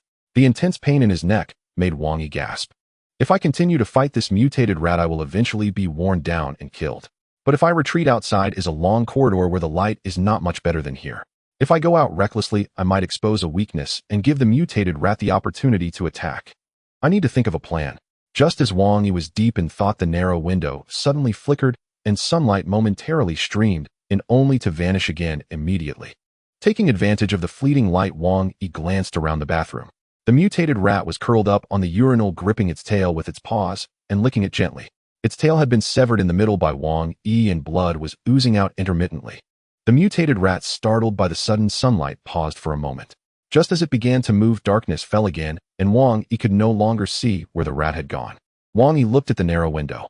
The sunlight was about to return. Sunlight flickered incessantly outside the window, casting alternating bursts of light and shadow across the cramped restroom. Each flash revealing the mutated rat darting frantically and never allowing Wang Yi to lock onto its position. He could wait no longer. Upstairs, Yang Bing and the others remained unaccounted for, trapped in unknown peril. Prolonging this duel with the beast would only erode his advantage with every passing second. Clutching the cleaver tightly in one hand, Wang Yi tensed the muscles of the other, coiling himself like a spring primed for release. Whooshed! Sunlight flashed once more, then vanished. Darkness swallowed the room again.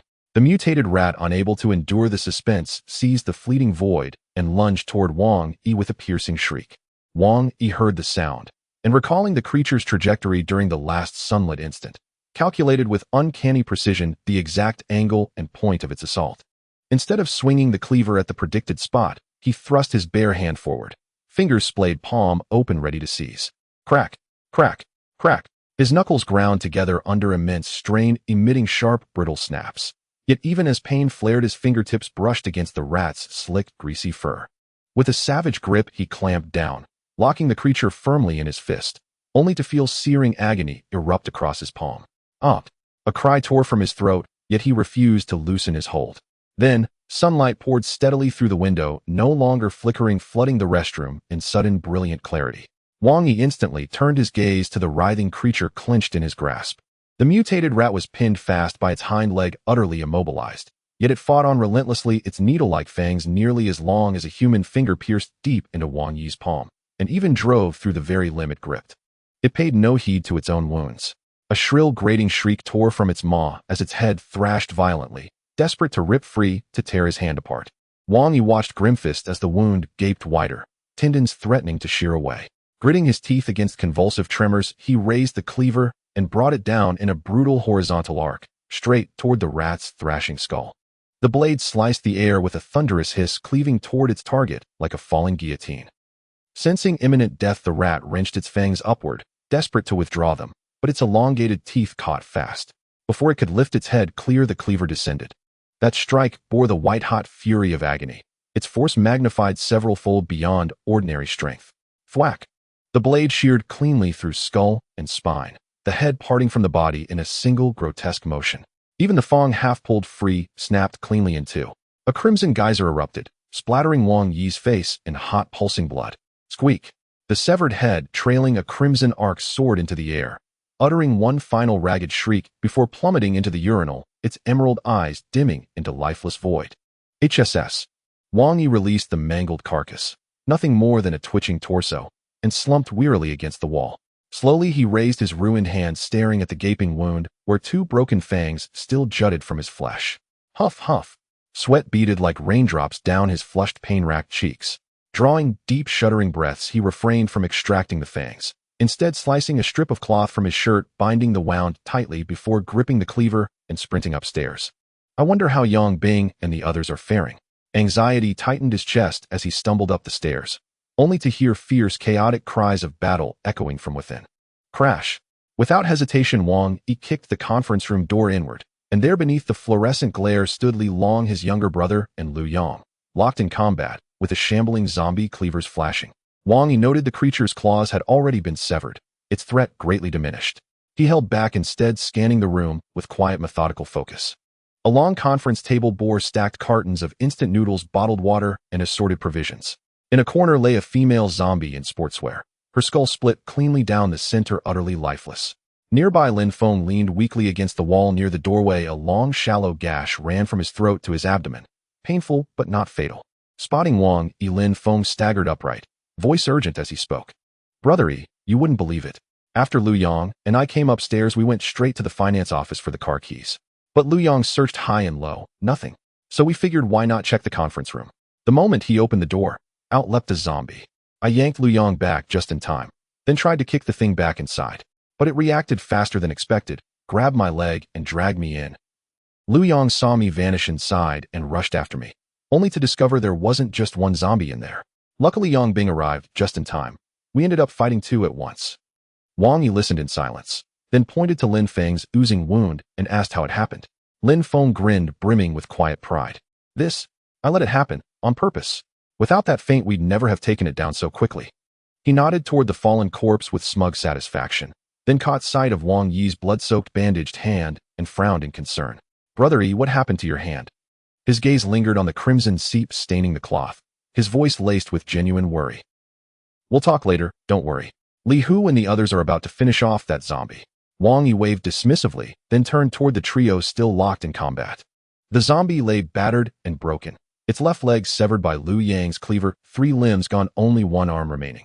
Staggering, it collapsed onto the conference table, where Li Long struck without hesitation, driving his blade deep into its exposed neck. Thwack! The blade severed the spine and buried itself deep into the wooden tabletop beneath. As the creature stilled, its limbs slackening into final stillness, Li Long and the others exhaled in unison, then strode toward Wang Yi. "Brother." Li Hu approached, eyes narrowing at the fresh wounds marring Wang Yi's frame. "Was that giant rat the one who did this?" "It's nothing. Details can wait." "Lu Yang, did you find the car keys?" Wang Yi waved off further inquiry and turned to Lu Yang.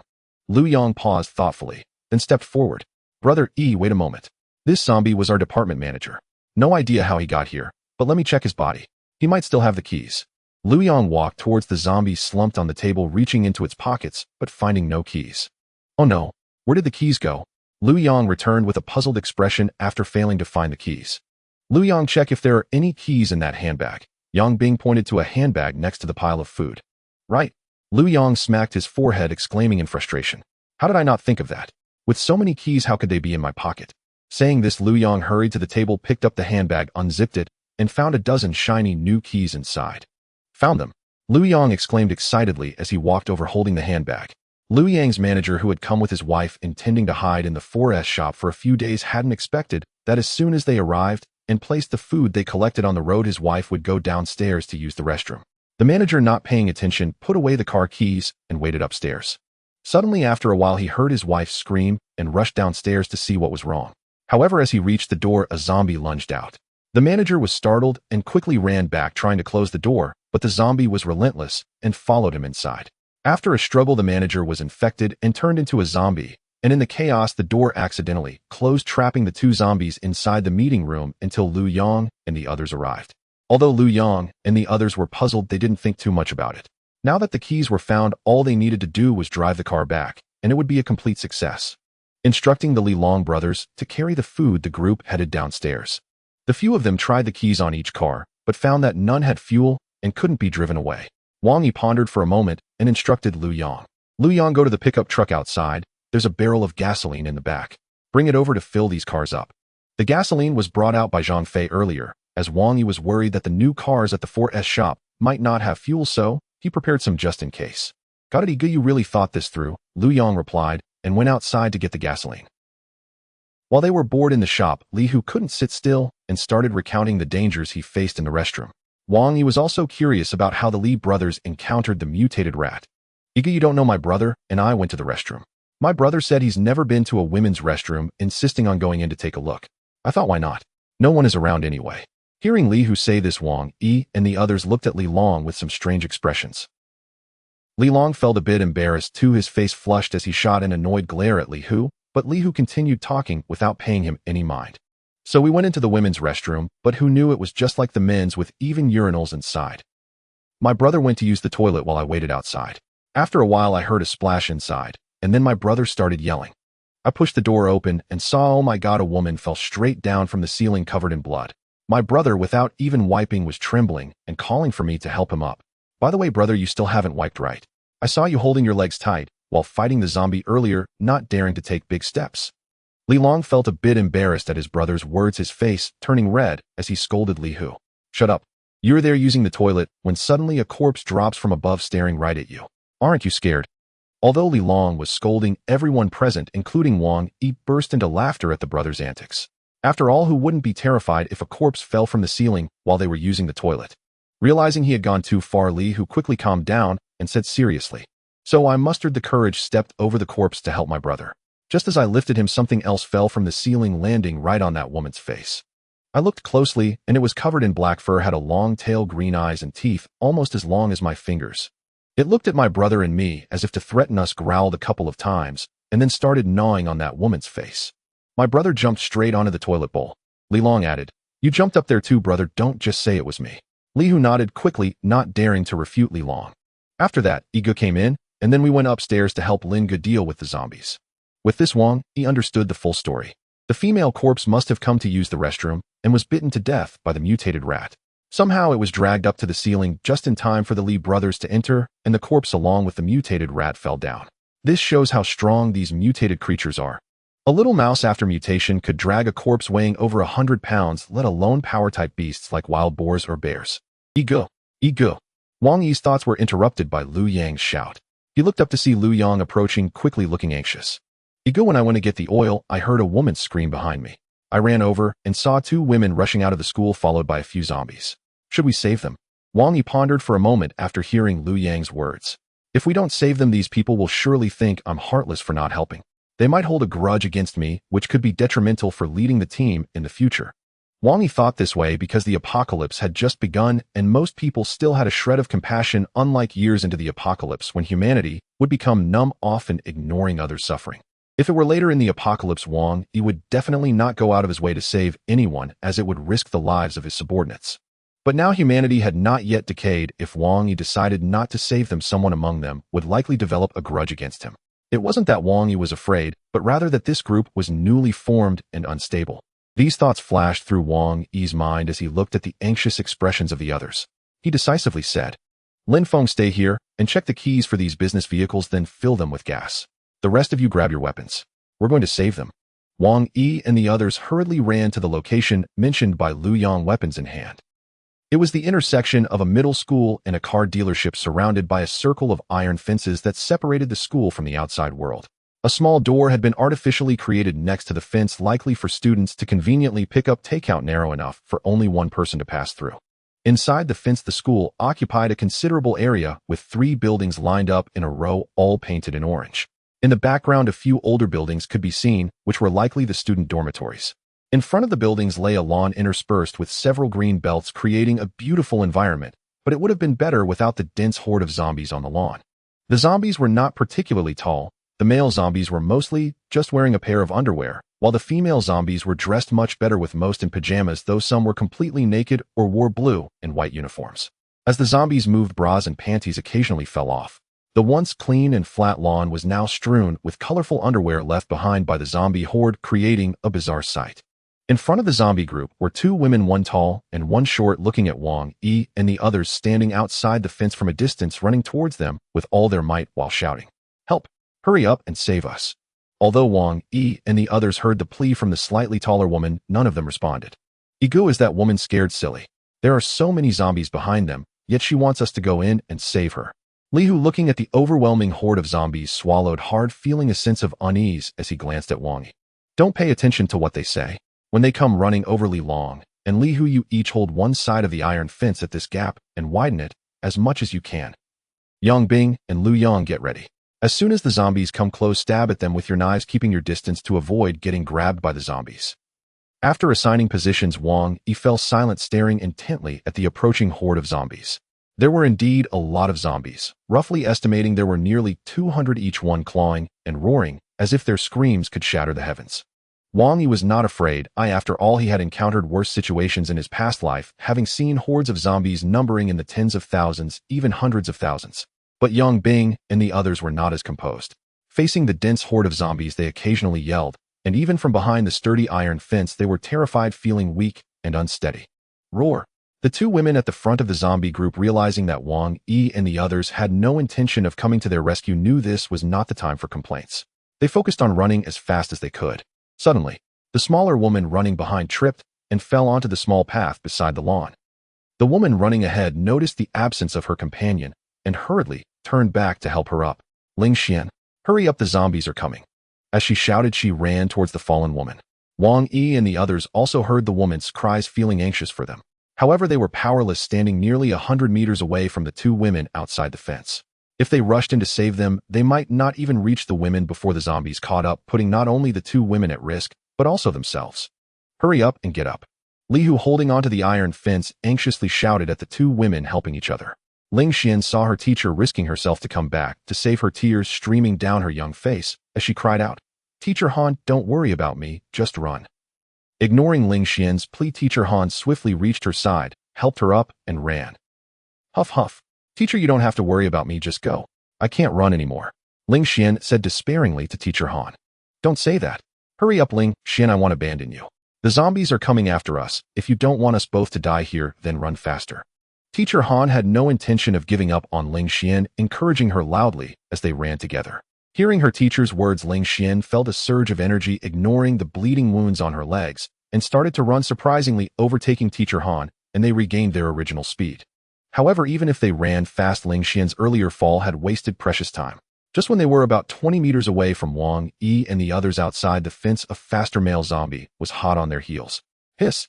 Seeing that the zombie was about to catch up, it jumped into the air, pouncing towards the two women. Han Shui heard a rushing sound behind her, and for some reason turned around to look directly at the flying zombie. That zombie was Han Shui's colleague, who had not turned into a zombie immediately when the apocalypse broke out. Instead, he was bitten on the arm while trying to protect students. Han Shui had witnessed him being dragged away by the zombies, and now, inexplicably, he had turned into a zombie. Roar! The zombie had no thoughts of nostalgia, opening its mouth wide to bite Han Shui. Han Shui was startled by the scene. Her legs felt numb as she ran forward, but her body remained stiff, unsure of how to dodge. Yang Bing and the others, seeing the woman about to be pounced upon by the zombie, urgently shouted at the teacher running behind, "Quick dodge!" Han Shui, seeing the approaching zombie, closed her eyes. If I must die, then so be it. I can only hope my death will buy Ling Xian some time to escape. In a critical moment, Yang Bing and the others suddenly saw a knife fly out from behind. Swish! The knife flew swiftly between the two women, accurately striking the zombie's forehead that was about to bite Han Shui.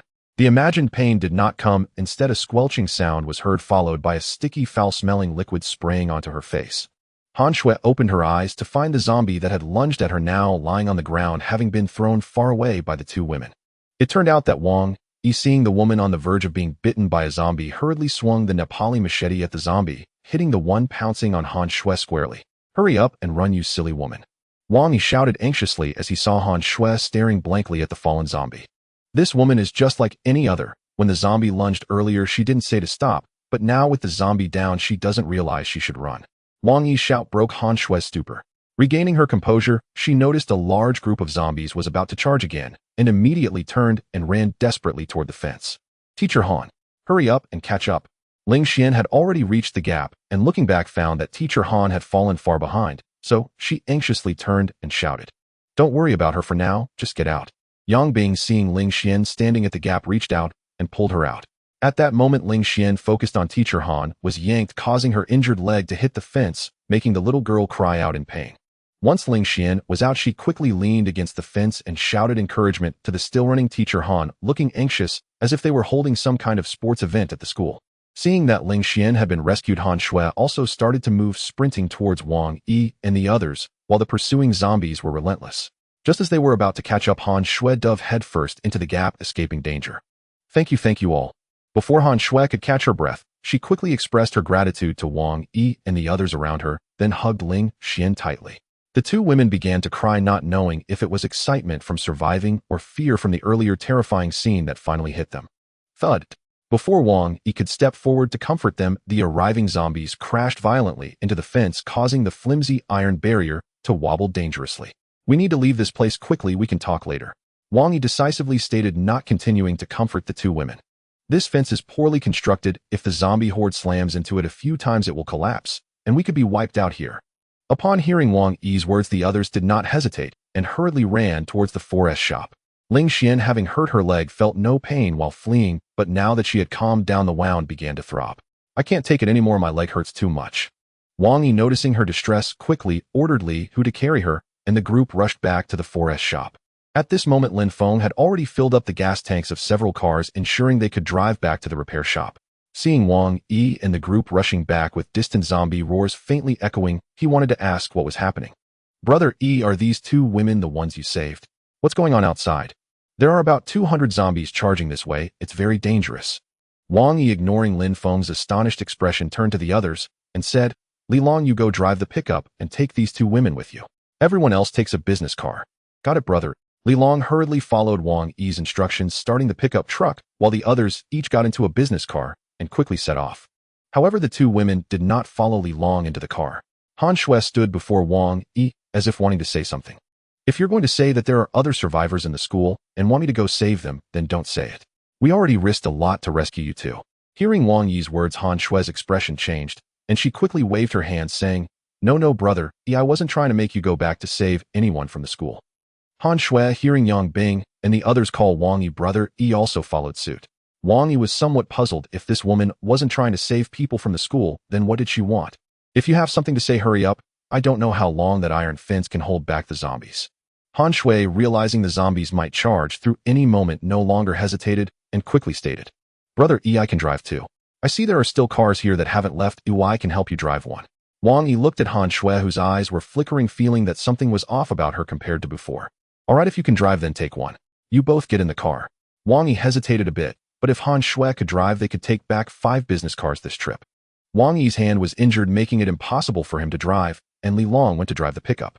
If they didn't let Han Shui drive, they could only bring back 4 cars, which wouldn't meet Wang Yi's budget. Okay, brother Yi, I'm on it. Han Shui happily agreed, then walked toward the van that Lin Feng had just fueled. Brother Yi, can we trust this woman? The others had already driven out, leaving Lin Feng waiting for Wang Yi to get in. Lin Feng, give me that dagger. I'm going to get in the car that they're driving. Wang Yi noticed a small dagger at Lin Feng's waist and asked for it. All right, brother Yi, just be careful. I've had a feeling that since that woman came in, she's been eyeing these cars. Something feels off. Lin Feng handed the dagger to Wang Yi, looking vigilant. Got it, you go ahead and drive out and wait for them outside. Wang Yi took the dagger, instructed Lin Feng to drive out, then turned and got into the van that Han Shui was driving. What are you doing in here? Han Shui was a bit surprised. Weren't they just discussing that Wang Yi would get into the car of the person with a big wound on their belly? Why did he suddenly get into this one? I'm afraid you might not know the way, so I came to guide you. Wang Yi didn't explain much, pulling open the passenger door and sitting down. Let's go. Looking at the still puzzled Han Shui, Wang Yi spoke. Aren't we leaving?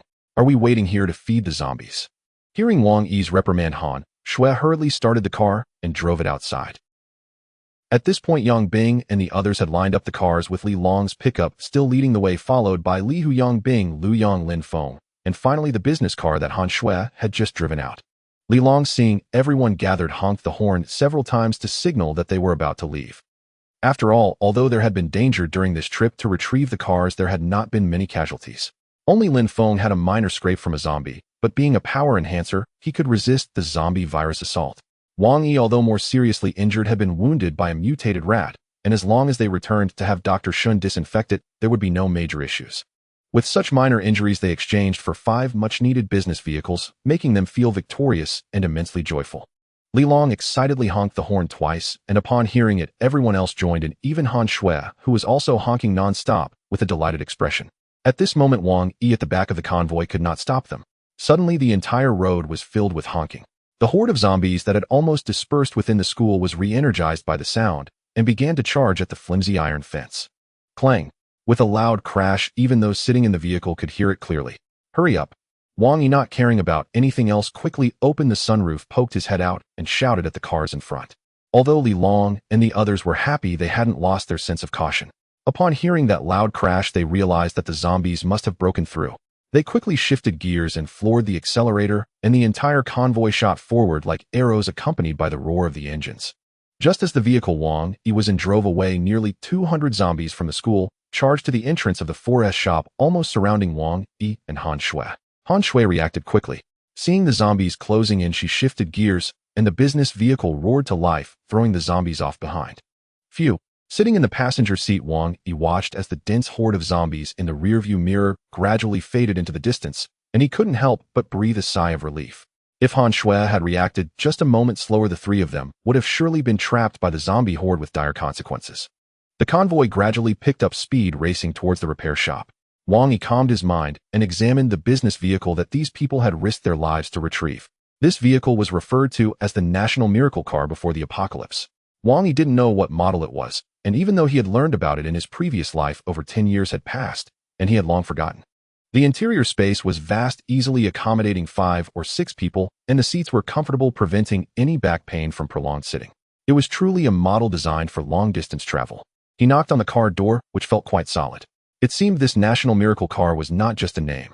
Satisfied with the vehicle, Wang Yi stopped examining it and turned his attention to Han Shui, who was driving. At that moment, Han Shui was closely following the convoy. She appeared focused, yet occasionally stole glances at Wang Yi in the passenger seat. When she noticed him looking back, her cheeks flushed, and she quickly returned her gaze to the convoy. If you have something to say, just say it directly. Don't overthink things. Think carefully before deciding on any course of action. Wang Yi slowly said, observing Han Shui's somewhat flustered expression. Han Shui felt flustered by Wang Yi's words, and a mist of tears welled in her beautiful eyes. Teacher Han, just tell Igu. I think Igu and the others are quite good, and they've even given us food. Ling Xian, sitting in the back, bit into the chocolate given by Li Hu, and seeing Teacher Han about to cry, quickly said in a muffled tone. Hearing Wang Yi's words, Han Shui no longer pretended. She sniffled a couple of times, her tone filled with sorrow. Brother Wang Yi, I don't want to hide this from you. Please let me go. I have a sister waiting for me to rescue her. Sister? Where is she?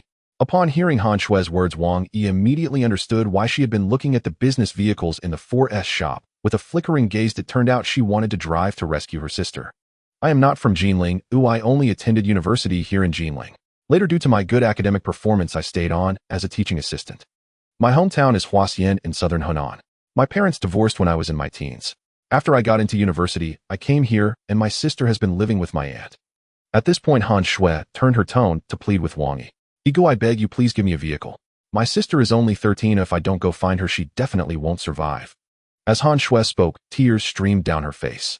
Hearing the teacher cry, Ling Xian in the back was also moved and began to cry along. Amidst Han Shui's sobs, Wang Yi felt a tumult of emotions rise within him. Huasien in southern Hunan, a girl around 10 years old with the surname Han. Wang Yi had visited Huasien in his previous life to find his friend Ian, but upon arriving at her home, he discovered she had starved to death. Wang Yi, feeling despondent, didn't conceal his whereabouts when he left and was surrounded by a horde of zombies.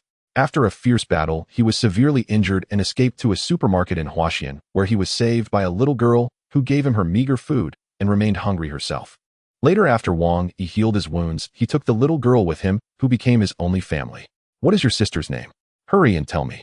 Thinking of this, Wang Yi's expression grew tense as he frantically grasped Han Shui's arm, disregarding his wounds, and urgently asked. Han Shui was startled by Wang Yi's sudden action, and in her panic, the vehicle nearly crashed into the roadside greenery. She barely stabilized the car, looking at Wang Yi with a hint of fear, unsure of what to say. I'm asking you a question. What is your sister's name? Wang Yi was anxious, even slightly frantic. The image of that girl from his previous life who had given him food and bandaged his wounds flashed through his mind. Her pure gaze and clean smile showed no signs of being tainted by the apocalypse. Even after giving all her food to Wang Yi, she had not complained at all. She only wished for him to recover quickly. If Wang Yi cared for anyone most, it would always be her, regardless of past or present. My sister's name is Han Weiner. Does she have a mole at the corner of her mouth? Upon hearing this name, Wang Yi's expression immediately brightened with excitement, and he continued to ask Han Shui. Han Shui, somewhat confused, nodded, not understanding how Wang Yi knew her sister's appearance. Having received the answer he sought, Wang Yi suddenly released Han Shue's arm, leaning weakly against the seat, his eyes tightly shut, lost in thought. Seeing Wang Yi like this, Han Shui dared not speak, nor could she bring herself to mention rescuing her sister again. She merely looked ahead, her gaze revealing a determination that suggested she had not given up on her thoughts. After a while, Wang Yi slowly opened his eyes and said to Han Shui, "I will go rescue Weiner.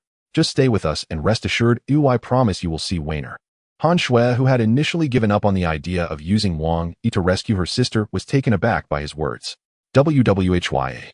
In his past life, Wang Yi had arrived in Yunnan a year after the apocalypse had broken out, having just become a level 3 evolver. Surrounded by zombies and severely injured, he met Han Weiner in a supermarket where she had reportedly been for nearly 3 months, having wandered in, but she never mentioned where she had come from. Wang Yi thought he would never meet Weiner again in this life, yet unexpectedly the woman he saved by chance turned out to be Weiner's biological sister. Wiping the corner of his eye, Wang Yi turned to examine Han Shui closely. Indeed, Han Shui bore a resemblance to Weiner. Seeing Wang Yi turn around with slightly reddened eyes, Han Shui felt a twinge of curiosity. My sister has never been to Yunnan, yet it seems Wang Yi implies he has seen her somewhere. But my sister is only in her teens while Wang Yi looks to be in his mid-20s. How could they possibly be related? However, given Wang Yi's previous demeanor, Han Shui chose not to voice her doubts, fearing that he might suddenly grab her arm again. Pain was a minor concern, but losing control of the vehicle could lead to disastrous consequences, especially now that zombies roamed freely. The three of them followed the convoy in silence, each lost in their own thoughts, yet none spoke a word. Beep beep. The convoy suddenly came to a halt, and Yang Bing, Lin Feng, and the others quickly exited the vehicle to check on Li Long's situation. Soon Yang Bing hurried back, knocked on the car window, and Wang Yi lowered it to listen to what he had to say. Li Long found a few zombies blocking the road ahead. Should we engage? Yang Bing had heard from Lin Feng on their way that the zombies had mutated flesh that could enhance human physique. The zombies previously killed at the 4S shop had their mutated flesh extracted by Lin Feng, but only 2 pieces were obtained, which were far from enough to share among everyone. However, there were too many zombies in the school, and they barely managed to escape. How could they dare to approach and kill zombies? Thus, when Li Long spotted a few zombies up ahead, he immediately stopped the vehicle and asked Yang Bing to consult Wang Yi. How many zombies are there? Wang Yi pondered for a moment.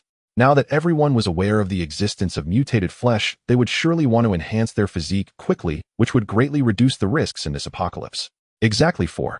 Yang Bing said excitedly. In his eyes, numerous zombies were a disaster, while a few zombies represented a tonic for enhancing physique. Let's kill them, Wang Yi declared as he exited the vehicle, instructing Ling Xian, who was seated in the back, to hand him the extended cleaver. Ling Xian, petite in stature, struggled to lift the cleaver, yet gritted her teeth and passed it to Wang Yi. Wang Yi grasped the cleaver and addressed the 2 women still in the car. Han Shuiyu and Ling Xian wait in the car. Ling Xian, though still somewhat afraid of Wang Yi, pouted and spoke up. Let me come down too. Those monsters killed my classmates and teachers. I want to see you guys kill them with my own eyes. Wang Yi looked at Ling Xian in surprise. This little girl isn't afraid of zombies and speaks with a boldness not typical of most women. All right then, come with me, Wang Yi said, walking towards the front of the convoy. Upon seeing Ling Xian follow him down, Han Shui's side, and also got out of the vehicle, concerned for Ling Xian's safety. At this point, Li Hu and Lu Yang had already exited their vehicles, each wielding a cleaver, and upon seeing Wang Yi approach, they quickly cleared a path for him. Look, those 4 zombies. Li Long pointed about 50 meters ahead, where 4 zombies were aimlessly wandering. Wang Yi observed that 3 of the zombies were male and not particularly tall, while 1 was female, noticeably overweight, though it was unclear if it was due to obesity. Gather around, Wang Yi called softly, urging everyone to close in. There are a total of 4 zombies over there. I will handle the male zombie in red clothing. Yang Bing and Lu Yang, you both take on the one with a missing claw. Lin Feng, since your injury isn't healed, you will deal with the female zombie. Given her size, her movements should be quite limited. Li Long, you are responsible for the remaining zombie. Wang Yi finished assigning tasks, and everyone nodded in understanding. Before they could move in, the zombies, having caught the scent of blood from Wang Yi and Lin Feng, let out a few growls and charged towards them. Damn it, Li Long swore, charging ahead with Li Hu. The others quickly followed suit, not wanting to lag behind. As they swarmed forward, the zombies did not back down either, each finding their opponent and launching their claws at each other. Whooshed. Wang Yi bore the excruciating pain from his left arm wound, swinging the cleaver at the red-clothed zombie. Whoosh. Yet the zombie in red was no pushover. It leaped aside just in time, extending its claws to claw at Wang Yi's shoulder. Uffed. Wang Yi quickly withdrew his cleaver, raising it to block the zombie's attack, then immediately swung down, severing one of the zombie's arms. Alo. Enraged by the blow, the zombie lunged at Wang Yi recklessly, its fangs nearly grazing his neck. But Wang Yi was not about to let it have its way. He kicked out fiercely, striking the zombie squarely in the chest. The zombie fell backward, and before it could rise, Wang Yi's cleaver came crashing down. Sizzle. With a single stroke, the zombie was bisected at the waist, brown blood and entrails spilling everywhere. Yet the zombie was not dead. Using its remaining claw, it dragged its half-body along the ground, continuously roaring as it crawled towards Wang Yi. Just as Wang Yi was about to deliver the final blow to end the zombie's life, he suddenly heard Ling Xian shout from behind. "Yigu, can I kill this zombie?" Wang Yi turned to look at Ling Xian, puzzled as to why this little girl would make such a request. "Yigu, my classmates were all bitten to death by zombies. I want to take revenge for them." Ling Xian's eyes were resolute as she fixed her gaze on the crawling zombie.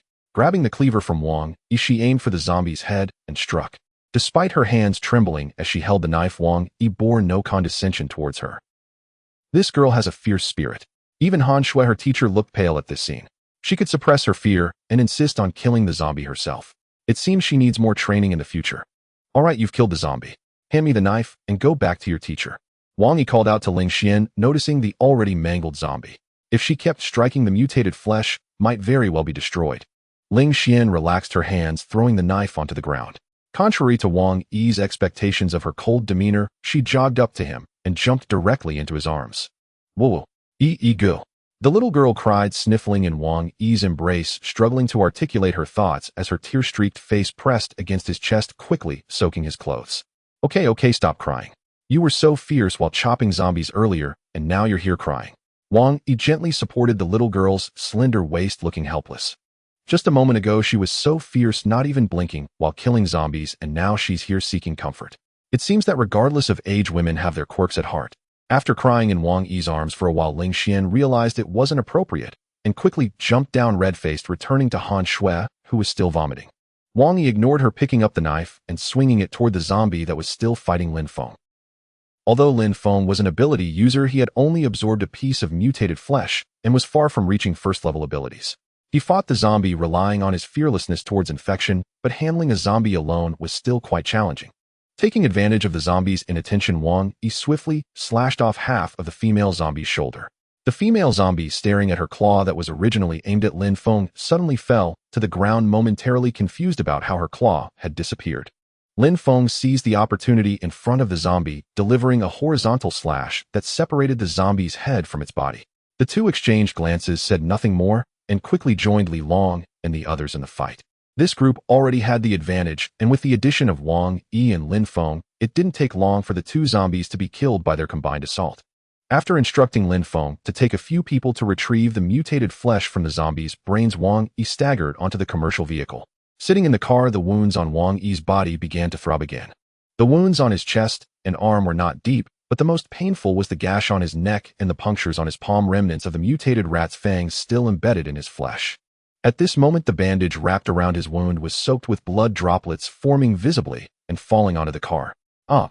Han Shui in the driver's seat exclaimed in surprise, looking at the blood-soaked bandage on Wang Yi's hand. "Yigu, your bandage is loose. Let me rewrap it for you."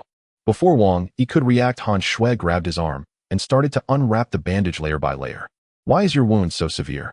What is that thing stuck inside?" Han Shui, having unwrapped the bandage, looked at the two bloody holes in his palm with a worried expression. "I got hurt earlier at the 4S shop. It's nothing serious. Just wrap it up so it doesn't bleed too much." Wang Yi was starting to feel dizzy. After leaving the 4S shop, his injured hand had begun to bleed, and he hadn't noticed until it was too late, and he had already lost too much blood. Han Shui quickly tore a strip from her white sweatshirt, which was made of cotton and had slightly better hemostatic properties than Wang Yi's camouflage uniform. She gestured towards Ling Xian, who was sitting in the back. "What are you doing, Teacher Han?" Ling Xian asked somewhat shyly, her voice barely above a whisper. "Give me your sanitary napkin. I know you have some." Han Shui was quite casual about it, as it was for wrapping a wound, so she didn't mind the formality. Ling Xian hesitated for a moment, then reluctantly took a squished sanitary napkin out of her pants pocket and handed it to Han Shui. Han Shui took it quickly, tearing the napkin into several small pieces. She took a cotton pad slightly larger than the wound on Wang Yi's hand and pressed it onto the injury, while her other hand began to wrap the bandage. Wang Yi did not stop her watching as Han Shui focused on bandaging his wound. Han Shui's hands were slender and delicate, and with her fingers flying skillfully, it wasn't long before the wound was bandaged, finished with a small bow on Wang Yi's injury. Looking at the bow, Wang Yi couldn't help but feel a mix of amusement and exasperation. Han Shui, pleased with her handiwork, nodded. Meanwhile, Lin Feng and the others had finished retrieving all the mutated flesh, and they had all gotten into the car, waiting quietly for Li Long to signal them. This time Li Long was cautious and didn't dare to be as arrogant as before, although the road was quiet. Who knew if there were hordes of zombies lurking in the nearby buildings? After honking a few times, Li Long didn't dare to gamble on whether his luck would be as good as last time if a group of zombies came in response to the sound. After getting off the pickup truck, he walked around to each vehicle, informing everyone that they would be setting off soon. They started their engines, maintaining their original formation, and sped toward the repair shop. At the Zhangfei repair shop, the large gate that had been pushed down by zombies was reinstalled by those left behind. A big lock firmly secured the two iron doors together, and the yard was eerily quiet with no one in sight. Sister May, it's already this late. Why haven't Yi Ge and the others returned? Could they be in danger? Zhang Fei said anxiously, looking at Li Mei, who was sitting on a chair wiping the mouth of little Jingjing. A bucket of instant noodles sat on the table, completely devoured by the little girl. Dr. Xinjiang Zong and a few other girls, hearing Zhang Fei's words, also gathered around with worried expressions, concerned about Wang Yi and the others who had gone out to get the car. It should be fine. You all know Yi Ge's abilities, and there aren't many zombies around here. As long as they don't provoke the zombies, they won't be in much danger. While saying this, Li Mei placed little Jingjing on the ground, tidying up the food scraps on the table, speaking to everyone in a relaxed manner. Li Mei didn't want to let these people worry. Although she claimed not to be concerned, she was already feeling uneasy inside. She just couldn't let Zhang Fei and the others sense her feelings. After all, Li Mei was the first to suggest going to Meng Province with Wang Yi. If she revealed her inner thoughts, Zhang Fei and the others might not trust Wang Yi as much anymore. Clang! The sound of the iron chain locking the big gate suddenly echoed, interrupting everyone's thoughts inside. Zhang Fei's girlfriend, Chun Hui, was observing the situation outside from a window on the third floor. She suddenly saw a gray-green pickup truck approaching, and then Li Long got out and tugged at the iron chain on the gate. They're back!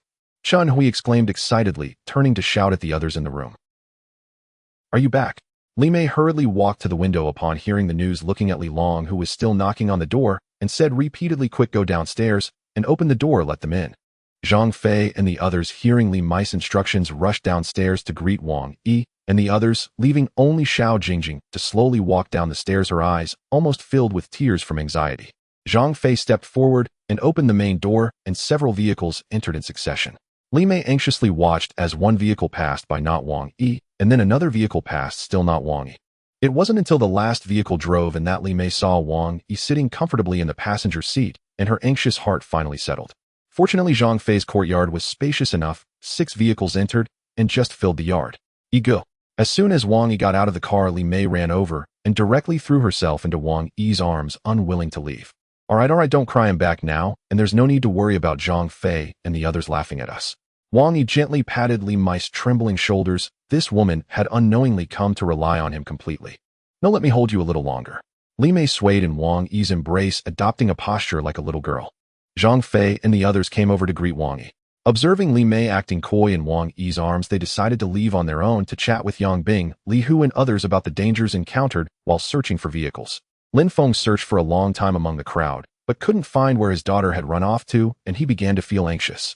Where's Xiao Jingjing? Why isn't she here?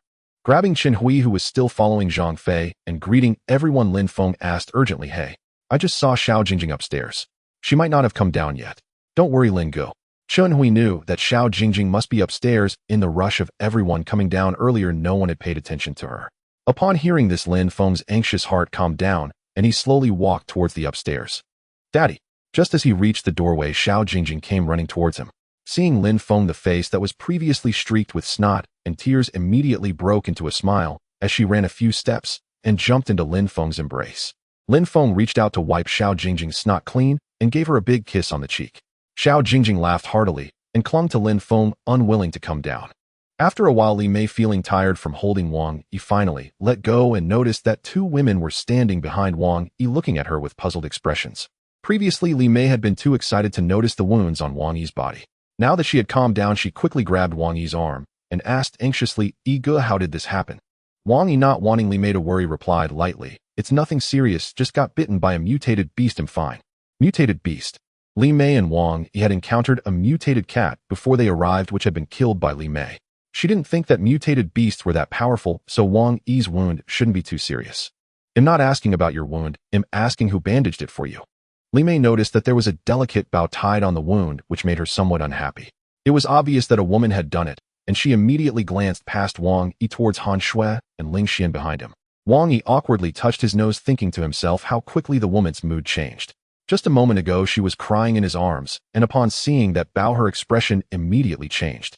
Han Shui, noticing the vigilant look in Li Mei's eyes, was not afraid, and stepped forward confidently, saying, "I bandaged Yi-Guess wound. I saw he was still bleeding, so I helped him with the bandaging." Upon hearing Han Shui's explanation, Li Mei's expression immediately changed, and she smiled at Han Shui, thanking her. "Thank you so much for helping my husband with his wound. By the way, you are?" Han Shui quickly replied when Li Mei asked about her. "My name is Han Shui, and I'm a teacher at Jinling University Affiliated High School. This is my student Ling Xian. Oh, I'm Li Mei, Wang Yi's wife." The two introduced themselves to each other and were polite. For a moment, Wang Yi, who was standing aside, couldn't tell what Li Mei was thinking. After chatting for a while, the women took the initiative to prepare the meals. Wang Yi and the others had not eaten anything since they set out in the morning, and their stomachs were getting hungry. It was still the large table made from various steel plates. Wang Yi instructed Li Hu to find a couple more stools so that Han Shui and Ling Xian could sit as well. The dishes were brought out one by the women, filling the entire table. However, everyone just looked at the food, not moving their chopsticks as they were waiting for Wang Yi to speak. Seeing that the women were all seated, Wang Yi did not hesitate any longer. He said it was time to eat and took the lead in grabbing a bucket of instant noodles to eat first. It had several pieces of beef jerky floating on top, which tasted quite good. As soon as everyone saw Wang Yi speak, they also became unreserved and started eating the food in front of them. Should we talk about the topic of genetic meat? Lin Feng, seeing that everyone had more or less finished eating, stood up and walked to Wang Yi's side, whispering to him. Lin Feng's life could be said to have been saved by Wang Yi. In addition, his daughter Xiao Jingjing and Li Mei had taken care of him a lot in the past few days. Among this group of people, if anyone respected and trusted Wang Yi the most, it would probably be either Li Mei or Lin Feng. Wang Yi thought for a moment upon hearing Lin Feng's words. "You can tell everyone, but be careful with your wording, don't cause too much of a reaction." Wang Yi did not hide the existence of genetic meat and had his own thoughts. Now nearly a week had passed since the outbreak of the apocalypse. In half a month, the matter of genetic meat would be discovered by the gathering place in the capital, and then they would notify all surviving humans through broadcasts. Since it would be discovered sooner or later, Wang Yi had no intention of keeping it concealed. It was not that he was afraid that the knowledge of genetic meat would pose a threat to his leadership, but rather he did not want others to start questioning how he knew about the existence of genetic meat. However, since Lin Feng would be the one to speak, Wang Yi had no worries. After all, Yang Bing and the others who had gone out with Wang Yi to get the vehicle were already aware of genetic meat and had not shown any unusual reactions, only some excitement. Lin Feng received Wang Yi's consent, returned to his original position, cleared his throat, signaled everyone not to make a sound, and began to explain the matter of genetic meat slowly. However, Lin Feng did not tell everyone that it was Wang Yi who discovered the genetic meat alone.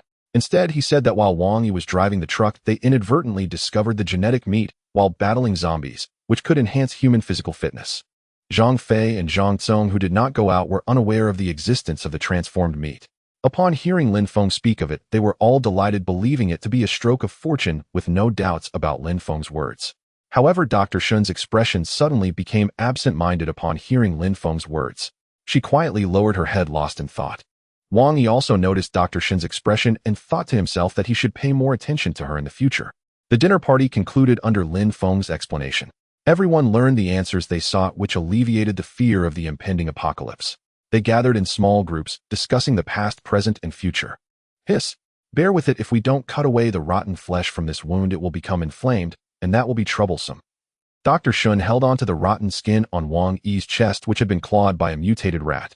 With one hand holding a scalpel, she carefully cut away the rotten flesh and disposed of it in a convenience bag. Wang Yi sat on a stool, bare-chested. Next to him were several bottles of anti-inflammatory medication and some scissors and gauze, medical supplies he had stored a few days ago, unexpectedly now used by himself. Li Mei stood beside, assisting Dr. Shun. Watching as Dr. Shun cut away the flesh from Wang Yi's body, she turned her face away, wiping away tears with a hint of pain. "Dr. Shun, please be gentle. Don't cut too much.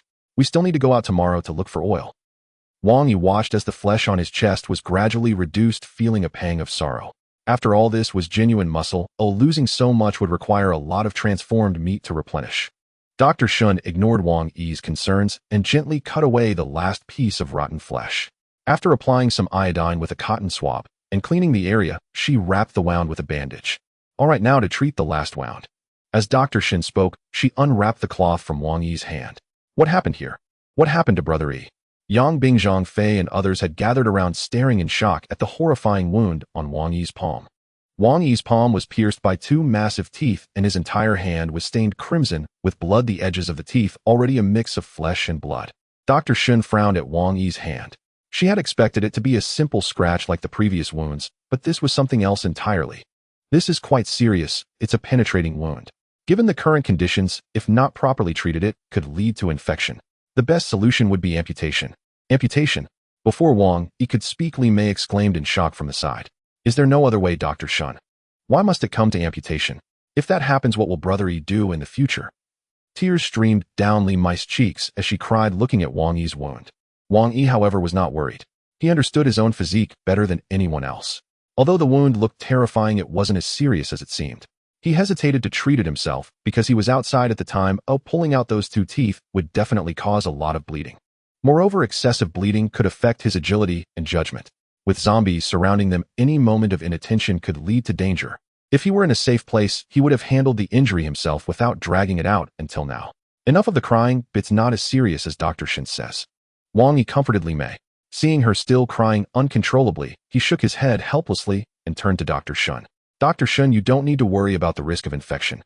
Just pull out these 2 teeth and stop the bleeding, and we'll take care of the rest.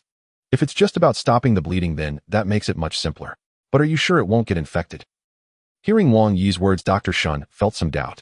With such a severe injury in a hospital where all equipment is available, it would naturally pose little danger. But now the only tools available were scissors and iodine, and whether they could prevent infection was uncertain. Just do as I say, and you don't need to worry about the rest. Wang Yi spoke with determination. Dr. Shin, not wanting to argue further, changed her gloves and prepared to pull out the 2 teeth. Dr. Shin reached out and pulled twice, but surprisingly, she couldn't remove the teeth. She looked at Wang Yi with confusion. Wang Yi, suffering from the pain inflicted by Dr. Shun, took a deep breath and said to her, "The flesh has already grown over. You need to cut around the teeth with a knife to separate the wound from the teeth." Upon hearing Wang Yi's suggestion, Dr. Shin's pupils constricted. This wound wasn't there when they went out this morning. It clearly happened today. How could it have healed so quickly? Nevertheless, Dr. Shun said nothing further. Following Wang Yi's instructions, she carefully used the knife to separate the flesh from the teeth. The onlookers averted their eyes from the bloody scene, unable to bear it. Although several among them had killed zombies, witnessing the scalpel moving erratically over Wang Yi's hand, coupled with the gruesome sound of flesh being cut, was enough to induce heart palpitations. This was not merely a matter of fear, it was a torment for everyone. Chun Hui and Han Shui, along with a few others, were so disgusted by the bloody scene that they ran aside to vomit. Only Li Mei remained transfixed, watching intently as Dr. Shin cut into Wang Yi's hand with the knife, afraid that Dr. Shun would cut away another piece of flesh. Finally, just as Li Mei was about to break down, Dr. Shun completely separated the flesh surrounding the teeth and slowly removed the nearly 5 centimeter long fong. After placing the fong aside, she immediately took a prepared ball of cotton and pressed it against Wang Yi's wound. Li Mei also stepped in to assist Dr. Shun in bandaging Wang Yi's palm, and after adjusting it for a long time, she tied a more beautiful bow, satisfied with her work. Once the group saw that everything had been taken care of, they approached Wang Yi to express their gratitude and well wishes before dispersing to attend to their own matters. Dr. Shun then went to treat Lin Feng's injury. Fortunately, Lin Feng was not seriously hurt. Although the wound on his abdomen was long, it was merely superficial. Dr. Shin cleaned it with iodine and did not even bandage it, allowing Lin Feng to rest. Seeing the questioning look in Li Mei's eyes, Wang Yi understood. She wanted to know how he got injured. He then recounted the incident that happened at the 4S store, causing her to gasp in shock several times, her eyes turning red from crying. By the time he finished narrating, it was already late. Wang Yi called over Lin Feng, Zhang Fei, and several other men, intending to hold a small meeting while asking Li Mei to prepare food. As for the others, Wang Yi instructed Chun Hui and Zhang Tsung's wife Jiang Li to distribute the food and let them handle it themselves. Once everyone had gathered, Li Mei set out the food, and they began to eat while chatting. Wang Yi got straight to the point. They now had the vehicles, but they were low on gasoline and diesel, which was simply not enough for the 8 vehicles. He naturally needed to think about how to acquire some fuel. Upon hearing Wang Yi's question, Zhang Fei quickly swallowed his instant noodles and replied to Wang Yi, "Brother Yi, when you want to get the cars, I thought about the need for fuel barrels. Zhang Tsung and I checked all the containers that could hold fuel in this repair shop. Besides the 4 barrels you took a few days ago, I still have 5 large barrels left and about 7 or 8 smaller ones, all of which can hold fuel." Wang Yi pondered over Zhang Fei's words. "Currently, there are 4 barrels of diesel fully loaded in my truck, and adding the 5 mentioned by Zhang Fei, that totals 9 large barrels. Each barrel can hold 200 liters of fuel, and with some smaller barrels, it should be enough for the convoy for a while. Alright, these fuel barrels should suffice for now. Now we need to think about where to get fuel tomorrow. Wang Yi looked at Zhang Fei deep in thought. Yang Bing, who was listening to Wang Yi's question, thought for a moment and quickly answered, Brother Yi, I know there's a gas station not far from here, and there aren't many people around it. Where is it? Wang Yi asked directly. It's at the junction of the Lushan Expressway and the Jinling Ring Expressway with Sinopec gasoline. The quality of the fuel is good, and it will take us about half an hour to drive there. Yang Bing answered Wang Yi's question without hesitation. He originally worked in logistics and was familiar with the entire Su province and the nearby provinces. He knew the roads and gas stations in Jinling like the back of his hand. Distance isn't a concern as long as there are no residential crowds nearby, no schools or similar places. Wang Yi affirmed Yang Bing's thought. It's settled then. Tomorrow we'll go to the gas station that Yang Bing mentioned. Yang Bing, Zhang Tsong, and the 2 brothers Li Long, that makes 5 of us, and we'll take Yang Bing's truck. Wang Yi looked at Yang Bing's white truck in the dim moonlight. Although it was a small truck, it was relative to whom it was being compared. Compared to Wang Yi's truck, it was undoubtedly small, but compared to the business vehicles they had arrived in, it was quite substantial. Yang Bing's truck was also a closed cabin measuring over 5 meters long and nearly 7 meters when including the cab. By the way, I heard from Zhang Fei that on the day the apocalypse broke out, you were supposed to deliver goods. I wonder what was loaded in your truck. Wang Yi suddenly remembered that Yang Bing worked in logistics, and right now the truck must be loaded with goods. Since they needed to drive to the gas station tomorrow, if they didn't unload the cargo now, it might delay them. Oh, Brother E, about that, the truck is loaded with clothing. It's for a long-time client who asked me to send it to the capital of U province. I've already received half the payment, but I didn't expect the apocalypse to happen right at that time. Clothing? What kind of clothing? Wang Yi's eyes lit up upon hearing Yang Bing mention clothing. After the outbreak, if there was anything most precious, it was first food, followed by weapons and vehicles, and then clothing. Of course, the clothing here was not the thin summer clothes, but rather down jackets and cotton-padded coats. After the apocalypse, human society suffered severe destruction from zombies, and heating and electricity had already ceased. As winter approached, only a few gathering places, due to their geographical advantages, managed to maintain electricity and heating, but that was only for a small portion of people. The majority were still huddled in gathering places, wearing summer clothes, relying on their bodies to endure the cold winter. However, they had no alternatives, as cities were basically occupied by zombies, and as the outbreak progressed, the zombies' senses became increasingly sensitive. Not to mention, entering the city in search of clothing, even getting close to the city, could result in a swarm of zombies rushing out. Thus, Wang Yi began to feel a bit anxious upon hearing Yang Bing say that the truck was filled with clothing. It was now September, and the weather had turned somewhat chilly. If Wang Yi guessed correctly, the cargo hold should be filled with cotton-padded clothing or thicker garments. Although Yang Bing didn't understand why Wang Yi was so interested in this truckload of clothing, he answered truthfully. When loading the truck, the boss mentioned that it seemed to be military coats and boots custom-made by a labor protection company. From the way the boss talked, it seemed like they weren't authentic. If they were, they wouldn't be transported by a truck. Wang Yi's face immediately lit up upon hearing this. Even if they weren't genuine, as long as the quality was better than those from a real military factory, they wouldn't be too bad in terms of warmth. Great. Wang Yi slapped his thigh. Li Hu, go call everyone over. Let's take all these clothes out and load them onto my truck. Li Hu immediately agreed and hurried off to call people. A group of them walked to the back of the truck, and Yang Bing stepped forward to open the cargo hold. Wang Yi stood at the back with a flashlight, looking at the truckload of camouflage coats, unable to stop smiling. Brother E, what's gotten into you? Why are you so happy about these shabby coats? Chen Hui and Li Mei stood together, muttering quietly. I don't know what's up with Brother E. He must have something on his mind. Li Mei looked at Wang Yi, who was as happy as a child and couldn't help but smile as well. No matter the reason, if he was happy, she felt happy too. Stop dawdling and get up to unload the cargo. Wang Yi called out, not caring that his injury had not yet healed, as he jumped into the cargo hold and began tossing the coats and boots down one by one. Seeing Wang Yi had climbed up, the others didn't hesitate and hurriedly got to work. The 2 little girls, Xiao Jingjing and Ling Xian, each took several flashlights to illuminate the area for everyone. Although working at night was somewhat risky, there were hardly any people around the repair shop, and zombies were few. However, a few zombies were attracted by the light, but they were only 1 or 2, and Wang Yi didn't mind leaving them to Lin Feng and Yang Bing to deal with. The group worked until after 10 o'clock at night, finally transferring all the coats onto Wang Yi's truck. Half the truck was filled with food, the other half with coats, and at the front were 4 large barrels securely tied down by Zhang Fei with ropes to ensure nothing would topple during transit. After all this hustle, everyone was tired, but seeing that Wang Yi seemed to have something else to discuss, they didn't leave and gathered together to speculate on what Wang Yi's intentions were for this truckload of coats. Wang Yi noticed Lin Feng still talking with Yang Bing, called out to him and brought him over. Lin Feng, go get the mutated meat we obtained from the 4S shop today. Lin Feng knew Wang Yi was about to distribute the mutated meat, happily agreed, and ran to the truck to retrieve it. Wang Yi received the 6 pieces of mutated meat, adding to the ones attracted by the zombies earlier, totaling 11 pieces. Looking at the 11 pieces of mutated meat that Li Mei had cleaned with alcohol, Wang Yi immediately devised a distribution plan. In this repair shop, there were a total of 10 men, including Wang Yi, and counting the women including Han Shui and Ling Xian, who had just arrived today, there were 8, excluding Xiao Jingjing, of course. Each of these 10 men would definitely get a piece of mutated meat, even though the intern Dr. Zhang Ming and the couple visiting the hospital, the man named Qian Yu and the woman named Wang Feng, were present. These 2 men had never killed zombies before, but when the zombies came tonight, Wang especially had them face their fears, and they weren't too scared, managing to chop at the zombies a few times. Thus, Wang Yi decided to share the mutated meat with those 2. Wang Yi was now a level 1 evolver, and there was still a long way to go before he could advance to level 2. Therefore, he was not in a hurry and wanted to give his mutated meat to Li Mei.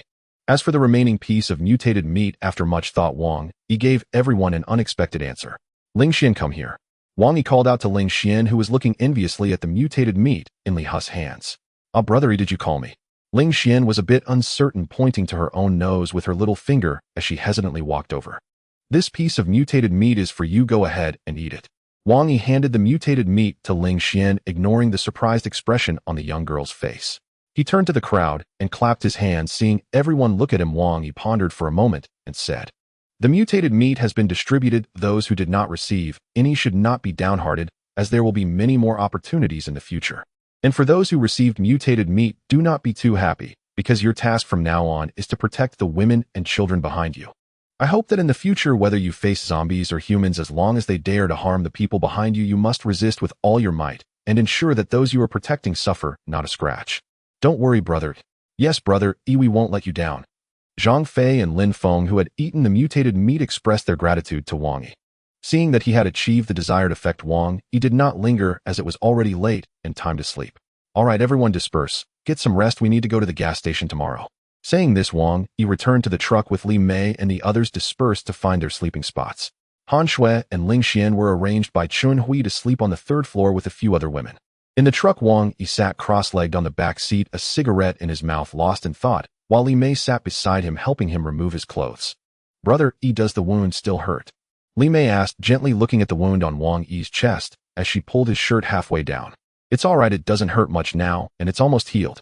Wang Yi tossed the cigarette but out the window, looking down at his wound, which was no longer bleeding. Really? Li Mei's expression suddenly changed as she reached out her little hand and pinched Wang Yi's waist hard. What are you pinching me for? Wang Yi rubbed his waist, looking at Li Mei with some annoyance. What was this silly girl doing now? Pinching you is just the start. Look at this. Li Mei's little face turned red, her chest rising and falling with her breath, quite attractive. Wang Yi saw that Li Mei was holding a long hair that had been found on his clothes. It's just a hair, I thought it was something else. Wang Yi said with a smile as he took the hair from Li Mei's hand and casually tossed it aside. You just threw it away, that's evidence of your... whatever. You brought back 2 women in just half a day. Are you going to bring back a few more from the gas station tomorrow? Li Mei looked at Wang Yi, who appeared indifferent, growing more and more angry. She tried to bypass Wang Yi to pick up the hair, but unexpectedly Wang Yi pulled her back and fiercely kissed her on the lips. Li Mei struggled slightly, but thinking about Wang Yi's wounds, she dared not move, quietly leaning into Wang Yi's embrace, afraid of hurting his injury. Wang Yi slowly savored the sweet and soft lips of the beauty in his arms, watching as the redness on Li Mei's face gradually spread to her neck. This silly girl still liked him, but she was just a little jealous because Han Shui had bandaged his wounds. Don't. Li Mei held Wang Yi's hand that was causing trouble on her body, gently shaking her head, breaking away from his kiss, and softly said with her eyes closed. You still have wounds, let's not do anything today. Once you heal, you can do whatever you want, okay? Wang Yi knew that Li Mei was worried about touching his wounds, feeling somewhat pleased that there was a woman who cared about him. Taking the piece of mutated meat from his pocket, he gently placed it on Li Mei's pouting lips. Stop it, I already said no. What if it touches your wound? Li Mei thought Wang Yi was kissing her again and quickly opened her eyes, only to see him looking at her playfully. What is this? Li Mei picked up the piece of mutated meat that had fallen onto her clothes, her face filled with surprise. Mutated meat? How come there's still a piece? Didn't we already distribute all of it? Li Mei looked at Wang Yi in confusion, as if she had thought of something. Wang Yi shook his head slightly and smiled. This is for you. I am now a level 1 evolver, and there is still a long way to go before I can become a level 2 evolver, so I am not in a hurry. Upon hearing Wang Yi say this, Li Mei hesitated for a moment and wanted to feed the mutated meat to Wang Yi while saying, "You should eat it. You need to lead this team. If you don't have strong strength, the people below may not truly follow you." Wang Yi felt secretly astonished at Li Mei's words. Li Mei was originally just an ordinary woman, yet she could think so much. The apocalypse had only erupted for a week, and this team had only been established for 2 days. Li Mei could see that this group followed Wang Yi because of his strength, not just empty words. If someone in the team were stronger than Wang Yi, it would likely fall apart, immediately breaking free from his control. Thinking of this, Wang Yi felt a wave of fear, realizing he had been too careless. Even Li Mei could see through these matters, let alone Lin Feng Yangbing and Dr. Shun. He had thought that just by having the identity of a transmigrator he could do as he pleased. It seems he still needed to be cautious in the future and not easily expose his secrets. Regardless of the situation, he must ensure that his interests are maximized. Li Mei noticed that Wang Yi did not take the mutated meat, nor spoke a word, and her face fluctuated between gloom and brightness, making others feel somewhat fearful. Brother, I wasn't really angry just now. Oh, I felt a bit guilty for not being by your side to help you when you were injured. Please don't act like this anymore, okay? Li Mei's words interrupted Wang Yi's thoughts. Seeing her face full of guilt, Wang Yi waved his hand, signaling her to come into his embrace. Finally, I was just thinking about something. You don't need to worry. This mutated meat is still for you. I don't need it right now, Wang Yi said to Li Mei immediately upon noticing her rejection. If you don't eat it soon, it'll go to waste after some time. Li Mei found it hard to argue with Wang Yi and had no choice but to eat the mutated meat before opening the car door to get out. What are you doing? Wang Yi looked at Li Mei, who was about to get out of the car, with a puzzled expression. What was wrong with her today? Ever since I returned, she has been acting strangely, and it's already late at night, yet she wants to go out. I'm going out to exercise. Didn't you say that after eating mutated meat, exercising would yield better results? Wang Yi grabbed Li Mei, pulling her directly into his lap. It's so late, there's no need to go out to exercise. Staying in the car is just as good. Off. Seeing Wang Yi's serious expression, Li Mei could hardly be oblivious to his thoughts.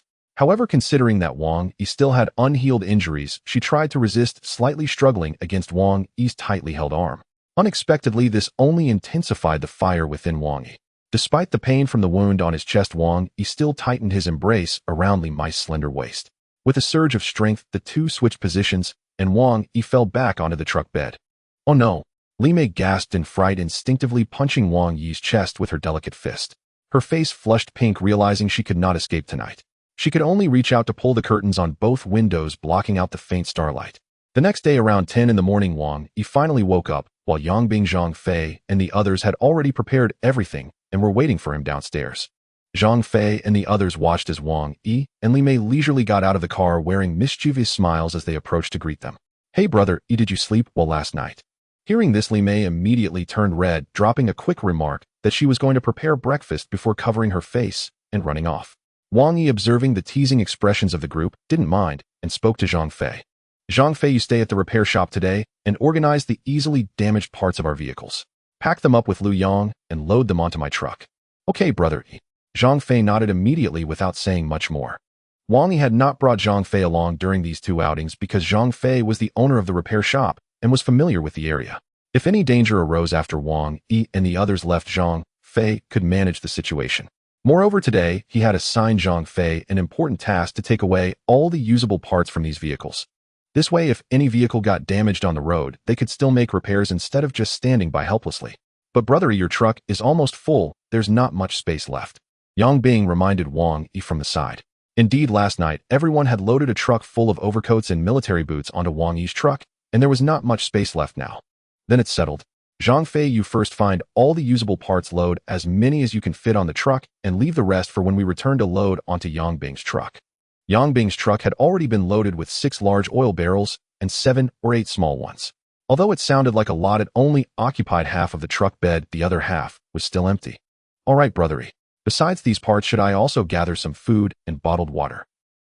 A few days ago when Wang Yi arrived, he had unloaded some food from the truck. The group had not finished eating, and there was still quite a bit stacked on the second floor.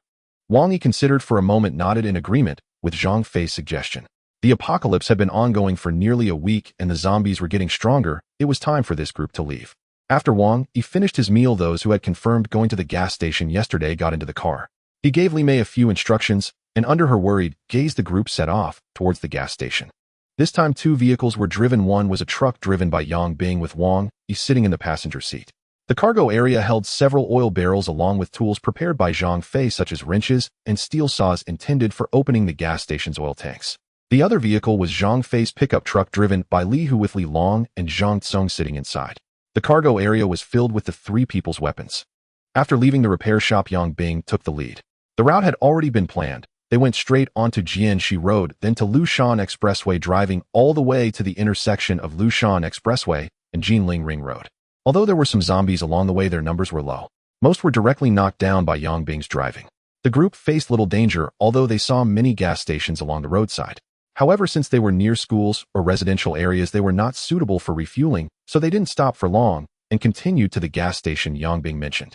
Brother E, the gas station ahead is the one. Yang Bing pointed to a gas station about 300 meters ahead and said to Wang Yi. Wang Yi glanced over and indeed saw that the gas station was at the intersection of the 2 expressways. Since it was located beside the highway, there were no residential blocks or shopping malls around. However, there was a construction site near the highway about 2 to 3 miles away from the gas station, though Wang Yi did not know what project it was for. What is that construction site for? Wang Yi pointed at the distant blue and white colored steel houses and turned to ask Yang Bing. Yang Bing actually didn't know what the construction site was for either. After driving a little further, he suddenly saw a small reservoir beside the highway with steel bars and stones on both sides of the embankment. Brother E, it looks like these workers are repairing the embankment of the reservoir. If we go over there, will there be any danger? It should be safe. That construction site is a few miles away from the gas station, but we still need to be careful and not make too much noise. Wang Yi knew that the zombies now did not have the same heightened sense of smell and hearing as in his previous life, so as long as they were careful while refueling, there shouldn't be any major issues. Stop! Wang Yi issued the command to halt when they were about 100 meters away from the gas station. Yang Bing had been driving slowly, so when Wang Yi said to stop, he immediately slammed the brakes, and the truck came to a steady halt by the roadside. Li Hu, seeing that the truck had stopped, parked the pickup behind it and got out, walking towards Wang Yi and the others. Wang Yi waved his hand, signaling a few people to gather around. We are about 100 meters away from the gas station, but we still don't know the situation inside. We can't rush in recklessly. Wang Yi paused for a moment, glancing at the clear understanding on everyone's faces, and continued to speak. We need someone to go and check the situation first. If there is no danger, just wave from the roadside so we can see you. If there is danger, come back quickly. Wang Yi's meaning was perfectly clear. He wanted someone to scout ahead, but he couldn't guarantee whether there was danger inside the gas station. He'll go, brother. Just as Wang Yi finished speaking, Zhang Tsong, who had come out for the first time, volunteered. Zhang Tsong was the tallest among them, even taller than Wang Yi by half a head with long legs. When it came to running, he should be fast enough. All right, but you must be careful. If you find any zombies inside the gas station, no matter how many there are, you must run out immediately, and don't be brave. They'll have Li Hu drive to pick you up. Wang Yi considered for a moment, and indeed Zhang Tsong was the most suitable to scout ahead. He was tall and long-legged, and he had fought zombies before, so he wouldn't panic if he encountered one. As for why they didn't just drive the pickup truck over, Wang Yi considered that the pickup was loud, being a diesel engine, and if there was any danger, it would be difficult to turn around on the road, which had vehicles occasionally crashing on either side. Zhang Tsong took a deep breath, nodded to Wang Yi, and armed with a machete slowly walked towards the gas station.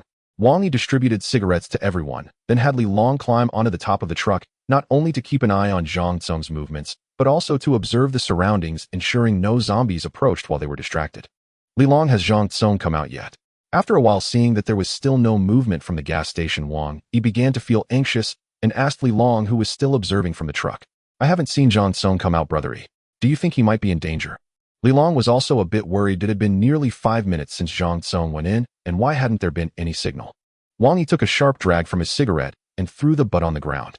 Forget it, Li Hu, Yang Bing, let's drive to the gas station and take a look. Li Long, keep an eye on things here and stay safe. All right, Li Hu replied and hurriedly ran to the back to bring the pickup over. Just as Wang Yi and the others got in the car, they heard Li Long, who was standing on top of the truck, shout, Brother, Zhang Tsong is out waving to us from the roadside. Upon hearing this, Wang Yi immediately instructed Yang Bing to drive the truck, while Li Long agilely jumped down and sat in the truck, the 2 vehicles driving towards the gas station one after the other. When they reached Zhang Tsong, Wang Yi saw the bloodstains on him through the glass. The group hurriedly got out of the car, quickly grabbing their weapons without Wang Yi's prompting, and surveyed the inside of the gas station. Seeing everyone tense, Zhang Tsung quickly stepped forward to explain, "It's fine now. Oh, I killed that zombie." Wang Yi was somewhat furious upon hearing this and spoke in a deep voice, "Did I not tell you to come out if you found a zombie? Who told you to engage it?" Zhang Tsung realized his actions were somewhat thoughtless and hurriedly replied to Wang Yi, "Brother E, when I entered the gas station I saw there were no zombies in the lobby, so I thought I'd check around to make sure. I didn't expect that as I was walking towards the staff dormitory a zombie would suddenly rush out. I originally planned to run, but I wasn't paying attention and ended up cornered in the lobby by that zombie, so I had no choice but to fight it off." Hearing Zhang Tsung say this, Wang Yi nodded. Since he hadn't intended to engage in a fight with the zombie Wang, he had no reason to pursue the matter further. The group slowly walked inside the gas station and indeed saw the zombie Zhang Tsung mentioned in front of the lobby. It was a male zombie, likely an employee of the gas station. It was not tall, and one of its arms had already been severed. It seemed it had been bitten by another zombie and subsequently turned. Wang Yi observed that although Zhang Tsung had cleaved the zombie's head open, the mutated flesh inside had not been taken out, knowing Zhang Tsung was waiting for him to allocate it. If Zhang Tsung had taken the mutated flesh without waiting for Wang Yi, then Wang Yi would certainly have demanded it back and would find some reason to kick Zhang Tsung and his wife, Jiang Li, out of the group. Thoughts flashed through Wang Yi's mind, and he felt that the mutated flesh should go to Zhang Tsung since he was the one who had killed the zombie alone and he had not touched the mutated flesh in Wang Yi's absence. "Zhang Tsung, this mutated flesh is for you." Upon hearing this, Zhang Tsung did not hesitate, reaching into the zombie's head and pulling out the mutated flesh, placing it in his pocket. Wang Yi did not rush to take the fuel. Instead, he circled around the gas station, contemplating the geographical situation nearby. The gas station had a total of 6 fuel dispensers, 4 for gasoline and 2 for diesel. At that moment, a small Jimny was quietly parked nearby with a few broken fingers lying on the ground beside the car door, resting in a puddle of dried blood. The fuel tank had long been filled. It seemed that this person had been refueling when the apocalypse broke out and, unable to get in the car in time, was bitten to death by the zombies. Li, who kicked the fingers aside, sat in the car, fiddled for a while, and with a roar the Jimny started up. "Brother E, this car is great. It's a proper off-road vehicle, strong and fuel efficient. Let's take it with us," Li Hu exclaimed excitedly, poking his head out of the car. Wang Yi also had the idea of driving this car away. Although it looked small, its ability to climb hills and wade through water was far superior to an ordinary sedan, making it perfect for scouting. "All right, when we leave later you can drive this one, and let Li Long take the pickup." When Li Hu heard Wang Yi agree, he quickly took the keys and held them tightly, afraid Li Long might come and snatch them. Brother E, the owner of this car, probably left the keys in while refueling and was eaten by the zombies. Li Long looked at his brother's vigilant expression and couldn't help but shake his head with a smile.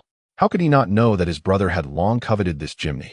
Yes, the outbreak of the apocalypse was so sudden that most people were bitten to death by zombies while they were asleep. The owner of this car just had bad luck.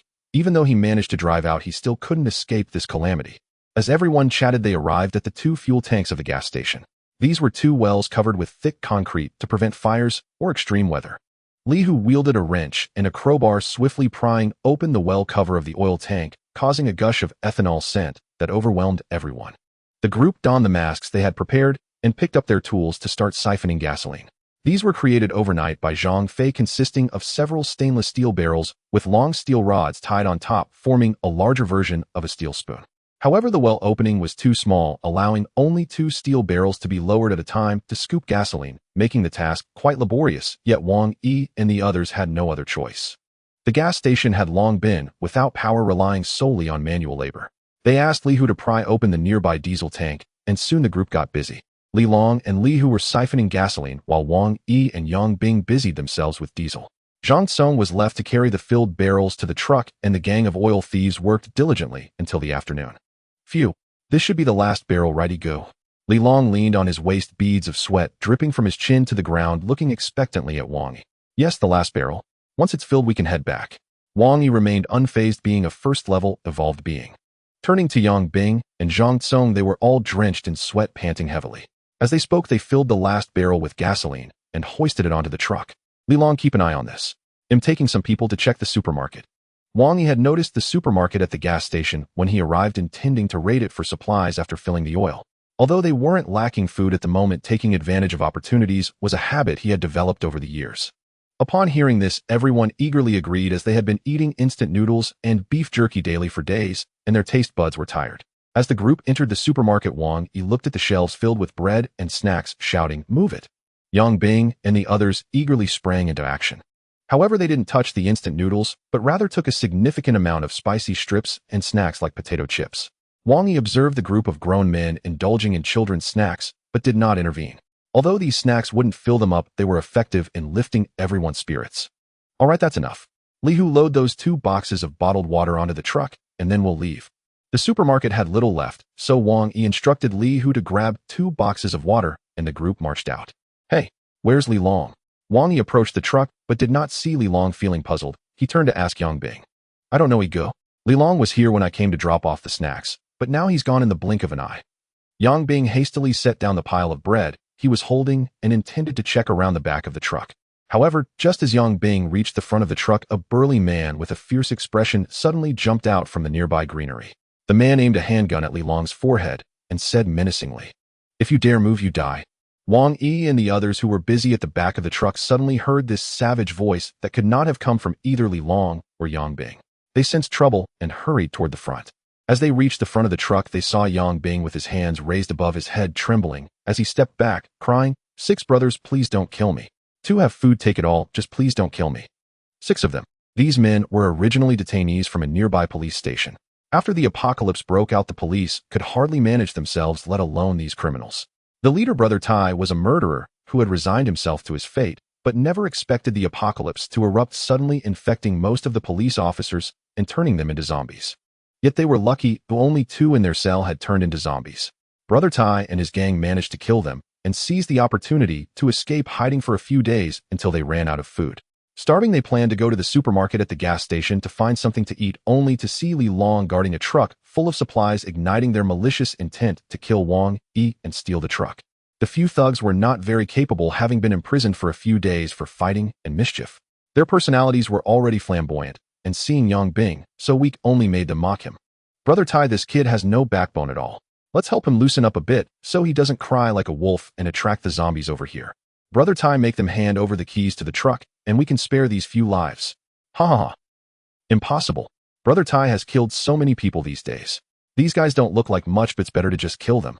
As Yang Bing slowly retreated, Wang Yi also got a clearer view of the situation.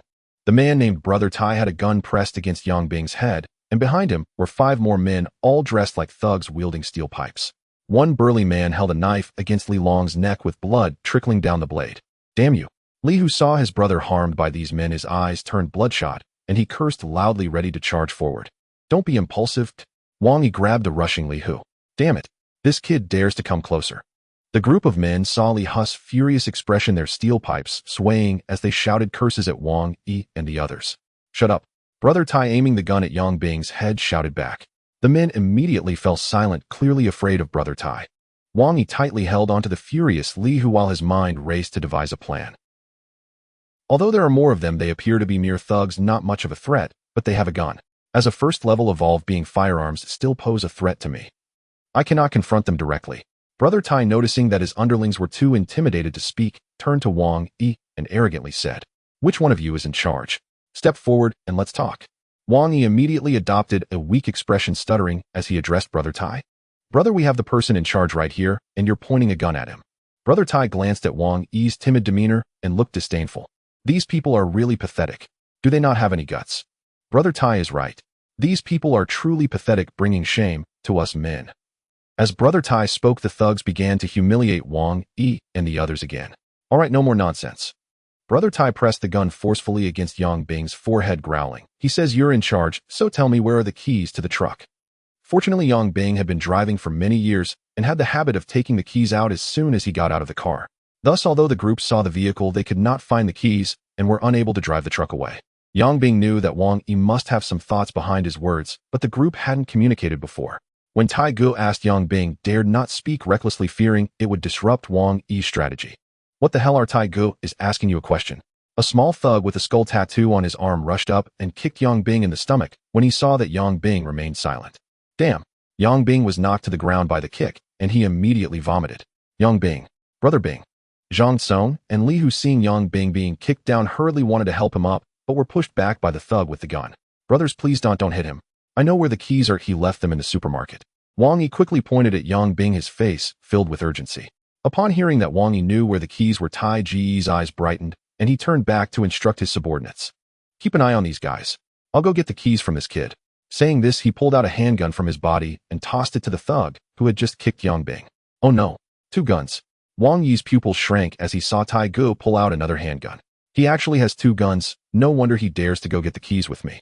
Tai Gu looked at Wang Yi with pride, seemingly guessing his thoughts, and deliberately shouted to the thug loudly. You hold on to this gun. If any of these guys dare to move, shoot them dead.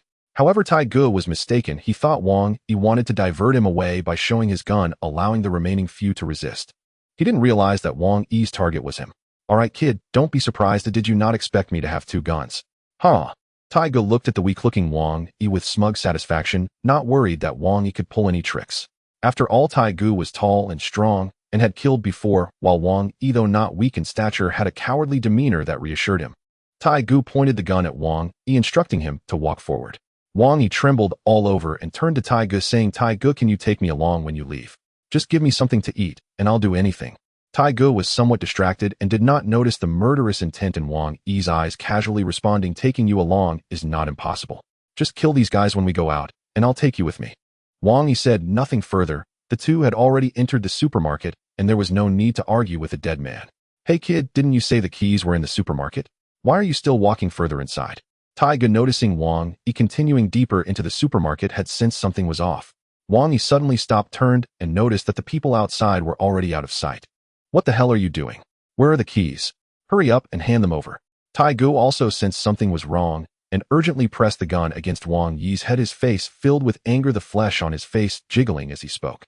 I said, I. Tai Gu saw Wang Yi open his mouth, but no sound came out, instinctively leaning closer to Wang Yi. I said, fuck you. As soon as Wang Yi finished speaking, he quickly drew the dagger that Lin Feng had given him yesterday and slashed at Tai Gu's arm, holding the gun. Puff. Before Tai Gu could react, his entire hand was severed by Wang Yi and bright red blood immediately gushed out. Ugh. Tai Gu felt an intense pain radiating down his arm. Just as he was about to scream, he opened his mouth wide, but could not make a sound. Crash. Tai Gu's head jerked back, his pale throat and dark red blood vessels protruding out, and crimson blood instantly sprayed onto the supermarket ceiling like a flood. Wang Yi slowly retracted the dagger that had just sliced through Tai Gu's neck, picked up a tissue from the shelf, and gently wiped the blood that had splattered onto his face. This guy is just a second-rate thug, having never seen anything big. He didn't even check for weapons after capturing someone.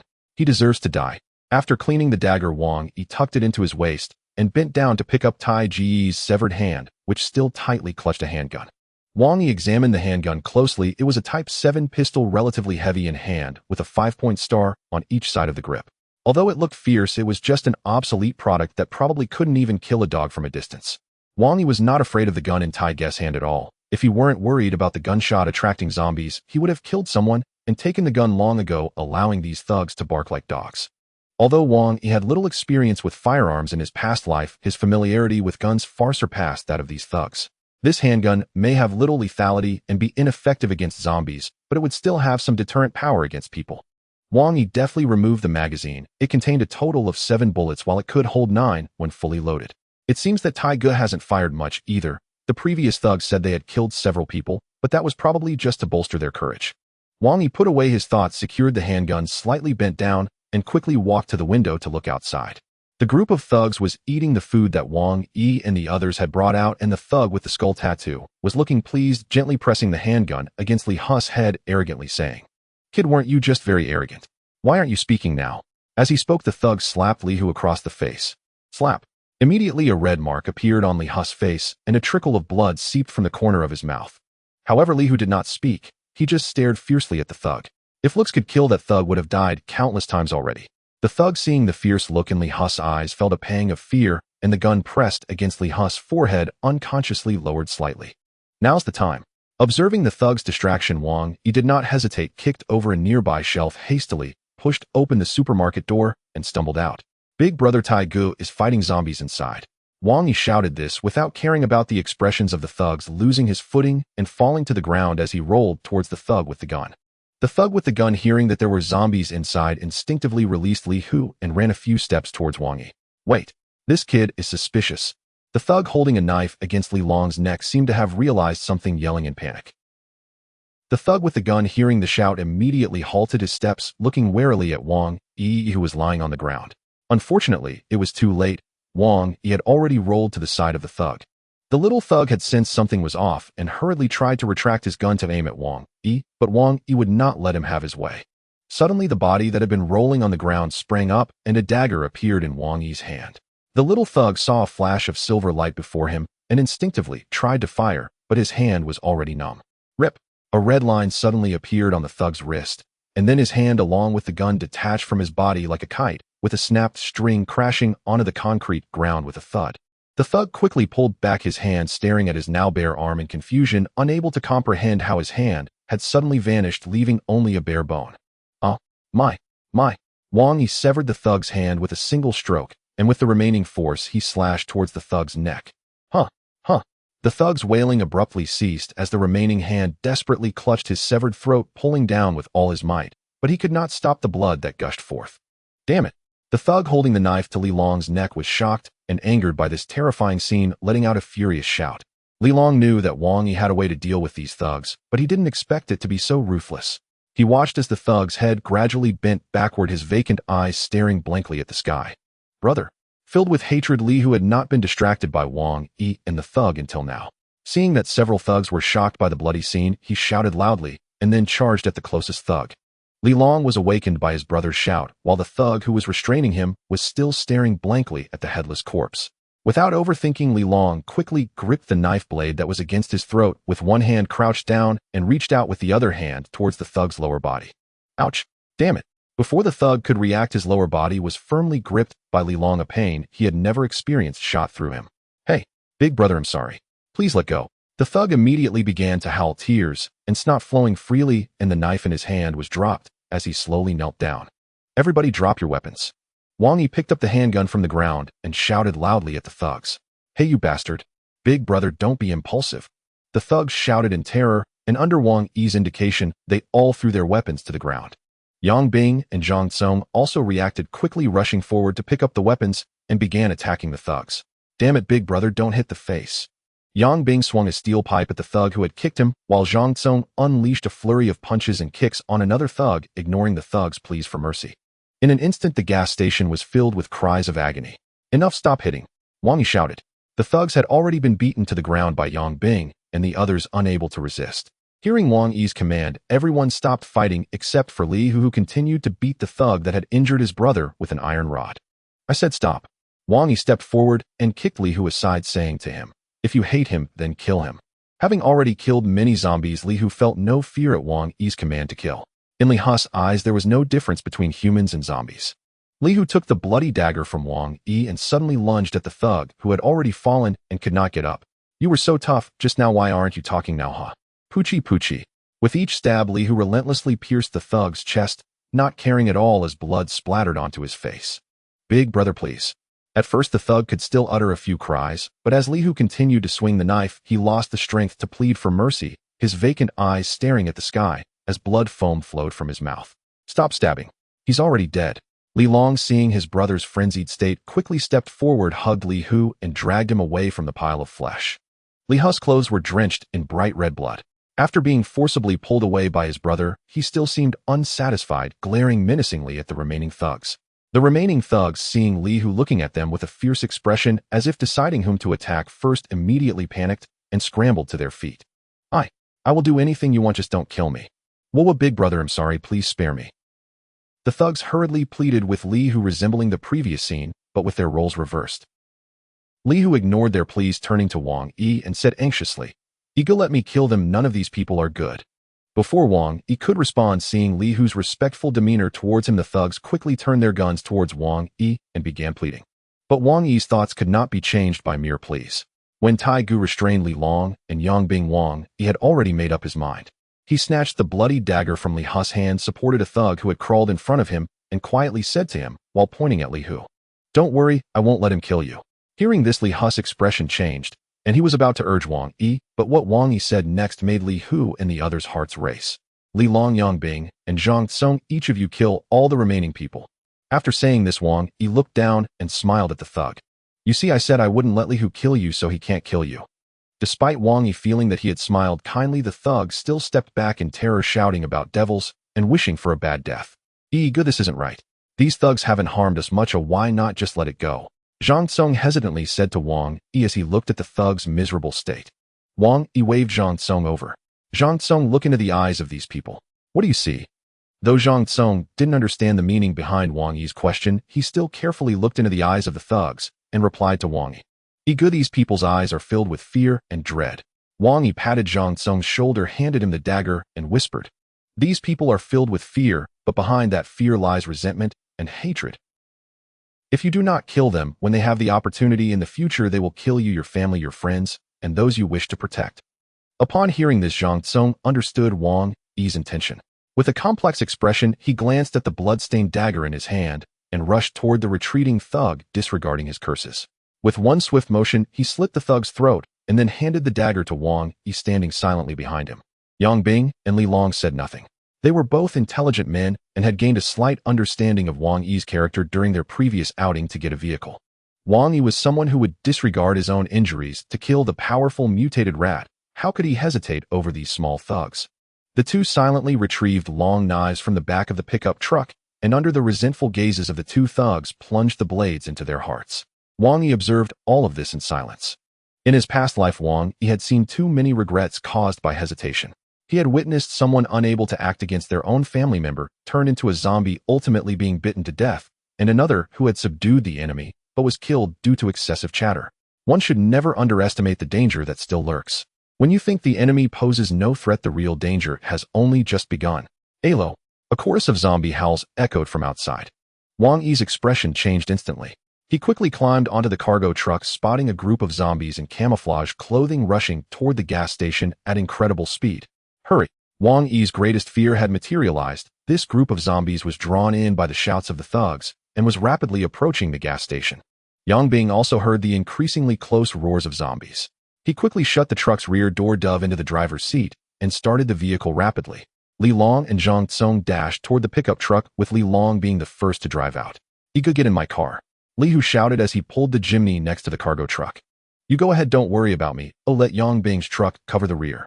Wang Yi waved his hand, signaling Li Hu to go first, showing no intent to leave. Wang Yi wanted to assess the extent of the zombies' evolution after these few days. As Li Hu drove the chimney out of the gas station, a few zombies began to pursue them.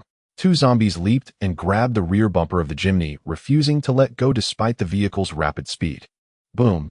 The cargo truck roared as it lunged forward, crashing into several zombies that failed to dodge, sending them flying.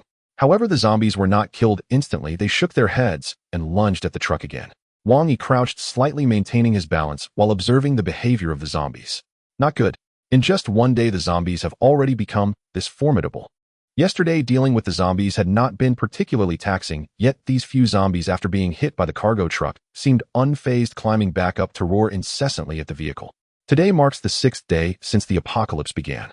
Some rapidly evolving zombies have completely integrated the virus into their bodies. In the coming days, they will undoubtedly become even more frenzied, breaking through barriers and roaming in hordes through the streets. Wang Yi watched the relentless zombies, feeling a twinge of worry. Their speed was no slower than that of an average person, surpassing most. A few zombies could barely keep up with the speed of the cargo truck, even as Yang Bing drove cautiously to avoid obstacles. Alo! One zombie took advantage of Yang Bing slowing down to navigate a bend, leaping onto the cargo truck's rear bumper and quickly climbing to the roof, showcasing that its joints had adapted after days of evolution. The zombie leaped onto the roof, but had not stabilized itself before lunging at Wang Yi. Anticipating this, Wang Yi kicked at the zombie's abdomen, but it only staggered back a few steps, suffering no significant injury. Wang Yi was not surprised. He knew this zombie had likely merged with the virus, granting it such resilience. Provoked by Wang Yi's kick, the zombie suddenly swiped its claws. Poochie! Wang Yi swiftly drew his dagger, slicing through the zombie's hand, penetrating between its fingers until it reached its palm, but was then caught by the zombie's firm muscles. Wang Yi twisted the knife, sharply severing part of the hand along with 3 claws, which were flung from the speeding cargo truck. The zombie let out a fierce howl while its other claw lunged upward, aiming for Wang Yi's abdomen. Sizzle! Wang Yi had anticipated this attack and narrowly dodged, though the front of his shirt was torn by the zombie's claw. Although Wang Yi was now a level 1 evolver, far surpassing ordinary people in physical strength and speed, with an accelerated healing ability, this zombie had fully integrated the virus and was not significantly weaker than him in certain capabilities. Having evaded the zombie's attack, Wang Yi did not hesitate, swiftly repositioning his dagger in a reverse grip and advancing toward the zombie's neck. This zombie had already merged with the virus, its bones no longer rigid. Knowing Wang Yi's dagger was troublesome, it instinctively arched its back to avoid the strike. However, Wang Yi had survived in the apocalypse for 10 years. Though his current strength was not as formidable as before, the experience accumulated from years of battling zombies had not been lost. Seeing the zombie attempting to evade Wang Yi instinctively aimed the blade downward and struck fiercely. Whooshed! The blade cut through the zombie's clavicle, slicing down to its lower abdomen. The sharp edge tore through the skin, and its intestines flowed out through the nearly half-meter-long wound. Hiss! The zombie let out a piercing howl, not sure whether it was from pain or anger at Wang Yi's actions. Perhaps it found its spilling intestines obstructive and suddenly yanked on the viscera emerging from its belly. Pop! Wang Yi heard a faint sound, and the zombie's body abruptly arched as its internal organs became detached. No matter how much Wang Yi experienced in his past life, witnessing the zombie's actions instilled a deep fear of the zombie virus. What on earth is this that can transform a human into a creature that only recognizes flesh and blood? To kill Wang Yi, it would clear away any obstacles in its path, even regarding its own spilled organs as nothing solely because they obstructed its advance. After tearing its own intestines away, the zombie shook its body, seemingly feeling more agile without its insides, and lunged at Wang Yi again. Wang Yi did not dodge. He did not want to linger in a struggle with the zombie. He drew his handgun, jumped to the side of the zombie, aimed at its ear, and fired twice. Bang bang. The zombie fell in response while Yang Bing, driving the cargo truck, was startled by the gunfire, causing the vehicle to jolt and nearly throw Wang Yi off. Wang Yi felt the truck beneath him gradually come to a stop. He swiftly used his dagger to remove the mutated flesh from the zombie, then walked to the front of the truck, leaned down, and tapped on the window of the passenger door. Yang Bing understood and opened the window, allowing Wang Yi to jump directly inside. Brother Yi, what was that gunshot just now? Wang Yi shook his head and replied to Yang Bing, "It's nothing.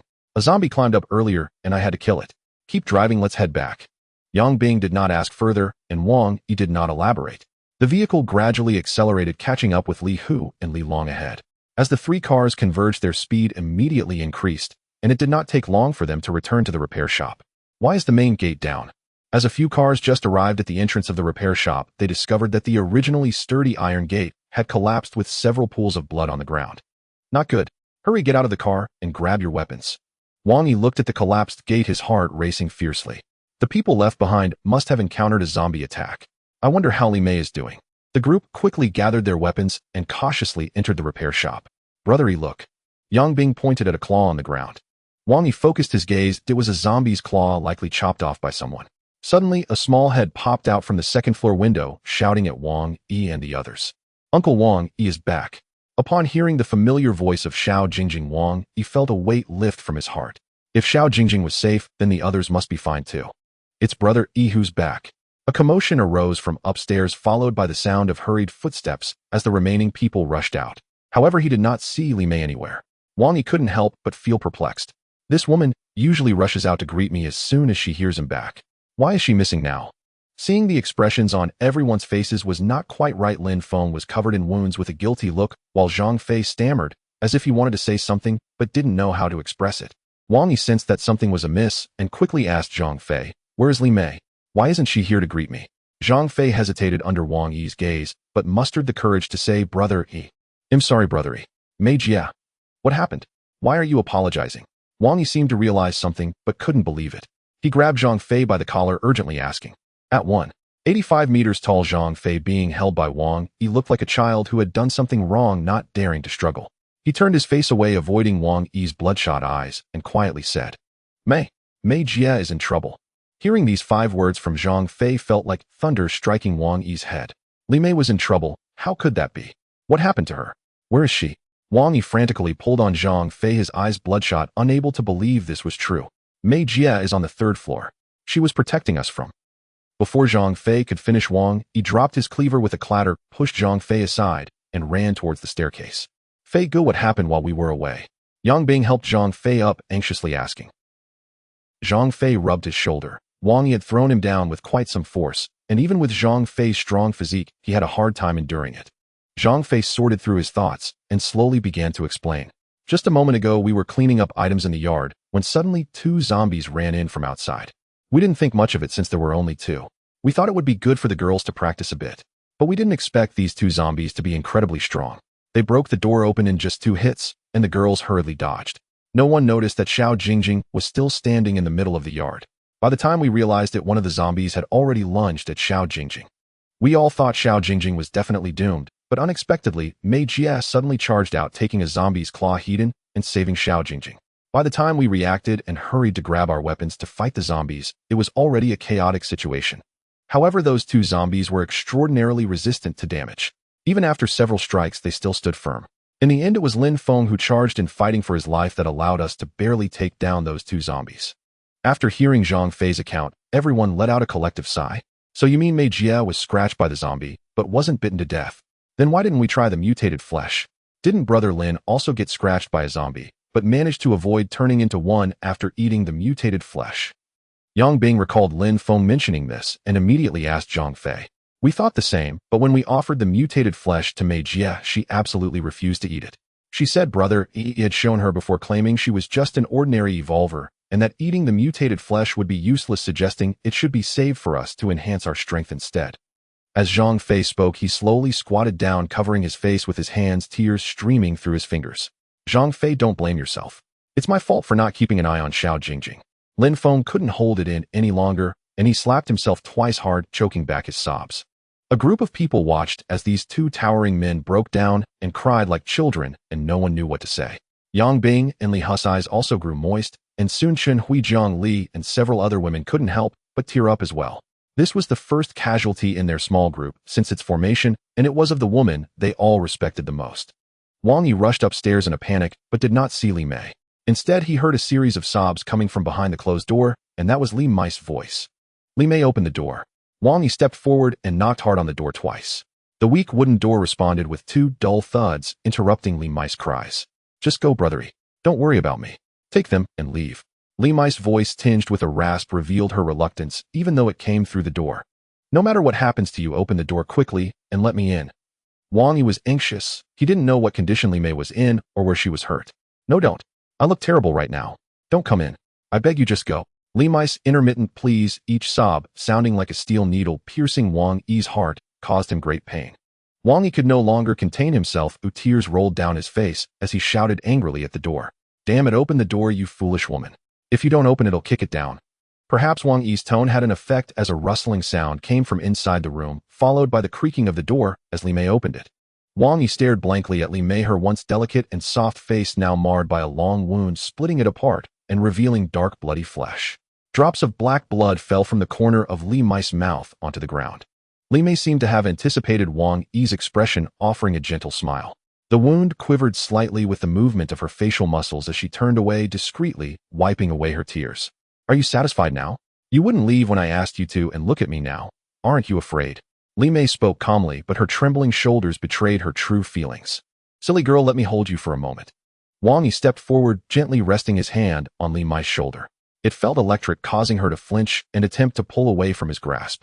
Yet he pulled her into his embrace. Li Mei knew she couldn't break free from Wang Yi's strong arms and fought back, her tears covering her face with her hands as she choked out her words. Don't look at me like that. Oh, I'm no longer beautiful. I'm so ugly now. Wang Yi softly kissed Li Mei's earlobe and whispered beside her ear. As long as you let me see you, that's all that matters. I don't think you're ugly at all. Now be obedient and put your hands down. Wang Yi said, using both hands to gently pull Li Mei closer to him. Li Mei gradually lowered her hands, yet she dared not open her eyes, fearing what she might see in Wang Yi's gaze. Seeing the gruesome injury, Wang Yi felt a pang in his heart and firmly reassured Li Mei. No matter how you change, you will always be the first woman of this life for me. Even if you become a zombie, I will carry you with me for life, never abandoning you. In this apocalyptic world, even the most sentimental people would be hardened by the cruel reality, turning cold and ruthless. However, Wang Yi's ruthlessness was directed at zombies and treacherous survivors, but when it came to his woman, even just for a few days, he would never easily give up. Upon hearing Wang Yi's words, Li Mei's eyes suddenly opened wide, locking onto his gaze. Wang Yi met her gaze with calmness, as if his eyes were conveying a promise of unwavering responsibility. Tears streamed down Li Mei's face, yet she did not cry out. Slowly, she closed her eyes, with tears lingering on her long eyelashes. No matter how you change, I will never abandon you. Wang Yi gently kissed Li Mei's lips before releasing her. He took out some mutated meat from his pocket and began to clean it with the alcohol placed on the table. Don't waste the mutated meat, go. Didn't you say I have no special abilities? Li Mei's mood had stabilized. Wang Yi's earlier words, whether true or not, at least brought her happiness. The fear of becoming a zombie was no longer so overwhelming. It was what it was. Instead of lamenting fate, she preferred to enjoy the remaining time. Wang Yi cleaned the mutated meat and handed it to Li Mei, saying firmly, I previously said you might not be an ability user. That was just my instinct based on a few years of experience, and it's not definitive. But as long as there is a glimmer of hope, I will never give up on you. A few years? What do you mean by a few years of experience? Li Mei asked Wang Yi, puzzled by what he meant. Wang Yi realized he had misspoken, but at this moment it didn't seem very significant. Don't worry about it. Just eat this mutated meat. If you unfortunately turn into a zombie, I won't abandon you. Wherever I am, you will surely be there too. Li Mei listened to Wang Yi's words and couldn't help but smile sadly. With your words, I am already very content. As she spoke, Li Mei took the mutated meat and swallowed it without hesitation, gazing affectionately at Wang Yi, no longer caring about the gruesome wound on her face. Ego, I hope you can stay with me tonight. If I turn into a zombie, I want to see you one last time. Wang Yi sighed and gently held Li Mei in his arms, remaining silent as they embraced each other. Neither knew what the other was thinking. Ego Mei Jia. A loud call interrupted their thoughts. Yang Bing, Zhang Fei, and others rushed over, unsure of what to say upon seeing the two embracing, knowing this was their final moment together. Li Mei noticed the others arriving and did not cover her wound. She smiled naturally and said to Zhang Fei, Zhang Fei, while I was tidying up the courtyard these past few days, I saw some iron bars in the corner. Can you find a few people to bring them here and make an iron cage? Upon hearing this, Wang Yi's expression changed immediately. He understood Li Mei's thoughts, but that cage should not be for people. What do you need a cage for? Even if you turn into a zombie here today, don't say that, Ego. Li Mei gently placed her hand on Wang Yi's lips, stopping him from continuing. Just trust me, Ego. This way you will be safer. For some reason, as Wang Yi listened to Li Mei's words, tears suddenly fell. He gently pulled away her hand and smiled silently at the others, suddenly feeling utterly drained, sitting down in a chair, staring blankly at Li Mei, unsure of what to think. Mei Jiao, go now. Zhang Fei understood Li Mei's intentions and knew she didn't want to hurt anyone. He nodded at Li Mei, and everyone hurried downstairs to make the cage. Night fell. Wang Yi looked at Li Mei in the iron cage, his eyes filled with tenderness. It was a large iron cage securely bound on all sides with iron wire by Zhang Fei, and a thick mattress was laid inside. Li Mei lay inside, staring blankly at the ceiling with tears faintly sliding down the corners of her eyes. Ego, I have a request. Li Mei, not knowing when she had sat up, spoke to the dazed Wang Yi. Li Mei's sudden words jolted Wang Yi from his deep thoughts. Seeing her pleading expression, he quickly replied, no matter what it is, I will agree to it. Li Mei was momentarily taken aback, surprised by Wang Yi's prompt agreement. Gathering her thoughts, she slowly said, Ego, my hometown is in Xinjiang. My parents and a younger brother are there. With the apocalypse happening, I don't know how they are now. I want to ask if there's a chance, could you go see them? Wang Yi had never heard Li Mei mention this before. He understood that she didn't want to burden him. Okay, I promise you. No matter what, I will go to Xinjiang. If your family is still there, I will do my best to keep them safe. Wang Yi didn't think much of it. This was Li Mei's last request. When Li Mei saw Wang Yi agreeing, her face lit up with joy and her sadness faded. As if recalling something, she said lightly to Wang Yi, you could tell me about your past. We've been together for so many days, yet you've never mentioned it. As for me, Wang Yi began to speak slowly. Li Mei sat obediently in the cage, listening earnestly. When Wang Yi recounted happy moments, Li Mei laughed heartily. When he spoke of sorrowful events, she quietly wept alongside him. Separated by the iron cage, they seemed to forget the apocalypse, laughing and crying together until they gradually succumbed to sleep. The next day, early in the morning, Wang Yi instinctively reached out his hand to the side, but did not touch that familiar figure. Something's not right. Wang Yi suddenly woke up. Recalling what had happened yesterday, he quickly turned his head to look at Li Mei in the iron cage. Foolish girl. He saw Li Mei lying quietly in the cage, as if startled by Wang Yi's shout, slightly frowning, but still not awake. Wang Yi could hardly believe his eyes. Li Mei had not turned into a zombie. Yes, she was still lying in the cage. Her fingernails had not turned into claws, and there were no long fangs in her mouth. Who? Wang Yi took a deep breath, his gaze slowly shifting to Li Mei's face. The once hideous and terrifying wound had vanished without a trace. If they weren't separated by the cage, Wang Yi would almost think it was a nightmare. Smack! Wang Yi gave himself a hard slap to confirm that this was not a dream. Ha! Foolish girl, you're all right. A joyous laugh echoed through the small repair shop, instantly waking the still sleeping crowd. What's going on with Ego? Chen Hui shook Zhang Fei beside her, her face full of confusion. Maybe Ego couldn't bear the reality of Mei Jia turning into a zombie. Sigh. Mei Jia had a tough life too. Zhang Fei, hearing the laughter, thought Wang Yi was laughing out of despair and couldn't help but worry about him. Is Ego going to be okay? Should we go check on him? Chen Hui noticed Zhang Fei's concern and suggested, and Zhang Fei nodded. They quickly put on their clothes, opened the car door, and went downstairs. At this time the yard was filled with people, all awakened by Wang Yi's laughter. They looked up towards the sound which continuously emanated from the third-floor window, all wearing expressions of sorrow, for they too understood Wang Yi's feelings at this moment. Wang Yi's laughter did not wake Li Mei. Perhaps they had talked too late last night. Li Mei mumbled a few words with her small mouth turned over and fell back asleep, not wanting to pay attention to Wang Yi. Seeing that Li Mei did not wake up, Wang Yi, unable to suppress his excitement, gripped the iron wire binding the cage and pulled hard, breaking the wire with a snap. Wang Yi opened the cage door and gently walked in. Li Mei was still asleep. Wang Yi casually grabbed a strand of hair and tickled her delicate nose. "Ah, shoot. You annoying guy, let me sleep a little longer." Li Mei felt a tickle in her nose and suddenly sneezed. Knowing it was Wang Yi playing tricks, she did not open her eyes, waved her hand in front of her nose, and lazily mumbled. Seeing Li Mei in such a lovable state, Wang Yi could no longer hold back and directly pounced on her, kissing her softly on the slightly pouted lips. What are you doing wanting this early in the morning?" Li Mei lost her sleepiness due to Wang Yi's antics, gently pushing against his chest with her hands. But before long her pushes turned into embraces, and her fragrant tongue reached out to respond to Wang Yi's advances. "Oh my gosh. Mei Jie, you're alright." Zhang Fei, Yang Bing, and Lin Feng stood at the door dumbfounded, watching Wang Yi and Li Mei being affectionate in the cage, exclaiming in surprise. "Yang Bing hit me. Is this for real or not?" Zhang Fei stared blankly at the scene before him, mumbling unconsciously. Smack. Yang Bing was not polite, raising his arm and giving a slap. "Why did you hit me so hard? It hurts like hell." Zhang Fei covered his cheek with one hand. Half of his face had gone numb from Yang Bing's slap, clearly showing how hard Yang Bing had hit. Yang Bing felt a bit embarrassed after being scolded by Zhang Fei, but he certainly did not intend to hit so hard. Just now he was also stunned by the scene before him, still in shock, when Zhang Fei requested him to hit. This was purely an accident. Wait. Li Mei heard the noisy sounds from outside and quickly wriggled out of Wang Yi's grasp.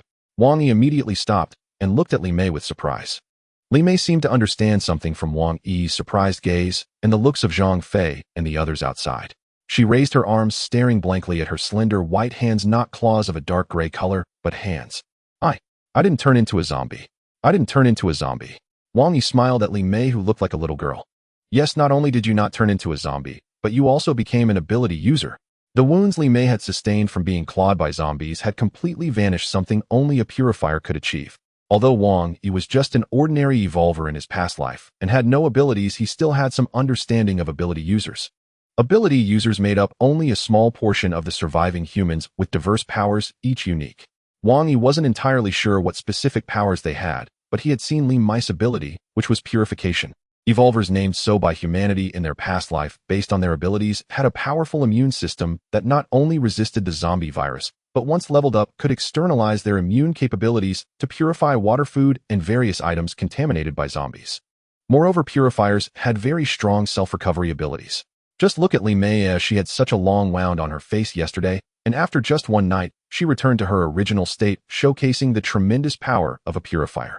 As for what other abilities there might be later on, Wang Yi was not sure, because the few purifiers he had seen in his past life were not at high levels, so he could only confirm that Li Mei was a purifier. Li Mei, hearing Wang Yi say she was an ability user, looked a bit doubtful. Just as she was about to ask Wang Yi what was going on, she noticed Wang Yi making gestures, signaling her not to speak. Wang Yi did not let Li Mei speak, then turned to Zhang Fei and the others, saying, "Zhang Fei, you all go down and gather the food and gasoline. Put a little in each business vehicle and wait for me downstairs." Zhang Fei and the others naturally thought that Wang Yi and Li Mei had survived a disaster and wanted to be affectionate for a while. They nodded to Wang Yi, looking like they understood, and turned to go downstairs. Once Wang Yi confirmed that they had left, he quickly stood up, closed the door, and returned to the cage, holding Li Mei in his arms, while she looked at him in confusion. "Did you say I have abilities? What kind of abilities are they? Why do you have to hide them from the others?" Li Mei had only heard Wang Yi mention that abilities could include speed and strength, and did not know there were other abilities. Seeing Wang Yi's cautious demeanor, Li Mei felt a sense of doubt rise within her. What kind of ability could it be that couldn't be mentioned in front of everyone? Wang Yi coughed twice, then spoke slowly under Li Mei's eager gaze. "Abilities come in many forms. Speed and strength, the two I mentioned earlier, are merely the most common. Yours, however, is likely a purification ability." "Purification? What does it do?" Li Mei, clearly captivated, asked eagerly. Wang Yi remained silent. Instead, he slowly reclined into Li Mei's embrace, resting his head against her chest while rubbing his temples with a pained expression. Li Mei understood his unspoken request. With a resigned shake of her head, she extended her slender hands and gently cradled his forehead. Closing his eyes, Wang Yi savored the tender pressure of her soft fingertips gliding across his brow. A faint, contented smile curved his lips as he spoke, unhurried and calm.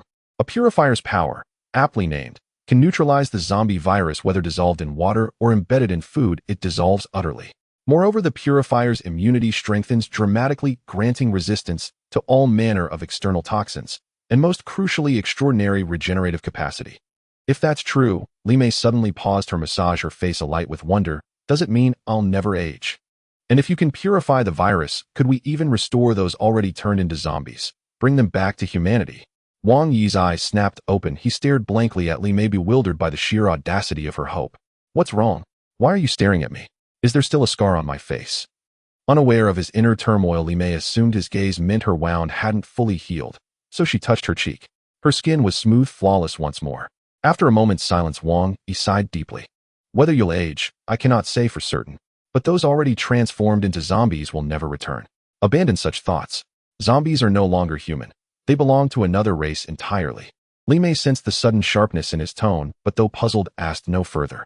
Wordlessly, she resumed massaging his forehead, and watching his blissful expression, let out a soft, delighted laugh. Then why did you send Zhang Fei and the others away?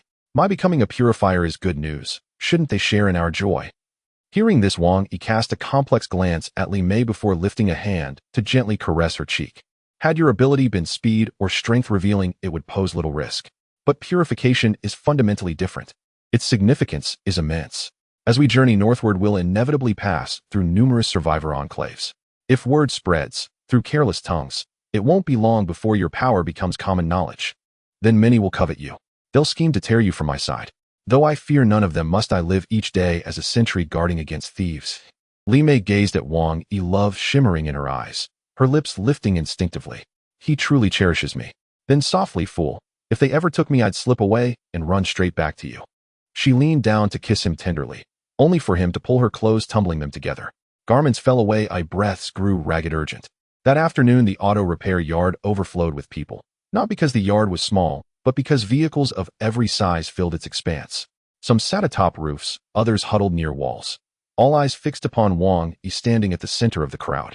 Is everyone assembled? Wang Yi asked Zhang Fei, who stood at the front. Brother Yi, all are here.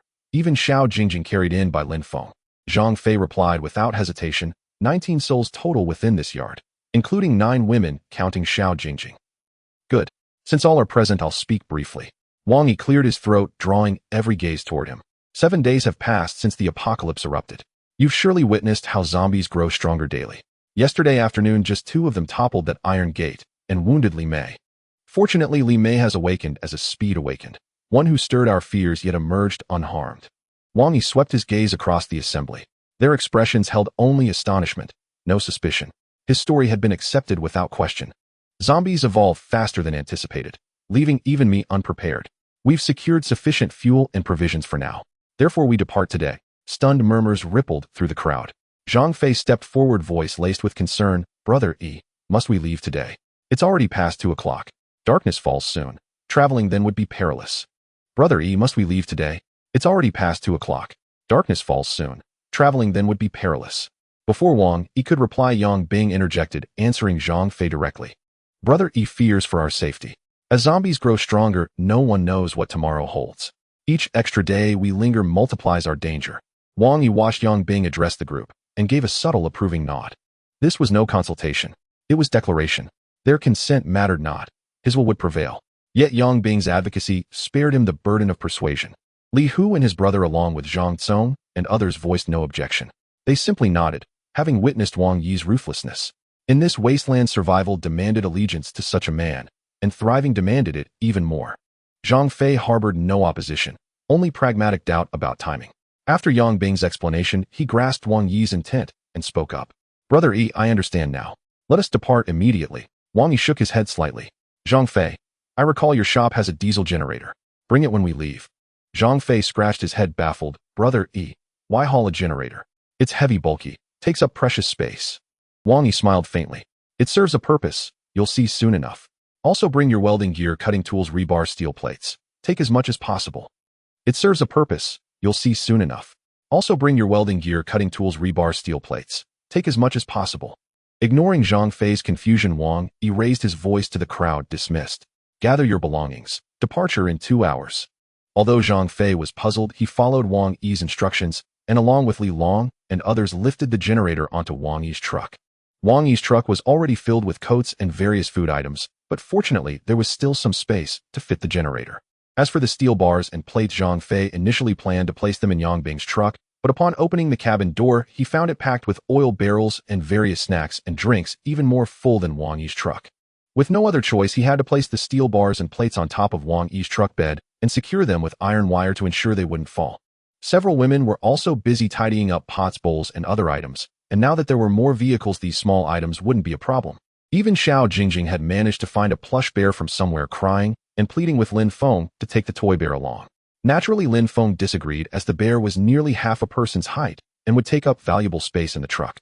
The father and daughter quarreled loudly over the toy bear, and in the end it was Wang Yi who couldn't bear to see it and went over to wipe Xiao Jingjing's tears, carrying the toy bear into the truck cabin. Xiao Jingjing happily climbed onto the truck behind Wang Yi, ignoring Lin Feng. By the time everyone finished packing the various items, an hour and a half had passed. Wang Yi hurriedly called the team together to discuss the convoy formation for departure. Of course, it was more of a notification, as Wang Yi had already planned it out. Our first destination is the Laozhang Park, approximately 10 kilometers away. We will take the road along the mountain going to Huangling Road, without stopping along the way, heading straight to Laozhang Park. Everyone nodded in silence, largely because they lacked experience in this area and had no strong opinions. Wang Yi then began to assign vehicles.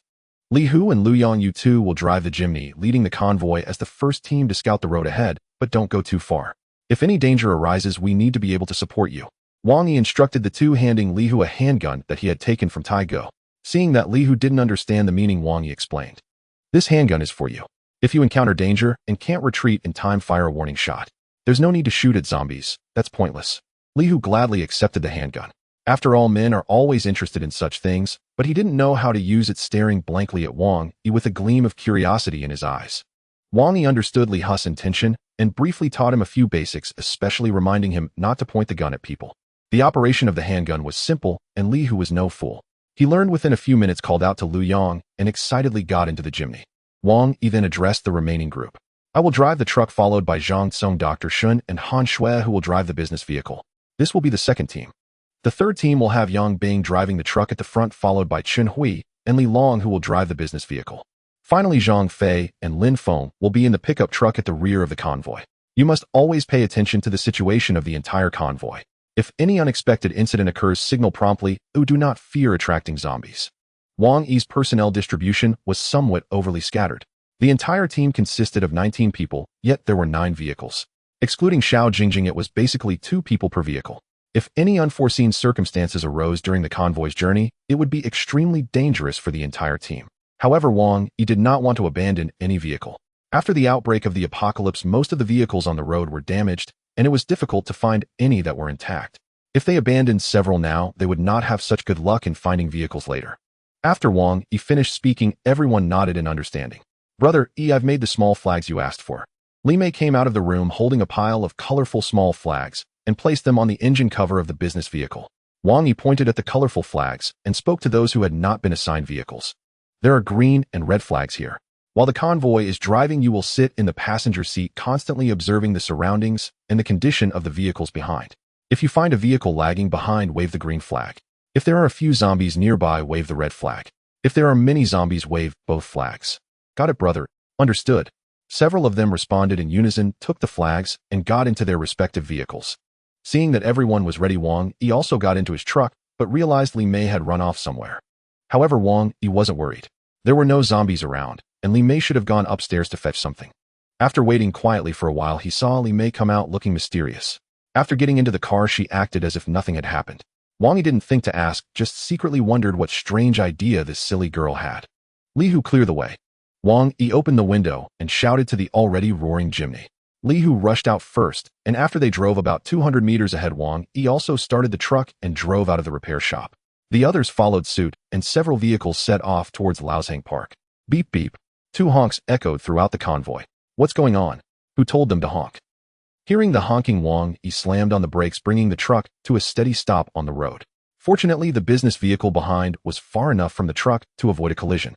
You stay in the car, I'll go see what's going on. Wang Yi said to Li Mei, opening the door to get out. Wait, take your weapon with you. Li Mei quickly stopped Wang Yi, handing him the machete that was placed behind. Wang Yi took it, closed the door, and hurried towards the back.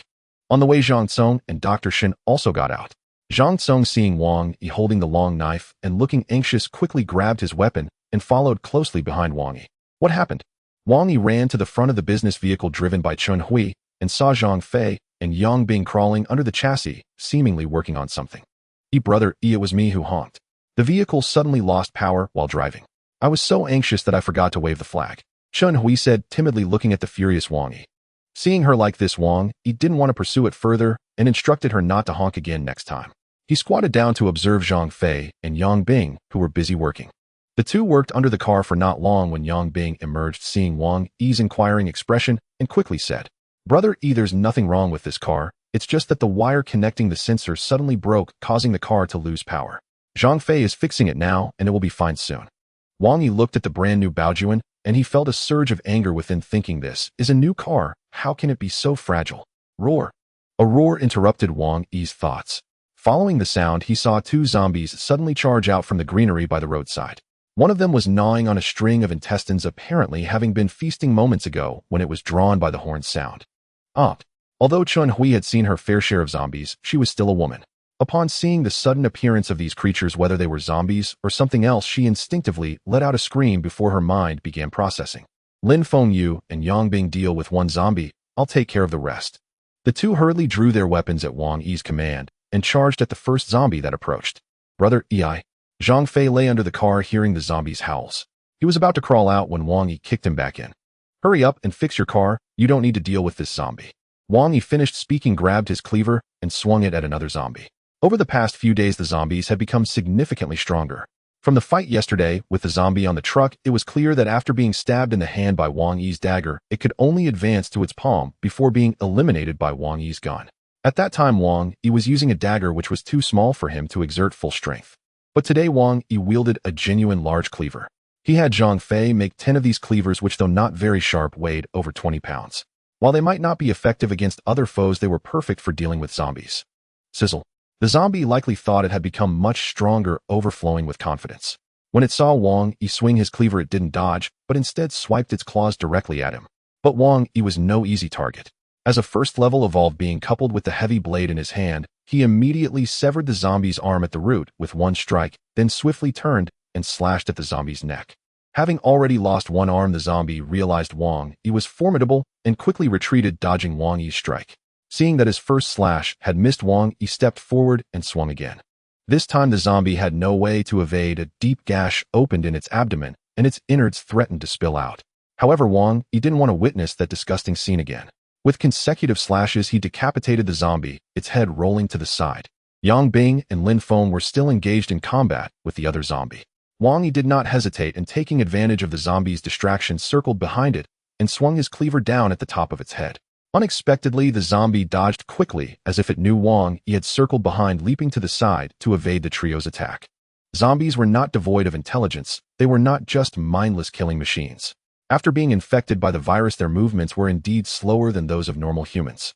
It wasn't that they couldn't evade, their joints had stiffened, making it hard to execute many movements in time. However, that phase had passed, and the zombies were gradually regaining their abilities. In some time, they could even move as swiftly as humans. Seeing the zombie dodge, Yang Bing and Lin Feng were puzzled, but still pressed forward, wielding their blades. Whatever issues arose, they would deal with them after eliminating the zombies. Roar. Although the zombie had evaded, it did not fear Wang Yi and the others.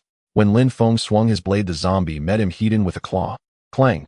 The zombie's claw clashed violently against Lin Feng's cleaver, sending sparks flying. The two separated, and Wang Yi observed that although there were cracks on the zombie's claw, it had not broken. This zombie has indeed become stronger.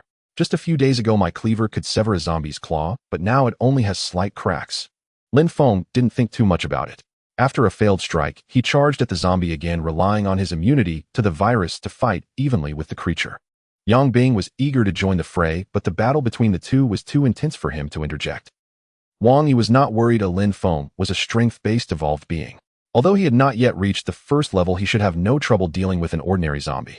Sure enough, just as Zhang Fei finished fixing the car and rushed over with his knife, Lin Feng managed to stab the zombie in the neck. With a quick twist of his blade, the zombie's head fell to the ground. Whoa, brother E, why are these zombies becoming harder to kill?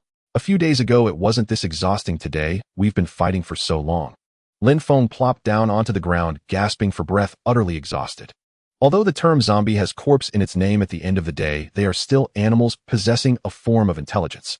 Moreover, they will continue to grow stronger. This is merely the initial phase. Wang Yi stopped there, instructing Yang Bing to collect the mutated flesh from the two zombies before he and Zhang Fei walked towards the greenery from which the zombies had emerged. Wang Yi noticed the blood at the corners of the zombies' mouths was fresh, indicating they had just killed someone. He decided to investigate the greenery. As the two crossed the greenery and walked a short distance, they spotted a man in green work clothes lying on the ground, his abdomen already torn open, blood and intestines spilling everywhere. A van was parked nearby with some wrenches and other tools scattered on the ground. Brother E, this person must have broken down and stopped here to repair it, only to run into those two zombies. Zhang Fei approached, picking up the wrenches and bolts while looking at the removed wheel. Wang Yi glanced at the van, noticing there seemed to be some food and water. He instructed Zhang Fei to collect the food from the van while he crouched down to examine the middle-aged man. My. Wang Yi felt the man looked somewhat familiar, but he shouldn't know him, which puzzled him. His gaze moved down to the man's hand, which was missing a thumb. Wang Yi's pupils constricted sharply. Chen Gang. How could he die here? Wang Yi looked at this man, gradually matching him to a figure in his mind. Chen Gang was the leader of a corpse hunting team within the gathering place where Wang Yi lived. As a 6th-level strength evolved being, he was considerably stronger than Wang Yi and had nearly 500 members in his team, wielding significant power within the gathering place. How could he have died here? Wang Yi looked at the lifeless Chen Gang, a sudden wave of anxiety washing over him. Ego, what's wrong with you? Zhang Fei asked in confusion as he got out of the vehicle, seeing Wang Yi dazedly staring at a corpse. Zhang Fei interrupted Wang Yi's thoughts, lifting his head to look at Zhang Fei. Wang Yi replied calmly, "It's nothing. Have you gathered everything?" Zhang Fei turned around to retrieve a large bag from the car, slinging it over his shoulder, and nodded at Wang Yi. "Then let's head back." Wang Yi stood up and walked ahead, not allowing Zhang Fei to see his current expression. The two returned to the convoy, noticing Li Hu driving a Jimny approaching, discussing the earlier peril with Lin Feng. "Zhang Fei, what are you carrying on your back?" Lin Feng casually asked as he saw the two return with Zhang Fei still carrying a large bag. "It's nothing, just some food and water. Someone over there met with misfortune. Their vehicle broke down on the road, and they ended up being bitten to death by these two zombies, so I took back everything from their truck." As Zhang Fei spoke, he opened the bag and pulled out some chocolates and other items, sharing them with a few people. Yang Bing noticed Wang Yi was silent, seemingly deep in thought, and spoke to him while holding a piece of mutated meat. "Iga, how should we distribute these 2 pieces of mutated meat?" Wang Yi was still thinking about the earlier scene and replied casually, "Just let you and Lin Feng have it. Next time we encounter zombies, we can give some to Zhang Fei and the others." Hearing Wang Yi say this, the two didn't hesitate, quickly cleaned the meat with alcohol and swallowed it. "Li Hu, you keep scouting ahead. It's getting late, so let's speed up the convoy and try to reach Laoshang Park before dark." Wang Yi issued his command, then hopped into Li Hu's Jimny, and soon after the convoy set off again towards their destination. Laoshang Park sightseeing area, Tianda Hotel. Tianda Hotel may not be particularly large within Laoshang Park, but it boasts the best environment, a 3-story building with exquisite carvings on its outer walls and 2 strings of red lanterns hanging on either side of the entrance, exuding an ancient charm. To the right, there was a grove of ginkgo trees. Their golden leaves carpeted the ground, releasing an ancient and mysterious fragrance. To the left was an artificial lake with a small pavilion built in the middle. If it weren't for the few broken corpses in the crystal-clear water, it would surely be an ideal spot for leisure. In front of the hotel was a small square where a few cars were parked quietly by the roadside. The most eye-catching was a red Ford Raptor, its roof adorned with powerful lights, standing much taller than the other parked vehicles. However, the owner of the vehicle was nowhere to be found, allowing leaves to accumulate on it. Scattered around the square were a few wandering zombies, and there were pools of blood on the ground, some already dried, while others still had remnants of torn clothing, indicating that the person had recently met their end. On the 3rd floor of the hotel, in a luxuriously decorated room, "Brother, what should we do? Our food is all gone. I'm starving." A girl around 17 or 18 leaned helplessly against the wall, calling to the man observing outside the window. Hearing his sister's cries, the man immediately turned and made a shushing gesture, looking tense. "Keep your voice down. People have been going out every day, and they've all been eaten by those zombies. If you attract them, we're finished." The girl rolled her eyes at her brother's words, mumbling something under her breath. Shenhe looked at his sister, helplessly, feeling frustrated but unable to express it. If it weren't for her wanting to play and insisting on visiting this park, they would have been home by now and wouldn't have to endure hunger trapped in this hotel by zombies. These two were the siblings who had encountered Wang Yi on the road a few days prior. The brother's name was Shun He and the sister's name was Shin Bing. They had been trapped in Laoshang Park for 7 days due to the zombie outbreak. Brother, I'm really hungry. Let's go out and find something to eat. Can you bear to watch me starve to death? If I die, I wonder how Dad will punish you when you get home. Though Shin Bing had been hungry for a day, she still wore a mischievous expression as she pleaded with her brother. Oh, my dear sister, please keep your voice down. There are still 5 or 6 zombies outside. How can we go out to find food? Shun He was startled by his sister. The zombies outside seemed to have heard Shin Bing's voice and suddenly looked towards their direction. Shun He reacted, quickly dropping to the ground and signaling to his sister to be quiet with his eyebrows. Grr! Outside the hotel, the zombies began to howl, creating a horrifying sound. Shin Bing stopped bickering with her brother and crawled into Shun He's embrace, trembling. Brother, do you think they will eat us? Her voice quivered with a hint of tears. The little girl was scared by the zombies' howls, gripping her brother's collar tightly. Cough, cough, let go quickly. If you don't, I might get choked to death. Ooh, I won't even wait for those zombies to eat me. Shun He struggled to breathe as his sister held onto him, his eyes rolling back in frustration, yet he dared not make any sudden movements for fear of attracting the zombies, so he gently patted her small hand. Sorry, brother, are you okay?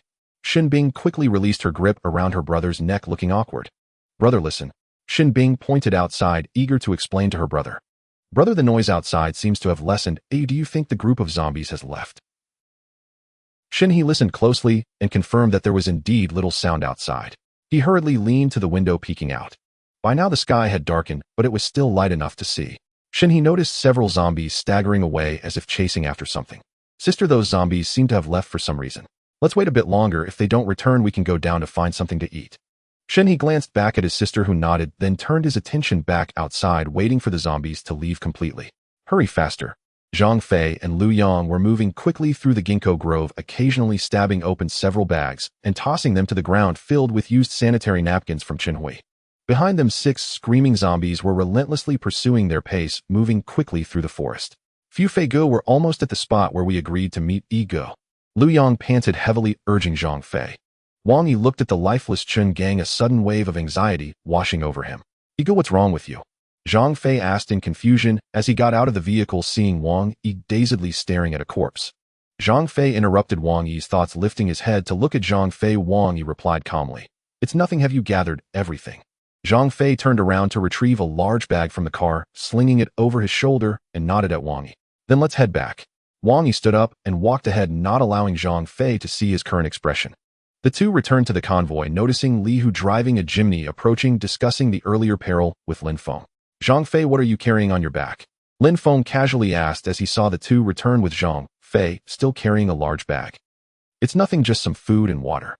Someone over there met with misfortune. Their vehicle broke down on the road, and they ended up being bitten to death by these 2 zombies, so I took back everything from their truck. As Zhang Fei spoke, he opened the bag and pulled out some chocolates and other items, sharing them with a few people. Yang Bing noticed Wang Yi was silent, seemingly deep in thought, and spoke to him while holding a piece of mutated meat. Yi-ge, how should we distribute these 2 pieces of mutated meat? Wang Yi was still thinking about the earlier scene and replied casually. Just let you and Lin Feng have it. Next time we encounter zombies, we can give some to Zhang Fei and the others. Hearing Wang Yi say this, the two didn't hesitate, quickly cleaned the meat with alcohol and swallowed it. Li Hu, you keep scouting ahead. It's getting late, so let's speed up the convoy and try to reach Laoshang Park before dark. Wang Yi issued his command, then hopped into Li Hu's Jimny, and soon after the convoy set off again towards their destination. Laoshang Park sightseeing area, Tianda Hotel. Tianda Hotel may not be particularly large within Laoshang Park, but it boasts the best environment, a 3-story building with exquisite carvings on its outer walls and 2 strings of red lanterns hanging on either side of the entrance, exuding an ancient charm. To the right, there was a grove of ginkgo trees. Their golden leaves carpeted the ground, releasing an ancient and mysterious fragrance. To the left was an artificial lake with a small pavilion built in the middle. If it weren't for the few broken corpses in the crystal-clear water, it would surely be an ideal spot for leisure. In front of the hotel was a small square where a few cars were parked quietly by the roadside. The most eye-catching was a red Ford Raptor, its roof adorned with powerful lights, standing much taller than the other parked vehicles. However, the owner of the vehicle was nowhere to be found, allowing leaves to accumulate on it. Scattered around the square were a few wandering zombies, and there were pools of blood on the ground, some already dried, while others still had remnants of torn clothing, indicating that the person had recently met their end. On the 3rd floor of the hotel, in a luxuriously decorated room, brother, what should we do? Our food is all gone. I'm starving. A girl around 17 or 18 leaned helplessly against the wall, calling to the man observing outside the window. Hearing his sister's cries, the man immediately turned and made a shushing gesture, looking tense. Keep your voice down. People have been going out every day, and they've all been eaten by those zombies. If you attract them, we're finished. The girl rolled her eyes at her brother's words, mumbling something under her breath. Shin-hee looked at his sister helplessly, feeling frustrated but unable to express it. If it weren't for her wanting to play and insisting on visiting this park, they would have been home by now and wouldn't have to endure hunger trapped in this hotel by zombies. These two were the siblings who had encountered Wang Yi on the road a few days prior. The brother's name was Shun-hee and the sister's name was Shin-bing. They had been trapped in Laoshang Park for 7 days due to the zombie outbreak. Brother, I'm really hungry. Let's go out and find something to eat. Can you bear to watch me starve to death? If I die, I wonder how Dad will punish you when you get home. Though Shin-bing had been hungry for a day, she still wore a mischievous expression as she pleaded with her brother. Oh, my dear sister, please keep your voice down. There are still 5 or 6 zombies outside. How can we go out to find food? Shun-hee was startled by his sister. The zombies outside seemed to have heard Shin-bing's voice and suddenly looked towards their direction. Shun-hee reacted quickly, dropping to the ground and signaling to his sister to be quiet with his eyebrows. Grr. Outside the hotel, the zombies began to howl, creating a horrifying sound. Shin-bing stopped bickering with her brother and crawled into Shun-hee's embrace, trembling. Brother, do you think they will eat us? Her voice quivered with a hint of tears. The little girl was scared by the zombies' howls, gripping her brother's collar tightly. Cough, cough, let go quickly. If you don't, I might get choked to death. Ooh, I won't even wait for those zombies to eat me. Shun-hee struggled to breathe as his sister held onto him, his eyes rolling back in frustration, yet he dared not make any sudden movements for fear of attracting the zombies, so he gently patted her small hand. Sorry, brother, are you okay? Shin-bing quickly released her grip around her brother's neck, looking awkward. Brother, listen. Shin-bing pointed outside, eager to explain to her brother. Brother, the noise outside seems to have lessened. Hey, do you think the group of zombies has left? Shin-hee listened closely and confirmed that there was indeed little sound outside. He hurriedly leaned to the window, peeking out. By now the sky had darkened, but it was still light enough to see. Shin-hee noticed several zombies staggering away as if chasing after something. Sister, those zombies seem to have left for some reason. Let's wait a bit longer. If they don't return, we can go down to find something to eat. Shin-hee glanced back at his sister, who nodded, then turned his attention back outside, waiting for the zombies to leave completely. Hurry faster.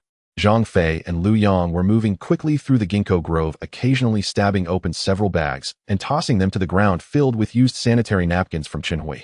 Behind them, 6 screaming zombies were relentlessly pursuing their pace, moving quickly through the forest. Fu Fei-gu were almost at the spot where we agreed to meet Yi-gu. Liu Yang panted heavily, urging Zhang Fei. The two of them felt their way in the dark, slowly making their way to the first floor, while the banging on the door grew louder, echoing in the empty hotel. Bang, bang, bang. In fact, Shun-hee had already weakened in his legs, but he held on as he had a younger sister following him. Just as they were about to reach the first floor, a faint light shone from the stairway, but unexpected events always occur at critical moments. Clang. Shun-hee saw bright lights emanating from the stairway and couldn't help but quicken his pace, but unexpectedly he stepped into thin air and fell directly down. Shun-hee knew there might be zombies on the first floor. He gritted his teeth and endured the pain without making a sound, but his sister didn't understand what was happening. She suddenly felt the belt in her hand jerk forward, followed by a ripping sound, and then her brother seemed to vanish. Where did you go, brother? Shin-hee rolled onto the first floor, his body racked with pain, but he heard his sister scream twice and quickly responded. I'm on the first floor, hurry down. Hearing her brother's familiar voice, Shin-bing suppressed her fear and ran down the stairs. When she saw Shun-hee lying on the ground, she instinctively wanted to help him up. But the brother and sister forgot that there was more than just the two of them in this hotel. Just as Shin-bing was helping her brother, a sudden louder banging sound came from a room on the first floor. It seemed their earlier screams had provoked the zombie in that room. Run! Shin-hee could no longer care about the pain. He sprang up from the ground and pulled his sister to run outside. The two of them, desperate to escape, didn't notice a clawed hand suddenly bursting through the thick wooden door in the dark hallway. Shin-hee dragged his sister quickly toward the parking lot. Just as they were about to reach the red Predator vehicle, Shin-bing suddenly heard footsteps behind her. Instinctively, she turned around and noticed a shadowy figure following them. Due to the darkness, she couldn't see clearly, but as the figure approached, she noticed its eyes glowing red. A zombie! Shin-bing screamed, startled Shin-hee. Without looking back and disregarding whether her words were true, he hurriedly pulled her along to run faster. Hiss! The zombie, seeing Shun-hee and Shin-bing running away, quickly let out an angry roar and chased after them. At this point, Shin-hee was certain there was a zombie behind them. Gritting his teeth and enduring the pain, he increased his speed even more. Although Shin-bing was being dragged along and stumbling, she managed to keep up. The zombie behind them couldn't catch up, demonstrating their strong will to survive. The two of them just kept running around the parking lot again and again. However, the zombie, enhanced by the virus though not faster than a human, had considerable stamina. Initially, the siblings were indeed faster than the zombie, but as time went on, their limited endurance was unable to shake it off. Brother, slow down. I can barely keep up. Shin Bing gasped, struggling to follow Shun, he feeling as if her lungs were about to explode, her small face turning red. Hurry up. If you don't run, that zombie will bite your backside, and then how will you get married? Shun, he was also struggling, holding his breath, and turned to shout at his sister, only to find the zombie was now less than 2 meters away from them. Sister, be careful. Shun, he suddenly yanked his sister out of the way, dodging the zombie's attack. He didn't know where the strength came from, but he suddenly sprinted faster, dragging his sister along, and the two managed to create some distance from the zombie. Huff huff, brother, let me go. I can't run anymore. If this continues, we will both die. Oh, it's better to let me go. Shut up. I would rather die than let you. Hearing his sister's weak voice, Shun, he couldn't hold back the tears and shouted at her. Blood is thicker than water. When true danger approaches, some instincts drive people to protect another's life at the cost of their own. Shun, he devoted his last ounce of strength, yanking his sister in front of him and turning to face the approaching zombie. Shin Bing, not yet understanding what was happening, was pulled to the front by her brother. By the time she realized it, he was already standing in front of her. Shin Bing had a premonition of her brother's fate, her eyes instinctively closing, unable to bear witnessing the heartbreaking scene. Boom. Suddenly, 2 beams of bright light shone down on Shun He and the zombie. The brightness was so intense that Shun He squinted, instinctively raising his hand to shield his eyes. The zombie was momentarily stunned by the sudden light. Just as it regained its senses and prepared to pounce on Shun He, a jeep came speeding in from the side, crashing violently into the zombie. Bang! The zombie was sent flying by the impact and crashed into a nearby car. Li Hu slammed on the brakes, bringing the Jimny to a stop. Lu Yong quickly jumped out of the car and rushed towards the zombie, decapitating its struggling head with a single stroke. Seeing Shun He still covering his eyes with a grim expression, Li Hu shook his shoulder vigorously. Hey, wake up. We've killed the zombie. Shun He slowly lowered his arms, staring blankly at Li, who somewhat dazed as he said, The zombie. Did you kill the zombie? Li Hu shook his head helplessly. It seems this kid is scared silly by the zombie. Lu Yong, cut off that zombie's head and show it to him to see if it's really dead. Lu Yong was still rummaging for mutated flesh inside the zombie's head. Hearing Zhang Fei's shout, he directly brought the zombie's head over and placed it in front of the car's headlights, continuing to search for mutated flesh.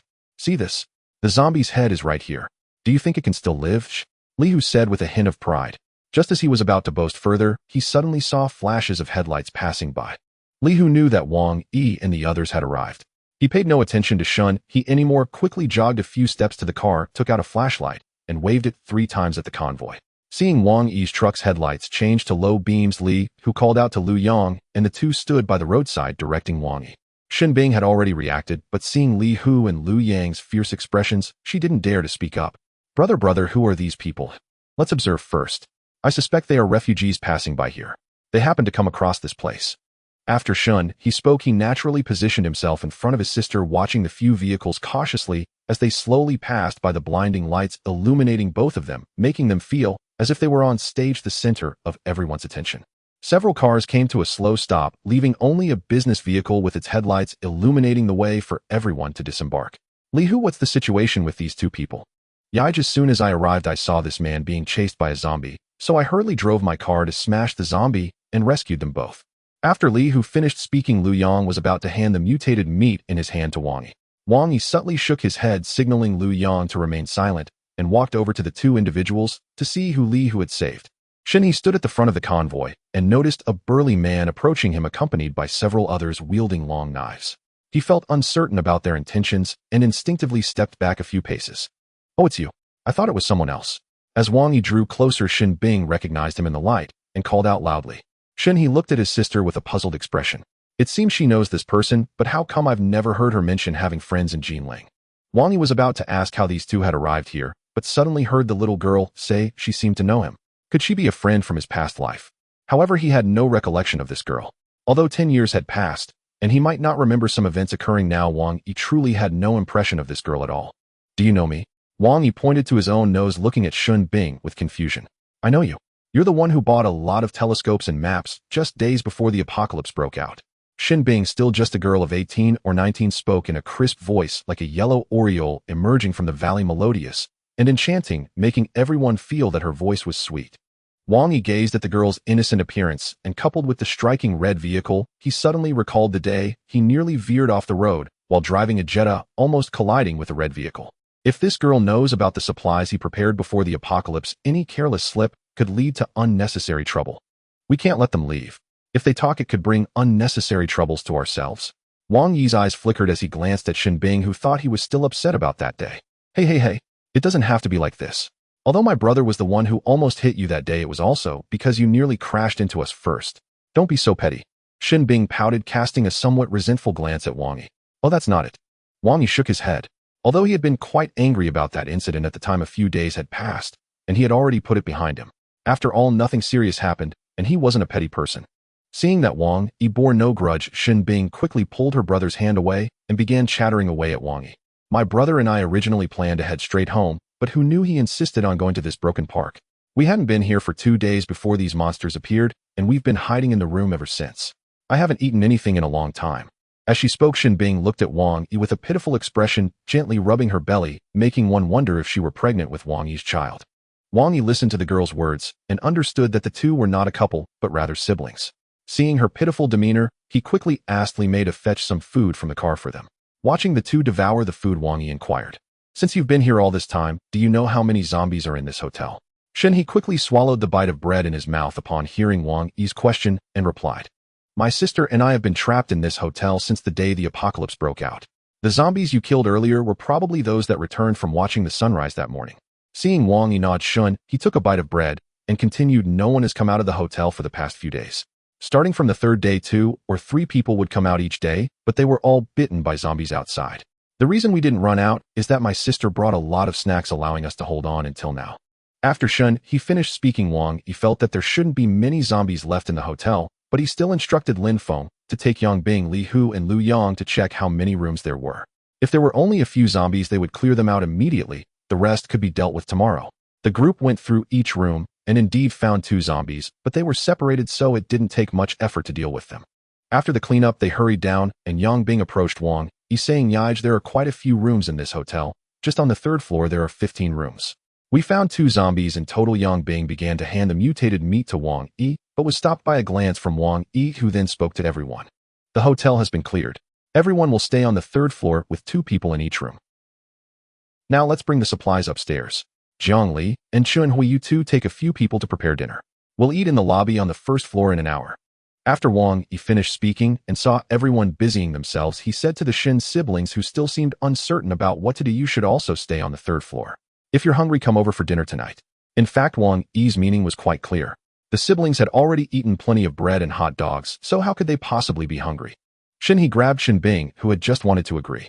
Although Bing didn't catch Wang Yi's implication, he understood there was more to his words, replying to Wang Yi, "We've already eaten a lot, so we won't come down and trouble you." Seeing that they understood his hint, Wang Yi didn't say much more and went with Li Mei to the truck to pack up the siblings' belongings, as the space in the truck was too cramped to spread out. Everyone went up to the 3rd floor, selecting their rooms. Wang Yi and Li Mei were given a room reserved for them by Yang Bing, which had been unoccupied and was relatively clean. After a flurry of activity, they finally changed the sheets and covers of the hotel, which Li Mei insisted on doing. She said the hotel's items were dirty, and although Wang Yi was reluctant, he couldn't withstand her nagging. Looking at the time, there were still 20 minutes until dinner, so Wang Yi lay down on the soft bed in the hotel, feeling somewhat fatigued.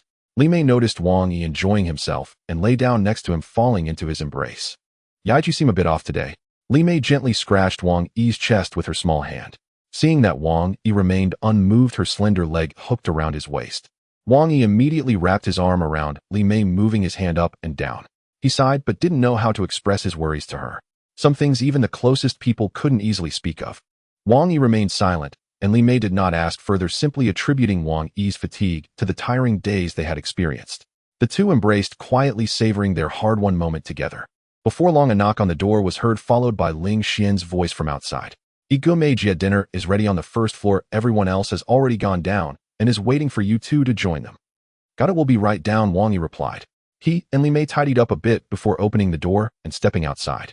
Upon reaching the 1st floor, everyone was there. Wang Yi took out the mutated meat, and seeing this, Yang Bing handed over the 2 pieces of mutated meat he had as well. Including the 7 zombies they had killed earlier, there were a total of 9 pieces of mutated meat. This time Wang Yi did not intend to distribute all of it to everyone. After all, he hadn't consumed any mutated meat for several days, and the zombies were becoming increasingly stronger. Keeping some for himself and Li Mei, Wang Yi divided the remaining 7 pieces of mutated meat among several men present. Aside from Yang Bing and Lin Feng, who had already absorbed 1 piece, each of the others received 1 piece, no more no less. During this time, everyone had grown more familiar with each other, and conversations were less restrained. A few women, seeing Wang Yi distribute the mutated meat to Zhang Fei and the others, immediately began chattering at him. "Ego, when will you give us some mutated meat too?" "Yet, Ego, look at Zhang Fei and the others with their mutated meat, they're even teasing us."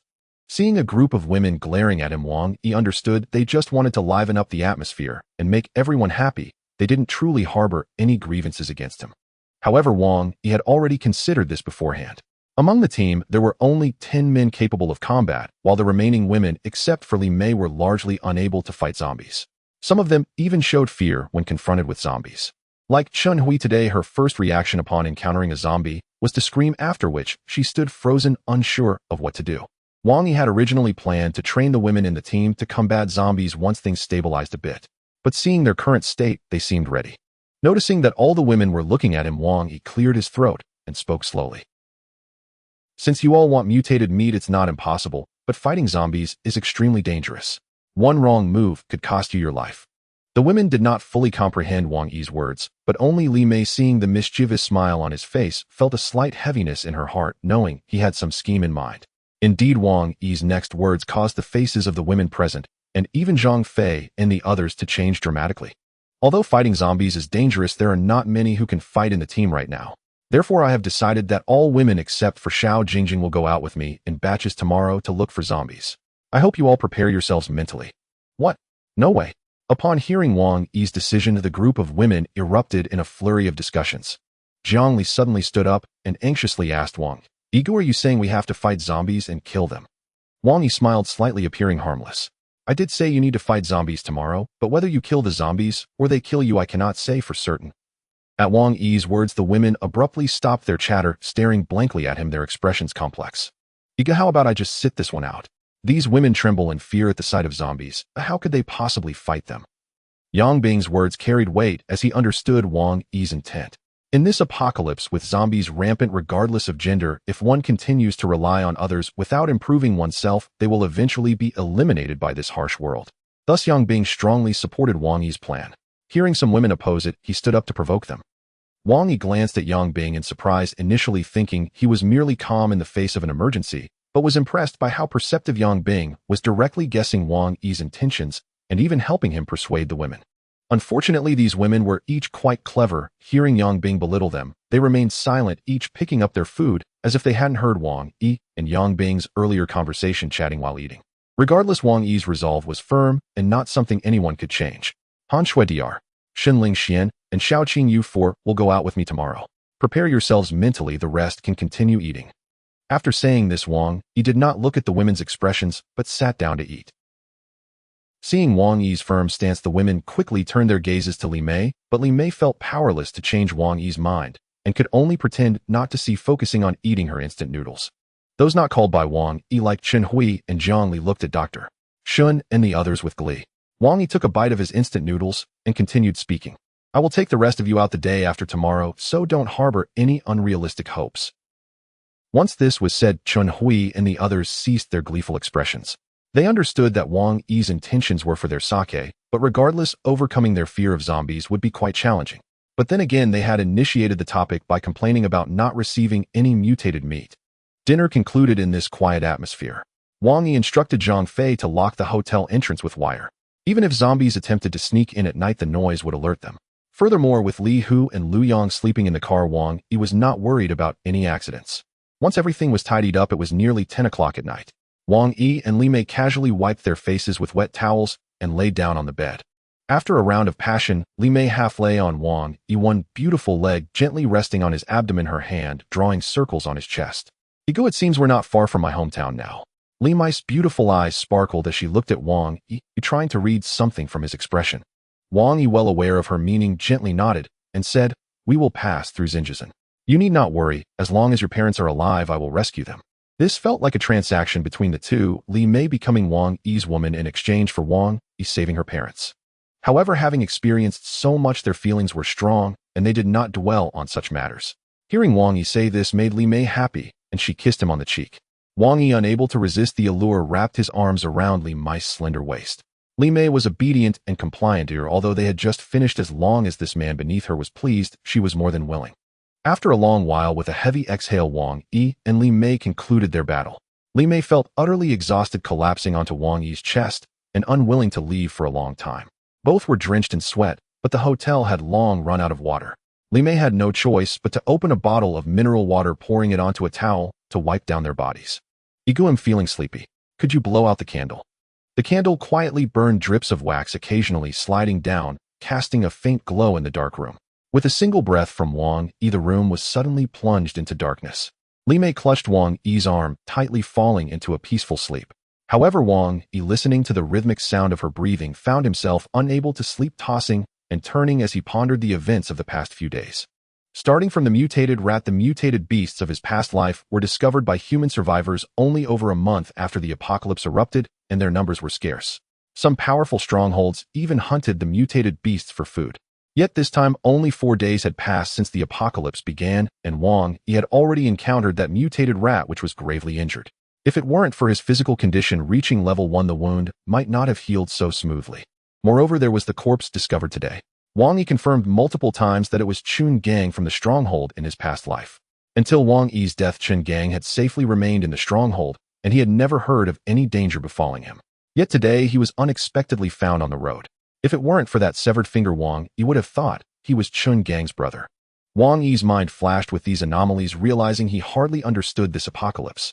He dared not confirm whether his previous plans were right or wrong, and could only take it one step at a time.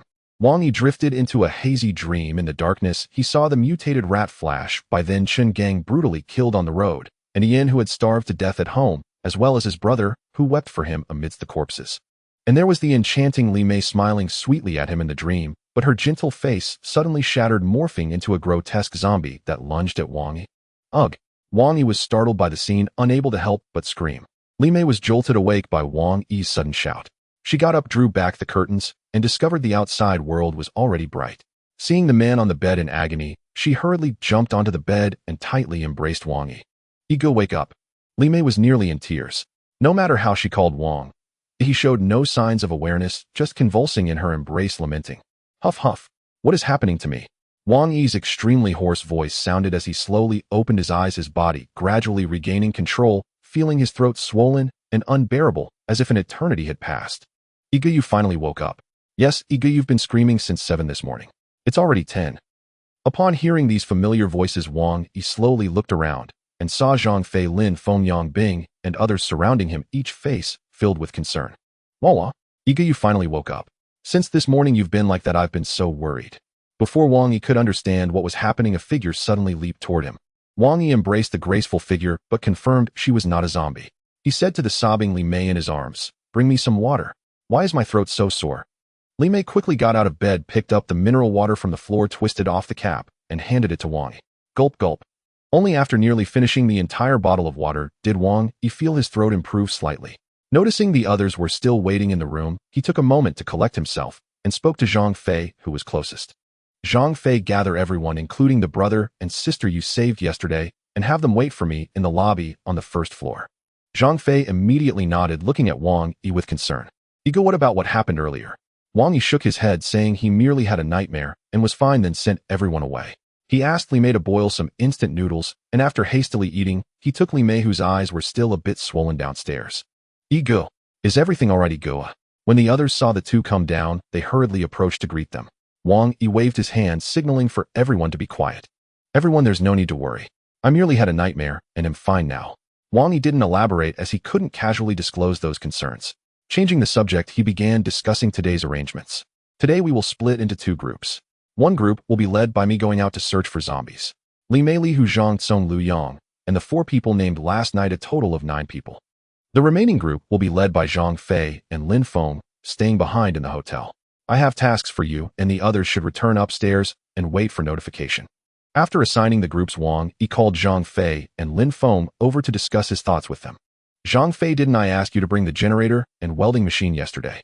You stay back at the hotel today and reinforce all the vehicles in the convoy, taking care of the doors and windshields. Also make some weapons. They'll give you the blueprints shortly. Just follow them to make them. Actually, when Wang Yi asked Zhang Fei to bring those steel plates, Zhang Fei had already considered that Wang Yi was likely going to reinforce the vehicles, so he wasn't surprised by Wang Yi's instructions. He good just like the armor on your truck. Wang Yi nodded slightly. As long as they could see how Wang Yi's truck was done, there was no need for further explanation. Ego, what should I do here? Lin Feng, seeing Wang Yi assigning tasks to Zhang Fei, couldn't help but step forward to ask. Wang Yi had already made arrangements for Lin Feng. Seeing him ask, he immediately replied, Lin Feng, today you will gather everyone to assist Zhang Fei in reinforcing the vehicles while ensuring everyone's safety. In a bit, I'll have Li Hu give you a handgun, but it's not for dealing with zombies, it's for dealing with people. Remember this. Lin Feng was momentarily stunned by Wang Yi's words, not understanding what he meant. Ego, dealing with people. Dealing with what people? Wang Yi suddenly recalled that Lin Feng had not been present at the gas station. After thinking for a moment, he said to Lin Feng, after I give you the handgun, go find Li Long and tell him my exact words. He will help you. Fine. Lin Feng listened to Wang Yi's mysterious words, still confused, but decided to keep it to himself, and would later go upstairs to ask Li Long what was going on. Wang Yi asked Li Mei to find some paper and pens at the hotel front desk, and he climbed onto the table to start drawing. After a moment, Wang Yi finished the blueprints for the weapons, totaling 2 sheets, and handed them to Zhang Fei. When Zhang Fei received the drawings, he saw that one of the weapons was quite similar to the machete Wang Yi had previously asked him to make, though it was slightly shorter for easy carrying. The other resembled a spear, annotated to be 1.5 meters long, with half being the handle and the other half resembling a long sword, its tip exceptionally sharp, according to Wang Yi's drawing, with a width of 4 centimeters noted below. Brother Yi, how many of these weapons do we need to make? Although the designs were exquisite, they were not complex, and making them would not be a difficult task for Zhang Fei. You need to make 20 of each weapon. Wang Yi considered the situation and thought it wise to produce a few extra, given that more people would gradually join the team. The spear-like weapon was intended for the women in the team, while the short knife was for the men to use in close combat or during conflicts. 20. Zhang Fei was taken aback by Wang Yi's request. It's not like I'm expecting you to finish them all in one day. We will be staying in this park for at least 2 to 3 days, and didn't Li Long leave you some tasks? You can assign the simpler ones to him. Wang Yi saw that Zhang Fei looked a bit lost, and smiled, saying, by the way, later take 4 steel bars around 1.5 meters long, sharpen one end for the women to use. Upon hearing that they didn't need to finish everything today, Zhang Fei immediately felt relieved. The group quickly carried the generator and various tools to the lobby, and Zhang Fei got busy. In no time, Zhang Fei had processed the 4 steel bars. At this point, they could no longer be called steel bars. They resembled spears with the handles wrapped in colorful cloth strips by the women to prevent slipping. Even Ling Xian had tied a bow on one, turning the originally sharp weapon into a piece of art, waving it around playfully. After giving a few instructions to the 2, Wang Yi was ready to take the 8 people out. Just as they reached the door, they heard a commotion from behind as someone descended the stairs, and turning around, they saw the brother and sister they had rescued yesterday. Wang Yi, where are you guys going? Are you going to kill zombies? This morning, while eating, Shen Bing had learned Wang Yi's name from the other girls. However, unlike others, she boldly called out Wang Yi's name without any honorifics, making her seem rather familiar. Wang Yi was slightly taken aback, but didn't mind. After all, he had never asked anyone to call him anything specific, and he wasn't a picky person. Seeing the eager look on the girl's face, he said, we are going out to kill zombies. Would you like to join us for some training? Upon receiving the invitation from Wang Yi, Shen Bing's face immediately lit up with excitement. She shrugged off her brother's hand and bounced over to Wang Yi. Sister, it's too dangerous outside. You should stay here in the hotel and not go out. Shen He looked at his sister helplessly. Although he knew he couldn't change her mind, he still tried to persuade her. You stay here, I feel like I'm going to suffocate if I stay in for too long. I just want to go out for a bit, there's definitely no danger. Shen Bing said, playfully running behind Wang Yi and snatching the iron spear from Li, who brandishing it around. Wang Yi found the exchange between the siblings amusing. Seeing Shen Bing adorably waving the iron spear, he wanted to fulfill the girl's wish and turned to the worried Shen He, saying, your sister won't be in any danger going out with us. You can stay here, and if nothing happens, help Zhang Fei and the others a bit. Wang Yi intended for the brother and sister to join the team. Although they had no immediate use, once they got familiar with everyone, he would assign them tasks like fighting zombies or driving. Most importantly, the girl knew some of her circumstances, so it was best to keep her close. Seeing that Wang Yi had said this, Shen He also stopped insisting and knelt down to help Zhang Fei and Lin Feng tidy up. Wang Yi led the group to the truck where Lu Yang fetched some food, and the 10 of them set off to search for zombies. Wang Yi did not drive, but led everyone on foot.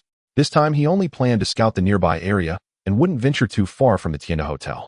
The aim was to train the women's abilities and clear out the surrounding zombies, allowing them to engage only in suitable conditions. Wang Yi led the group away from the tourist area and into the mountain paths where human traffic was sparse. After nearly half an hour, they had yet to encounter any zombies. Wang Yi, we've walked this far, why haven't we seen a single zombie?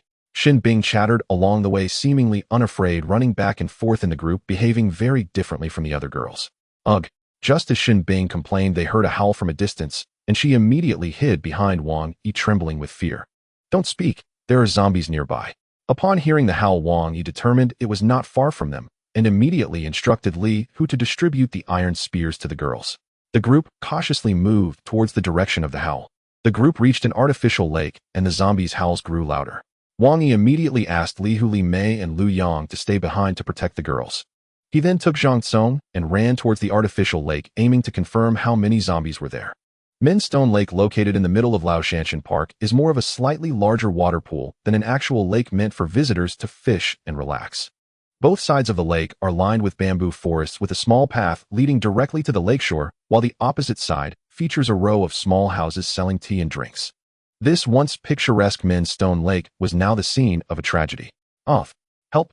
A man and a woman were running frantically along the lake's edge, pursued closely by two zombies. The man was pot-bellied with half of his hair gone from his head, while the sides were long enough to cover the scalp exposed at the top.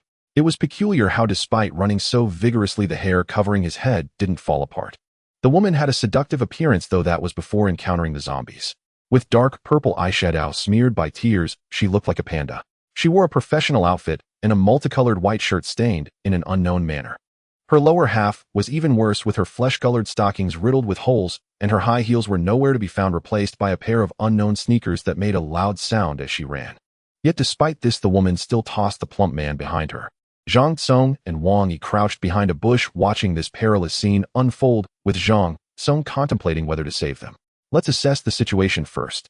Wang Yi softly uttered, turning to look at the two corpses, neither saying anything about saving or not saving. Zhu Min felt incredibly unlucky. Ever since arriving at this park that day, her luck had taken a turn for the worse. Zhu Min was a salesperson at a company in Jinling, performing well, of course, due to her own efforts. She had originally scheduled a meeting with a client at this old mountain park to discuss business. The specifics were familiar territory for Zhu Min. Just like before, it was all about dining and drinking, and with that the deal would usually be sealed. But who would have thought that after doing all the necessary preparations and just waiting to flaunt her success back at the company, she would wake up to find the world had changed. Some people were inexplicably starting to eat others, but fortunately the General Tang, lying beside her, hadn't turned into a monster, only that greasy man behind her. The two looked through the window at the bloody scene outside, both frightened and hesitant to venture out for help. Initially, they thought the military would come to their rescue, but upon hearing the news from the radio, they realized the entire world had transformed into this state. They decided to wait in the room until the zombies dispersed a bit before attempting to escape. Fortunately, there were still some sausages and bottled water in the room, so they hadn't starved to death. However, those supplies had been consumed 2 days prior, and the hunger was unbearable. After some discussion, the two decided to venture out in search of food. Little did they know, as soon as they stepped outside, they were targeted by two zombies who relentlessly pursued them, occasionally roaring, causing both to panic and run for their lives. Huff huff. Zhu Min, slow down and wait for me. If I get eaten by these zombies, your performance will be gone too.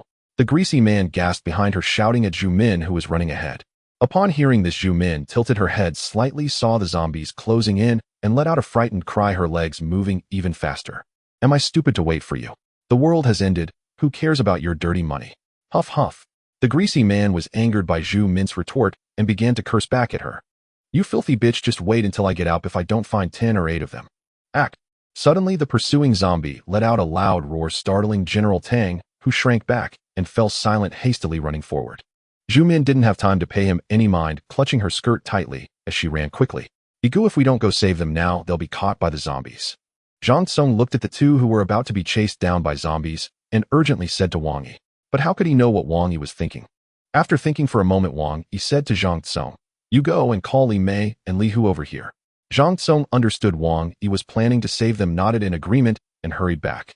Wang Yi stayed behind to observe the situation of the two corpses, when suddenly he saw the greasy man lose his balance and fall to the ground. Help! The greasy man reacted quickly, shouting, just before hitting the ground, startling Zhu Min ahead of him. But Zhu Min didn't dare turn back, let alone go rescue him. Seeing that Zhu Min had no intention of turning back to save him, the greasy man quickly rolled towards the lake, hoping to evade the zombies using the water. However, the zombie was faster, letting out a strange call as it pounced on him, grabbing the greasy man's ankle. The greasy man felt his foot being grabbed and hastily kicked out, fortunately managing to dislodge the zombie's grip, but it was too late. A small wound had already been scratched on his calf by the zombie's sharp claws. From behind came General Tang's wails. Zhu Min couldn't help but look back, seeing that General Tang had already been tackled into the lake by a zombie, both man and corpse thrashing in the water. However, another zombie had no interest in General Tang and was charging straight towards Zhu Min. Zhu Min had never intended to save General Tang. Seeing that the zombie was not distracted and was instead running towards her, she hesitated no longer and quickened her pace. While Zhu Min was running for her life, Wang Yi crouched in the bushes, marveling. This woman runs incredibly fast. It's been nearly 10 minutes, and she can still maintain this speed. Wang Yi had originally intended to wait a bit longer before coming to the rescue, but seeing the woman's strong desire to survive, he no longer hesitated and leaped out of the bushes, shouting as he ran, "Monster, I'm over here." Yet the zombies still showed no interest in Wang Yi, continuing to pursue Zhu Min as if her flesh was more appetizing. Help me." Zhu Min saw Wang Yi suddenly emerge in front of her, wielding a long machete. Realizing he was coming to her aid, she hurriedly changed her course and ran towards him. In the blink of an eye, the two met at the water's edge. As they passed each other, Zhu Min thought Wang Yi was only there to save her. Just as she was about to speak, she saw Wang Yi dash past her, charging at the zombie behind. "That zombie is dangerous. Come back." Zhu Min quickly halted her steps, turning back to shout at Wang Yi, who was about to collide with the zombie. Wang Yi ignored Zhu Min, raising his machete to strike at the oncoming zombie. Roar! The zombie, realizing the woman it had been pursuing was no longer there, was undeterred by Wang Yi's presence. With a roar, it propelled itself towards Wang Yi. Clang! Wang Yi's blade struck the zombie's claw, producing a sound akin to metal clashing. The two then separated, the zombie, perhaps surprised by Wang Yi's strength, hesitating to attack again. In that brief moment, Zhang Song arrived with Li Hu and the other women. Seeing Wang Yi already engaged in a fight with one zombie, while another continued to thrash about in the lake with the fat man, they quickly split into two groups, with Li Hu and Lu Yang going to rescue the fat man, while Zhang Song rushed to support Wang Yi, leaving Li Mei to protect the women. Seeing such a large group suddenly appear, Zhu Min realized there was no longer any danger. She intended to run over to Li Mei, but her legs suddenly lost strength and she collapsed to the ground. Wang Yi paid no heed to what was happening behind him, vigilantly watching the zombie in front. Although he could easily slay it at that moment, being cautious was always wise. Moreover, Wang Yi's goal was to injure the zombie, allowing the women to strengthen their courage. Seeing so many people suddenly appear, the zombie, overwhelmed by the aroma in the air, could no longer restrain itself. With a roar, it lunged at Wang Yi once more. However, Wang Yi was already prepared this time. Seeing the zombie jumping towards him again, he quickly bent down and struck a fierce blow at the zombie's legs with his knife. Crack! Wang Yi possessed great strength, and given the speed of the zombie's approach, the blade sliced through the zombie's legs, tracing a perfect arc in the air. With a sound of bones breaking, the zombie's calves fell to the ground, and without support it rolled on the ground. At this moment, Zhang Song arrived. Seeing that Wang Yi had not killed the zombie directly, but instead severed its legs, he understood Wang Yi's intention. He stepped forward and chopped off the zombie's claws with two swift strikes, rendering the creature no longer a threat. Go help Li Hu and the others chop off the zombie's hands and feet, and then bring them over. Wang Yi turned to Zhang Song and instructed, then walked towards Zhu Min. At that time, Zhu Min had already been helped up by Li Mei and a few other women. The skirt that had originally reached her waist was pulled down, and she was using the tissue given by Li Mei to wipe her darkened eye sockets. Seeing Wang Yi approaching, Li Mei hurriedly ran to his side. "Brother Yi, I just asked this woman. Her name is Zhu Min, and she was here negotiating business with a client when the apocalypse broke out, and she has been trapped here ever since. That fat guy is Tang White, as Zhu Min's client." Wang Yi nodded internally, praising Li Mei for becoming a capable assistant. While they talked, they slowly walked over to Zhu Min. Wang Yi scrutinized Zhu Min closely. She was about 30 years old, and after being cleaned up, her small face was still quite lovely with a certain charm. Zhu Min became a bit nervous as she noticed Wang Yi staring at her intently. She had witnessed everything when he killed the zombie. Brother Yi, thank you for saving me earlier." Zhu Min cautiously spoke to Wang Yi, fearing he might treat her like the zombie. Wang Yi felt it was no big deal. He originally planned not to save her, but seeing Zhu Min's strong will to survive, he abandoned that thought. However, he still said the polite words, not just for Zhu Min, but for the entire team. What happened earlier was merely a trivial effort. You don't need to take it to heart. You haven't eaten for a few days, have you? Upon hearing the mention of food, Zhu Min's eyes immediately lit up, and she nodded vigorously at Wang Yi. Brother Yi, I haven't eaten or drunk for 2 days. Wang Yi waved his hand to signal that he understood, then asked Xiaoqing to take down the travel bag from his shoulder. This bag had originally been carried by Li Hu, who gave it to Xiaoqing after seeing the zombie while he went to rescue Tang. Xiaoqing casually took out some bread and bottled water from the bag and handed them to Zhu Min. Zhu Min accepted the food and, disregarding her image, sat cross-legged on the ground to eat. While several people were talking, Li Hu and the others had already subdued that zombie, managing to find a rope from somewhere. The three of them tightly bound the zombie, followed closely by the drenched Tang, who wore a gloomy expression and blankly followed behind them. Brother E, the zombie's hands and feet have been chopped off, but this fat guy was caught by the zombie. What should we do? Zhang Tsung, feeling somewhat guilty, stood next to the fat man in a daze after speaking to Wang Yi. If he had arrived earlier, this person wouldn't have been injured by the zombie. Li Hu and the others greeted Wang Yi. He then casually walked over to Xiaoqing, asking her to get a few bottles of water, which they drank thirstily. Zhang Tsung stood next to Tang in a daze. Wang Yi said nothing, as these people had just escaped a few days ago and didn't understand the apocalypse, much less Wang Yi. Li Mei looked at the gruesome wound on Tang's leg and his distressed expression, feeling a bit sympathetic, and spoke to Wang Yi.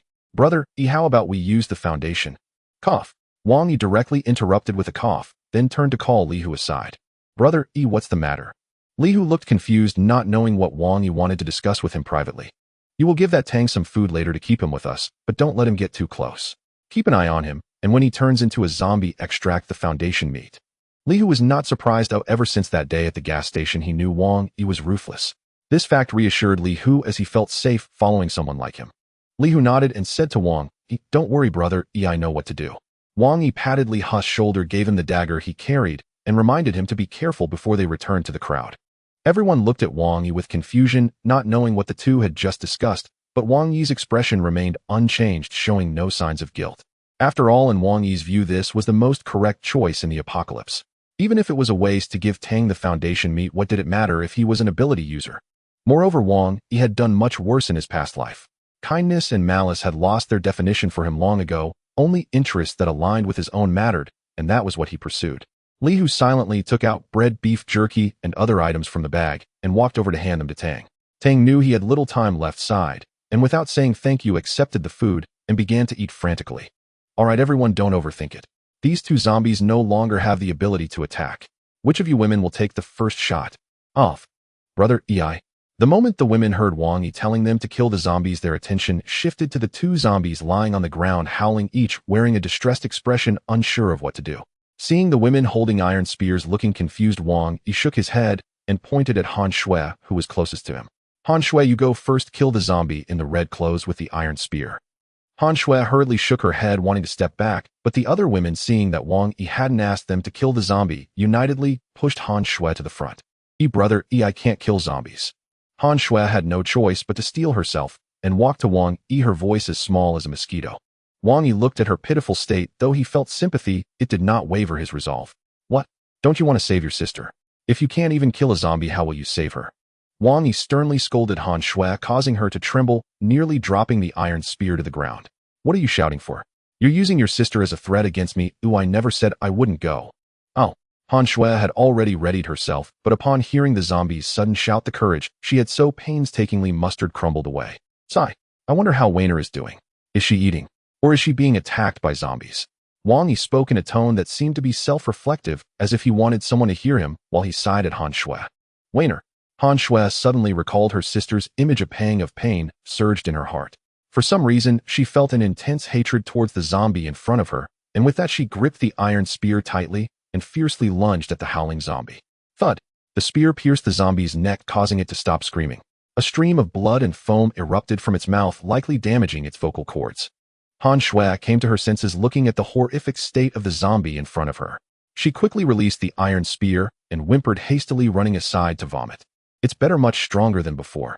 Wang Yi murmured, watching Han Shui vomit continuously. After all, she was a woman, and this was already much better than Li Mei. Li Mei realized the implication of Wang Yi's words, and feeling indignant, reached out her small hand and pinched Wang Yi's waist hard. Ouch! What are you pinching me for when there's nothing wrong with you? Wang Yi, unaware of his mistake, saw that Li Mei was ignoring him and could only think that this silly girl was going crazy again. Let me try next. Xiaoqing tightened her grip on the iron spear, eager to volunteer to kill the zombies. Wang Yi took a better look at Xiaoqing. Xiaoqing was rescued by Wang Yi from the community hospital. Usually she didn't speak much in the team and was quite an introverted girl. Wang Yi didn't expect her to actively request to kill zombies. Wang Yi pondered for a moment.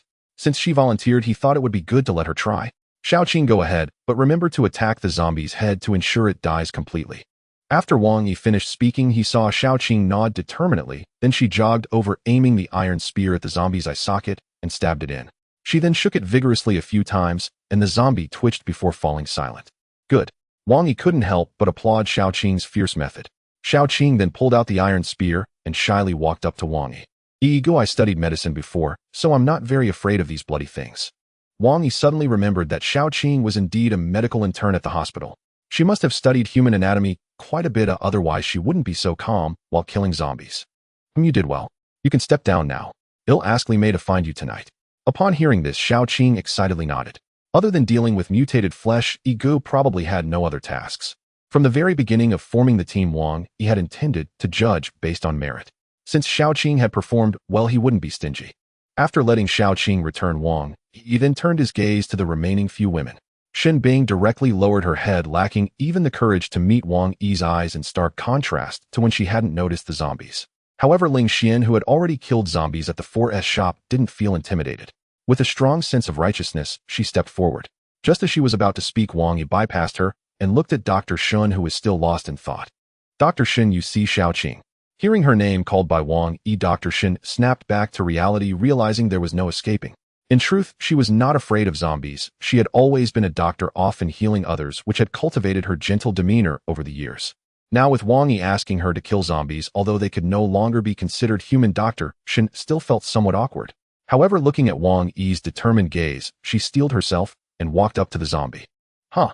Before Dr. Shun even moved, she let out a shout to pump herself up, which amused Wang Yi behind her, who couldn't help but think women were hard to understand.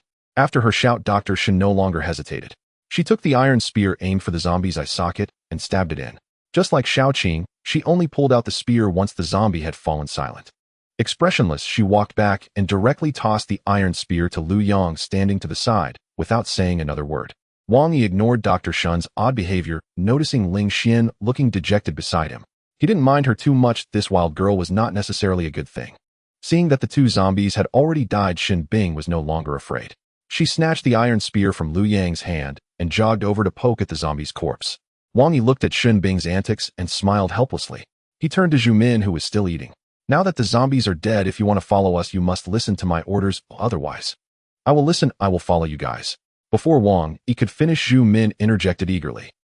Wang Yi anticipated Zhu Min's choice. He turned and instructed Lu Yang to clean up a bit, then led the group toward the direction of the hotel. Wang Yi and his group had already been at the Stone Lake for nearly 2 hours. When they came out, it was already close to noon. Adding the time spent on the road, it was around 4 in the afternoon. If they didn't return to the hotel soon, it might get dark. Ego, what about that man? Shouldn't we take care of him? Li Mei asked Wang Yi, pointing at Tang, who stood by the lake with a hint of reluctance. I'll have Li Hu take him and follow behind us. You don't need to worry about him. Wang Yi casually replied, leading the way back to where they came from. The others gradually followed, while only Dr. Shin looked thoughtfully at Li Hu and Tang. Even so, by the time Wang Yi brought the group back to the hotel, it was nearly 6 o'clock. As they approached the hotel, Li Hu came running from behind. He discreetly nodded at Wang Yi and then joined the group with an unruffled expression.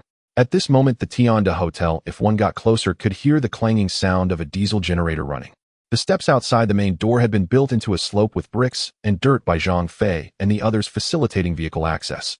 The originally magnificent hall had been transformed into a repair shop with steel plates and tools strewn about. A uniquely shaped business vehicle sat quietly in the center. Every glass surface of the vehicle had been welded with steel bars the width of a pinky finger, leaving rows of gaps for people to observe their surroundings. The front of the vehicle had been welded with 2 slanted steel plates raised 30 centimeters above the ground, protecting the engine cover, but it couldn't be adjusted. Fei Go, which one is this? Li Long set down his cutting tool and asked Zhang Fei, who was still welding rebar onto the vehicle. Zhang Fei welded for a while longer, fixed the last bar in place, removed his thick goggles, and looked exhausted. This is the 3rd one. There are still 5 vehicles left without rebar. Today they were utterly worn out. Ever since Wang Yi left, Zhang Fei had summoned the remaining men to help. First, they carried the generator up to a room on the 2nd floor and blocked the window tightly with quilts to keep the sound from escaping. Then they unloaded the rebar and steel plates from the truck, marked the lines cut, and welded. After that entire process, the men were completely spent. Fortunately, there were few zombies nearby, and they managed to reinforce 3 vans without incident. Wiping the sweat from his brow, Zhang Fei said to Yang Bing, look at the time. Why haven't Yi Ge and the others returned yet? Yang Bing glanced at his wristwatch. Fei Ge, it's almost 6. They should be back soon, I think. Zhang Fei nodded, and with the others began tidying up the items in the hall. Shen He stood anxiously at the hotel door, watching the sky grow dim and worrying about his sister's safety, since Wang Yi and the others had not yet returned. He paced back and forth, then suddenly saw a group of men and women descending the hillside. Squinting, he realized that the lively figure at the front was none other than his sister. Yi Ge and the others are back. Shen He shouted toward the hall and hurried out to see if his sister was hurt, even though she looked full of energy. At Shen He shout, those inside the hall dropped their tools and rushed out to greet them. Nobody knew exactly when it happened, but they had come to regard Wang Yi as their anchor. Without him around, nothing felt quite safe. Shen He was the first to rush over and scrutinize his sister. Under Shen Bing's faintly stern gaze, Shen He at last confirmed that there were no wounds on her body. Brother, I need to tell you something. Shen Bing's expression turned grave. Shen He was taken aback. He could not remember a time when his sister had been so serious. What is it? Shen Bing leaned close to her brother's ear and said calmly, stop treating me like a child, like I'm still 13. Shen He froze for a moment and replied, but you're 18, aren't you? That's still a kid. Shen Bing lowered her head, walked behind Wang Yi, and fell silent. Her brother was impossible. All right, you two stop bickering. Let's get back. The sky's getting dark. Li Mei quickly stepped in to smooth things over, and the group, chatting and laughing, made their way to the hotel entrance. Yi Ge, we're back, Yi Ge. The few who had stayed behind greeted him and then returned to their tasks, leaving only Zhang Fei and Lin Feng behind. Wang Yi had Li Mei assign rooms for Zhu Min, while the others either cooked or rested. Yi Ge, we finished modifying 3 vans today. The rest will have to wait until tomorrow. Zhang Fei said this as he led Wang Yi to the 3 reinforced vehicles. Wang Yi nodded. After all, Zhang Fei and the others had only begun at noon, so finishing 3 was no small feat. He reached out and tugged at the rebar on the vehicle. Oh, it held firm. It should be enough to deal with small groups of zombies. They walked around the parking lot, inspected each vehicle, found no problems, and Wang Yi allowed the 2 men to rest. By 8 at night, the Tianda Hotel's hall was brightly lit. The women who had stayed behind stitched quilts together and hung them across the main door, so no light was visible from outside. A few tables were pushed together, and everyone sat around them in quiet expectation.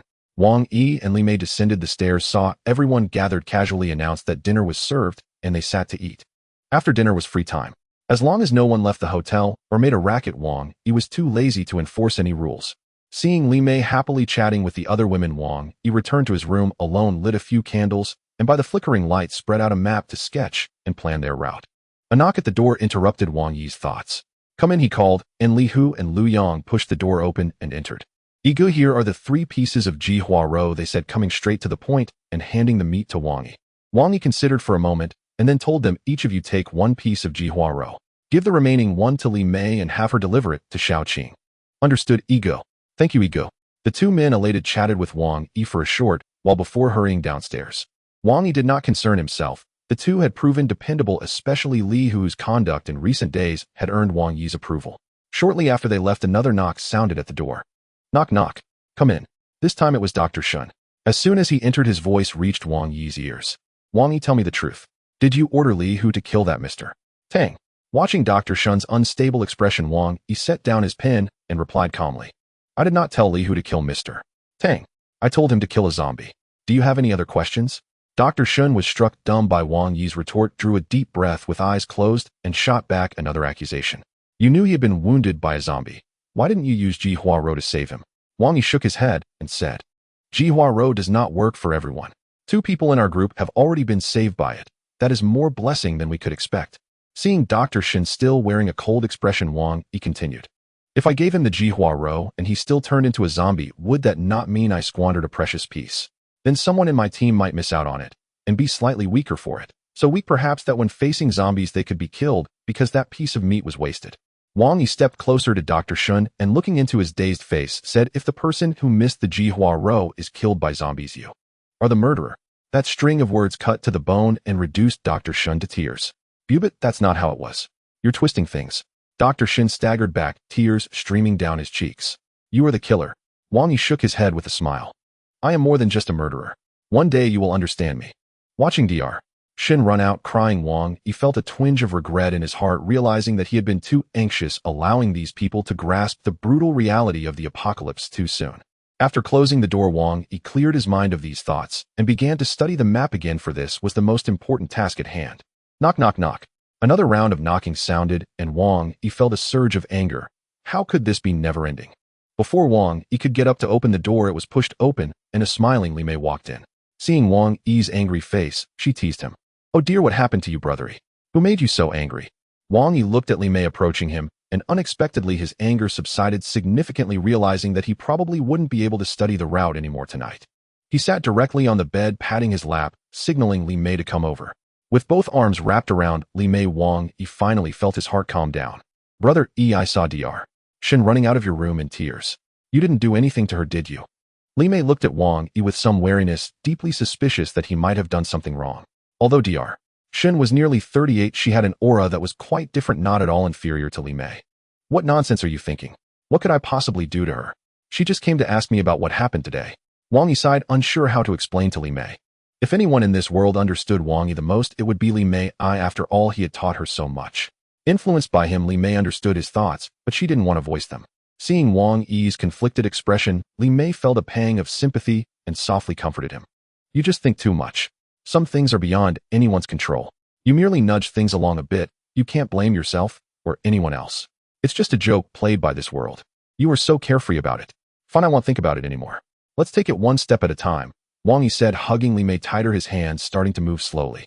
Li Mei didn't stop him, but a hint of a smile appeared in her half-closed eyes. "What is this? Why is it all bulging?" Wang Yi reached down, but didn't feel the familiar sensation. Instead, he encountered something soft and different from usual. Li Mei suddenly laughed, gently pulling Wang Yi's mischievous hand away, and whispered in his ear, "Can't you let me rest for a few days? You've been wanting it every day lately. Aren't you tired?" At this point, if Wang Yi still didn't understand, he would truly be a fool. Taking a deep breath, Wang Yi collapsed onto the bed, leaving Li Mei giggling at the bedside. No matter how strong a person you are, one must endure in such matters. The next morning, the hall was filled with the fragrant aroma of rice, replacing the previous instant noodles and compressed biscuits with runny rice porridge. Having eaten biscuits and bread for days, when everyone saw the rice porridge, they could hardly contain themselves. After Wang Yi announced that it was mealtime, they began to drink bowl after bowl. "Where did this rice come from?" Wang Yi asked curiously, seeing Zhang Fei beside him drinking nonstop. He quickly inquired, "Brother Yi, this rice was found by Lin Feng in a room on the first floor yesterday. There was a gas canister and such in there, but no vegetables, so we didn't take it out last night." Wang Yi nodded and picked up a bowl of porridge to drink. The rice porridge was rich and melted in the mouth, making Wang Yi feel an appetite. After breakfast, Wang Yi gathered everyone to discuss today's plan. Just like yesterday, Zhang Fei and Lin Feng would lead half the group to stay behind, while Wang Yi would take others out to hunt zombies. However, there was a slight change. Wang Yi replaced Lu Yang and Zhang Tsong with Yang Bing and Zhang Ming. The women would be led by Li Mei, accompanied by Jiang Li Chunhui and Lin Xian, who had already gone out once.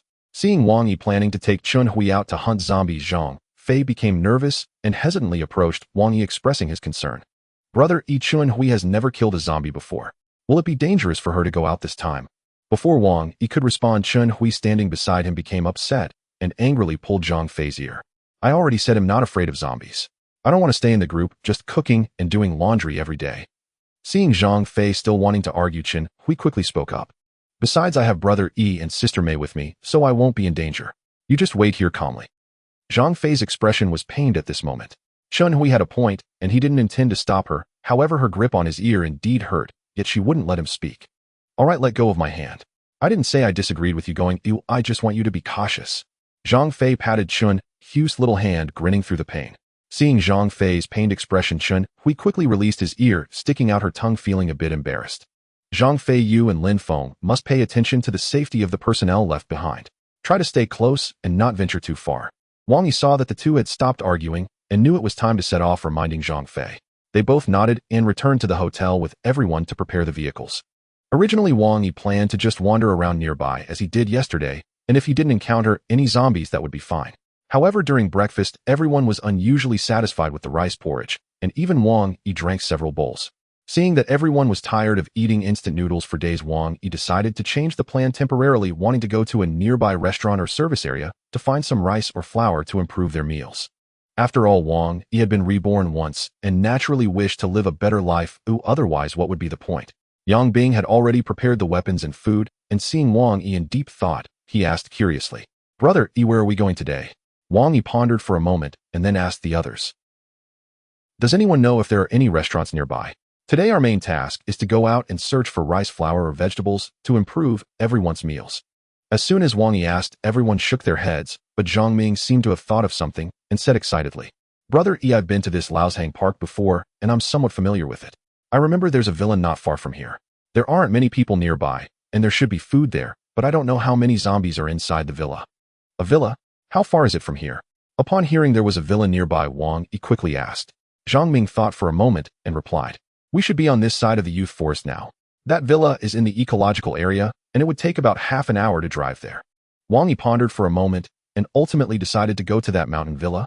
Although unsure of how many zombies there were, he thought it should not be too many and the distance was not far.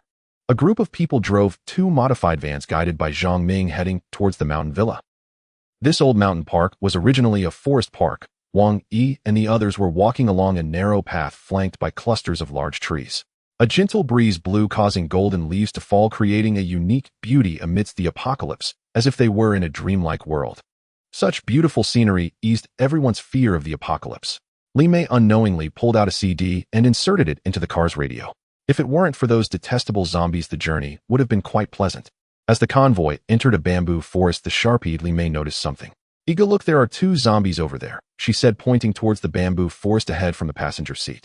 Wang Yi followed the direction Li Mei was pointing, and indeed saw two zombies kneeling in the forest, seemingly eating something, unaware of the vehicle driven by Wang Yi and the others.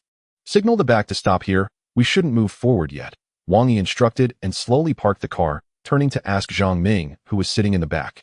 Zhang Ming, how far are we from the mountain villa now? Zhang Ming took out the map Wang Yi had given him, looked for a moment, and replied, Ego, we've traveled more than half the distance. In about 10 minutes, we should be almost there. Wang Yi nodded. It had been nearly 20 minutes since they set off, which matched what Zhang Ming said. The two vehicles slowly stopped by the roadside. Yang Bing knew Wang Yi must have noticed something unusual and hurriedly got out of the car. Ego, did you spot the zombies? Yang Bing asked Wang Yi, who had just exited the vehicle. Wang Yi made a shushing gesture and pointed towards the bamboo forest ahead. Yang Bing followed his gaze and saw two zombies kneeling on the ground, seemingly eating something. Wang Yi had Yang Bing lean closer and whispered in his ear, Yang Bing, go, let everyone in the car come down, grab their weapons, and try to be quiet. After Wang Yi finished speaking, he asked Zhang Ming to take down the weapons. Wang Yi and Zhang Ming had long knives while Chun Hui still had an iron spear. Li Mei, however, looked mysterious as she rummaged in the car for a long time, and what she pulled out made Wang Yi feel a headache. It was a black iron rod, the tip of which faintly showed traces of blood, though it was unclear whether it belonged to a zombie or Wang Yi. Why are you still holding on to this broken iron rod? Hurry up and throw it away. Tomorrow I'll have Zhang Fei make you a proper weapon. Wang Yi felt dizzy just looking at the iron rod. He had previously suffered injuries twice for no reason, both caused by Li Mei hitting him with that iron rod. Thinking back, he felt a bit scared. No way.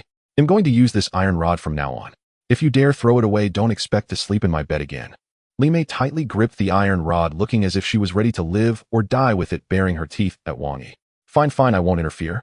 Just don't hit me with it. Wang Yi sighed helplessly, seeing that everyone was gathering around, and no longer wanting to argue with Li Mei, he whispered to the group. When we go up later, it'll take on one zombie alone. Li Hu and Zhang Ming will deal with another, and Yang Bing and Li Mei will wait with a few of the girls in the back. But don't let your guard down, as zombies could pop up at any moment nearby, so everyone be careful. Understood, Ego. We got it. Everyone nodded in agreement, and Wang Yi waved his hand, signaling Li Hu and Zhang Ming to come over. The three slowly approached the edge of the bamboo forest, getting relatively close to the zombies, but the two zombies seemed unaware of their presence and continued kneeling there, seemingly occupied with something. Li Hu shouted out loud to attract those two zombies over here. Li Hu nodded, opened his mouth wide, and began to curse at the two zombies. IFCK your mother, zombies. Your grandpa is here, come over if you have the guts. Li Hu's shout was powerful. Not only did it startle the zombies, but even Wang Yi and the others standing beside him were surprised, worried that it might attract other zombies. The girls following behind were also dumbfounded, unsure of what had gotten into Li Hu. Yet despite Li Hu's loud cursing, the two zombies remained oblivious, glancing at Li Hu with a snarl, as if warning them, before continuing to lower their heads and shove bloody food into their mouths. What the hell? Ego, what's wrong with these two zombies? They're ignoring us. Li Hu was also a bit bewildered. Despite the loud noise, the zombies didn't come over, which was completely different from before. Wang Yi found it strange too. They were so close already. Logically, the zombies should have smelled them by now. Coupled with Li Hu's shout, how could they not react? Or was something else attracting them? Wang Yi thought for a moment, bent down to pick up a stone, and threw it with force at the closer zombie. Whoosh bang! The stone accurately struck the zombie's head, causing it to tilt and fall to the ground. Roar! Although the zombie was attracted by the delicious meat, Wang Yi and the others' actions finally provoked its anger, prompting it to roar and charge towards Wang Yi and the others. Seeing they finally lured the zombie out, Wang Yi and the others quickly readied their weapons, waiting for the zombie to come closer. The zombie lunged forward, leaping towards the nearest Li Hu. Li Hu was prepared. Seeing the zombie coming, he swung his long knife to meet it. Clang! The long knife clashed violently with the zombie's claws in midair, and then the two passed each other, with the zombie rushing towards Wang Yi and Zhang Ming. The two did not hold back either. One aimed at one of the zombie's arms and swung down. The zombie managed to evade left, but couldn't avoid right, and with a squelching sound, one of its arms was severed by Zhang Ming. Seeing the zombie rolling away, Zhang Ming hurried to chase it, but was pulled back by Wang Yi. Go! They are still behind us. Zhang Ming anxiously shouted at Wang Yi, but the zombie, realizing it was no match for them, directly darted towards Li Mei and the other girls behind. However, Wang Yi felt no tension. Even if that zombie had lost an arm, it wouldn't be a match for Li Mei. You don't need to worry, I'll leave that zombie to Li Mei and the others. Wang Yi ignored Zhang Ming's surprised expression and led the two towards the remaining zombie. Even though its companion had already rushed out, this zombie remained oblivious, its attention still drawn to the bloody flesh beneath it. From almost 10 meters away, Wang Yi and the others finally saw what the zombie was eating. How can there be a python in this park? Li Hu pointed at the green python beneath the zombie, astonished. A python roughly as thick as a human leg. The head has been completely devoured by zombies, exposing dark red flesh and black trachea to the air. No wonder Wang Yi and the others were so provocative. The zombies remained indifferent, attracted instead by the more delectable blood feast. Wang Yi shook his head, signaling Li Hu to remain silent, and carefully examined the tragic remains of the python. The python was entirely emerald green, about 10 meters long, covered in scales the size of fingernails. Due to the head being devoured by zombies, Wang Yi could not identify the species, but he was certain it was a mutated beast. In the region, aside from a few provinces like Yunnan, no other provinces or cities had discovered large snakes, so Wang Yi knew from the moment he saw this snake that it had to be a mutated beast. However, knowing it was a mutated beast only deepened Wang Yi's confusion. He had a profound understanding of the power of mutated beasts, whether in this life or his past life. If zombies brought disaster to humanity, then mutated beasts brought terror. But mutated beasts were different from zombies. Zombies would charge at any human or blood meal they detected like frenzied dogs, never retreating regardless of the harm to themselves. Mutated beasts, on the other hand, while stronger and more aggressive than zombies, still retained the instinct to seek benefit and avoid harm. Logically speaking, this mutated beast should be stronger than the zombies. How could it be killed by just two of them? Wang Yi followed the long body of the snake with his gaze, noticing that the belly near the tail was unusually swollen, about the thickness of a water barrel. It must have swallowed something, making it unable to move, which led to its death at the hands of these two zombies. The zombies finally sensed the danger, stopped eating, and raised their heads to continuously howl at Wang Yi and the others. Li Hu, Zhang Ming, you two go lure that zombie here, but don't kill it just yet. After severing its limbs, leave it to the women behind to practice their courage. The two nodded. If they were to face a zombie alone, it might be somewhat challenging, but together they should be fine. Each picked up some stones from the ground and threw them frantically at the zombie, but for some reason the zombie remained motionless, baring its teeth and guarding the python's body. Eventually, Li Hu couldn't hold back anymore and rushed forward, stabbing the zombie with a knife. Aoyu! The action thoroughly enraged the zombie, which let out a strange roar and lunged at Li Hu. Seeing this, Li Hu fought while retreating, and Zhang Ming went to assist. Before long, the two had drawn the zombie away from the python's corpse and were engaged in combat nearby. Wang Yi noticed that the zombie had been lured away and quickly stepped forward. Using a knife that had not yet come into contact with any zombies, he sliced the python into two sections. He discarded the part that had been torn by the zombies, leaving the larger portion intact. Mutated beasts are different from humans. It seems they possess some sort of antibody within their bodies. Being scratched or bitten by zombies does not lead to a viral infection. Even if they accidentally consume mutated flesh, it merely drives them into a frenzied state, but does not turn them into zombies. Thinking of this, Wang Yi decided to take the python meat back for everyone to consume. Although the meat is likely to be laden with bacteria, as long as it is properly cooked, it can still be quite beneficial to the human body. Wang Yi initially thought the python's belly had swelled because it had eaten something. However, upon opening the belly, he discovered rows of snake eggs, each the size of a human head. There were at least a dozen of them. Some had already broken, spilling golden yellow egg liquid, but 10 of them remained intact. Wang Yi looked at the unhatched eggs and felt a surge of joy. These eggs were just like chicken eggs, nutritionally rich and suitable for direct consumption. Just as Wang Yi was extracting the snake eggs one by one, Li Hu and the others finished their battle. They handed over the dismembered zombie to Li Mei and ran over to Wang Yi. "Ego, are these snake eggs? Why are they so big?" Zhang Ming pointed at the ostrich-egg-sized snake eggs, staring in disbelief. Wang Yi nodded and smiled. "It's not unreasonable to call them snake eggs. After all, given the size of these eggs, they certainly cannot be called just eggs anymore," Wang Yi said as he wielded his knife, chopping the snake into several sections for easier transport. Seeing Wang Yi enthusiastically chopping, Li Hu stepped forward with a puzzled look. "Ego, are you planning to bring this python back? It has already been bitten by zombies, oh, won't it be infected?" Wang Yi shook his head, tossed the knife aside, and said to the bewildered Li Hu, "The zombie virus should only target humans, otherwise why haven't we seen any other zombie animals along the way? So I believe the snake meat should be safe to eat." Wang Yi's explanation was already quite gentle, but Li Hu didn't think too much about it. He nodded in vague understanding and grabbed a machete to help. Wang Yi quickly stopped him. What a joke. That machete had just come into contact with a zombie. If it were to chop the snake meat, even if the python itself had no virus, the machete would still get contaminated. After stopping Li Hu, Wang Yi worked alone for a while before finally finishing the dismemberment of the python. He had Li Hu go back to get several bags to store the snake meat, and they each carried a bag as they walked back. As they reached the roadside, they saw a group of women surrounding the two nearly lifeless zombies, discussing something. A few of them occasionally poked the zombies with iron spears, looking quite brave. Yang Bing saw Wang Yi and the others returning and quickly took the bag from Wang Yi's back, his face showing confusion. "Ego, what's in this bag? It reeks of blood." Yang Bing pointed at the bag and asked. Wang Yi chuckled and replied, "This is snake meat not infected by zombies. We can take it back to improve our meals." Yang Bing nodded without asking further, and along with Li Hu and Zhang Ming tossed the bags into the truck. Wang Yi turned and walked toward the women, pointing at the moaning zombie on the ground. "I see you all seem unafraid of this zombie. Who can extract the mutated flesh from it?" As soon as Wang Yi finished speaking, Ling Xian immediately stepped forward, stabbing the iron spear into the zombie's eye socket.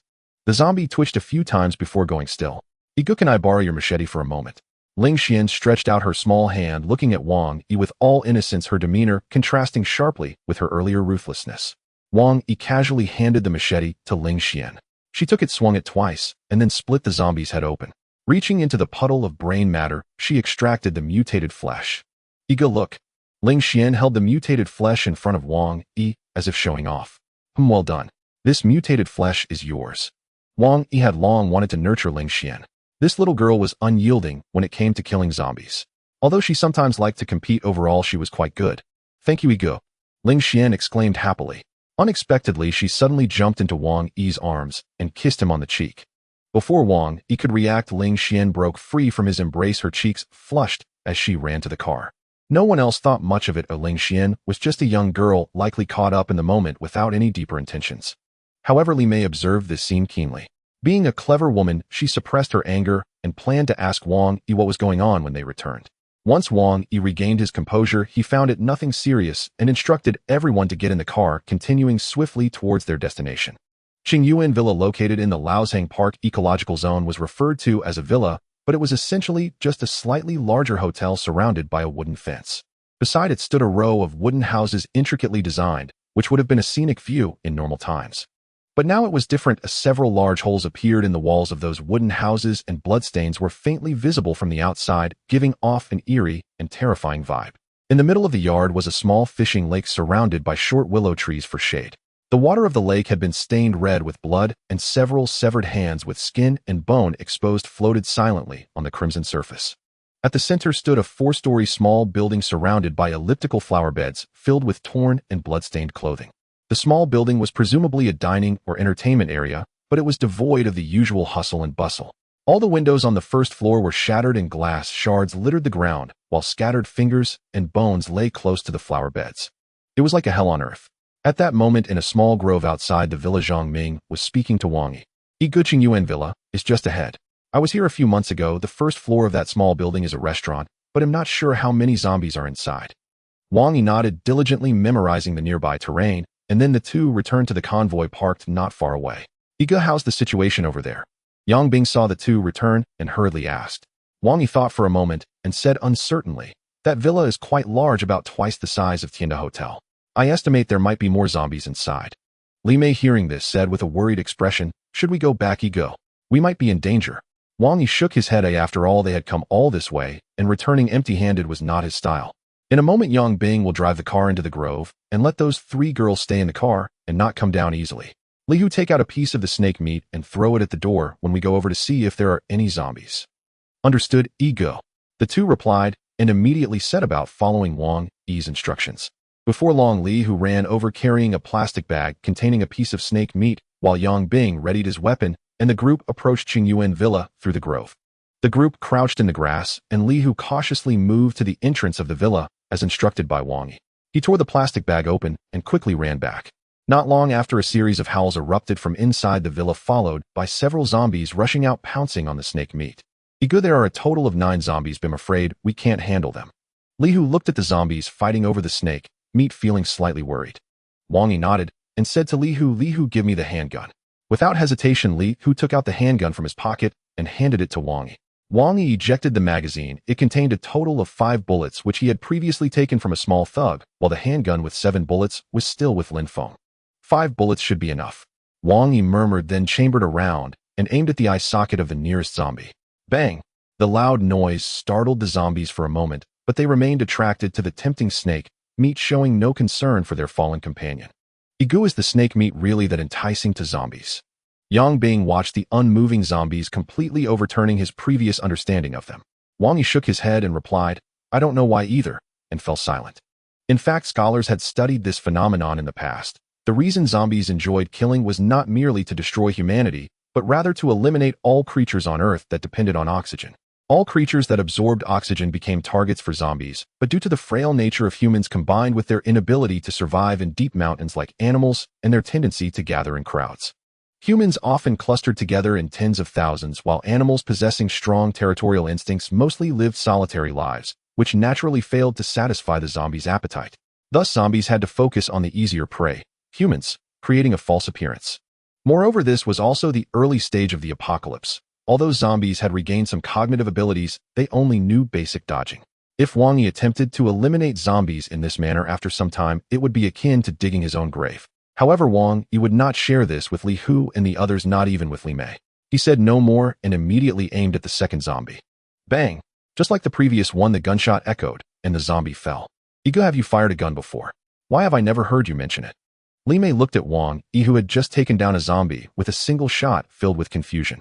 She had lived in the same neighborhood as Wang Yi for nearly 3 years and had never heard him mention serving in the military or anything. How could his aim be so accurate? Wang Yi smiled mysteriously, beckoning Li Mei closer with a finger. Understanding the cue, Li Mei leaned her ear towards Wang Yi's mouth, but she did not expect him to say such inappropriate words at this moment. If you use your mouth on me tonight, I'll tell you why my shooting is so accurate. After hearing this, Li Mei felt her face flush. She spat in annoyance and pinched Wang Yi hard at his waist. With a toss of her hair, she covered her blushing face and ignored Wang Yi. Wang Yi, seeing Li Mei's flustered state, couldn't help but laugh. Li Hu and Yang Bing, however, looked at the two with blank expressions, unsure of what Wang Yi and Li Mei had just discussed. Wang Yi paid no attention to their curious gazes, as he had been given a second chance at life. Whether it was zombies or anything else, he didn't want to be overly serious or make himself so tedious. Steeling himself, he cast aside all distracting thoughts, and with 2 more shots, 2 more zombies fell. After 4 zombies fell dead, the remaining ones finally reacted, which was partly related to the fact that the mutated snake meat had been completely consumed. With a furious roar, the remaining zombies howled in unison. Although the mutated snake meat was gone, there were still other scents in the air that drove the zombies' hunger. Without a hint of hesitation, the 5 zombies charged towards the hidden woods where Wang Yi and the others lay concealed immediately after the snake meat had been eaten. Seeing this, Wang Yi hurriedly tucked his handgun into his jacket. He was not a sharpshooter. Hitting slow-moving zombies was feasible, but now that they were rushing towards him, he had no confidence in being able to take one down. Each person takes on 1 zombie. Zhang Ming, you are the weakest, just hold one off, and once I finish my task, I will come to assist you. Wang Yi quickly assigned roles, drawing his long knife and charging towards the zombies. As he was about to collide with the horde of zombies, Wang Yi suddenly veered, leading several zombies towards the side of the road. The zombies following Wang Yi formed a line, each trailing behind the other. Seeing that Wang Yi had created an opportunity for them, Li Hu and the others rushed into the horde, each engaging a zombie in battle. Only when Wang Yi felt that there was just 1 zombie left behind him did he stop running, abruptly turning to swing his knife. The zombie, which had been eagerly chasing him, did not expect Wang Yi's sudden turn and swung its arm in a hurry to block its head, but flesh and blood could never withstand steel. Even as a zombie, no matter how strong it was still merely an animal, a different kind of animal. With a slash, the zombie's arm was severed. Roar! The zombie let out a furious roar, and its other claw immediately swung towards Wang Yi's head. Wang Yi's abdominal muscles suddenly contracted, bending down to dodge the zombie's claw, quickly circling behind it, seizing the moment. While the zombie was still off guard, he struck down with his knife. With a grinding sound, the blade sliced through the zombie's spine, emitting a groan that made one shudder. For some unknown reason, the zombie suddenly lunged forward, collapsing to the ground and struggling. Wang Yi knew that he had damaged its spine and was not surprised the zombies were still living beings. Stepping on the struggling zombie, he brought down his knife, decapitating it. Turning back to the battlefield of the others, he saw Li Mei had already blinded the zombie's eyes and was dodging its repeated attacks with her nimble movements. Meanwhile, Li Hu and Yang Bing had completely taken the upper hand. Wang Yi was not worried. They often went out with him and had developed some skills in dealing with zombies. However, Zhang Ming was struggling, being pushed back by the zombie. If it weren't for the length of the weapon in his hand, he might have already been injured by the zombie. Zhang Ming, like Xiao Qing, was rescued by Wang Yi from the hospital. If Wang Yi remembered correctly, he had only consumed a piece of mutated meat. Holding his own against a zombie was already quite remarkable. After watching for a while, and seeing that Zhang Ming was about to collapse, Wang Yi stepped forward to assist. Taking advantage of the moment when the zombie was attacking Zhang Ming furiously, Wang Yi dashed forward, pushing off the ground with his legs, and swung his long knife fiercely at the zombie's head. With speed and strength combined, if this strike hit the zombie, would likely be cleaved in two. However, fate did not favor him. Zhang Ming was slapped aside by the zombie, rolling and tumbling into a deep ditch by the roadside. The zombie reacted quickly, sensing the slicing sound behind it, and suddenly lunged forward, dodging Wang Yi's attack. But Wang Yi was not to be underestimated. Using the momentum, he rolled forward and engaged in close combat with the zombie. With his long knife ineffective, Wang Yi swiftly drew out a dagger, attacking the zombie like a specter, repeatedly striking. The zombie roared in anger, but it could not keep up with Wang Yi's speed and could only endure the slaughter. With a flurry of swift dagger strikes, pieces of muscle fell from the zombie's body, as if slicing potato chips. In no time, the bones of the zombie were faintly visible. Finally, the zombie could not bear it any longer. Though it felt no pain, it was unable to land a hit on Wang Yi. The zombie attempted to retreat a few steps to evade Wang Yi's assault. As it retreated, Zhang Ming, who had been observing from behind, seized the opportunity. While the zombie's attention was still on Wang Yi, Zhang Ming lunged forward and swiftly severed the zombie's head. Dark blood gushed forth, and the zombie's body swayed for a moment before crashing to the ground. Phew. Thank you for saving me, brother. Wiping the sweat from his forehead, Zhang Ming realized that if Wang Yi had not arrived in time, he might have already been killed by the zombie. Wang Yi looked at the panting Zhang Ming, patted his shoulder, and said, "You should take this zombie's mutated meat. Your physique is too weak. You are still somewhat lacking when facing zombies." Zhang Ming nodded vigorously, hurriedly opening the zombie's skull and drawing out the mutated meat. Wang Yi turned to look at the others, and at that moment Yang Bing had already finished his battle. Seeing that Li Hu was still fighting with the zombie, he swiftly joined the fray. The two of them teamed up against one zombie, which was quickly overwhelmed. On Li Mei's side, things were somewhat easier. The zombie's eyes had been blinded by her, and it was now fighting her based on smell and sound. Li Mei moved lightly and nimbly, her iron rod striking out constantly. The zombie was covered in wounds, roaring incessantly. "All right, quickly deal with the zombies. Oh, we have important matters to attend to." Wang Yi shook his head and shouted to Li Mei, Yang Bing, and Li Hu. Hearing Wang Yi's words, Li Hu and Yang Bing stopped playing with the zombies, and with a few strikes they swiftly dispatched their foe. Li Mei aimed for the zombie's jaw and thrust her iron rod directly into it. The zombie had no chance to roar as Li Mei withdrew her rod, and it fell straight to the ground, its body twitching. Seeing that the others had extracted the mutated meat, Wang Yi suddenly remembered that the zombie he had killed had not had its mutated meat taken yet.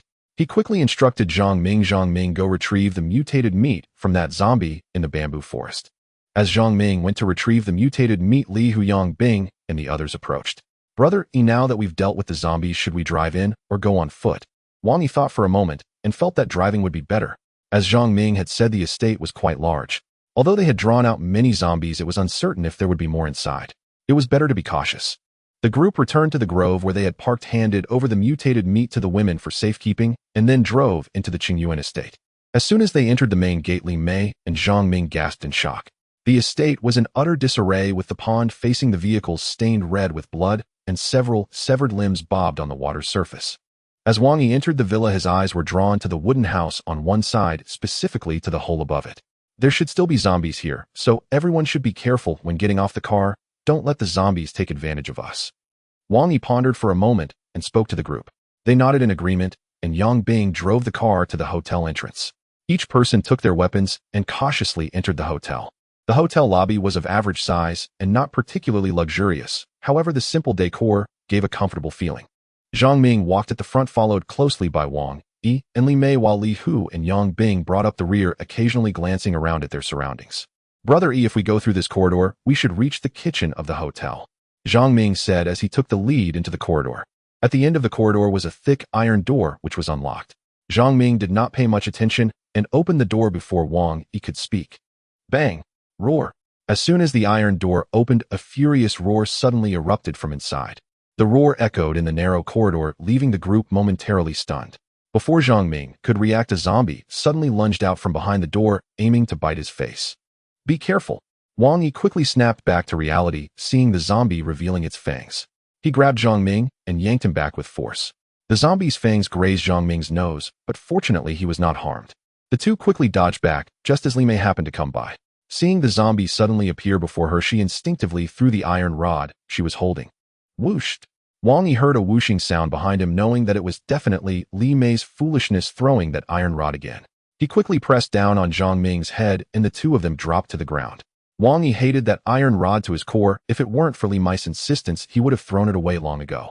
Yet he never expected that today this iron rod would prove to be of immense value. Thud! A sound of flesh hitting bone echoed as the iron rod accurately pierced the zombie's neck. The tip penetrated through the zombie, and it was suddenly pushed back 2 steps by the immense force, crashing into the stove behind. Li Mei was now significantly stronger than before. Although she threw the iron rod without preparation, her strength was considerable. Even if Wang Yi and the others hadn't dodged, she wouldn't have accidentally harmed them. However, Wang Yi was accustomed to being vigilant whenever Li Mei stood behind him. Hearing the roar, Li Hu and Yang Bing hurriedly ran forward, only to see the zombie struggling with the iron rod lodged in its neck. Yang Bing stepped forward and kicked the zombie in the chest, knocking it down as it tried to get up. Li Hu then pulled out his machete and swiftly severed the zombie's head. Brother, are you alright? Seeing the zombie dead, Li Mei hurriedly went forward to help the two up. Zhang Ming was also frightened by the zombie staggering to his feet with tears and snot on his face. Wang Yi looked at Zhang Ming's face, relieved that he hadn't been bitten by the zombie. Alright, you're fine. Hurry up and wipe your face. Zhang Ming thought he had been bitten, but upon hearing Wang Yi say he was fine, he quickly wiped his face clean. The group had no time to chat and hurriedly took the mutated meat into the kitchen. The kitchen was indeed spacious, with several large spice racks in the center and various cooking utensils, pots, and pans on either side. Wang Yi quickly instructed everyone to rummage through the cabinets for food. But after searching for a long time, they found nothing but some seasoning packets. There was not a grain of rice or flour to be found. Li Hu scratched his head in confusion, puzzled. Why is there no rice or flour in this kitchen, just some seasonings? Was this trip a waste? Wang Yi was equally perplexed. Logically, in such a large hotel, they should have stocked up on rice and flour, yet they hadn't found anything so far. Yang Bing opened a cabinet and stared blankly at some plates inside. Seeing Yang Bing seemed to have discovered something, Li Hu hurriedly asked, Brother Yang, is there something in there? Yang Bing did not answer, immediately thinking for a moment, and then joyfully said to Wang Yi, I just remembered. I used to work in a restaurant, and the items for the kitchen are usually not kept in the kitchen, but in a separate storage room connected to it for easy access. Wang Yi thought about it and agreed. After all, the kitchen consumes a lot of ingredients daily, so it wouldn't make sense to stack them haphazardly. They must be stored in that room. The group quickly searched. Before long, Zhang Ming found a small door around the corner of the kitchen, but it was locked with a chain.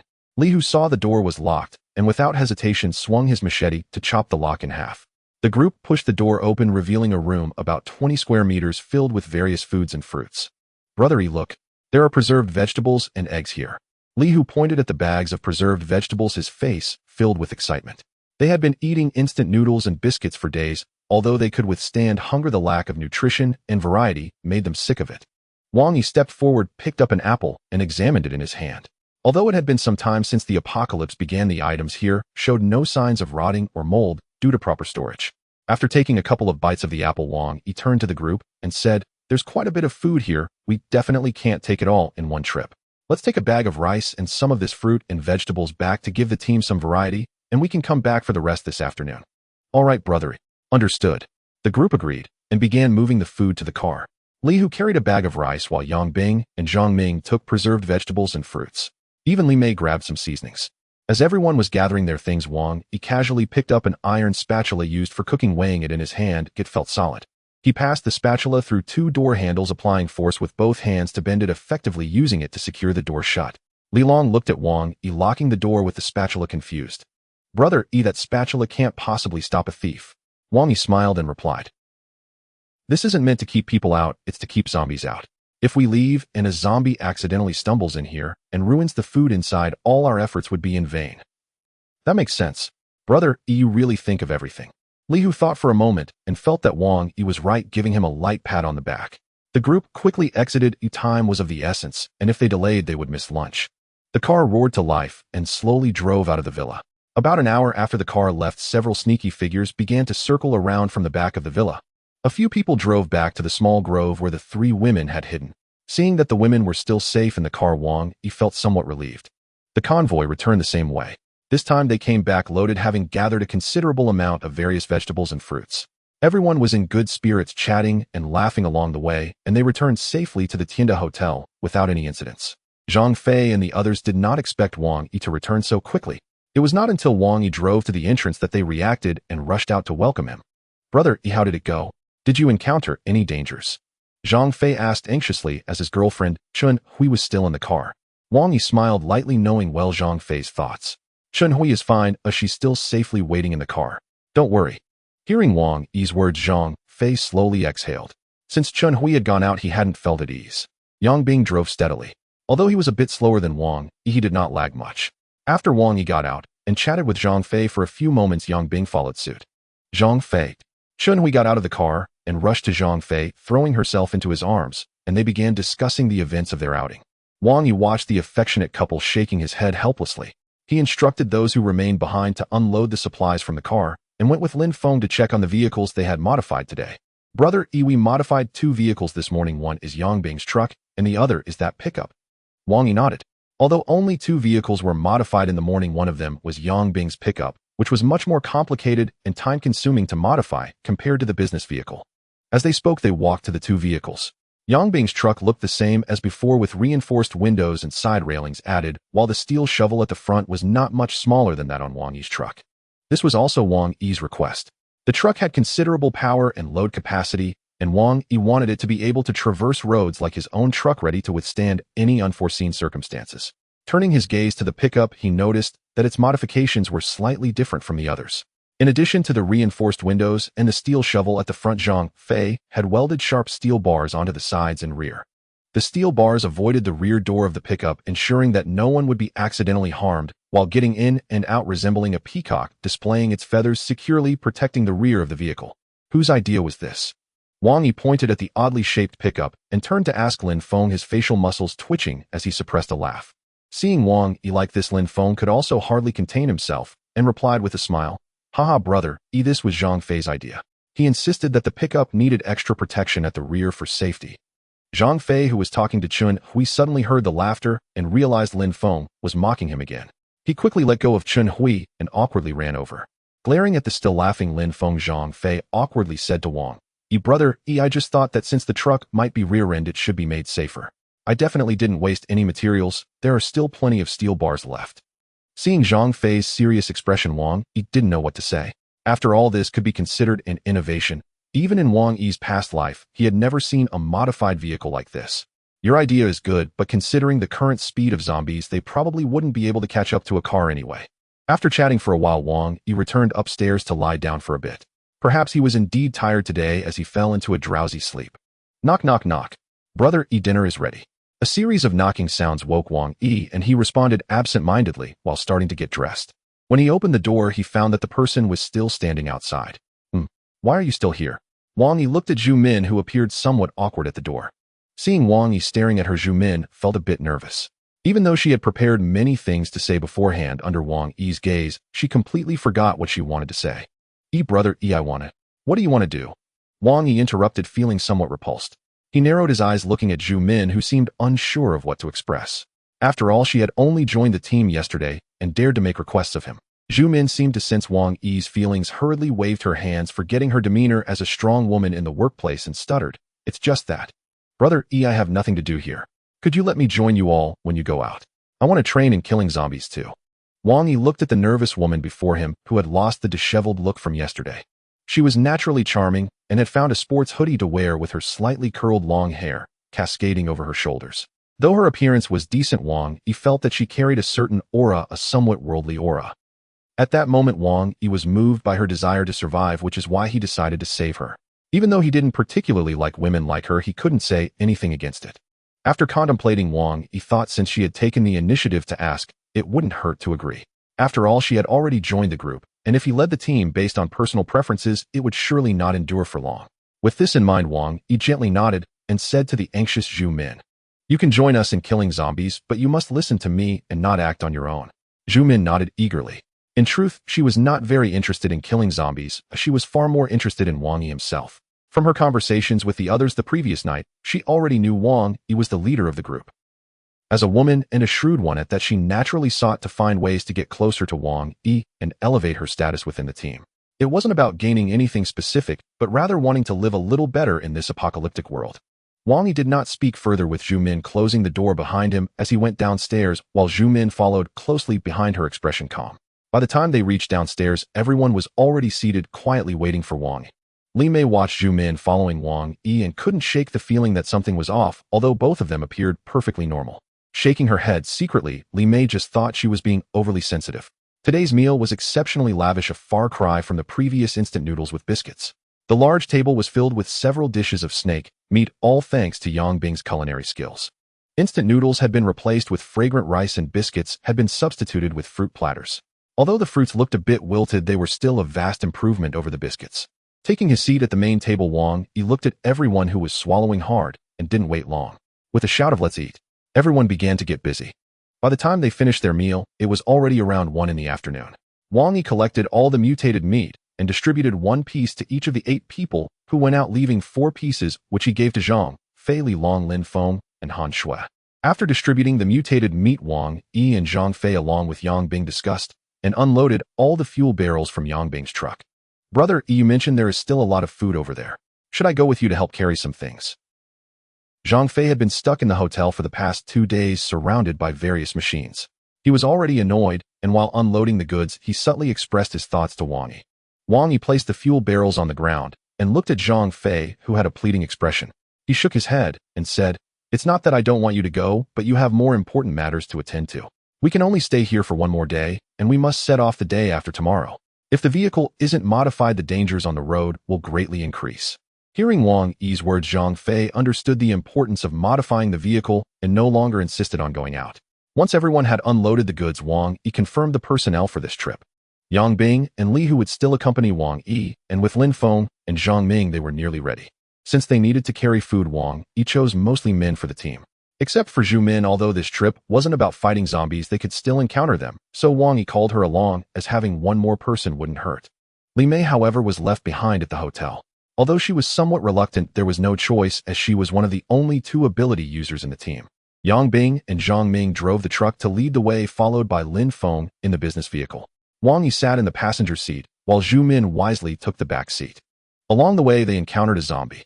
Li Hu and Lin Feng got out to hack off its limbs, thinking of giving Zhu Min a chance to practice her courage.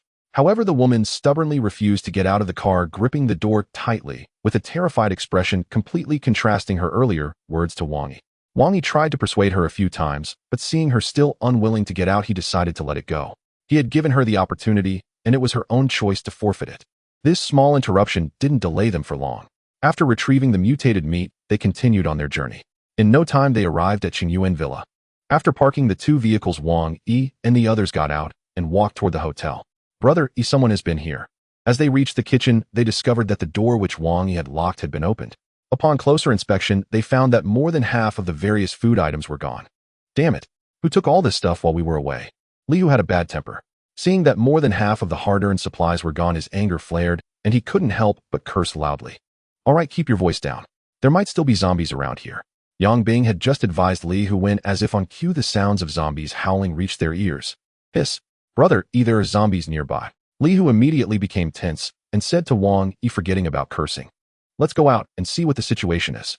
Wang Yi had no choice but to confront the zombies first, and they could deal with the kitchen issue later. The group quickly exited the hotel, cautiously moving toward the direction of the sounds. The howling came from the mountains behind the hotel. As Wang Yi and the others rounded the back of the hotel, they saw a girl in a blue dress running toward them in panic. The girl's face was dirty, and even her dress was stained with patches of black and red. If it weren't for her distinct feminine features, Wang Yi and the others might not have been able to tell if she was male or female. Help! As the girl rounded the hill and saw the group ahead, her eyes instantly lit up, and she cried out for help. As the girl approached, 3 zombies that had been following her also charged out. Li Hu Yangbing, you take 1 each, and I'll handle 1 myself. The remaining 1 will be dealt with by Lin Feng and Zhang Ming. Just after Wang Yi finished speaking, Li Hu rushed out with a wild shout, startling everyone who didn't understand why he was so excited. The girl, seeing that Wang Yi and the others were coming, hurriedly quickened her pace. As she passed by Li Hu, she quietly said thank you. This triggered something in Li Hu, who, without waiting for Wang Yi and the others to catch up, charged at the 3 zombies. What the hell is wrong with Li Hu? Yang Bing muttered as he watched Li Hu's excited expression quickening his pace. If Li Hu got hurt, it would be difficult to explain to his brother. The group quickly rushed up and began to fight the zombies. The girl was caught by Zhu Min, who held her in her arms and continuously comforted her. Wang Yi and the others, being experienced and outnumbering the zombies, quickly dispatched them. Leaving Zhang Fei to collect the mutated meat, the rest returned. Wang Yi hadn't even asked how the girl had been chased by the zombies when she tearfully started speaking. Uncle, I beg you to quickly rescue my classmates. They are trapped in the cave by zombies. Hearing this, Wang Yi's face instantly turned colorful. Have I really gotten this old? Or is the girl too young? Ahem. Wang Yi awkwardly coughed twice and said to the tearful girl, it's not impossible for us to rescue your classmates, but you have to tell me if the rice and flour in the hotel were taken by you all. The girl, hearing Wang Yi's question, quickly nodded and said, Uncle, we didn't know those things were yours. My classmates and I, along with a few security guards, were hiding in the cave behind. But we suddenly heard gunshots and thought someone had come to rescue us. When we went over, there were only a few corpses left in the villa, and no one was there. We bravely entered the kitchen. As the girl spoke, Wang Yi understood the sequence of events. It was likely that these people had heard the gunshots and rushed out, but were too far away. By the time they arrived, Wang Yi and his group had already left. Then they saw the zombies on the ground and thought all the zombies had been killed by Wang Yi and his group, which is why they went to the kitchen to take things. From the girl's words, Wang Yi felt that they probably weren't bad at heart. He decided to let the girl lead the way, and the group quickly ran toward the location she mentioned. After running for nearly 10 minutes, they finally reached a hillside. However, Zhu Min was struggling, panting heavily behind the others, while even the little girl managed to grit her teeth and run ahead. Phew, Uncle, the cave I mentioned is just below that hillside. The little girl pointed down the slope, speaking urgently to Wang Yi and the others. As soon as the little girl finished speaking, a series of zombie howls echoed through the valley. The group cautiously looked down, only to see that the entrance of the cave was blocked by about 10 zombies. They could faintly see that the cave's door was likely a wooden one, and it looked like the zombies were about to break in. Fortunately, the zombies don't know how to work together, otherwise they would have already broken down this wooden door. However, even so, a large hole has already been smashed into it by the zombies. Let's fight them. If we stay in this cave, we'll all die when the zombies rush in. If we go out, maybe 1 or 2 of us can survive. A muscular man in a security uniform around 20 years old gasped as he spoke to the few men and women surrounding him.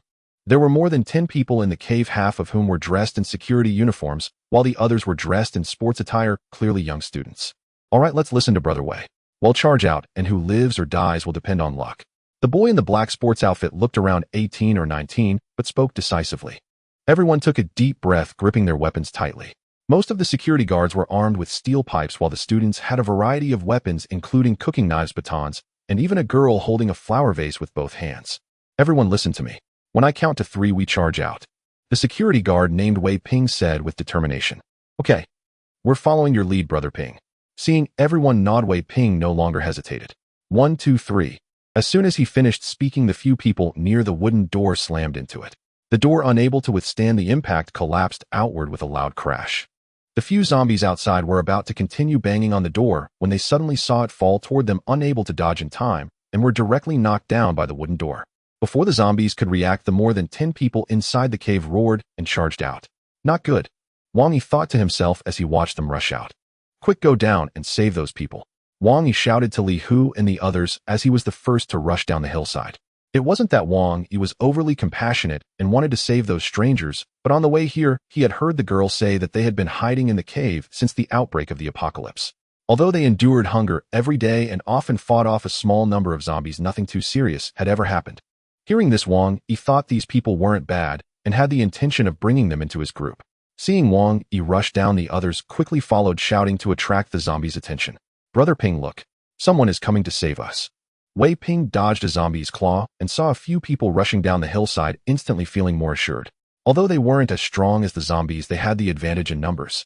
The zombies behind them, hearing the shouting, no longer focused on Wei Ping and the others, but turned to pounce on Wang Yi instead. Wang Yi swung his machete, aiming at a zombie's leg. Crack! The zombie's lower leg snapped from the knee, causing its body to lose balance and fall directly to the ground. Wang Yi ignored this zombie. Since it had lost a leg, its mobility was greatly reduced and no longer posed a threat. Stepping over the zombie, Wang Yi charged straight into the horde, while Li Hu and the others followed closely behind, though they didn't have Wang Yi's courage. Instead, they formed a small group at the edge of the horde, instinctively attacking the zombies. As Wang Yi and his group charged into the mass of zombies, chaos erupted among them, but most of the zombies continued to attack Wei Ping's group and were not distracted by Wang Yi's group. Only a few zombies on the outskirts kept attacking Wang Yi and Li Hu. Hiss! A zombie suddenly knocked the baton out of the boy in the black sports outfit's hand, then lunged at the boy's neck with its mouth open. The boy ducked to avoid it, but was caught by another zombie beside him, its sharp claws piercing through his abdomen. Ugh! The boy felt a sharp pain in his stomach and looked down to see that his abdomen was already pierced by the zombie, and he couldn't help but cry out. No matter how much he called out, the others couldn't provide any help, all busy dealing with the zombies in front of them, only able to watch helplessly as the boy suffered.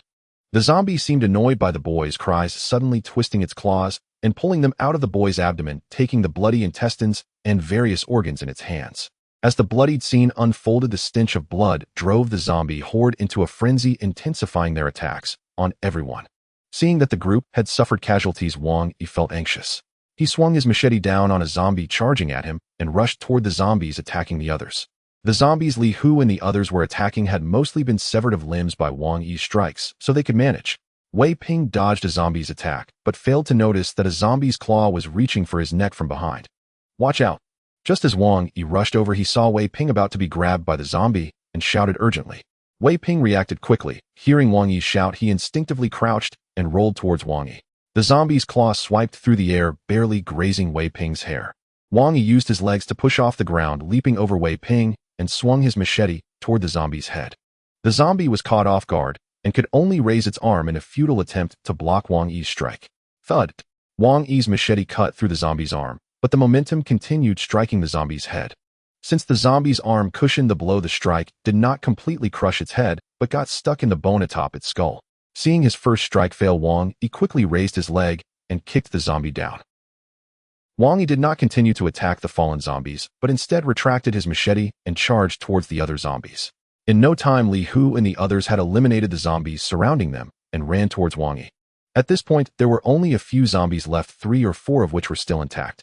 The remaining ones had been severely damaged by Wang Yi, and even the security students faced little danger against the half-damaged zombies. Owl!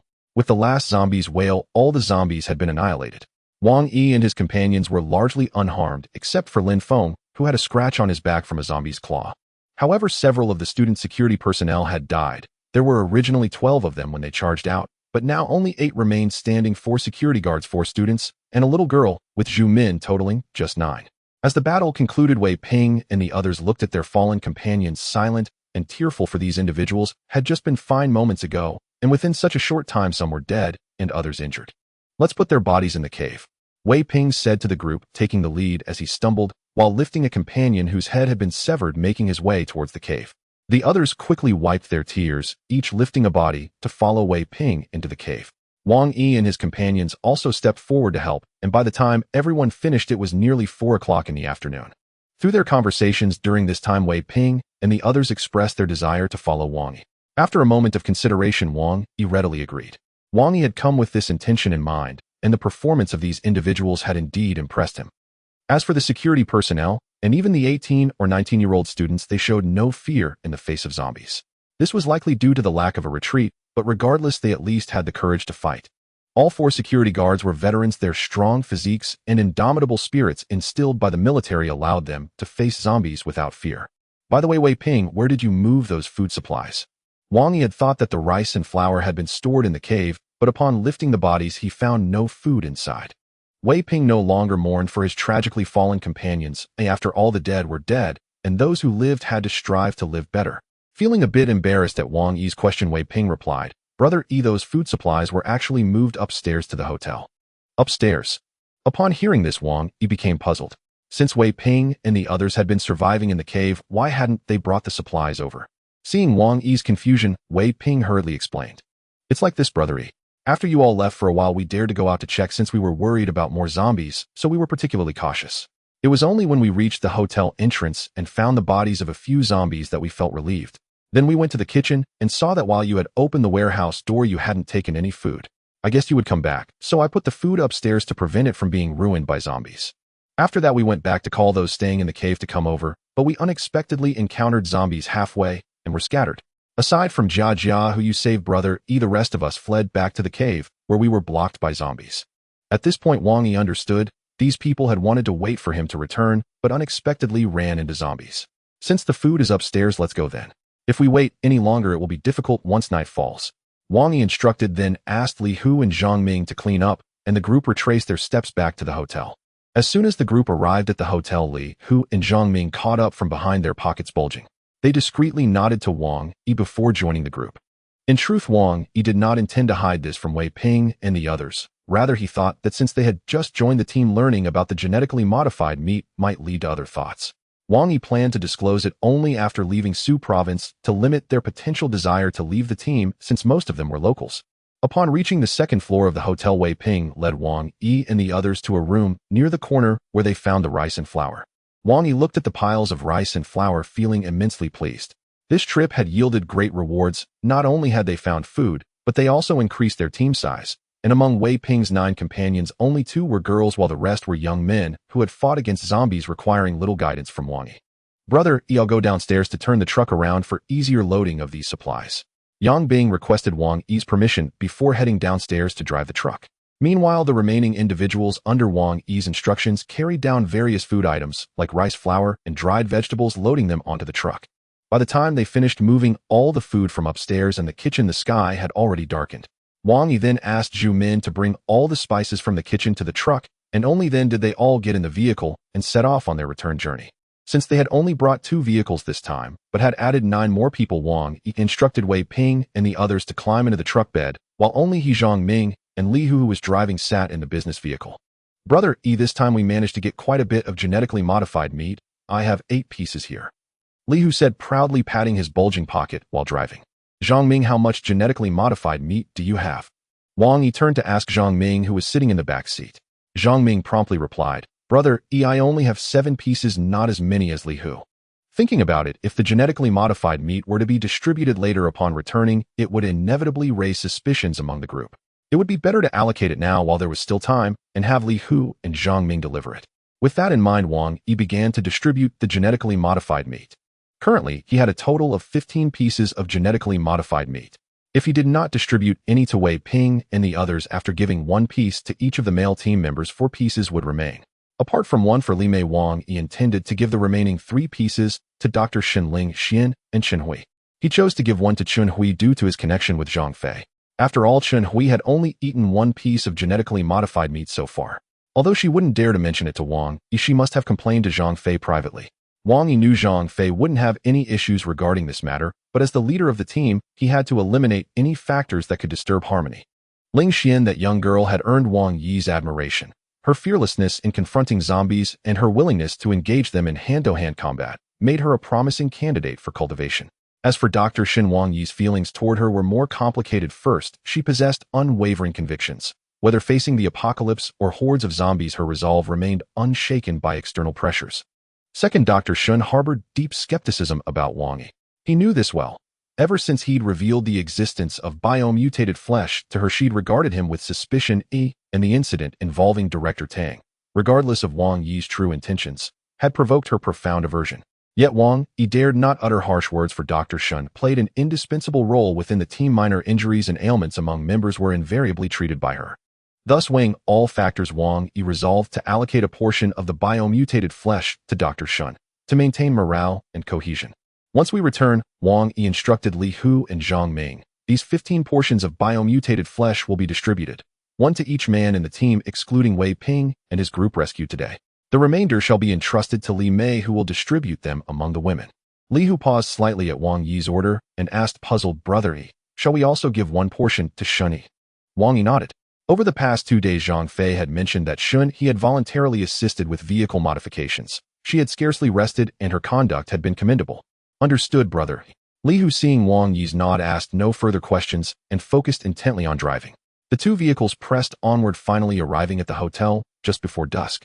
By then, only Zhang Tsong remained outside on watch. Everyone else waited anxiously in the hotel lobby for Wang Yi's return. Nightfall was imminent, yet there was still no sign of him or his companions, stirring growing concern. Brother Yi is back. Zhang Tsong, perched atop the truck, spotted Yang Bing's freighter approaching first and leapt down, rushing into the lobby to announce the news. Brother Yi has returned. Let's go greet him. Hearing the report, the group immediately assembled and stood waiting at the hotel entrance. They truly regarded Wang Yi as their linchpin, the sole beacon of hope in this apocalyptic wasteland. Every time he ventured out, whether Li Mei or others, all held him in anxious thought. After all, their survival depended entirely upon him. The 2 vehicles drew near and halted before the hotel entrance. As Wang Yi and his companions disembarked, they found the entire group awaiting them. Wang Yi responded with polite nods to each, bowing repeatedly until his neck ached. A leadership indeed bore its own burdens. After the clamor subsided, Wang Yi suddenly recalled the 9 people still confined inside the freighter's cargo hold. Urging Li Hu to open the rear doorway, Ping and the others tumbled out, eagerly vowing never again to ride in such a cramped, wretched compartment. Enough. Save your words for later. Wang Yi clapped his hands to restore silence, then began introducing Wei Ping and his companions. Wei Ping and the others had not anticipated Wang Yi's sizable entourage. Under the group's curious gazes, they grew flustered, but still stammered through brief self-introductions, at least ensuring familiar faces for future encounters. Zhang Fei, Lin Feng, and the others who had remained behind reacted indifferently. After all, the team expanded daily. If fresh members did not continually join, growth would remain illusory. Once introductions concluded, Wang Yi tasked Chen Hui and Zhang Li with assigning rooms to Wei Ping's group, while the other women, now free from immediate duties, volunteered to prepare dinner. From the freighter's cargo, only provisions needed for that evening, fruits, vegetables, and other perishables, were unloaded. Rice flour and staples remained aboard. Tomorrow's departure rendered redundant handling unnecessary. That evening's meal was served across 2 tables, not due to hierarchy, but simply divided by gender, men at one, women at the other. This arrangement reflected no ideological stance on equality, rather roles within the team remained fluid. Only Wang Yi led decisively, while others followed his ad hoc instructions without fixed responsibilities. With barely 30 members, the team fell far short of Wang Yi's envisioned scale, so he deferred formal role assignments, opting instead to proceed organically until numbers justified structural refinement. Once all were seated and dishes laid out, Wang Yi wasted no time. He signaled the start of the meal and lifted his chopsticks first. Seeing their leader eat, the rest followed suit without hesitation. After dinner nearing 9 o'clock, Wang Yi briefed Li Mei on the distribution of the biomutated flesh, then retired upstairs to rest, leaving subsequent logistics to Zhang Fei and Lin Feng. Back in his room, Wang Yi lit no candle, instead lying in darkness upon the bed, pondering the team's future trajectory, until drowsiness crept in unawares. Just as he drifted between wakefulness and sleep, his unlocked door creaked open. Creak. The door swung inward softly. Half asleep, Wang Yi registered the faint sound but dismissed it. By this hour, only Li Mei would dare disturb him. A rustling whisper followed, likely Li Mei undressing beside the bed. Then she slipped beneath the covers. Instinctively, Wang Yi drew her close, savoring the softness of her skin. His pulse quickened, his hands wandering. She hummed softly, pressing her lips to her fingers, teasing his body. Within moments, his arousal surged. Why is she so bold tonight?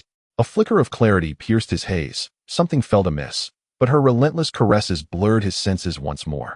Assuming Li Mei had finally softened her stance, he paid no heed. His hands gently cradled her slender waist.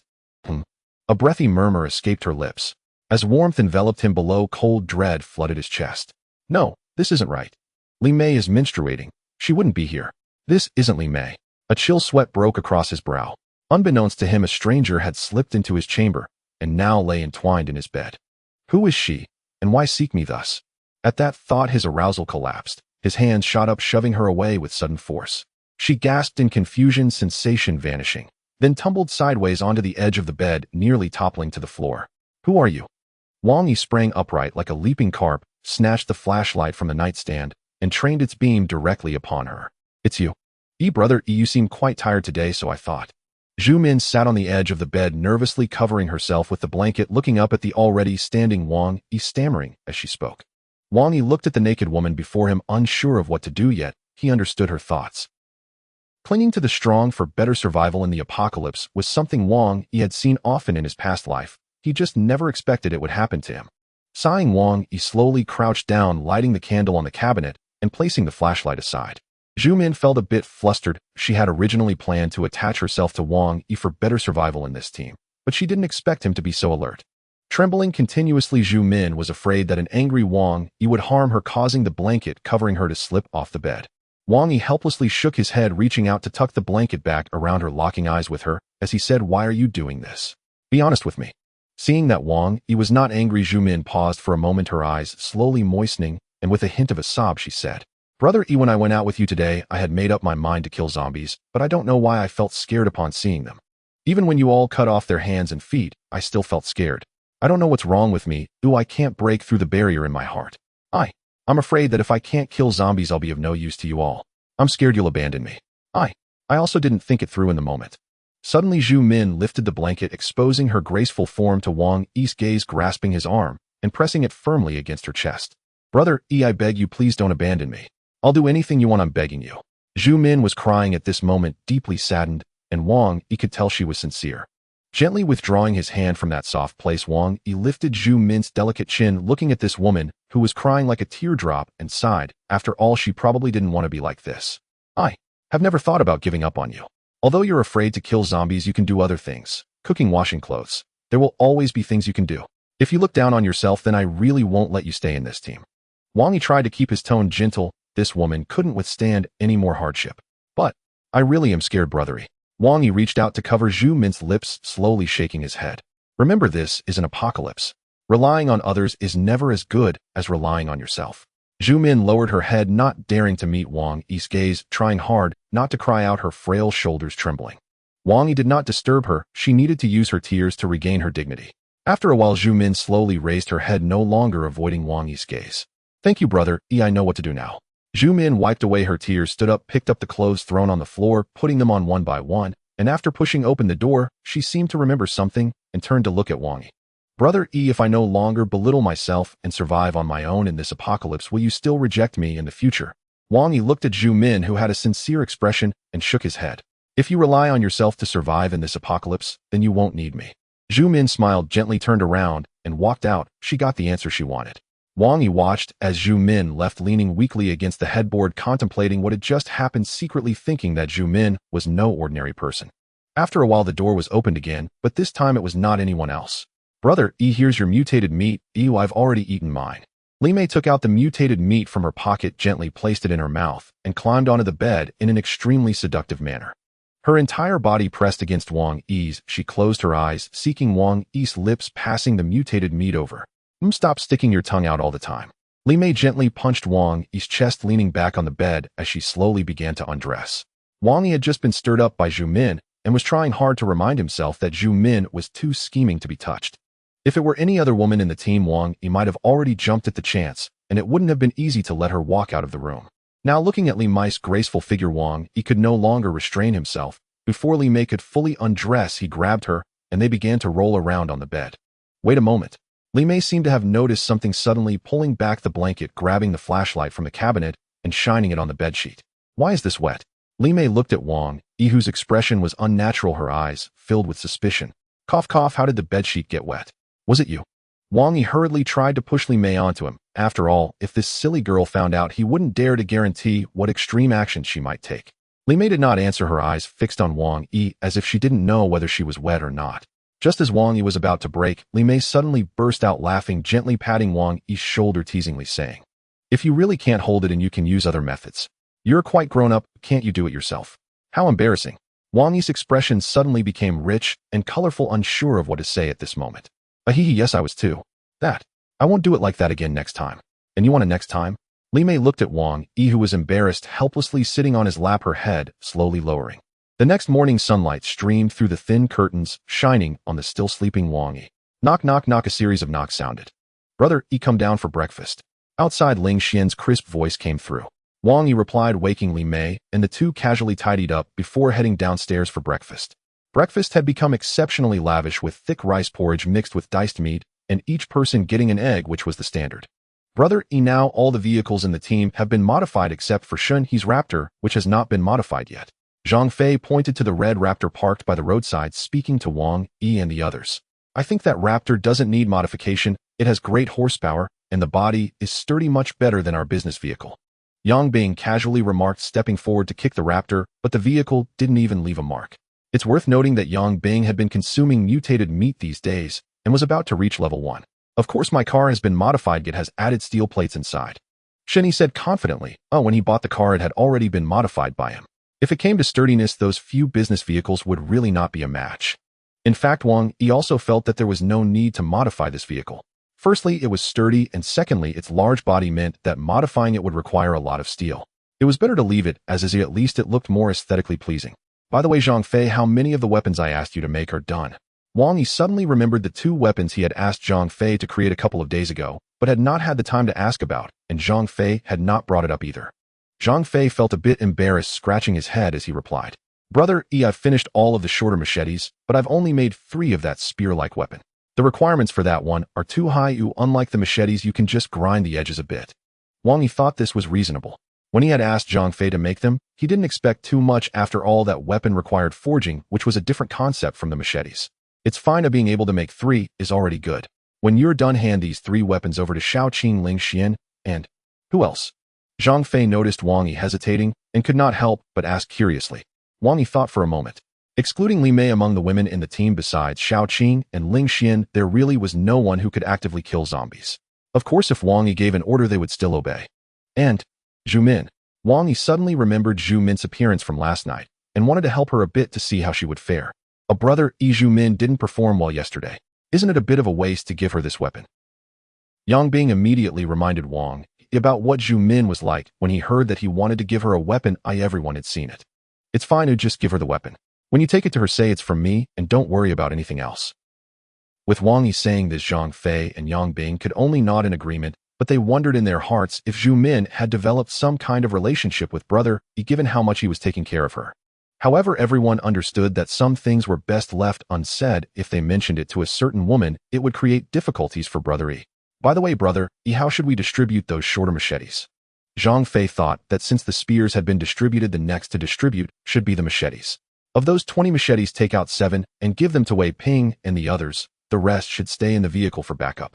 There were 9 people in total among Wei Ping's group, 7 men and 2 women, and each of them was capable of fighting zombies, so naturally the 7 men needed to be armed. Brother E, I've been wandering around the hotel during my free time these past few days and discovered some good stuff. Lin Feng exclaimed excitedly as if he had just remembered something. Oh, what did you find? Wang Yi asked, slightly puzzled about what good things could be in the hotel. What is Lin Feng up to? What could he possibly find? I've been with him every day and haven't heard him mention anything. Zhang Fei was also unsure about Lin Feng's antics. The two had been modifying vehicles together these past few days, and he hadn't seen anything unusual about Lin Feng. Since he says he has good things, let's wait here and see what he brings back. Wang Yi said casually as he instructed Shun He to open the door of the Raptor and sat inside. Before long, Lin Feng rushed over holding a cardboard box. Lin Feng, we've been waiting for you for half a day, and you brought just a cardboard box. I thought it was something significant. Zhang Fei chuckled as he saw Lin Feng panting. Lin Feng ignored Zhang Fei and jogged up to Wang Yi, presenting the cardboard box like a treasure. Brother E, take a look at what's inside here. Wang Yi took the cardboard box. Seeing Lin Feng's mysterious expression, he genuinely thought there might be something good inside. Opening the box, he looked inside and saw 3 walkie-talkies quietly resting within. Seeing Wang Yi staring blankly at the walkie-talkies, Lin Feng proudly said, Brother E, I found these walkie-talkies in the security room on the first floor of the hotel. They should be usable. Wang Yi casually picked up one of the walkie-talkies and turned it on. The indicator light flashed once, and then a mechanical female voice was heard. Your walkie-talkie is out of battery, please charge it immediately. Wang Yi's expression instantly turned sour. Ah, damn it. Ha ha ha. Before Wang Yi could even laugh, Zhang Fei, Li Hu, and the others couldn't hold back any longer. Lin Feng, your walkie-talkie is out of battery. Quickly find a place to charge it. Ha! Zhang Fei looked at Lin Feng's awkward expression, casually resting his arm on Lin Feng's shoulder, laughing so hard he could barely breathe. The walkie-talkies were indeed useful for the team, but Lin Feng overlooked one issue. Ever since the apocalypse began, the entire world had been without power and water. Even the flashlights used by the team had been charged by Zhang Fei using a generator these past few days. Lin Feng shrugged off Zhang Fei's arm and said to him, Zhang Fei, don't you have a generator? You could totally use it to charge the walkie-talkies. Zhang Fei had laughed enough and straightened up, speaking seriously. It's not that you can't use a generator to charge, but the generator is too loud. Using it in this hotel could minimize the noise, but if we were outside it would easily attract zombies. Moreover, the generator cannot store power, it can only be used while running. You could say that walkie-talkies are utterly useless. Hearing this, Lin Feng immediately felt a bit deflated and quietly said, Can't we charge it in the vehicle? Isn't there a battery in the car? Zhang Fei shook his head. The car battery provides direct current, it's only 12 V, while this walkie-talkie is considered a high-power device. It requires at least 220 V to operate, so it simply can't be used. Zhang Fei, being a vehicle repairman, naturally understood these basic principles much better than Wang Yi and the others. While Zhang Fei was explaining, Yang Bing seemed to recall something. He raised his hand to interrupt Zhang Fei and said excitedly, Brother Yi, I just thought of something. If we want to charge the walkie-talkies in the vehicle, it's not impossible. In fact, Wang Yi wasn't too knowledgeable about these things. Hearing Zhang Fei mention that he thought the walkie-talkies couldn't be used, he felt a bit regretful. After all, having walkie-talkies in the convoy would make things much more convenient during travel. Upon hearing Yang Bing mention that there was another way, he became interested and nodded, signaling Yang Bing to continue. Brother E, when I used to travel long distances, I basically lived and ate in the vehicle, which was somewhat inconvenient. So I installed an inverter in the car, which can convert the vehicle's voltage to 220 V. This means that regular household appliances can be used, but over time it will affect the battery's lifespan. Oh, is there such a thing? Do you have it in your car? Wang Yi asked in confusion. Although Wang Yi had some understanding of cars from his past life, it was mostly during the post-apocalyptic era, and many things had become relics after the outbreak. As for the inverter that Yang Bing mentioned, Wang Yi had never heard of it. Hearing Wang Yi's inquiry, Yang Bing quickly shook his head. Brother E, the inverter in my car is broken and unusable. However, when we left the repair shop, I saw Zhang Fei taking many parts and putting them in the car, so there should be an inverter there. Yang Bing said, turning to look at Zhang Fei. Upon hearing Yang Bing's mention, Zhang Fei also recalled that there was indeed such a thing as a transformer, but he couldn't remember if he had brought it. Fei Ge, when we set off, I saw you put a large box in Brother Yi's truck, which is usually where we store various tools. There should be an inverter in there. Li Hu reminded Zhang Fei from the side. Li Hu and his brother Li Long were both apprentices in Zhang Fei's shop, and they were quite familiar with the arrangement of items in the shop. Go and have a look. If there is one, install it on Yang Bing's truck. Wang Yi immediately ordered. If they could charge the car on the road, it would indeed be much more convenient for the convoy. All right, brother, you'll go check right away, Li Hu said as he took the keys from Yang Bing and ran towards the truck. After a while, everyone saw Li Hu running back with an excited expression, holding an iron box. Brother E, I found the inverter, it's in that box. Li Hu handed the inverter to Wang Yi. Wang Yi took it and examined it closely. The inverter looked somewhat like a small car-mounted refrigerator, square-shaped and not light. Great. With this, communication on the road will be much more convenient. Let's install it on the truck right away, and for charging or anything else we can just contact Yang Bing in the future. Wang Yi was indeed quite pleased. Using walkie-talkies for communication was much more convenient than those flags, and it could convey meanings clearly, minimizing misunderstandings. All right, brother, you'll take care of it right away, Yang Bing said as he took the inverter and headed towards the truck with Li Hu. Wang Yi returned the 3 walkie-talkies to Lin Feng, distributed everyone's tasks, and walked back to his room alone. They were set to depart tomorrow, and Wang Yi needed to review all the arrangements for the team to ensure nothing was overlooked while finalizing the route. Back in his room, Wang Yi busied himself with planning the route, while others were also occupied diligently working on their respective tasks, as per Wang Yi's instructions. Zhang Fei, along with Lu Yang and Zhang Tsong, carefully inspected all vehicles to ensure nothing would go wrong on the road. Lin Feng and the other men reorganized the items in the 2 trucks, placing gasoline and various car parts on Yang Bing's truck, while food, clothing, and blankets were all placed on Wang Yi's truck. After all, mixing gasoline with food would likely result in meals tasting like gasoline. Meanwhile, the women, led by Li Mei, organized some daily necessities that wouldn't be needed today, placing as many as possible in the business vehicle without affecting seating. For items that couldn't fit, Li Mei had Shun. He opened the trunk of the Raptor, cramming everything inside. After all, the Raptor was essentially a large pickup truck with a strong loading capacity. Although Shun, he looked unwilling, he had no choice. After all, the space in his truck was vast, almost comparable to a small cargo truck. Even with pots and pans stuffed inside, there was still plenty of space left. The half-day passed amidst everyone's preparations, and by lunchtime it was already around 2 o'clock in the afternoon. After a quick bite, Wang Yi called Zhang Fei Lin Feng and Yang Bing to his room to discuss the various preparations before their departure and to finalize the route. In fact, Wang Yi had already determined these matters, but since he was leading the team, some things had to be communicated through discussion. If Wang Yi were to act unilaterally, it would inevitably create instability within the team and make everyone feel they lacked a sense of belonging. After asking Li Mei to find a few stools, Wang Yi took out the drawn route map, and Zhang Fei and the others gathered around the map to begin their discussion. Brother Yi, when heading north, do we really have to pass through southern Hunan? This is a populous province, and there will certainly be no shortage of zombies. If we go this way, won't it be dangerous? Zhang Fei pointed at the route marked in red by Wang Yi on the map.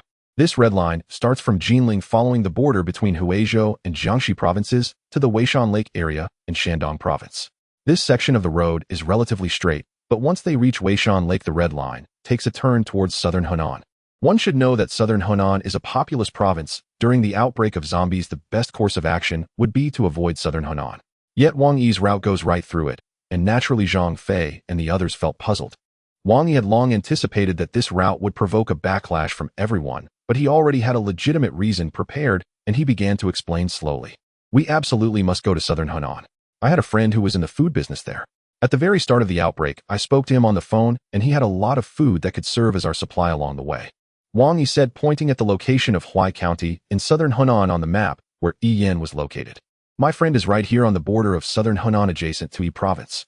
The population there is not too large, so there shouldn't be much danger. Yang Bing, sitting nearby, nodded as he watched Wang Yi point to the location on the map. Fei Gu, Brother Yi's main goal is to replenish food for the team. The amount of food we currently have would last the team at most a month, and that's assuming no one else joins. Otherwise, we might not even last a month. Moreover, the zombies are getting stronger, and it will definitely be harder to find food in the future.